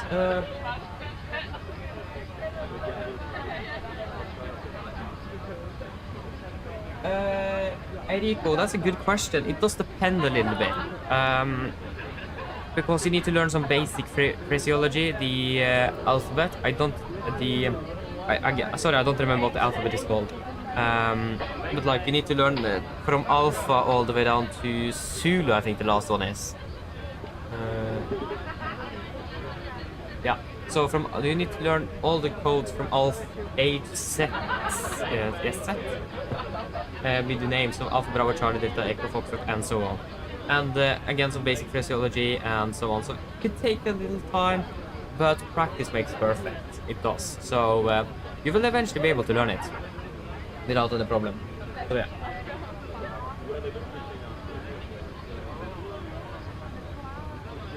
Odd, good question. I have the simulations scenery, but I have so many performance and bugs without the airport, like floating taxi lights and horrible performance. So I'm using the freeware for flights to Noteo, and to be honest, it is really good. I actually do prefer this over MM simulations. I do like this better actually. So I have it. It isn't really working for me, unfortunately. So, but this one is working great. So if you don't have the simulations, then this freeway here is beautiful as well. You'll definitely enjoy that. Yes, so we are flying then back to Gardermoen. Echo November Tango Charlie to Echo November Golf Mike. I actually think someone else here also asked the thing I'm using. Right when we passed 10,000 actually. And the Norwegian aviation, good question. I can't remember that I have diverted before. No, I can't at least remember it. So I will take that as a no. So yeah, at least not on stream at least. So then I haven't diverted for at least 2 years minimum. So that's not bad, to be honest. Hello. Hello, Captain. We're all done back here. Everyone's offloaded. Fantastic landing, by the way. Much appreciated. Thank you. Just give me a buzz if you need anything. Of course. Okay, wonderful. To be honest, the landing wasn't very bad, especially like for the for the conditions. Oi. But again, like you could see, early on the approach it was quite turbulent, windy and so on, but the winds were quite stable on short file, and that was really nice. Like crosswind landings is really nice when you have stable winds. If you have gusty winds, something different. I just need to go to the restroom, so I'll be back in just a few moments.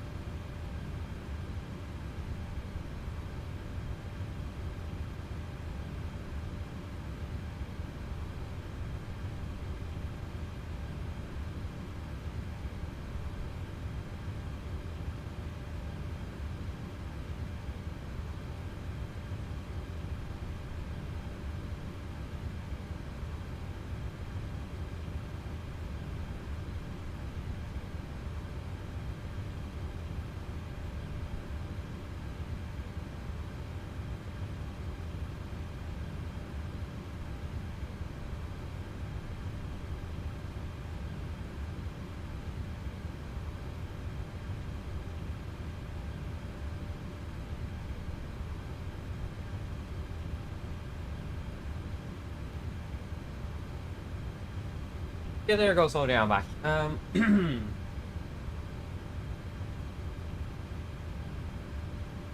Oh, your simulator crashed.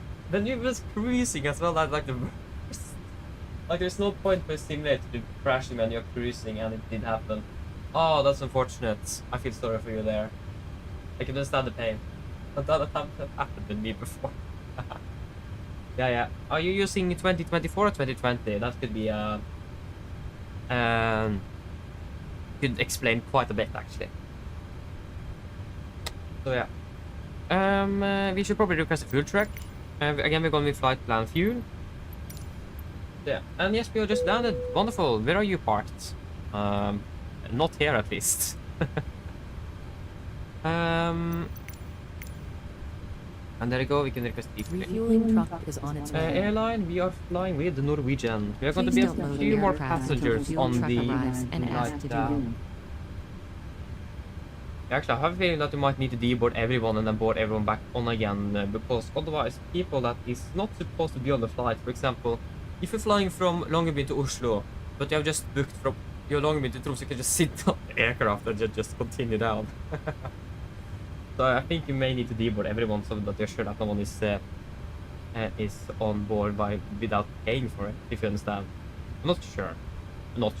So just the theory. I mean, that would make sense though. Otherwise you can just I'm not quite sure what that is called. I don't remember what it is called. But I managed to close and open the cockpit door multiple times.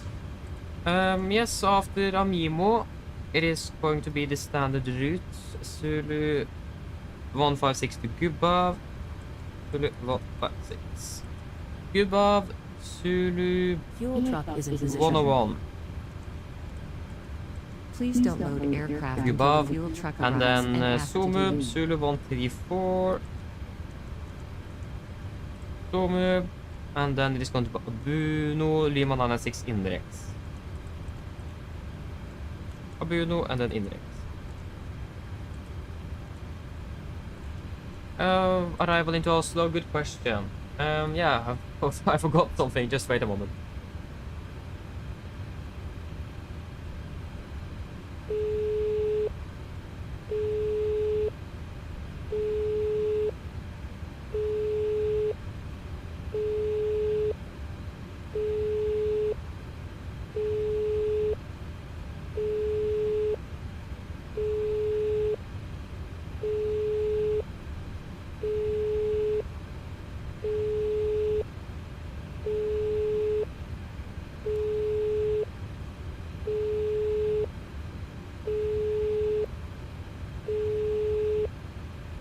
Sorry, I just forgot my phone. No. Hi, Captain. Okay, so I've spoken to security and they've started checking in, but there's around another 10 minutes to go before we expect to be seeing any passengers. Okay, thank you. Give me a buzz on here if you need anything else. I'll speak to you later on. Okay. Yeah, I was just wondering about the landing runway, and also that was what I was going to check. They got Air Baltic departing and the Lufthansa departing from 0 on the right, so it doesn't look like it matters too much. If I'm correct, this aircraft is flying domestically, so you could expect 0 on left landing. But again, it doesn't matter which one we use. There is like no specific procedure in place at the moment if I'm correct. You know, you're just increasing your weight. 170 packs. 76 actually, that's quite a bit indeed. Yeah, well, okay, we're using 2020.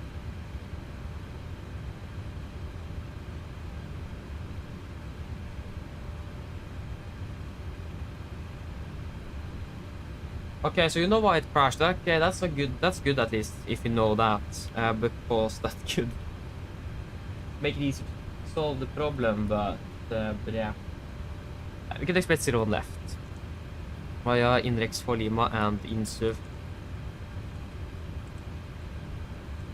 Yeah, that's because the next gonna be 9. Final reserves on this flight is going to be at 2.1 tons. Cruising flight level 340. We'll see if we're gonna be climbing any higher. I don't think we. I think we're expecting again plan up in flight level, expecting expecting tailwind. So yeah, 327.35.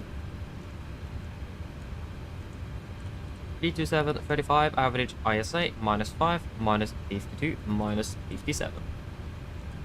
250 below flight level 100. 310.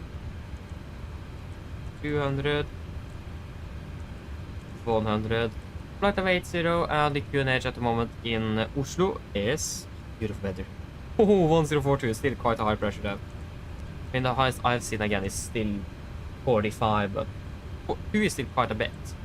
Not gonna lie. Oh yeah, and then we have the complicated engine out there. Do I remember it by heart now? So if you go Echo November Tango Charlie, it was 8 miles out. Right turn, radial 040,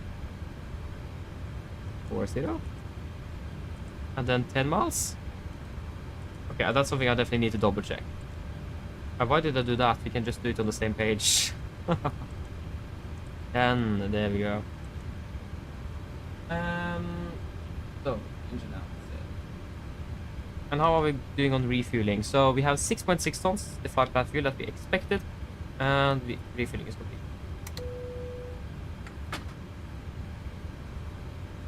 Yes, so Air Kyoko, the Econom Tango Charlie, and of course, at ATME Tango Romeo Oscar is it? It is not even, yeah, Tango Romeo Oscar, Tromsø VR.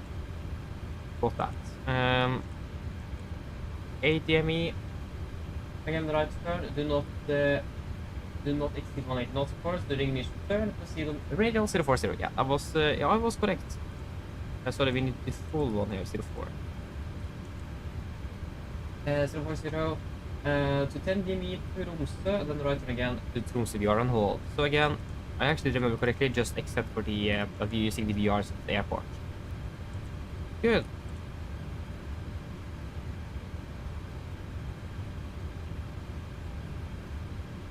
Exactly as per the short taxi time. Again, we could probably expect the 0 on left, but 0 on left to be an option as well. Especially if it is like regarding traffic. If you're going 0 on left and we are close to each other, maybe you should go for the RP, for example, 0 on right and just sneak in on the opposite runway. Again, we will see what we are going to do, but we're expecting 0 on left. Fun man, hello, welcome, opening well. Welcome. Okay, on my right side. Wait, is any stands here? Yeah, it is. You sure it's on this side? Not. Yeah, I think you're over there. Nice though, so you're close here, that's wonderful. We're expecting flight level 340, so we're cruising quite a low altitude, but if you're benefiting from the tailwind, then I'm happy. So, not complaining too much there. Yeah, some quite nice cloud air at the moment here as well, and yeah, sun is setting, but not expected before 15:13, and that's another hour, so plenty of time.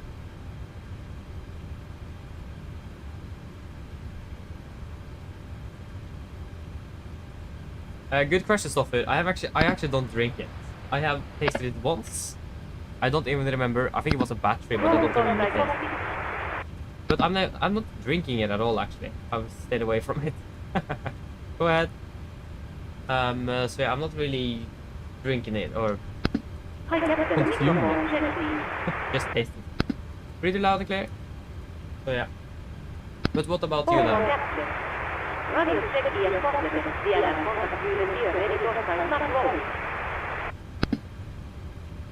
Roger. Okay, then I understand. Yeah, if you have scenery issues, yeah, that's like the problem though. Is that this is a bit annoying. We can barely hear the rain. Actually, I can't hear it at all. That's a bit annoying. It is really quiet. Would love if the rain effect could have been a bit louder, but again, I'm not quite sure how it is sounding in real aircraft. I've never been in a cockpit of 77 while it have been raining, just good weather. So I don't know.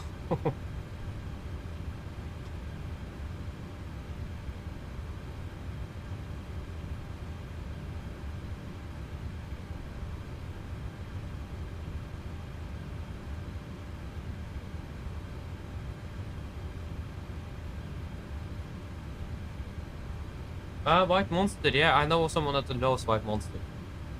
Yeah.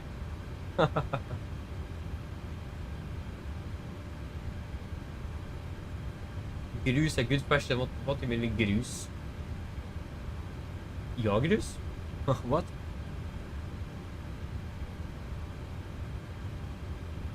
And a normal battery as well. I mean, not bad though. Again, I don't really drink it, but yeah.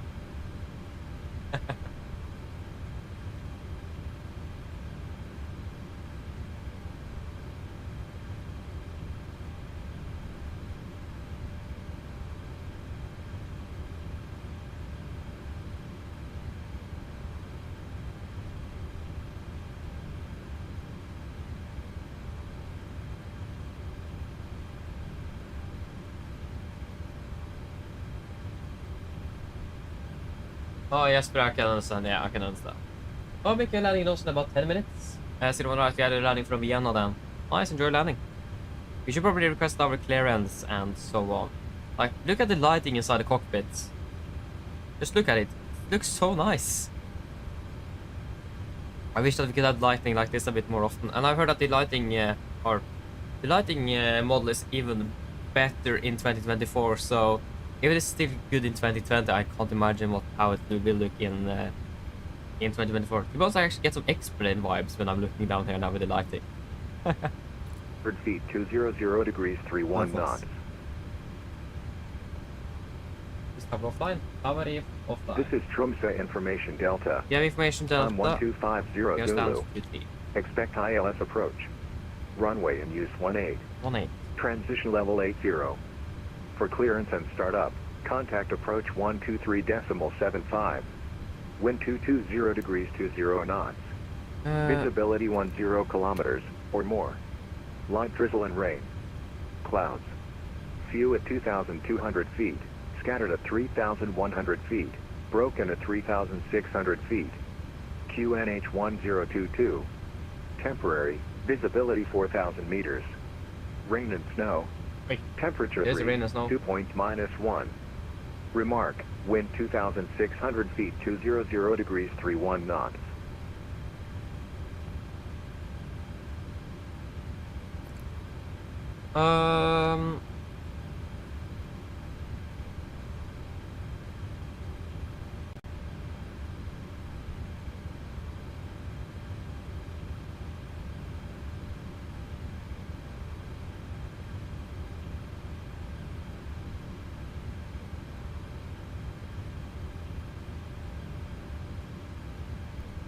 Just wait a moment here.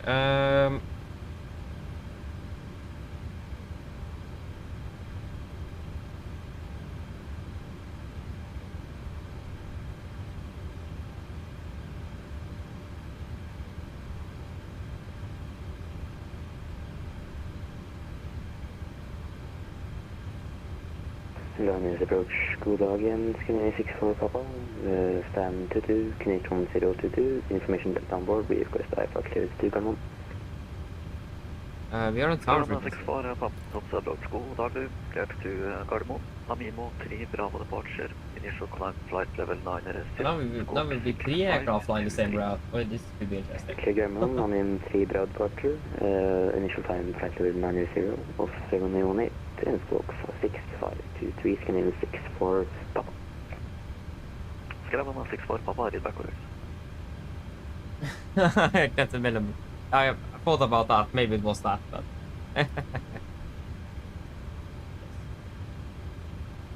Approach Hyen Nordic 3 Papa November at stand to 3 with aviation Delta requesting clearance to Gardermoen. Nordic 3 Papa November, riktig god dag, Tromsø approach, cleared to Gardermoen, Amimo 3 Bravo departure, initial climb flight level 9 RS0, squawk 2116. Nordic 3 Papa November is cleared to Gardermoen, Amimo correction, Amimo 3 Bravo departure, initial climb 9 RS0, squawk 2116. Nordic 3 Papa November, read back correct.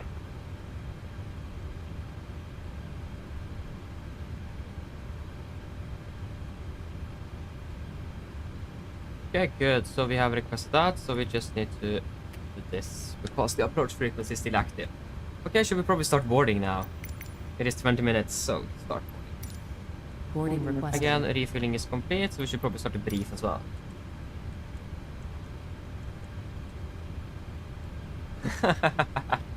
Yes, I mean, it isn't actually that dark, but again, we have this temporary here with 4,000 meters invisibility and rain and clouds and everything.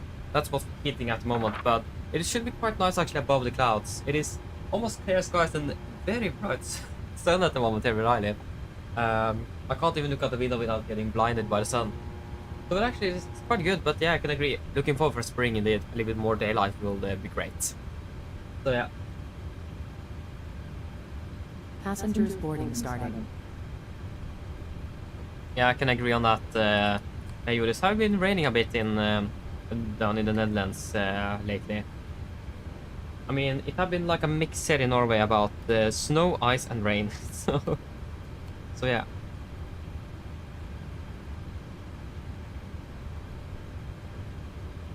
All the time. Oh, that's a bit unfortunate indeed. Yeah, I can understand that. Again, it have been quite disappointing as well here in Norway this year regarding snow and so on. It haven't been very good. Say that that way. So a bit unfortunate. So hope that it's gonna be a better year next year, hopefully. And we just hope that it's not gonna be like 50 degrees outside or something this year either, because nobody even have been a really cold winter. This is a very hot summer. It haven't been that cold this year, so hopefully it will be quite not a very hot summer either. I don't like that, because I will basically burn and die in there if it is like 30 degrees outside. So we hope for a little bit cooler summer this year. Hello. Hi, Captain. Just to let you know, we started bringing the passengers on board. Thank you. Okay, I'm pushing about 2 minutes. Okay, then we have good enough separation between us at least. That's good. We're not pushing before like another 15-20. So, nice though. Really interesting lighting in here. That's good to see. I mean, I like it, but it is really something different from what I'm used to. We can do the landing dispatch for Gardermoen. Again, 030, connection 050 at 4442. Already forgot. 54442. That's correct. Basically 52 and then the rest 4. So 54442. Expecting at the moment 01 right, a dry runway and flaps 30 this time. Calculate. Wonderful. For runway 18 here in Langnes, Tromsø. And that's all looking good, so we will wait for the rest. We will see if we can do intersection echo. If not, we need the full length today. The caps lock isn't working. There you go, now it's... yes, are we ready for a departure briefing?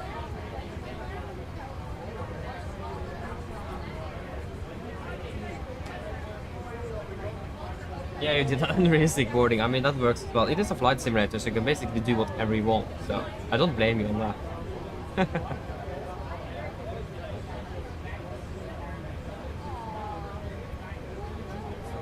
Okay, are we ready for the departure briefing then? So, when it comes to the emergency briefing, again, we did that on the first flight, or on the first briefing today, so if there is any questions to that, it is going to be all the same. But again, if you have any questions for it, we will answer. Okay, just wait for a moment here. Go ahead. Hi, Captain. This Arctic update on the side that you know that we can start the road. The airline sends the final road change once we are ready. Roger.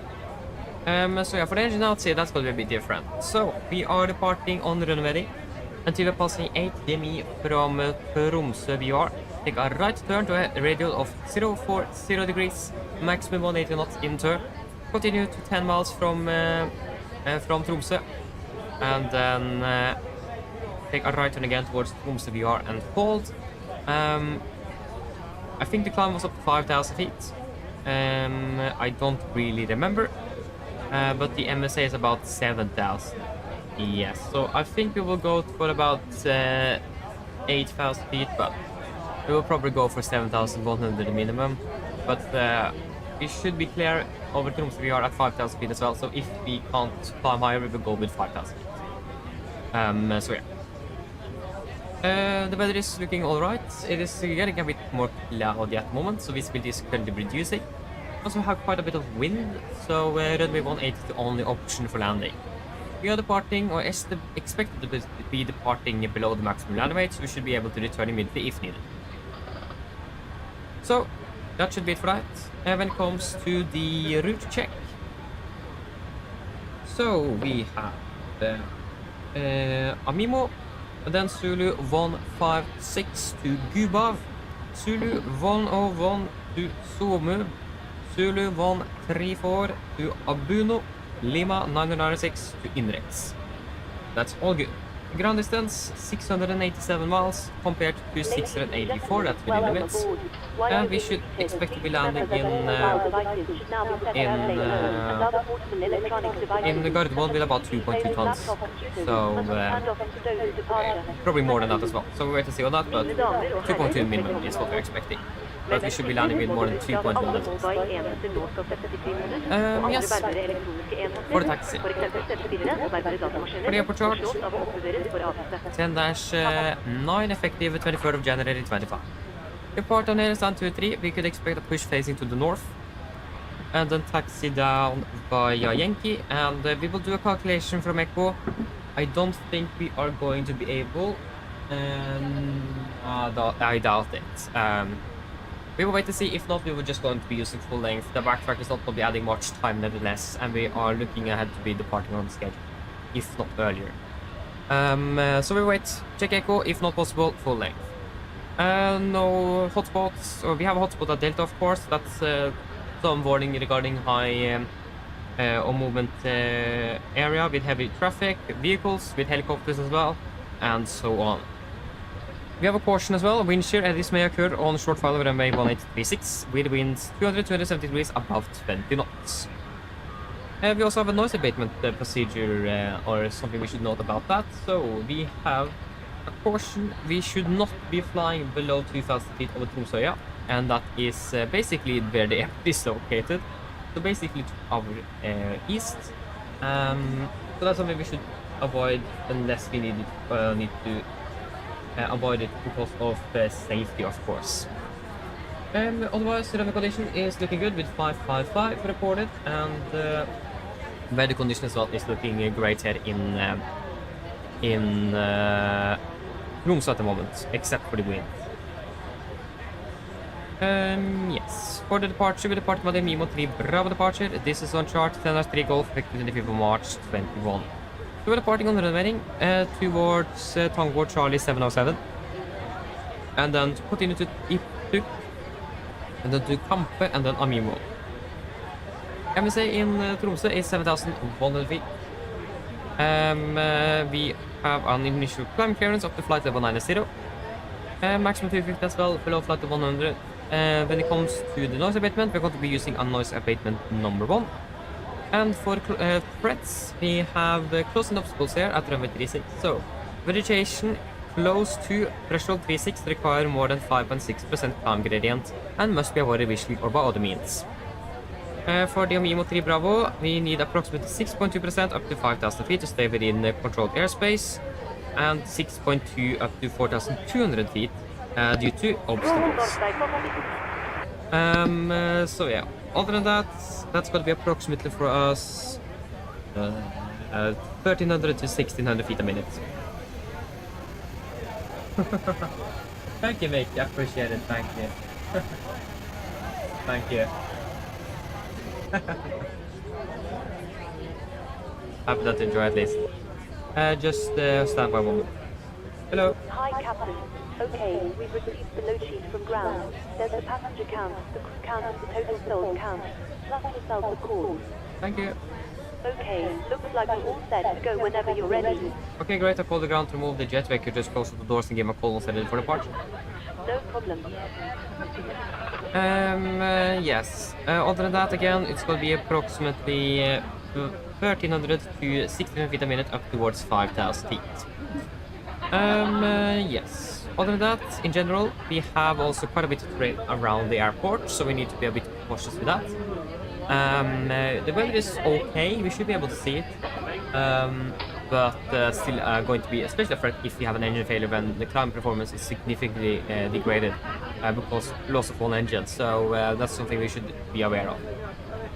Other than that, everything is looking good. Any questions? Probably not. The nav brief is complete. Okay, we need to turn on some lighting inside here. It's impossible to see anything.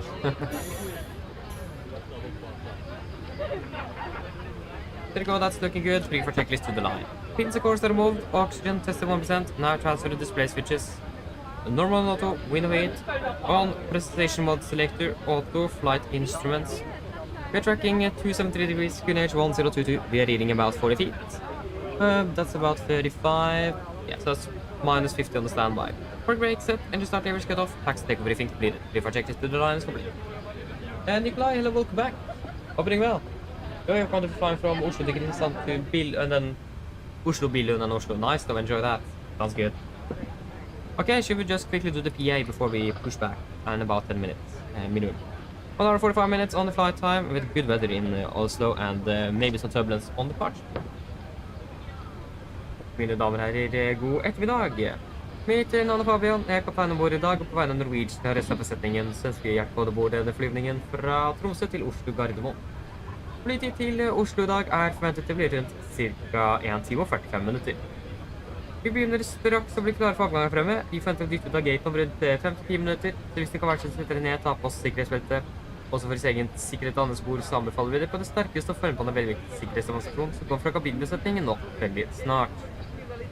Når det kommer til taksturen vår I dag, så er det forventet alt for langt før vi klare på avgang. Avgangsruten vår I dag også ganske så grei. Vi kommer til å ta rettsår over ned mot Oslo. Vi forventer marsj I dag på rundt 34 000 fot. Vi kan forvente turbulens under avgang, men utenom det gode flyforhold forventet. Men som alltid vil anbefale sikkerhetsbeltet på, bare som tilfelle vi kommer bort til en uforventet turbulens. Å være I Oslo for øyeblikket ser det også ganske så greit ut. Vi har litt grann vind kommende fra nord. Det minus 4 grader, og så ser det ut som det skal være ganske fint og skyfritt for øyeblikket.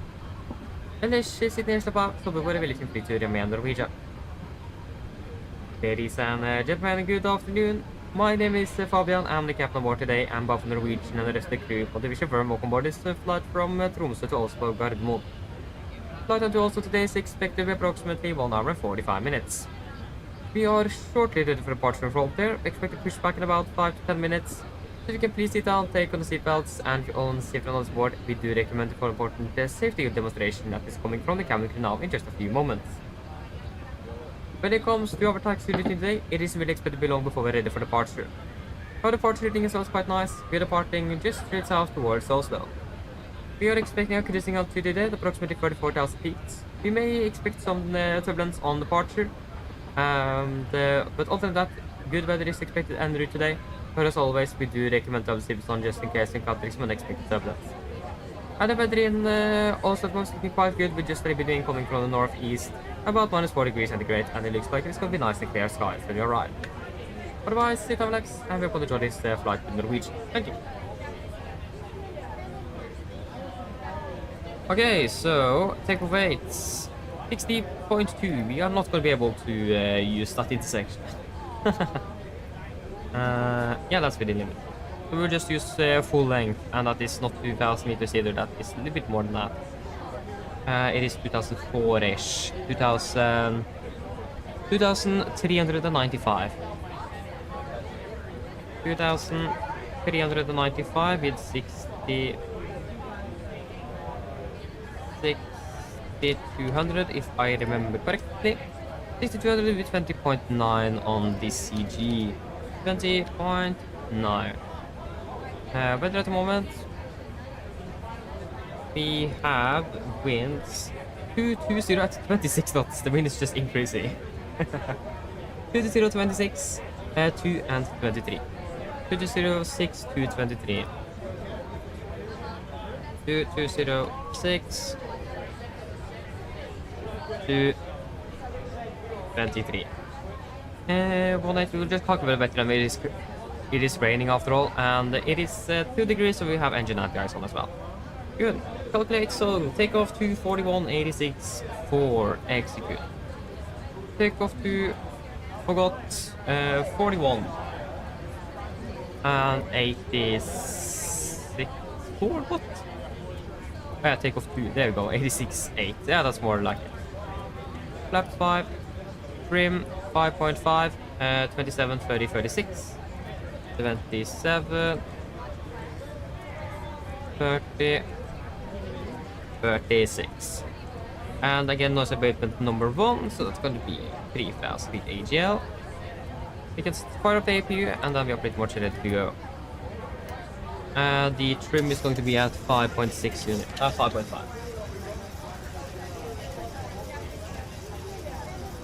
Hey, so it's been a while since I've been to Kristiansand. Sounds good though, Nikolai, sounds good. Okay, just took off. Wonderful, wonderful. You have to wait for the Lufthansa behind you. Yeah. Then you just have to wait then. I can actually turn on the logo light right now, like, final. Need to promote whatever tail hero we have on the back. 136.140.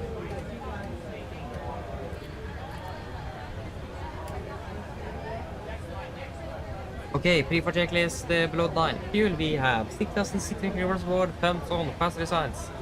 Set out brake, RTO, CDP makers completed. V-speeds 127, 130, 136. MTP 136, 183 degrees, flight level 90 set. Pre-flight check, not free flight. There we go, AP is available on one of the buses. And we had running already. So we have ground contacted. Go ahead. Probably regarding the load sheet. Loading has been completed. We are sending the load share to Tromsø now. DLL contact you for pushback 1 on your processes and the beacon light and switch on. Roger. And cockpit ground.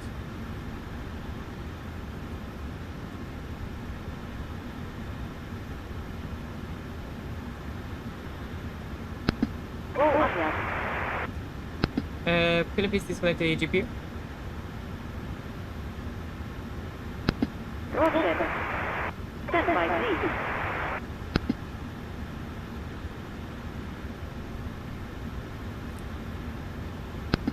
Roll cover has been disconnected.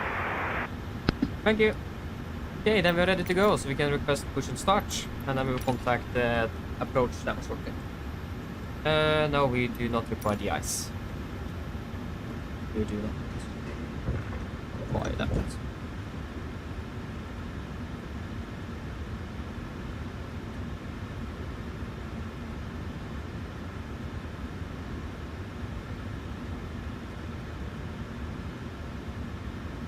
There we go. I got the gear pin on menu. There you go. So I moved over there. There we go. Just got to double check that we have pressure good.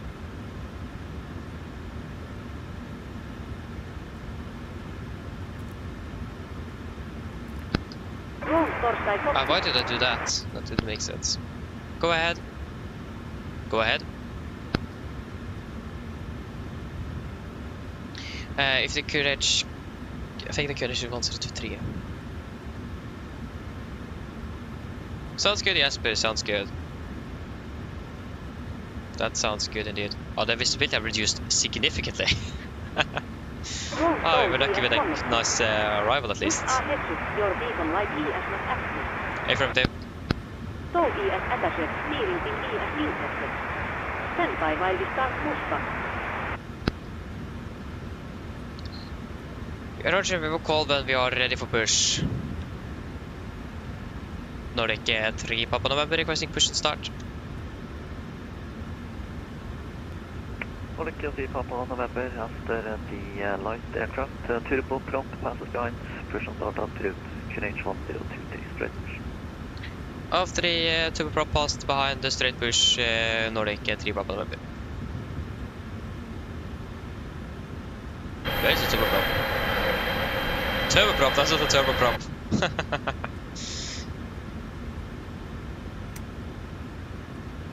Before start checklist, flight to door is closed locked. Doors windows, closed locked, anti-glitch light on, transponder, altitude off, trim free, and 0 before start checklist complete. Come around, cleared straight push, brake set. Park brakes is released.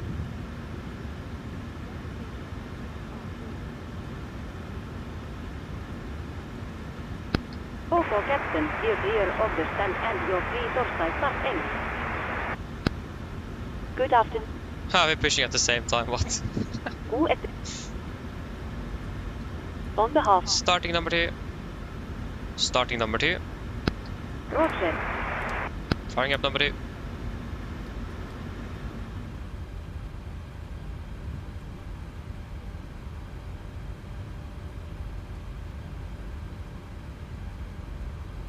Please listen. Then lift. Parking brake ansett. Charlie Fox och Park Brake. There are two. Befall 3, Charlie Fox. Contact Iceman and report back to me once ready for taxi. Charlie Fox, so we contact Iceman and Tuco.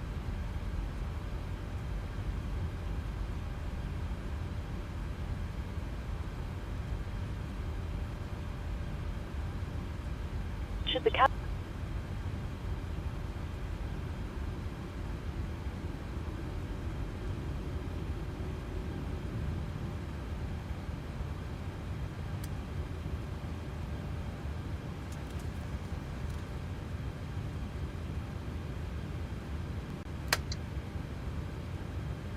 There you go. Starting number 1. Please assess your parking bracket. Starting number 1. In the unlike. Roger. Firing up number 1. Parking brake set. Parking brakes is set. Parking brakes is set. Parking brake is set. That does not work. Stand by, please keep your parking bracket on while we monitor engine startup and disconnect the tow. Roger, we call it 2 good engine starts. There we go. Oh, that didn't click. There we go. Please take a moment.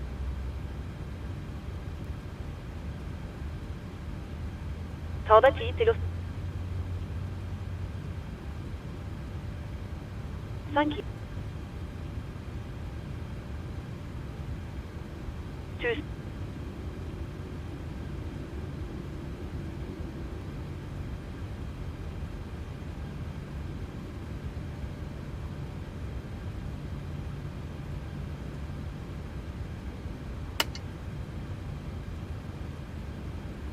There we go. Company office 2 good engine starts, you can disconnect. Yes, A for our TV audience, the parking brake is set. You have the good old red light. Shouldn't be a red light, shouldn't it? Should be green. There you go, and we can. There we go.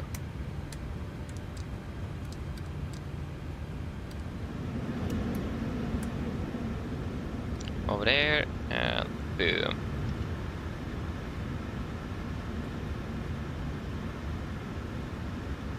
Another 737. There's so many 737s in Tromsø at the moment. Not bad though. Also, approach Refueling, for traction. Let me guess we have to wait for the aircraft on our right. All key 397 firm hold position. I'll call it back. OK, Captain, close light are put started on all engines and so ES disconnected. Noted here, ES please your foot Torstai go. DLL get also the disconnected now, still have our late flight. Look out for the pin straight ahead and DLL see you next time. Thank you for the pin straight ahead, have a good day, see you later, bye. So unnecessarily slow. Yeah. There you go, we got the gear pin. Flaps 5. Flag roll check.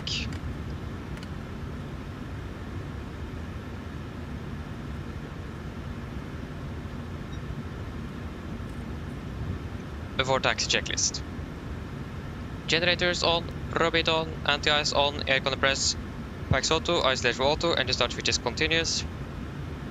Recall checked, engine start levers alitant, flag controls checked, ground equipment clear. Flaps 5 land, 5 green, and APU off before taxi checklist complete. Vi are ready. Nordic 3 Papa November ready for taxi. Nordic 3 Papa November, taxi 10 point echo runway 18, vi er hjem. Echo holding point 18 var Yankee 3 Papa November. Breaks list. Norwich 3987, follow the company, Boeing 737 to your right, holding point, runway 18. Following the company 747, 1.18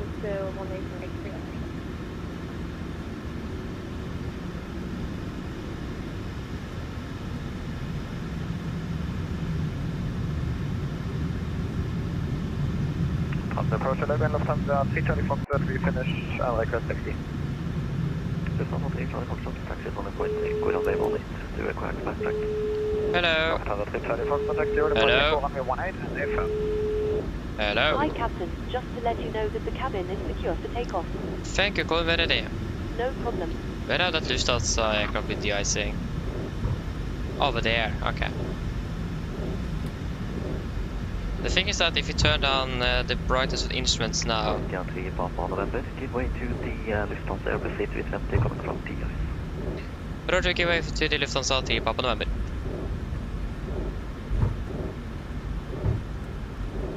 Scanner 78, Tango approaching, flight level 110. Scanner 78, Tango, under expect further descent in 1 minute.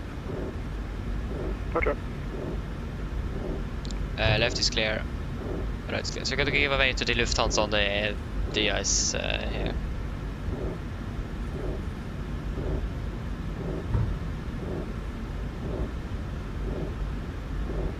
Kilo Mike, contact Iceman and report back to the once ready for taxi. Contact Iceman and report back to Lufthansa 320 Foxtrot, backtrack line up runway 18. Lufthansa 320 Foxtrot, backtrack line up runway 18.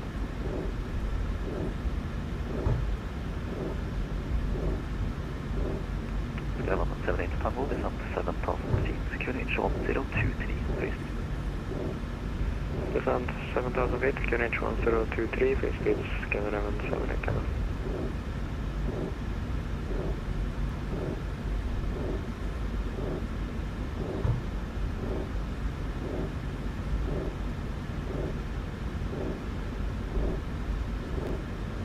Norwegian 3 Papa November, do you need backtrack? Affirmative 3 Papa November.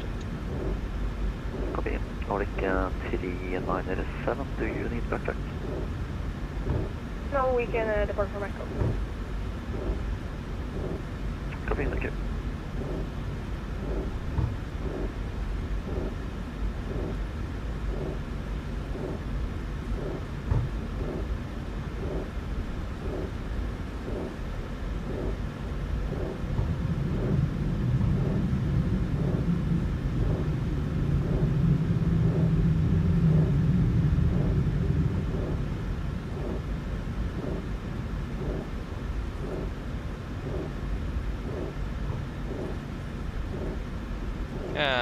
Parking brake. Set. Good, then we just need to wait here until the Lufthansa is clear. Just gonna turn that brightness a little further because it's a bit too bright here on under the clouds, but it's gonna be quite dim, quite dim once we are up in the air, passing the clouds. So yeah, you're right behind us, yes, but I can't see you because you're right behind us. Nice though.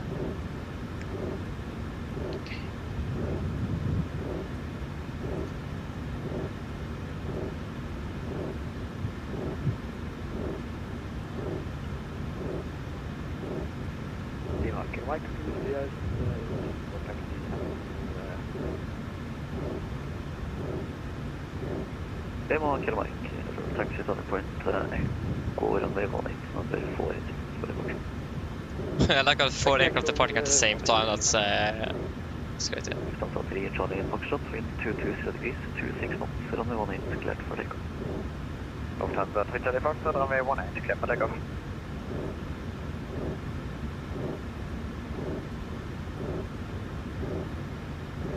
Norwegian 3 Papa November, behind the departing Lufthansa, backtrack line up runway 18, behind. Behind the departing Lufthansa, backtrack behind the Norwegian 3 Papa November. Scanner 78 Tango, descent 5,000 feet, clear ILS runway 18. Descend 5,000 feet, clear ILS approach, runway 18, scanner 78 tank.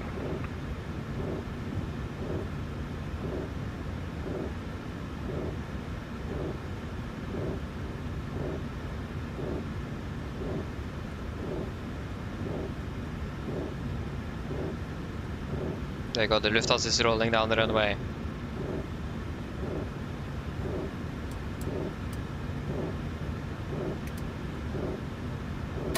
There you go, and we can start backtracking.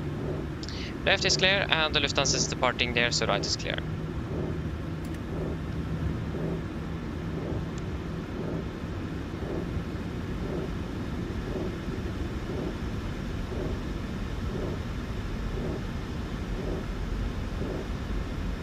How does it sound if it's moving too fast?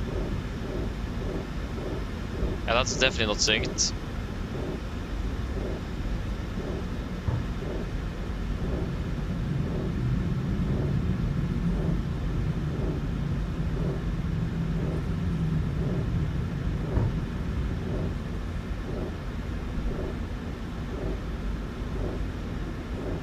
Okay, see the cabin.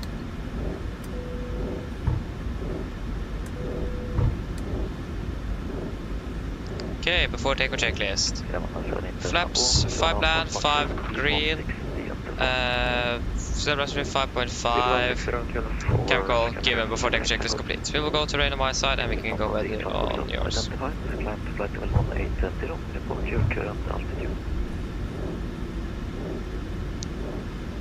Benjamin, hello, welcome back, welcome back.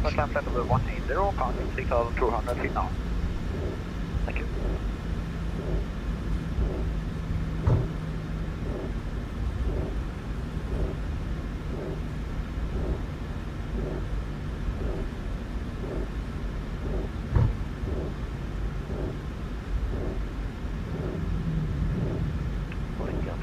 November, wind 220 degrees, 26 knots, runway 18, clear for takeoff. Clear for takeoff 18 Nordic 3 Papa November. Okay, are we ready for takeoff?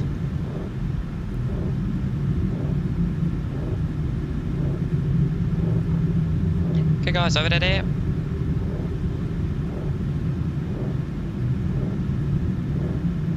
Nordic 3 987, just to be 100% sure, you do not need backtrack. Okay, takeoff. No, we don't need it. Nordic 3 Stabilized.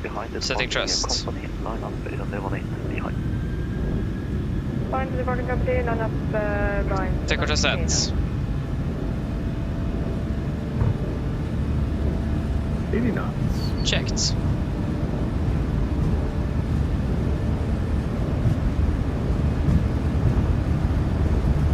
V1, rotate.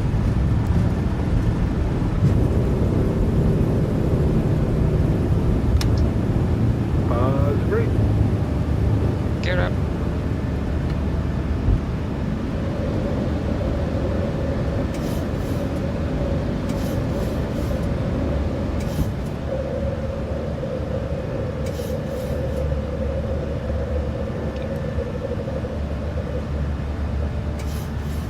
I don't think I turned it completely off. I didn't. There you go.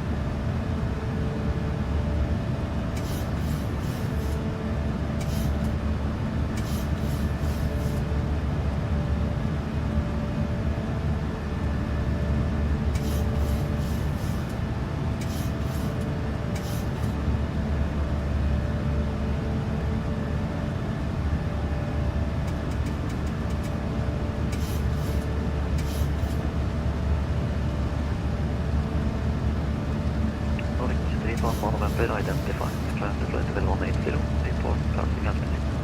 Climb 180, passing flight level 3400 3 Papa November. Actually 3003. Flight level 3. Yeah. Command A. Flaps 1 speed checked. Flight level 180. 180 set. Nordic 3 987, wind 220 degrees. Flaps up, speed checked. Runway 18, clear for takeoff. Runway 18, pick up Nordic 3 987. Wait until we pass 7000 to set the standard pressure. Lima Kilo Mike, it's going to be one landing aircraft prior to departure. You can activate this weekend.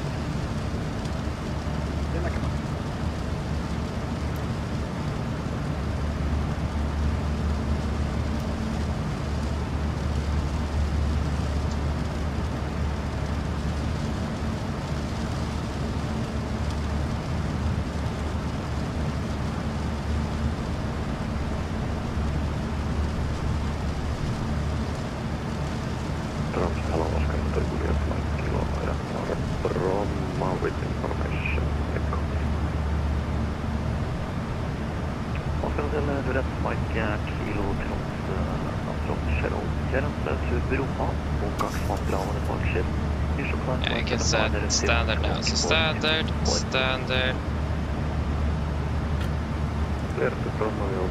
After takeoff checklist. Engine bleeds, on, packs, auto, landing gear, up and off, flaps, up to light and not with the standard, set cross check to passing 7,000 feet. No. Plus minus 0 up. After takeoff checklist complete.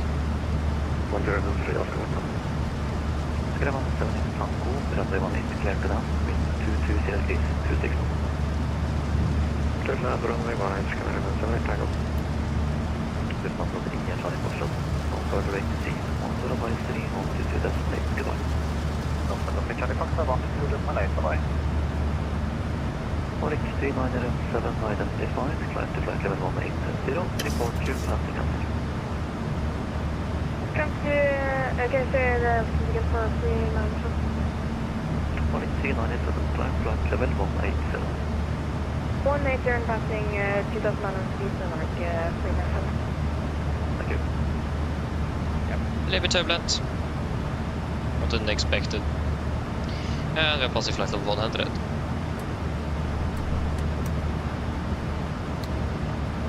Lima Kilo Mike, behind the landing Scandinavian Boeing 710.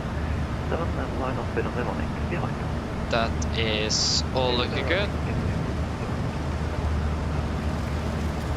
Okay, we could have landing 1 minute behind schedule. That's good.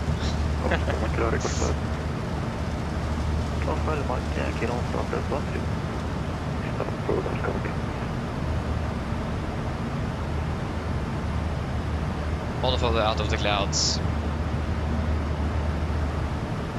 Port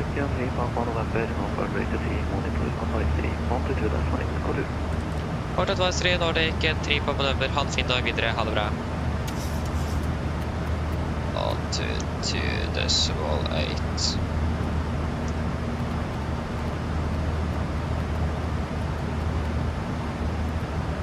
There we go.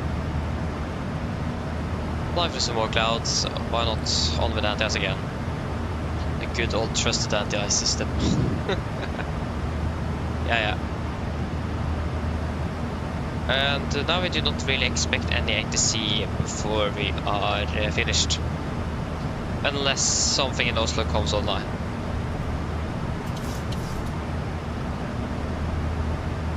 And we are out again, so we can turn off anti-ice. Confirm that it turns off. There we go. So we can change over. I'll take weather and you can take terrain. There we go.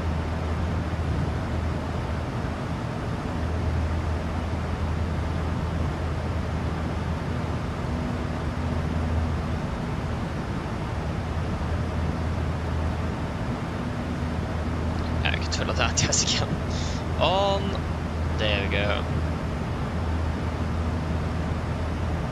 I understand, yes, we understand, yeah. Good idea.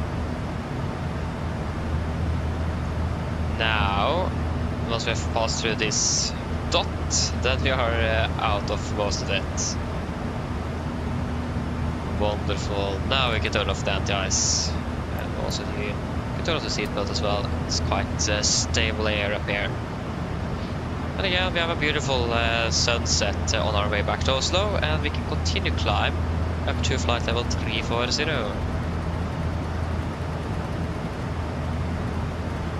340 set. Wonderful. Then just the last hour and a half in air then. Ish. Yeah, 45 minutes was it. An hour and 35 minutes ish. Yeah, that's more than 2.2. That's good. Hey, you landed also. That's wonderful. 77. Wonderful. How is the weather? It looks really good outside my window, and on the meter it looks wonderful as well. You can see on the weather radar here we have some red on the weather radar. So the weather is not really the best up here in northern Norway. And it was raining and everything in Tromsø, unfortunately. I mean, thankfully we got a beautiful landing before the rain came, so that's perfect. But again, it is pretty much clear skies with, outside my house. Yeah, exactly. Clear skies. Oh, yes, wonderful. Okay, boss. Plenty of 200. That is all looking good. What does it say again? Yeah. So yeah, that's wonderful. I'm really looking forward for landing in Oslo now. Really looking forward for it.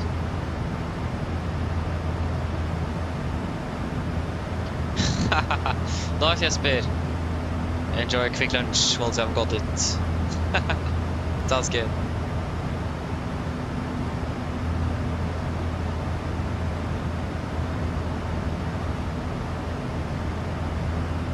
Oh, nice. So you're already over Ireland. 2 hours and 40 minutes before landing. Wonderful. So you're already over there.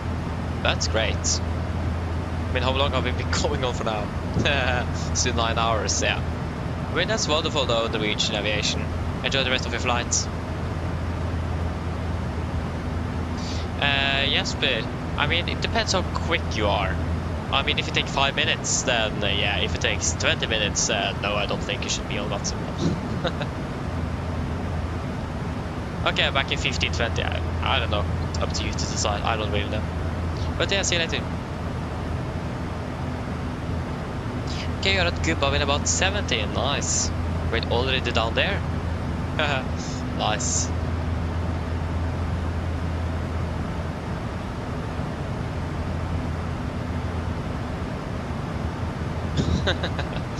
Nice. Yeah, wait to see. Yes, wait to see. Norwegian aviation. All my flights are randomized, so I don't really choose. But I would love to fly to Evenes again. I haven't flown there for a long time, and there's a really nice, beautiful airport to fly into. So I really want to fly there again. But again, I don't choose my flights, so we'll wait and see when the possibility arrives back again. Most likely one day, but I don't know when yet. The only airport I know that I'm not going to fly to is to Bardufoss because the scenery is totally broken. You can't land there, it's no lights, nothing. Actually, that's a problem with all the airports here in northern Norway, so not just Bardufoss, so I can't really blame the developer there. Again, we didn't have anything in yeah, so both yeah, why is that actually?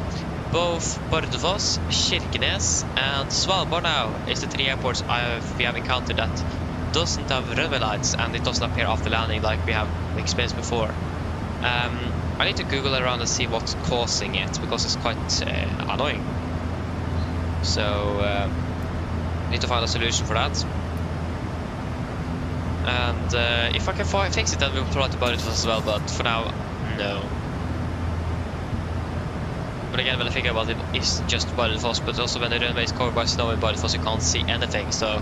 And when they don't have any lights, can't really land there. So yeah. 37, who chooses? I just put every flight I could take, or that I can fly, and then I click on a, like in a randomizer, and then it just sorts it from 1 to whatever, or how many flights it is in a row, and then I just... The first one is what I'm going to take. If I count that, I will go for the second one, and then continue down like that. So... it is basically all randomized. So yeah. Again, in real life as well, as you as a pilot will not choose where you fly. You can bid for different routes, for example, but it is the airline that schedules you on it, so that's why I do it that way.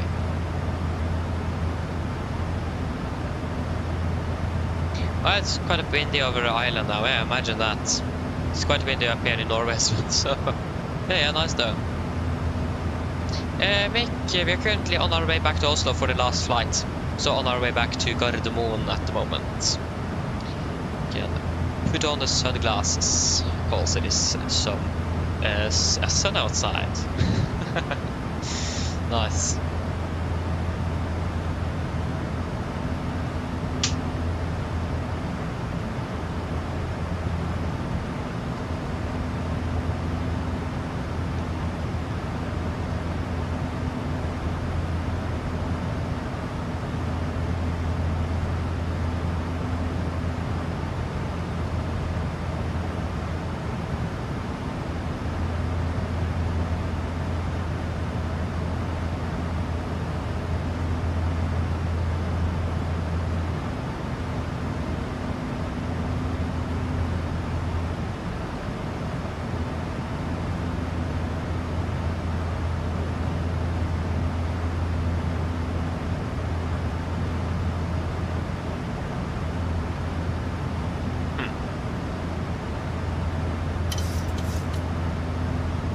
Yeah, possible to 300 already. Oh. That's looking good. Yeah, everything is looking good up there, and we'll switch over to 10 degrees. Wonderful. Yeah, we pretty much have a cross tailwind, but it's mostly a crosswind, so if that wind doesn't change to a tailwind within an area or in the next few minutes, we'll probably be climbing up, because if it's just a little slight cross, like just a crosswind but a little tailwind, it won't really save us much than being down here. Then it's more beneficial to climb higher than staying at 3-4. So we'll wait and see. I mean, we're climbing quite fast at the moment, 70-30 feet a minute. Nice.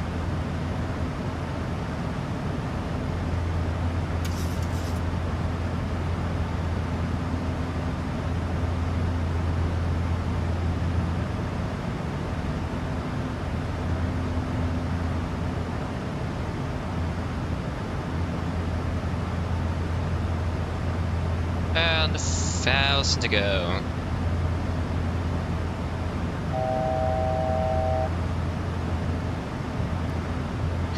Oh, that's interesting, Norwegian aviation. I actually never used it. I never zoom in on the flight plan. But that is similar to that MSF is crashing. That's really strange. So just to confirm, it is when you're zooming in inside here on the flight details. Yeah, that should be this, isn't it? I don't know. But it is when they're zooming in here, if I'm right. Or is it in here on the map?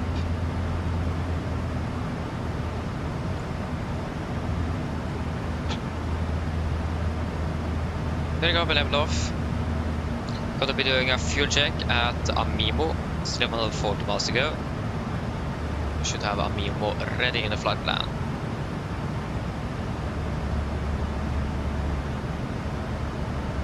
Top of climb, Amimo, there we go.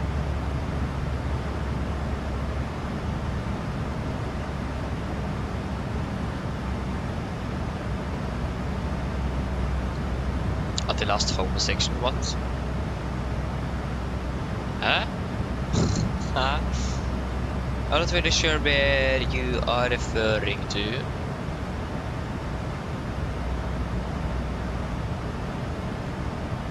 At the top. Yeah, so it is on this map here.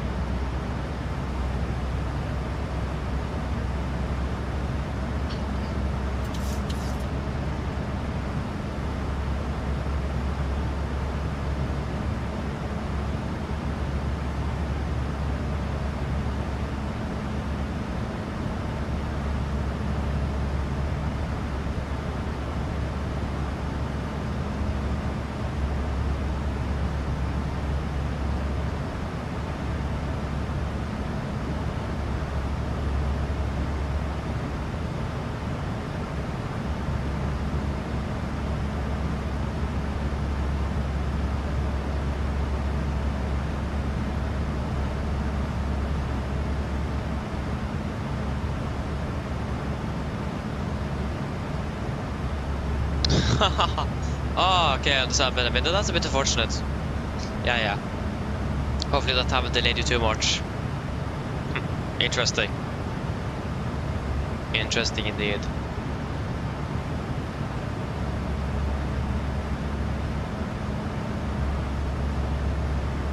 Yeah.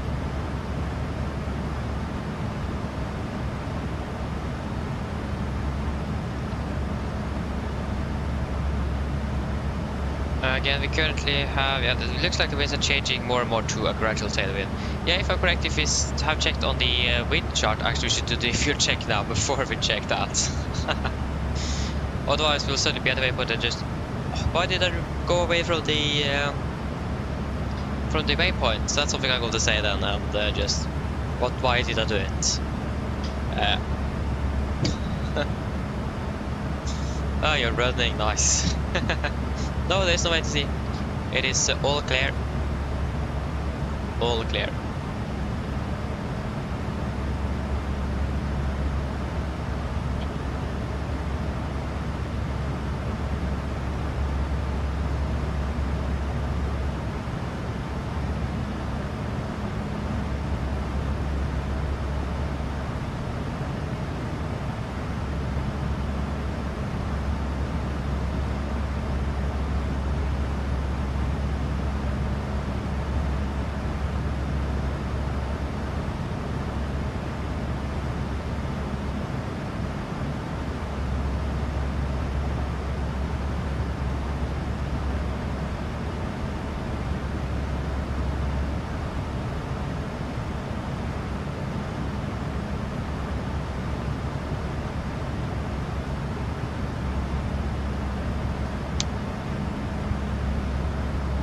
Yeah, approaching on me more shortly here. Oh.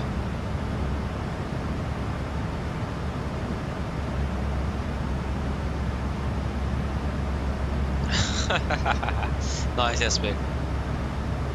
You get some exercise as well, not bad. Oh, nice.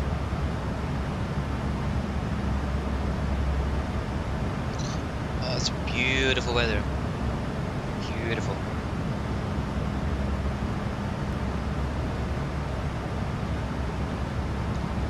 Yes, except for variable winds, beautiful weather.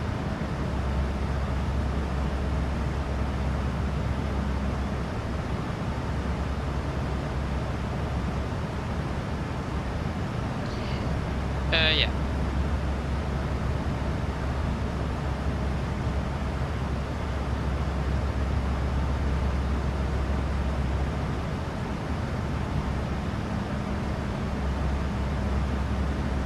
Okay, so fuel check on BMO, 4.8 tons, we have currently 4.9, 1.7 burned, we have burned through 1.6, flight time 19 minutes, we've been flying for 20, we're already behind. Yes. I think we almost may need to climb higher because of the fuel situation. Wait and see. Yeah, we're burning more fuel down here than we are up there, but we do have a ground speed of 425 knots. And we're landing later and later, so this is not really saving us much. But now that we can check the wind chart, then we can see what we have here. Okay, like I said, basically expecting straight crossing south of Trondheim. And it is going to be a bit stronger the lower we are. So, wait and see. It may be a good idea to climb another 2,000 feet as well. It may be. But we can also do the RMP AR sit for the guided one, so we can save a little bit of time there as well. And have a little bit of fun. Yeah. Like we didn't have that in Longyearbyen.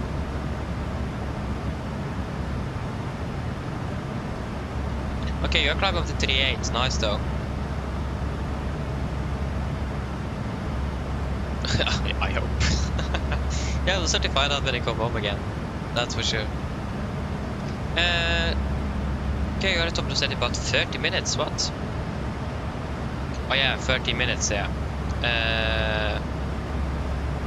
Okay, it's another 45 here. Actually, almost an hour. I mean, you're... If I'm correct, you're probably at flight level 38, aren't you, Avgig?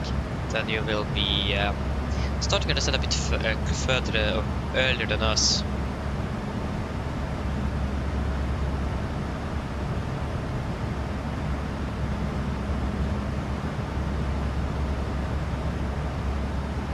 We can check like the individual winds reported. Yeah, that chart is valid at like 12 or 8. I think that chart, wind chart is actually valid at 18, so it could be a bit outdated. We can actually check, just check. It is valid 18 UTC exactly. It could be a bit, it is a bit late compared to when we are flying.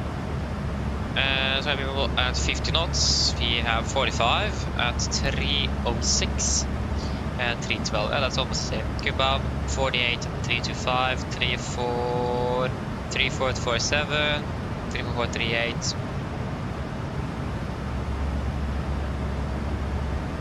Yeah, I think we should be climbing higher, that's for sure. The winds wasn't that strong nevertheless. Optimal flight of 400, I mean, why not?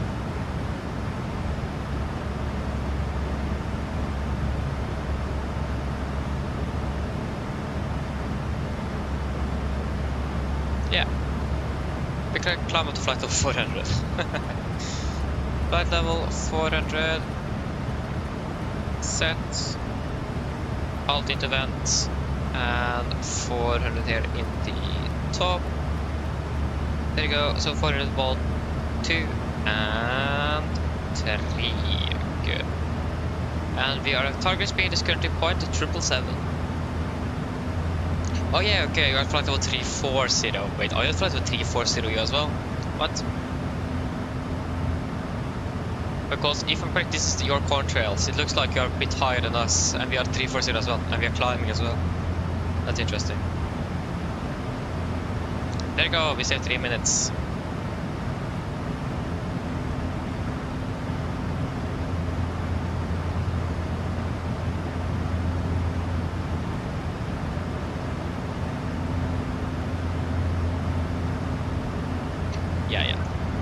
Probably increase the brightness again since we are now above the clouds and with generally good visibility.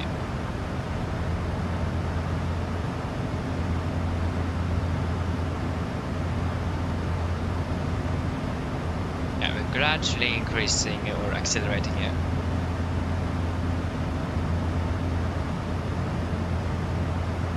Oh yeah, of course, you're way in front, yeah, forgot that. Forgot that. Yeah, Lufthansa indeed, yeah, sorry for that. I did forget about that Lufthansa. I thought that was you in a moment there. Yeah, that would make sense. We could have wondered when it was like 30 minutes and we like had another hour left in the air. yeah, that's the Lufthansa did, yeah, right. Is it flying down to Munich or to, yeah, flying down to Frankfurt? No problemo. That's great.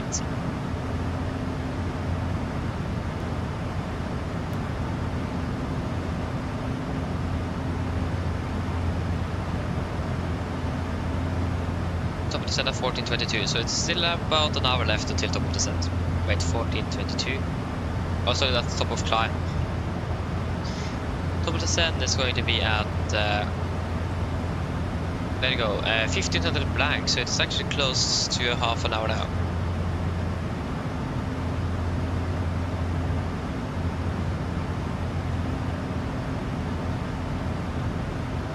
Yeah, Norwegian, that sounds like a good idea if you want to fly more indeed.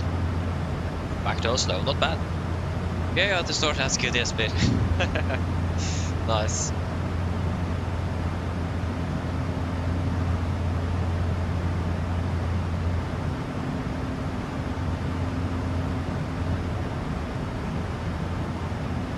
There you go, the sun starts to set now.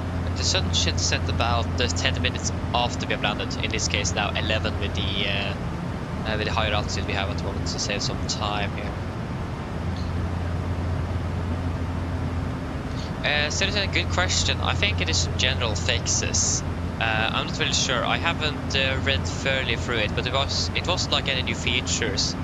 It was mainly some SDK changes, if I remember correctly. If you just search up GSX changelog, and then you will find the changelog called release notes or something. I don't remember what it's called. But just search up GSX changelog, and then you will find it on a website from FS Dream Team, so you can read it there.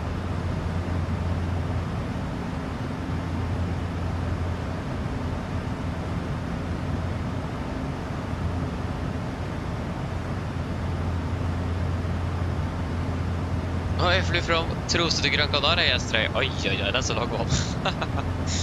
Nice. Ooh. Yeah, I can understand that. Yeah.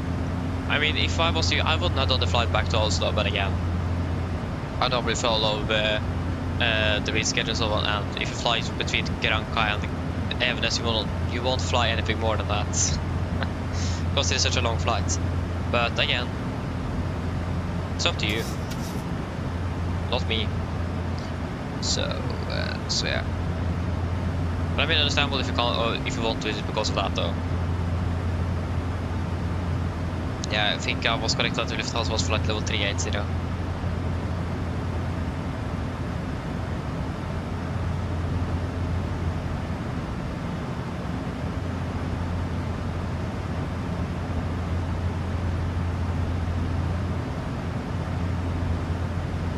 How's to go?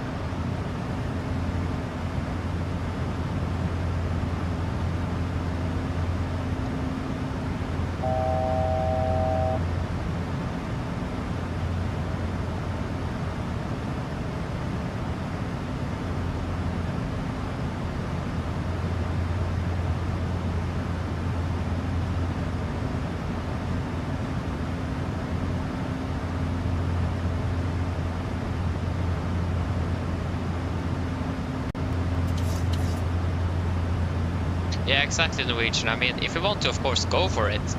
But I mean, if you don't don't have the energy for it, then don't push you to do it either. If you don't have the energy to do it. Hello. Hi, Captain. I was just wondering if you'd like a drink, maybe a tea or coffee, or a bottle of water. Is there anything that you guys want regarding drinks? I don't. I actually want some more water. That's it. Is there anything you guys want? Coffee, cola. I actually don't think. I don't think they sell cola. They have Pepsi on the Norwegian. They don't sell cola, unfortunately. Or Fanta or Sprite. That's what I have seen they have. On the menu at least. So unfortunately don't have cola. Everyone coffee. 3 black and 1 with milk. Okay, if you could have 1 water, 3 coffee and 1 coffee with milk, that would be great, thank you. Of course, I'll go and get it for you now, just give me a few minutes. Okay, thank you. Wonderful.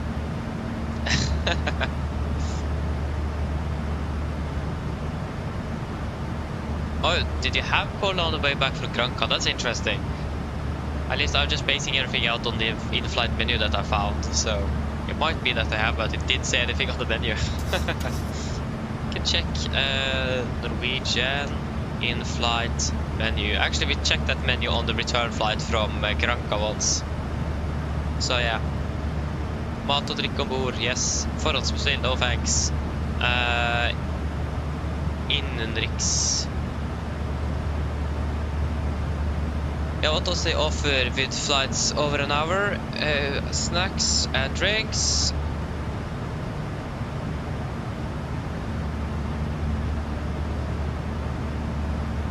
Yeah, but I want the in-flight menus. There you go, the menu. That wasn't the menu I wanted to look at. There we go. Here it is.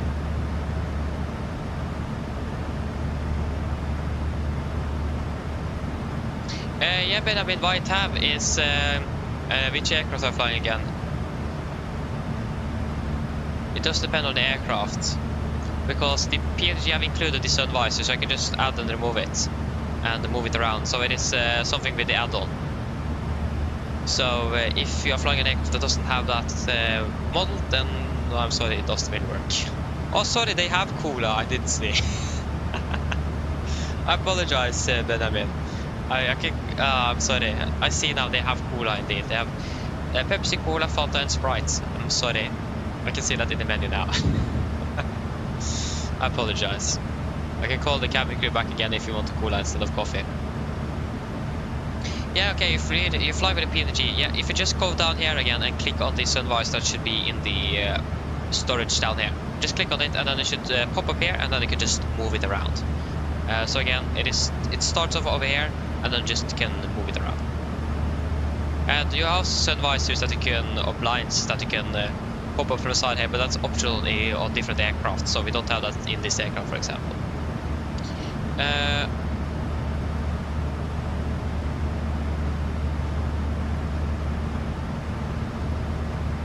Yeah, it was on the 33-minute flight, exactly. Norwegian doesn't offer anything regarding drinks or snacks on flights less than an hour. So if it's longer than an hour, then you can get it, but not if it is less than an hour. Captain Robin, hej och welcome, bombing well.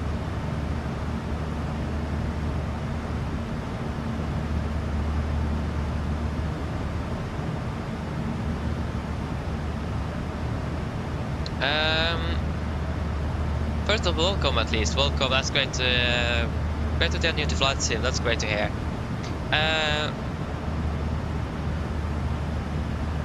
What do you exactly mean by MCDC?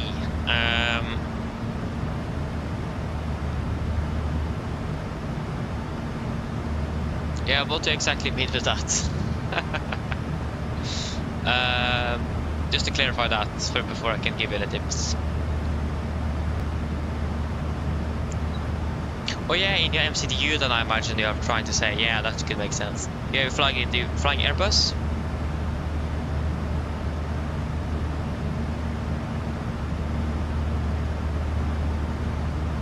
The GS inhibits. GS inhibits. In front of me, what? Where's the GS inhibit? Yeah, it's one of the warning lights? No. I need to find it first. In front of me as well, isn't it? The GS inhibit, yeah, where is it? Can't even find it.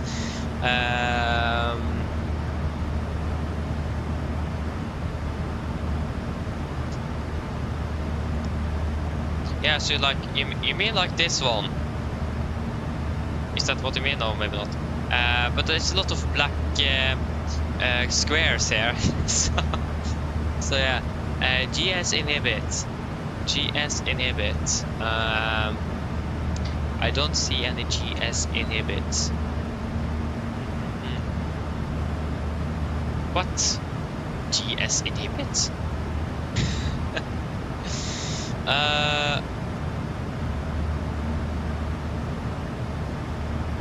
Oh, that's unfortunate, yes, but that's unfortunate.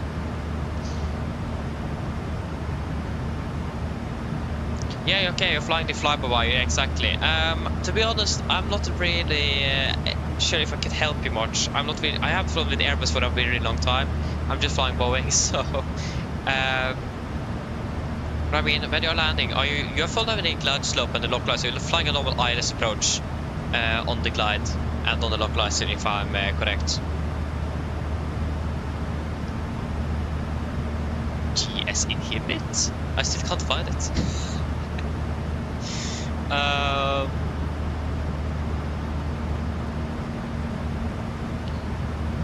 Yeah, so you are flying a normal ILS. Yeah, then if you're on the glide and localizer is still a bit high, then there is not anything wrong with you or the aircraft. It is something wrong with the sim, because Poppies and there we go, we have a passing aircraft. But the Poppies and the glide slope in 2020 is a bit too high, because in real life you should be able to follow the glide perfectly and still have time to flare before you at the aiming point. But in the simulator you will be at the aiming point. If you follow the glide slope, you will be touching down right in the aiming point without any time to flare. So that's a known issue with the simulator itself at many airports. That have improved from what I've seen in 2024. Yeah, so again, if you are doing everything correctly and following the glide slope and the localizer still a bit high, that's the simulator's fault and not the aircraft or you.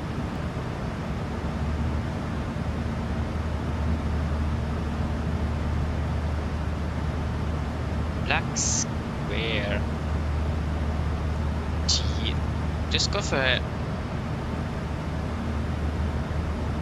I mean, GS inhibit, that could like mean, that sounds like a glide slope inhibit, but I'm still not sure where the switch is. This, could it be you? I think, are you referring to this switch in Norwegian aviation? I think that's the switch you're referring to, isn't it? I have a feeling that's... Yeah, exactly. So basically that's just a glide slope warning.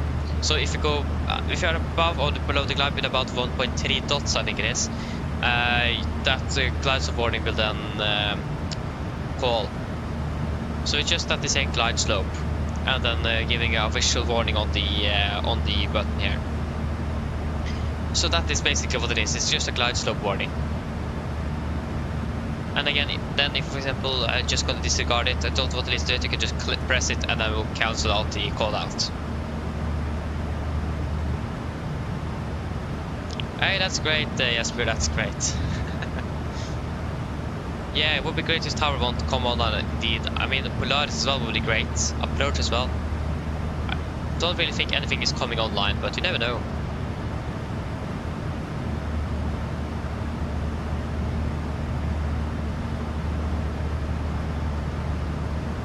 What happened with the drink we asked from the cabin crew? That did it come at all?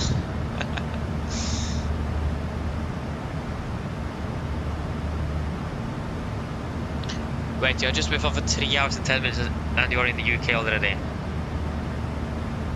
Yeah, I mean, yeah, you should be flying about, maybe a little bit longer though, 3 hours 40-ish is what I've experienced flying between Granca and Oslo, for example.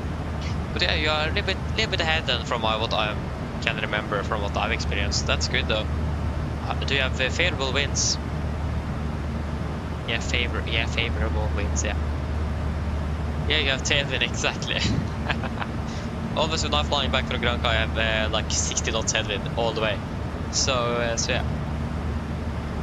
Nice though, that's wonderful. Yeah, for you indeed, yes, but that would be great. But I mean, Polaris City south of Trondheim would be great.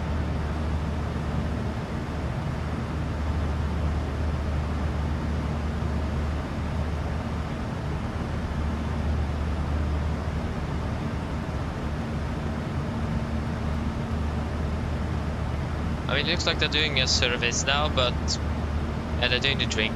No, they're actually doing the food service. But why haven't we got our drinks? I'm still waiting for my bottle of water. Not acceptable.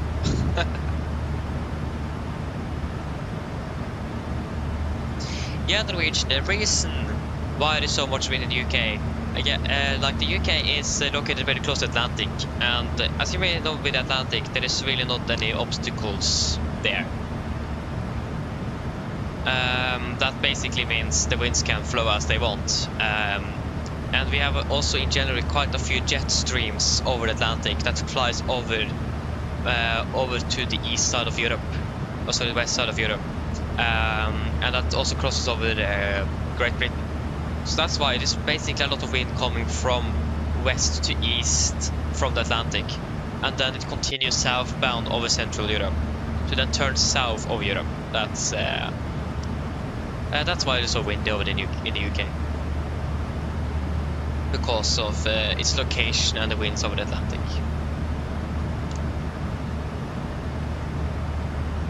Bad service, I can agree with that.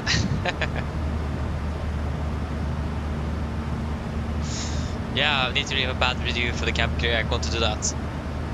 I requested 3 coffees and 1 bottle of water, but we didn't get anything.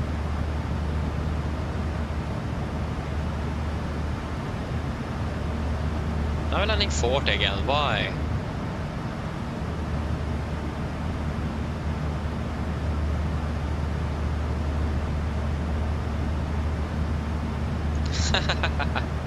Hey, that's nice, yesterday. So me and another guy in front. I can't see him though. Oh, there he is. Yeah, it's probably the Lufthansa aircraft. I don't know. That's nice though. Yeah, it's about 25 minutes until descent. We just quickly go to call the cabin crew and ask for the drinks again as well.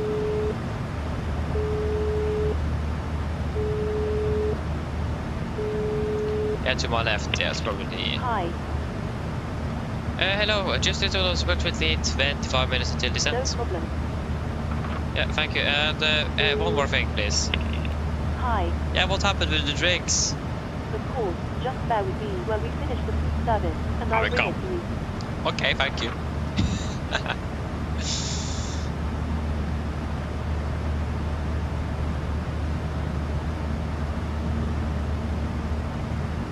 Yeah, exactly, Norwegian.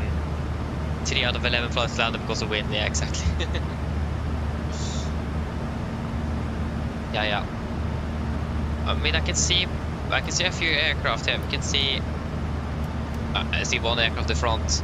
It's, again, 2,000 below us. That's most likely to Lufthansa aircrafts.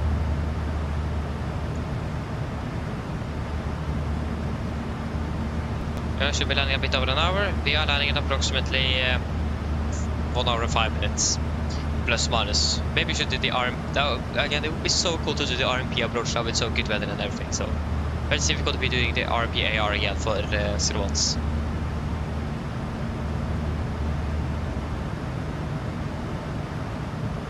Hey, another 747 as well. So this is the first 747 that passed you today. Nice though, sounds good, Sondre. Oh, sorry, Norwegian Aviation just changed your name, I'm sorry. Going to take a little while before that's completely pinned to my memory.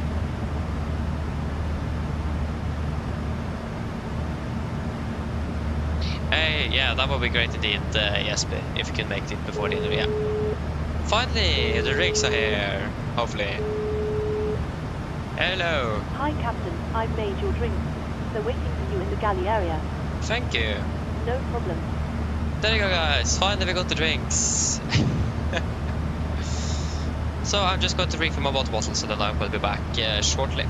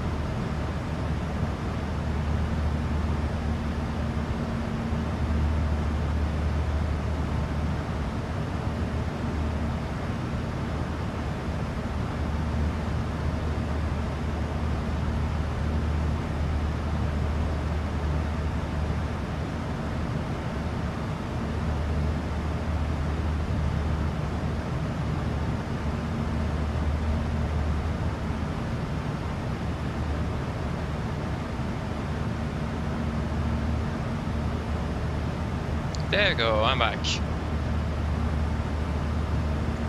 Got to fly to Amsterdam, that's great. Enjoy it.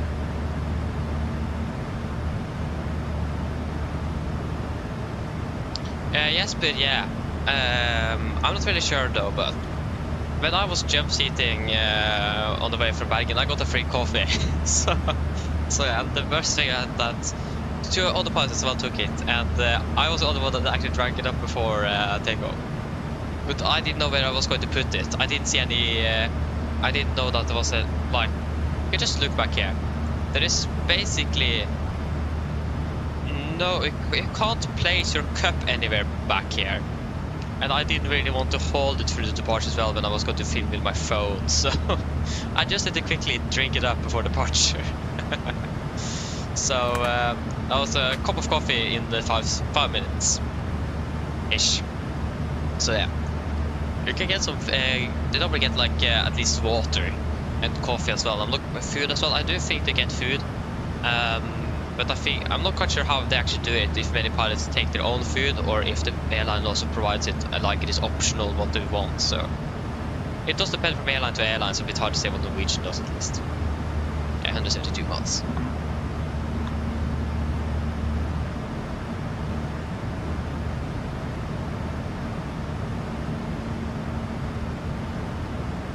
Yeah, so I'm gonna be flying Amsterdam, Bergen, and then Oslo, and then that's it for today. Sounds good though, sounds good. Almost, yes, but again, I didn't drink it like 5 minutes. It felt like it was very long, but again, it was an open cup, and was in paper cup as well. So, I mean, the heat is escaping quite quickly, so it's cooling down quite quickly. And when you're drinking as well, that even accelerates the process or the cool down of the coffee, so quite easy to drink quickly.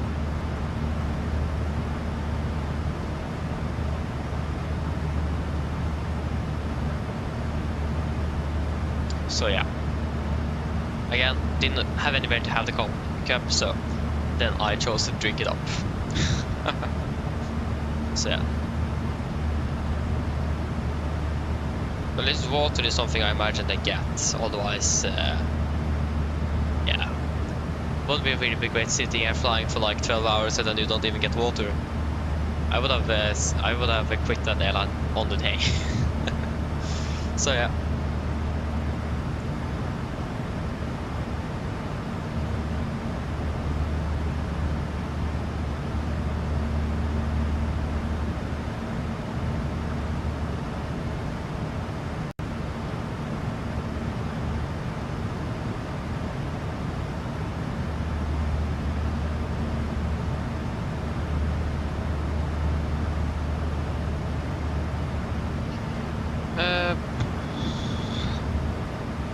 That was very soon. 45 at 47. Yeah, we can do a fuel check at Tromsø. And that's going to be the last fuel check for today. Tromsø. There we have Tromsø. No, that wasn't Tromsø. There we have Tromsø. Huh. Yeah, interesting. I know that many dogs actually do that Norwegian. I'm not quite sure why they do it. Probably scared, I don't know. I mean, moose.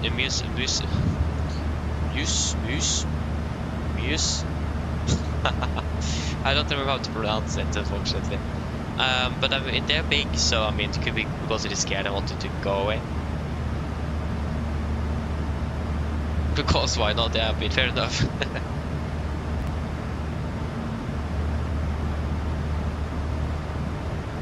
Oh, they do need to do that?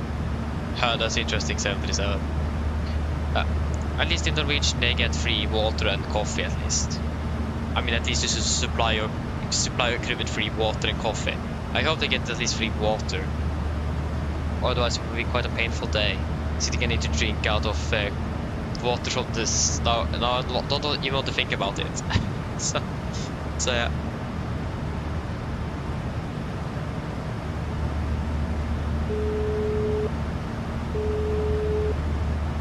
Hello. Hi, Captain. Sorry to bother you. Would you like something to eat? Is there anything that you guys want from the or anything to eat regarding snacks? There's not going to be any meals. It's just going to be snacks.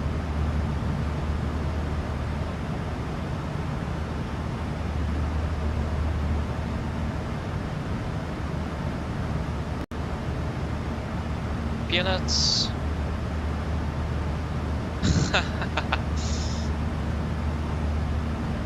I mean, yeah, it's also unfortunate that we don't have any sandwiches or anything on board, if I'm correct, because it is a domestic flight, so it is just going to be snacks. Peanuts, I do know which, yeah, they probably sell that. I have still my good old risbrød, so I'm happy. Yeah, unfortunately, Tromsø again is a short-haul flight, so, or domestic.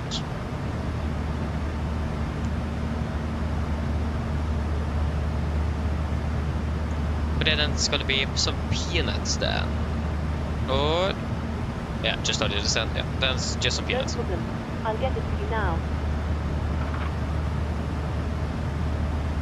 I just started to descend, wonderful. We're gonna be preparing there shortly as well.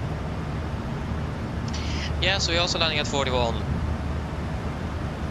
That's interesting. I mean, you're not far away, actually quite close to us, Jesper, so not really surprised. We were at flight 340 for quite a while as well, so we probably catched up with us a little bit before that. So yeah. be fast this time, yeah, exactly. At least now they're finished with the food service, so it should be quite quick.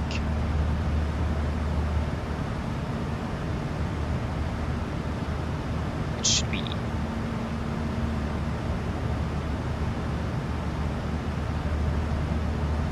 Oh, there's a plane under you. Oh, that's interesting.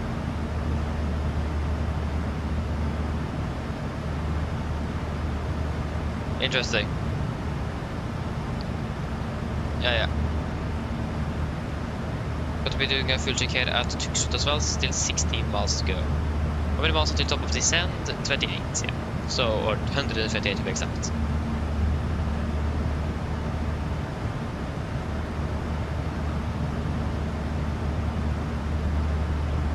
Good question, Norwegian.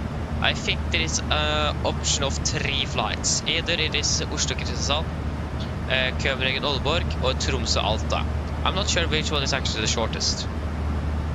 But all of those 3 are very short. There is, I think, both Aalborg, yeah, basically all service around 30 minutes and shorter. Depends on winds and traffic and such. But I do think Tromsø-Alta is going to be the shortest. I think it's like 20 minutes or something. So yeah, it is. Yeah, exactly. Tromsø-Alta with 20-25 minutes. Yeah, exactly. So again, it is probably that one is going to be the shortest flight. It's quite short indeed.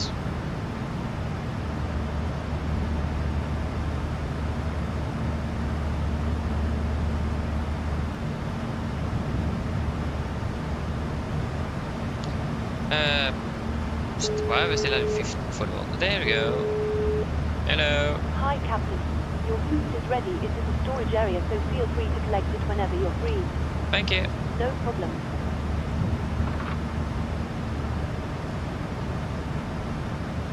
Yeah, exactly. So it is Tromsø-Alta, København Aalborg, and then Oslo-Kristiansand. So those 3 are like the shortest they have operate. Okay, so if you check at Tromsø. Tromsø, there we go. 3.5, we currently have 3.7. 3 tons, we have bird through. 2.8.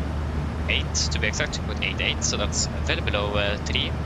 And 54 minutes, we've been flying for 55. Yeah, we're still not really looking good on the air time here.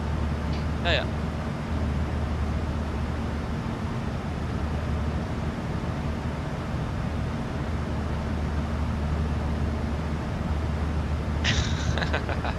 Nice, yes, but yes, indeed.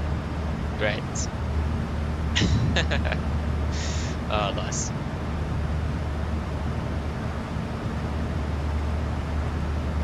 Yeah, we're gonna begin to prepare. So just got to quickly look at the weather, not the weather, but the traffic in towards Gardermoen. If we could do the RMPAR, that would be wonderful. Wouldn't really say no to that. That would be a lot of fun, even though we already done that once already today. But if it is quite a bit of traffic, then we will just go and proceed with the standard ILS. There is a bit of traffic indeed. There is a guy coming in from, where is he flying from? Flying from Riga. Okay, it's quite far away actually, and yeah, we actually the next. Yeah, there's actually no one close to us. Red nose here.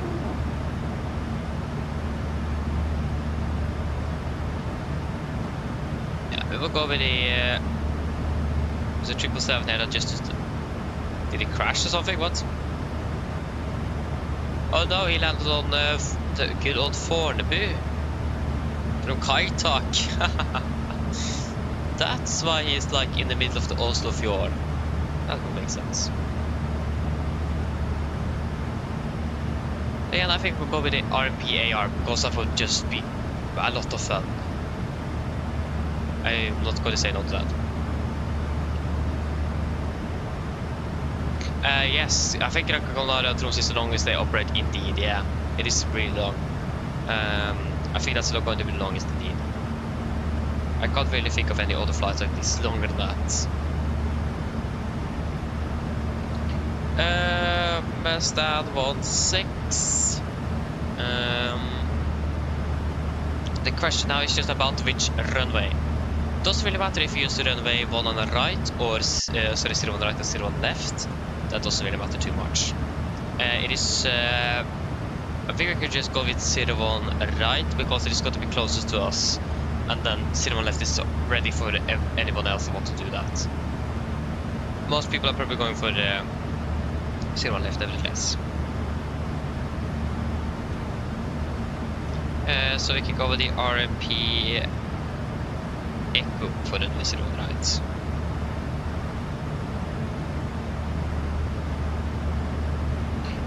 But again, we also do have it for 01 left.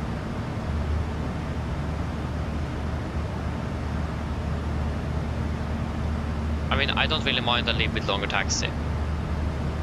So we can go with 01 right. Again, probably the best option.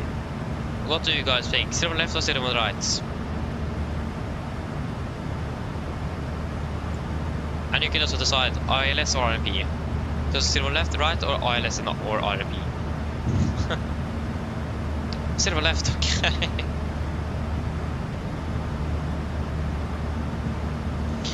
RMP, 01 left, and okay, now I need to decide ILS or RMP. I mean, it doesn't really matter too much, still landing on time, so.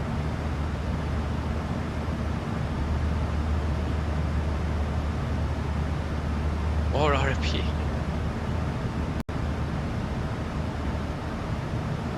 Yeah, so then RMP then. From GLO again, welcome back. Then we do the RMP for a 01 left then. 01 left, RMP.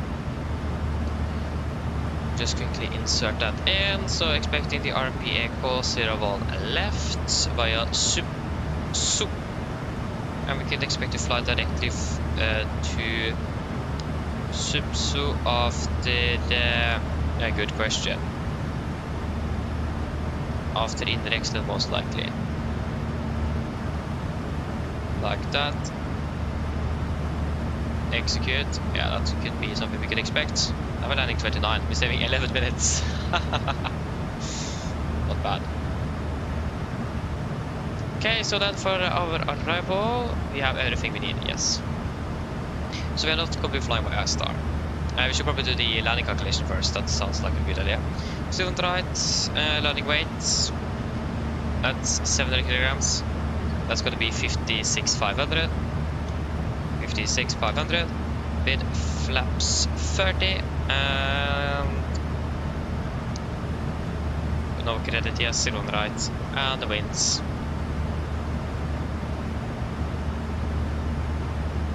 Zero to 442. 0 to 4 and 2, yeah. 143 minus 5 is 138. 139 is perfectly fine.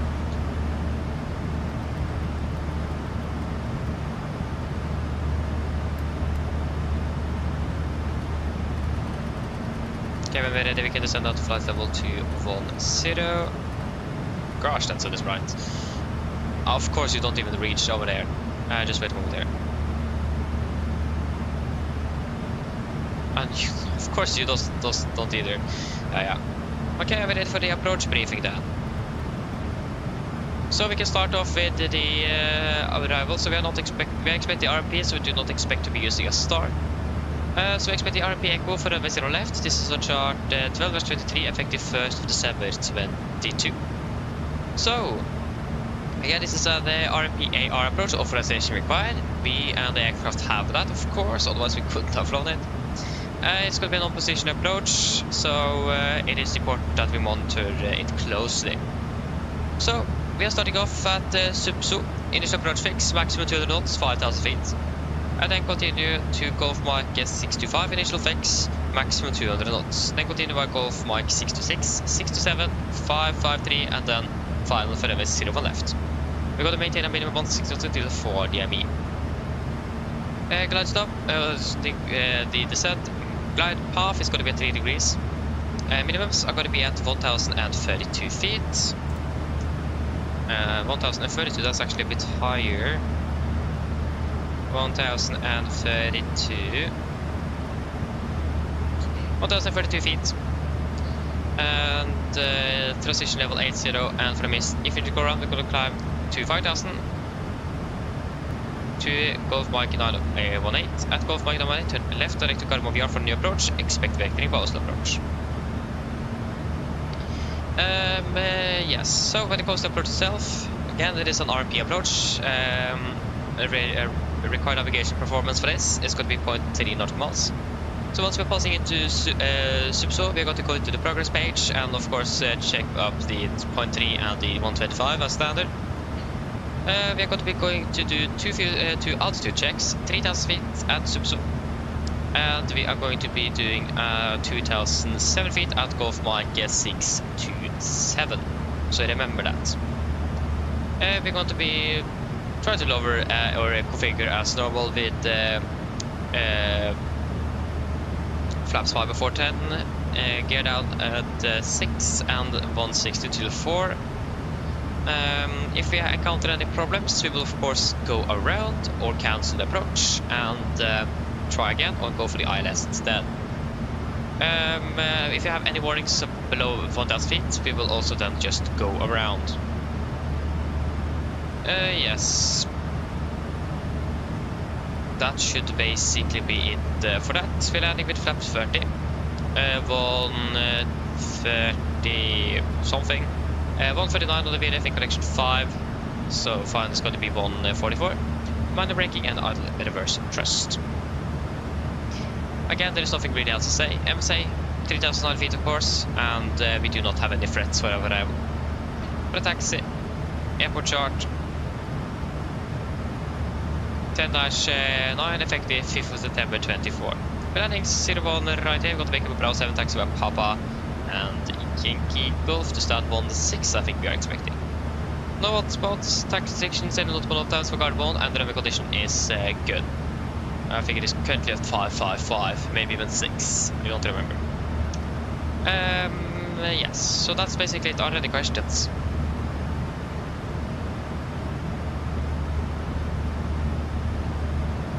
Probably not, so now brief is complete and descent checklist. Presentation, landing altitude set to 700 feet, recall. Checked on to break off landing data, VRF 139, minimum 1032 feet, approach briefing complete, descent checklist complete. I hope I have remembered to do anything, or to do everything. I really hope so. I have a feeling I haven't, so if there's something that you guys miss, then please let me know. Quite easy to forget. How did I manage both of those on spot?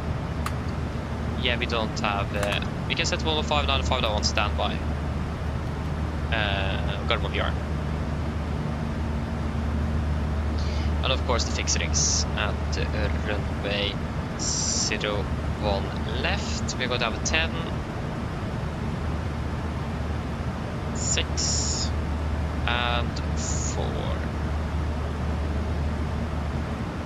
Good.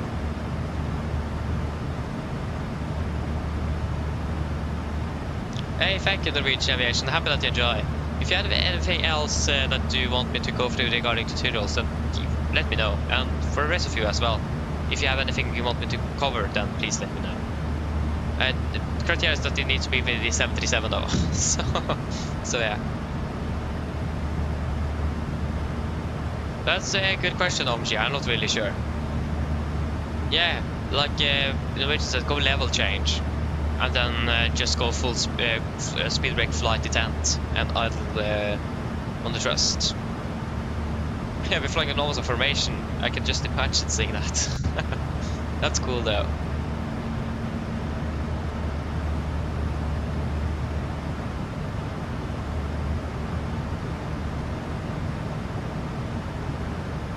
Oh, that's interesting, Benjamin. Qatar living in SKLM, wonderful. Interesting. Oh, your ground speed is faster, yeah. Again, we are a bit higher, so it will make sense. Yeah, that does make sense indeed.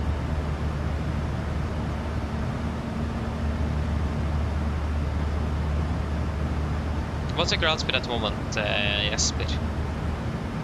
I think I can even see you there. Nice. But we are already flying with a cost index of 40. Oh, actually, maybe not. I think we're still using the 9 cost index. Yeah, we are. Wait, 475? What?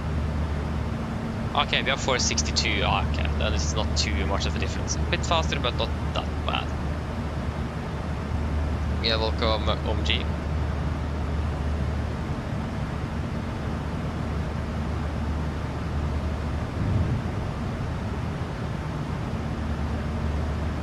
Oh, that sun is bright indeed. And I really hope I didn't forget anything on the approach briefing. It's quite typical me to do that. I think I remember everything. I just have this feeling that I have forgot something.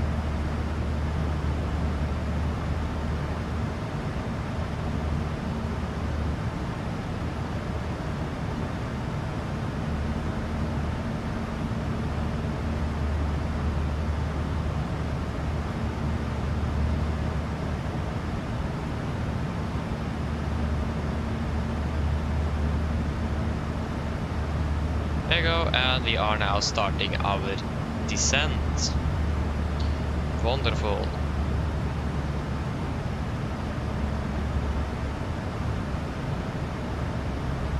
Actually, no point in having you here since it doesn't even block the sun. Oh, there you go, now we are blocking the sun, thank you.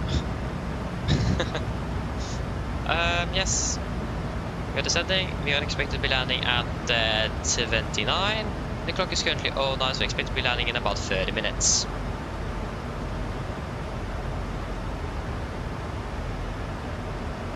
Yeah, we still have the 50 update, so yeah, beautiful weather. Mine damer og herrer, dette kaptein som snakker.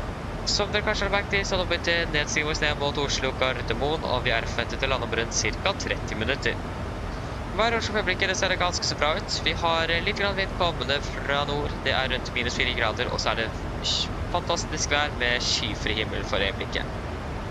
Ellers, vi har fått en veldig fin flytur med oss i dag. Vi tar klart å fly med oss. Vi håper vi ser en på neste flytur, og så ønsker vi en fin dag videre. Ladies and gentlemen, this is Captain speaking. As we are just been up our descent down towards Oslo Gardermoen, and we are expected to land in approximately 30 minutes. The weather is also looking really good at the moment, with just a slightly bit wind coming from the north, minus 4 degrees centigrade at the moment, and it is beautiful with clear skies as well. Otherwise, hope that you enjoyed this flight with us today. We thank you for choosing us. We hope to see you again on the next flight, and we wish you a pleasant day. Thank you.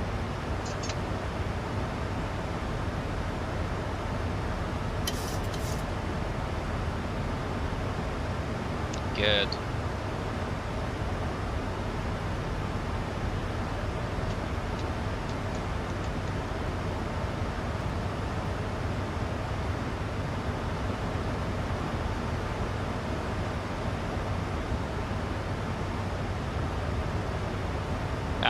We didn't really get a huge increase in airspeed, or in ground speed, so it didn't really matter if it was probably a good idea to climb up to 400 instead of staying at 3-4.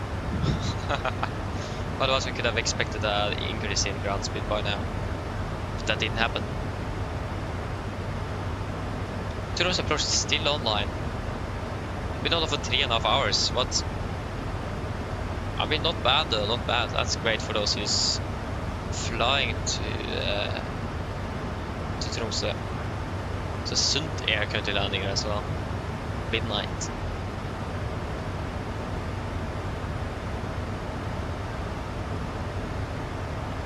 Enrico, yes. If you are a bot sim, it doesn't really matter the simulator as long as bot sim is compatible. Then you can see all the aircraft from that simulator, yes. I can see people flying FSX, P50, Microsoft, X-Plane, everything. As long as bot sim is supported for that simulator, yes. Like, yes, but will be joining us for all the flights today. He's flying on X-Plane, so yeah. Yeah, we're quite close. I can't see you, but we can increase the speed in front here to 270 knots, if that helps. What cost decks are you currently running? Or are you just very lucky with the winds and X-Plane today? Because they're flying so fast.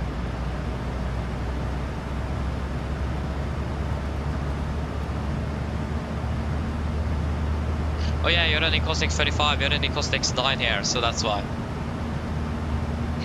Yeah, I think cost index is basically the it is what you enter the aircraft to decide how fast you're going to fly.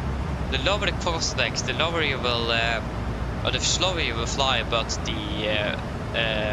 the more fuel you will save, or the more efficient you are. But the higher the cost index, the more fuel you will burn, but the faster you will be. So that's basically what it is. So yes, but let's go to the cost index 35 right behind us. We are in the cost index 9 here. That means he's flying faster than us. But we are saving more fuel though, hopefully. So that's basically what cost index is. Yeah.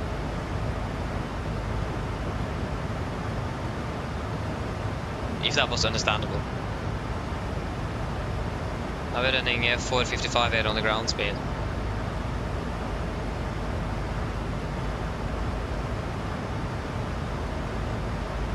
Ok, Benjamin. Back på tidningen. Ha en fin dag videre. Ha det bra.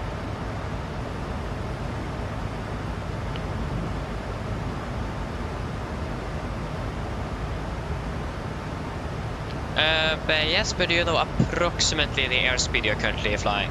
Not Mach, but airspeed. I mean, Mach could work as well. But yeah.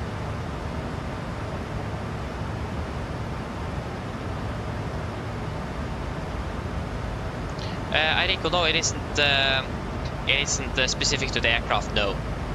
So yeah. So then you can change to 50 and it will fly faster. Yes, that's correct.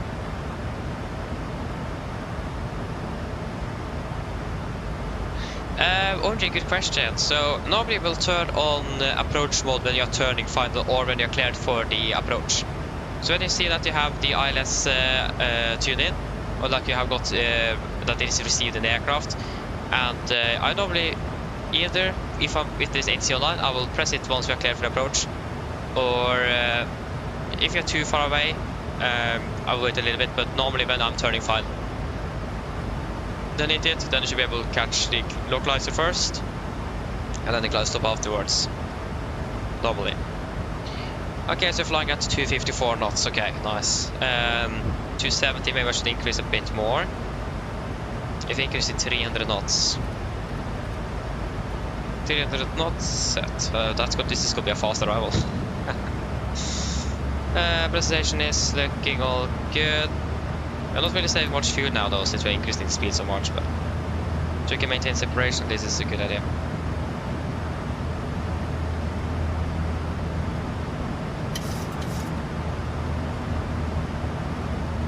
Airico, it does depend a little bit. It does depend. Normally you won't be able to insert a cost index that will make the aircraft overspeed. But if the conditions are just right, for example you have a sudden gust of headwind and you're very close to the overspeed, then yes, you can overspeed, but the aircraft won't really allow you to be overspeeding with the high cost index. You should be fine.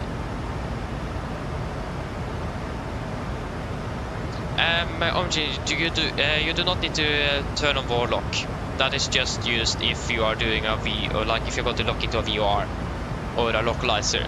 So just use the approach mode.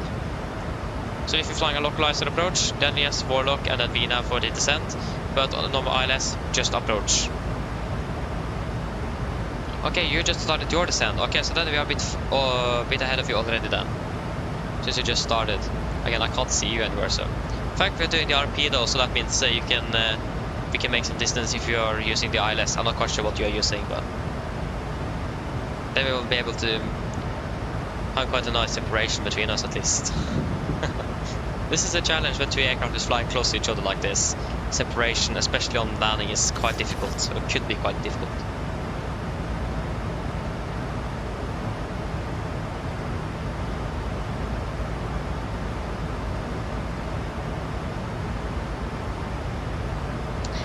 Airico, currently the reason I'm flying 300 knots is because I manually overwrited and selected 300 knots because of separation. With the cost index we currently have in the aircraft, we will be flying at 250 knots. If I would have increased the cost index to 40 like Norwegian have a standard, it will be about 270 knots-ish, with quite a steeper descent angle. So that's also something to note. If you have a high cost index, you will also have a steeper descent because you're going to be flying faster. So energy management is going to be quite important. So yeah. Yeah, I tried to do that, but it's impossible to see. Like up? I can't see anything. Ah, is that you? If that is you, then yeah, that's you, isn't it? They were quite close indeed. Can barely see you. Looking again, 300 knots, and we are going to be doing the RPAR, so we should be fine. Okay, we continue to flight level 120. 120 set. Yes, but just to confirm, you are going for the ILS or are you going for the RP as well? And auto land, yeah. So auto land, you will set the. Then you will need to require to set both courses here. The ILS frequency both sides here on the active, and then when you capture both the localizer and the glide slope, you're going to hit the command B as well. So both autopilots will be engaged. I have a tutorial video on how to do it that explains it a bit further in detail. So I can recommend watching that if you want to. But that's like the simple explanation. Double course, double the radio, double autopilot. Easy and simple. But it's a bit more technical than that, but yeah.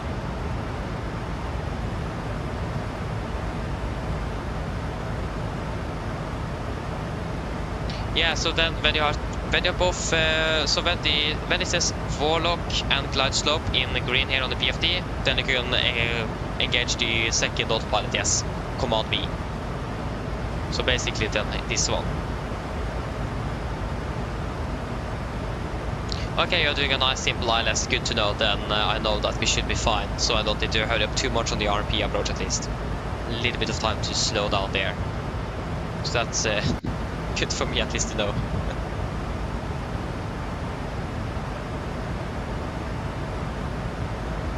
Yeah, so it says altitude hold, so that you're currently holding an altitude, but like, do you see the glide slope on the, in here on the PFD, do you see the glide slope? There we go, possible to 200, just go to quickly do the registration check.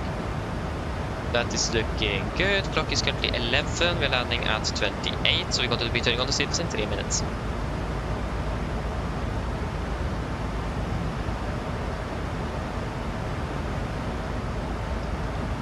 Ah, there you are, Jesper. Yeah, we can even see you. Okay, we're quite close to it. Like, we're running at 300 knots. I mean, if you're flying the star, then we should also be fine. We're currently flying direct, so...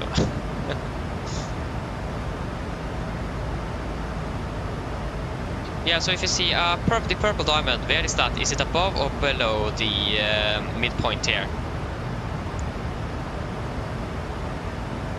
Okay, you're going 302.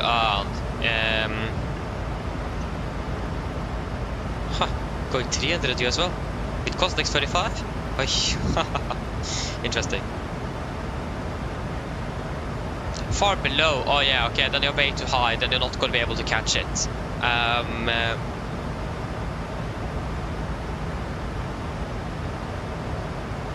So yeah, you're not going to be able to catch that glide slope. So try to go to circle around. And which airport are you trying to land at now? Which airport? Might help you a bit easy to help if I know the airport. Good, seat cabin. Cabin crew, prepare again for landing, please. Okay, flying to Haugesund. It is runway 13 then, isn't it? Runway 13. Okay, where are you now, Jesper? You're over there. We should be fine. Yeah, so 13. So if I'm correct, you are going to be catching at. So yeah, you know how to use the FMC, do you? Because then we can be a little bit clever here. So if I just get the charts for Haugesund,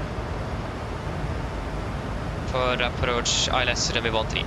So if you then just type in, okay, just follow me now.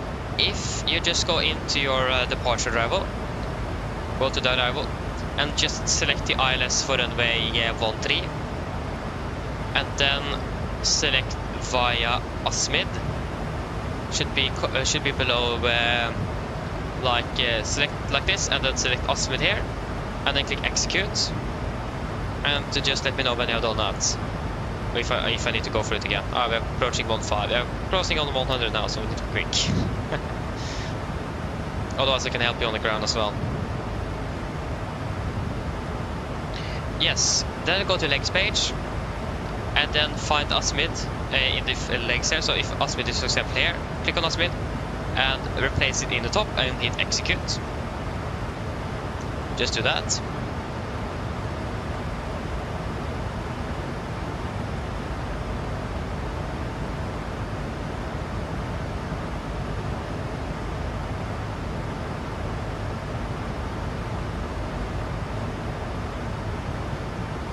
And then click LNAV.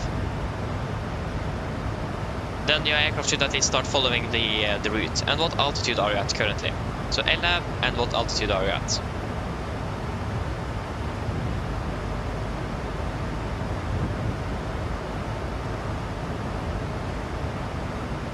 Okay, continue on to flight level 100. 100 is set.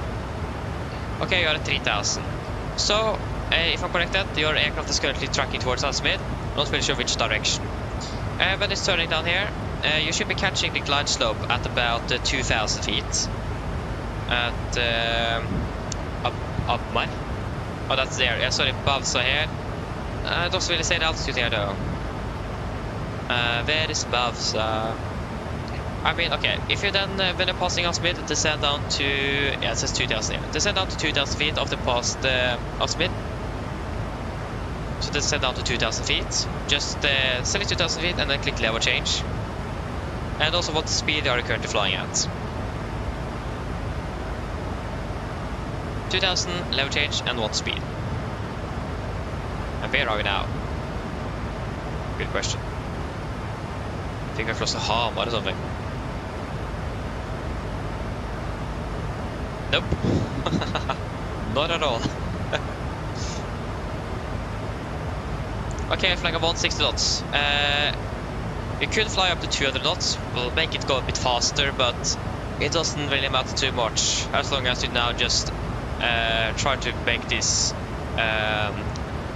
As long as you make this now, so you have learned a little bit at least, hopefully, how we do it. So you can increase the speed to 200 knots, but if you are fine with 160, then just continue with that. We'll make things a bit easier for you. Okay, fast to go. We will descend down to 5,000 feet.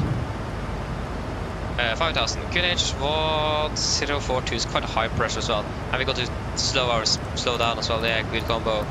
1042, speed 250. Again, good combination. 250, set, and speed brake. So, when are you close to Asmid? Or have you passed Asmid yet? Okay, approach checklist, Asmid risk, QNH 1042, set, cross. Okay, that wasn't set here, sorry for that. Set and cross. Check to passing flight level 109. Now, plus minus 0, approach checklist complete. Hello. Captain, all passengers are seated and secured for landing. Thank you, come ready. No problem. I mean, if you have Asmid up here on the right corner of the ND and it is in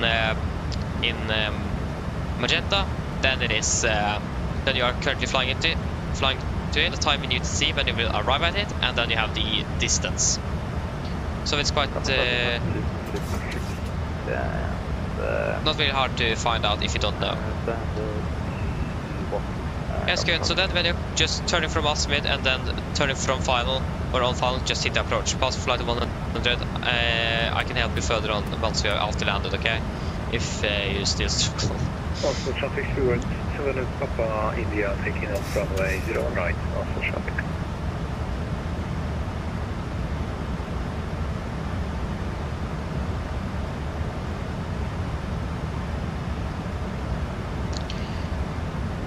Okay, we're currently over here. Oh, yeah, we are very close indeed. Yeah, I can see that. Like the waypoint is turning about over there. So yeah, about 13 miles, 14 miles.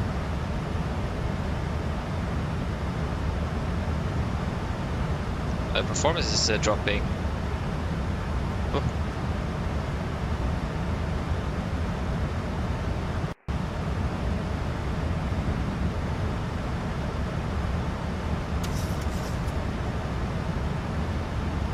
We're still a bit too high than we should, but we should be able to catch it as well. I don't really. Yeah, we are catching the glide path. Wonderful. We're gonna be decelerating as well, but that's another thing.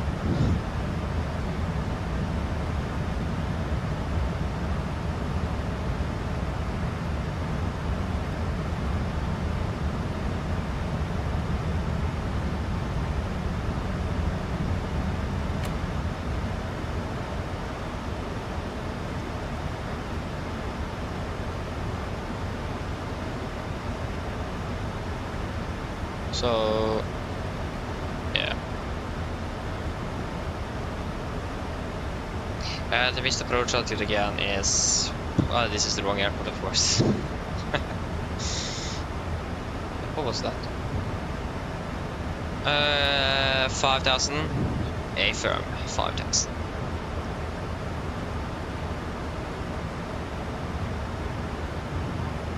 We have a little bit of tailwind at the moment as well.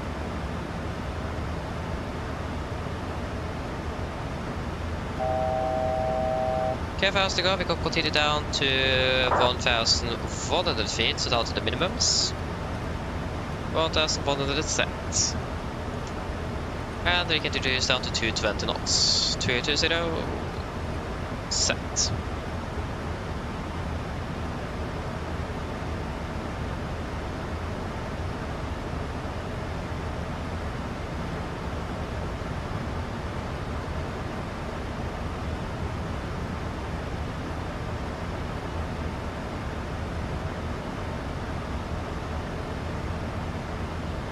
Flaps 1 speed is checked.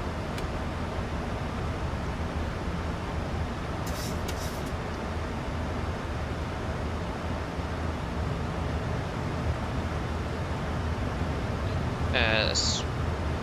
0.3 and 125. Northeast. Flaps 5 speed checked. Also traffic. Sipso. Passing Sipso. Yeah, but now, and we are 4,980. That's just 20 minutes below. Good. Reduce down to 210. I can actually reduce down to 200 knots. 200 set. And the next is going to be at 67 at 2,700 feet.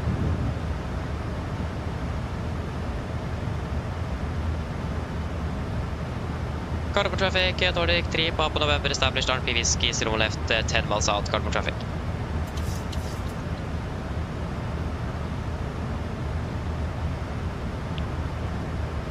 And we have runway in sight. It's clear on the left. Slow down to 180 knots. 180 set.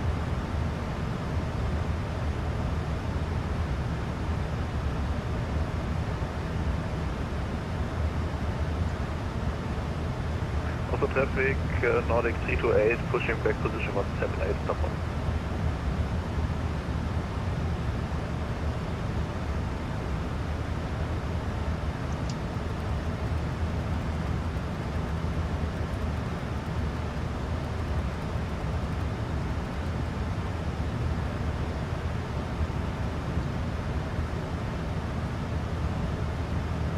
Missed approach is 5,000 feet, 5,000 set.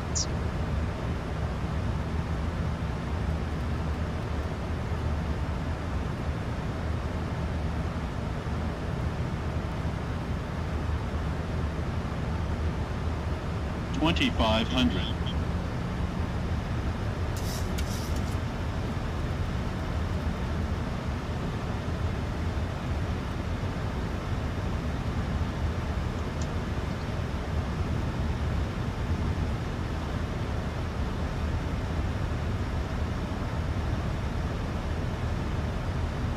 Get out, flaps 15, speed checked. 160 knots.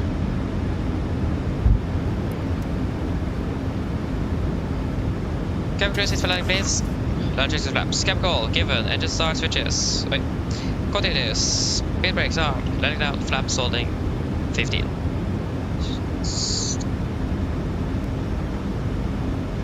Quite an annoying performance drop here. Yeah, it was 160, sorry. 160 knots.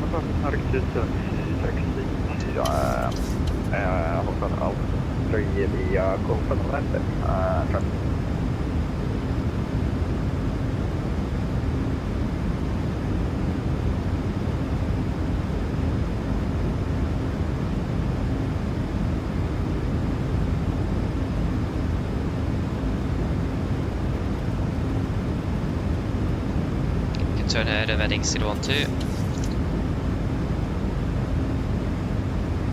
Corner traffic, Nordic 3 Papa November, short final, 0 left, Carmel.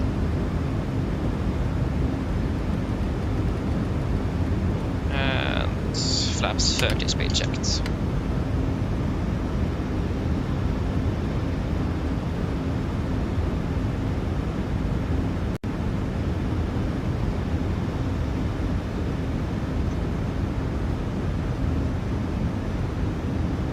Complete line checklist, flaps, 30 plan, 30 green, landing checks complete. Approach 1000, we are stable, clear to land. Well, at least runway is not occupied. Disconnecting. 1000.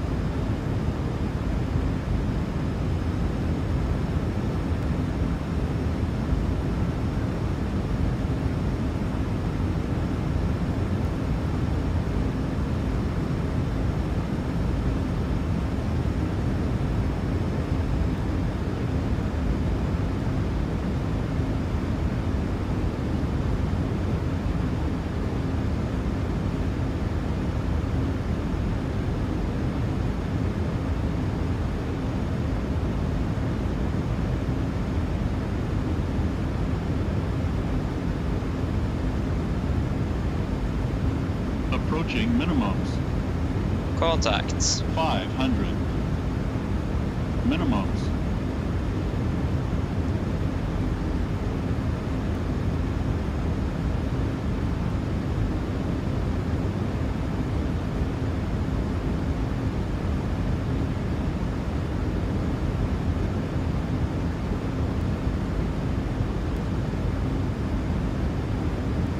$100.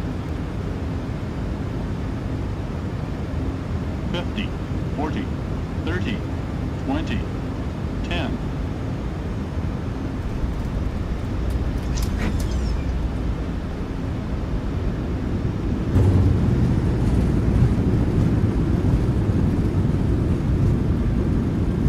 Knots.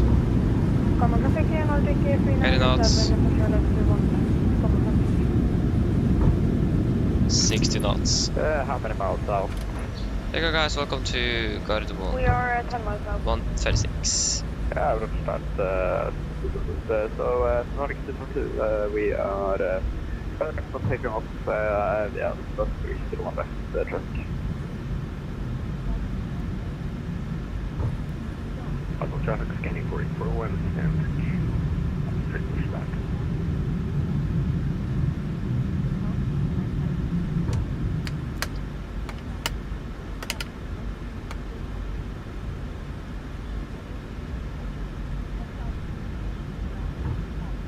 Corner traffic, Nordic 3, Papa November, runway 0 left, make it.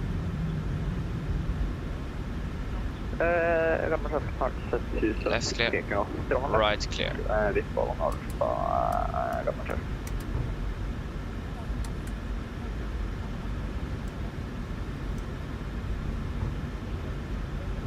Oh no, that wasn't supposed to be part of the flow. So try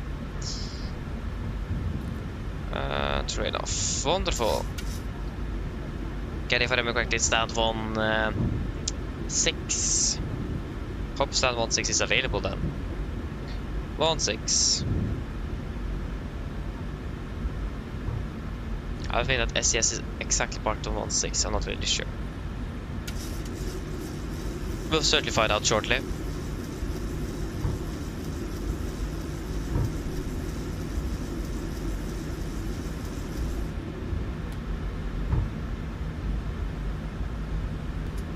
Traffic Nordic 272 airborne.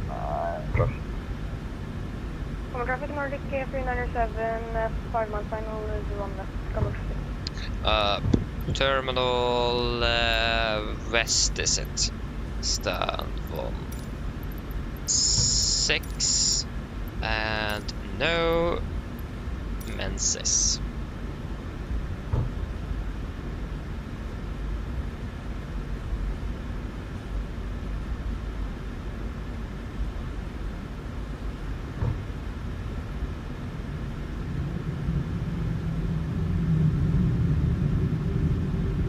The aircraft is now turning very quickly.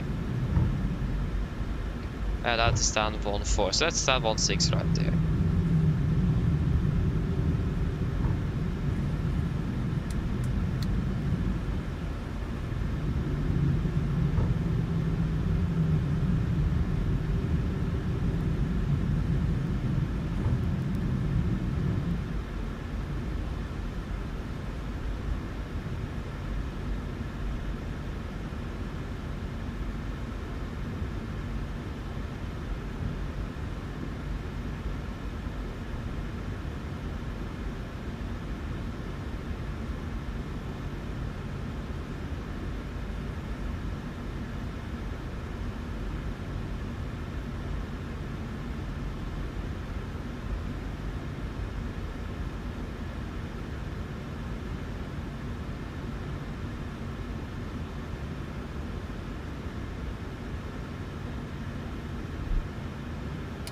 There you go, park brake is set, shutdown number 2.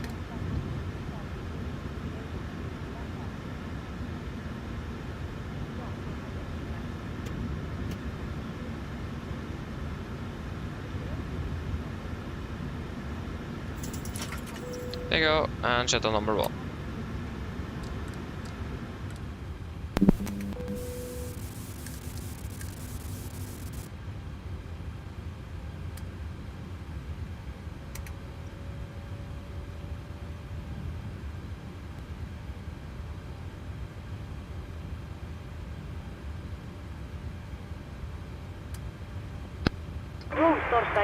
Right, I turn off the flight race a bit early.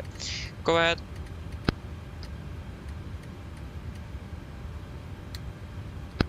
Hi Captain, microphone check please. Read you loud and clear.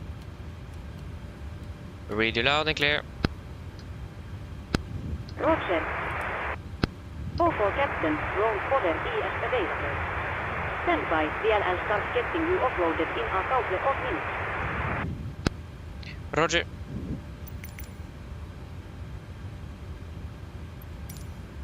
Shutdown checklist to the line. Fuel pumps off, probit off, hard pals set, flaps up, no light, parking brake set, engine start levers cut off. Weather off, shutdown checklist to the line is complete. Cabin crew aircraft is secure, you can start deboarding also ready back there.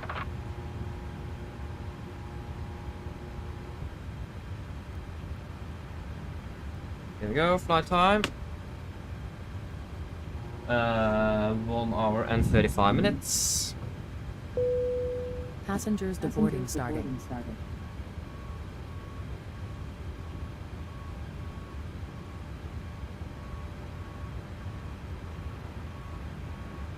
Here we go, 1 hour 35.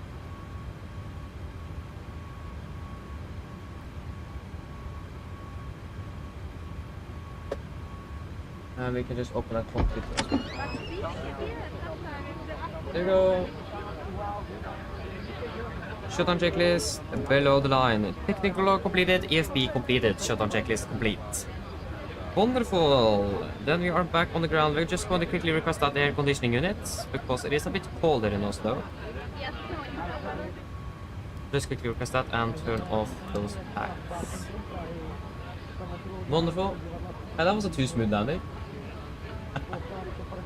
I mean, it was a quite nice landing. It was a bit performance heavy though for some reason, but other than that, it was good. So what have I missed here? Hey, you landed on G. That's great. So it worked. Wonderful. That's great to hear.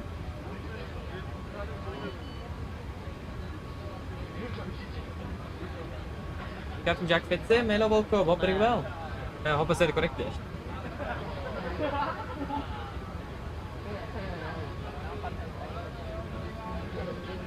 Oh, from Colorado. Welcome from Colorado then. Thank you as well, thank you. Yeah. That's sleeper run, but that's interesting. Interesting aspect. Thank you, Travis. It have really been enjoyable indeed. It have. Can't really complain. Yours was all right, yeah. Unfortunately, not able to see it, but that's great to hear.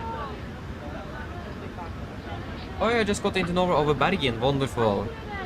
Again, enjoy the rest of your flight though.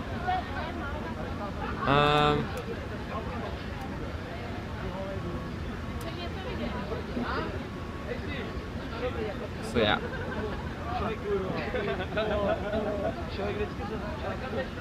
Yes, I don't think there's anything else to do at the moment. We're pretty much finished for today. How long have we been going on for now? 10.5 hours. yeah. So yes, when it comes to when we're going to be flying next time, it's a big question. I don't really know myself. The plan is hopefully to at least do it on Thursday, maybe even on Wednesday. We'll wait and see when I'm... again, I'm not going to be attending school as normal next week, so I'm going to be finished much later than usual. So that will then limit our available flights that we could take. Awesome. Yeah, I mean, also it would be great. I need to probably break your hope there, because at least not could be a possibility during the weekend, but it is. I'm just finished at school too late to be able to do also during the weekday. So I'm sorry for that. Hopefully we'll be able to get it during the weekend, though. It's a possibility for that. But like I said, not really sure when next time. Hopefully doing at least a weekend. That's the plan. But during the weekdays, I'm not sure yet. I'll wait to see what I can do. I will have you guys updated on that if I know anything, and just follow around and see if we will find anything. So yeah, but again, hopefully during to the weekend at least, and I will see if I can hopefully arrange the flight to Madeira on Tuesday. That would be great. In 2 weeks, that would be wonderful. So yeah. But then I hope that you guys have enjoyed this one today, and hope to see you all again on the next one. So have a wonderful rest of your weekend, and see you all again later. Bye bye.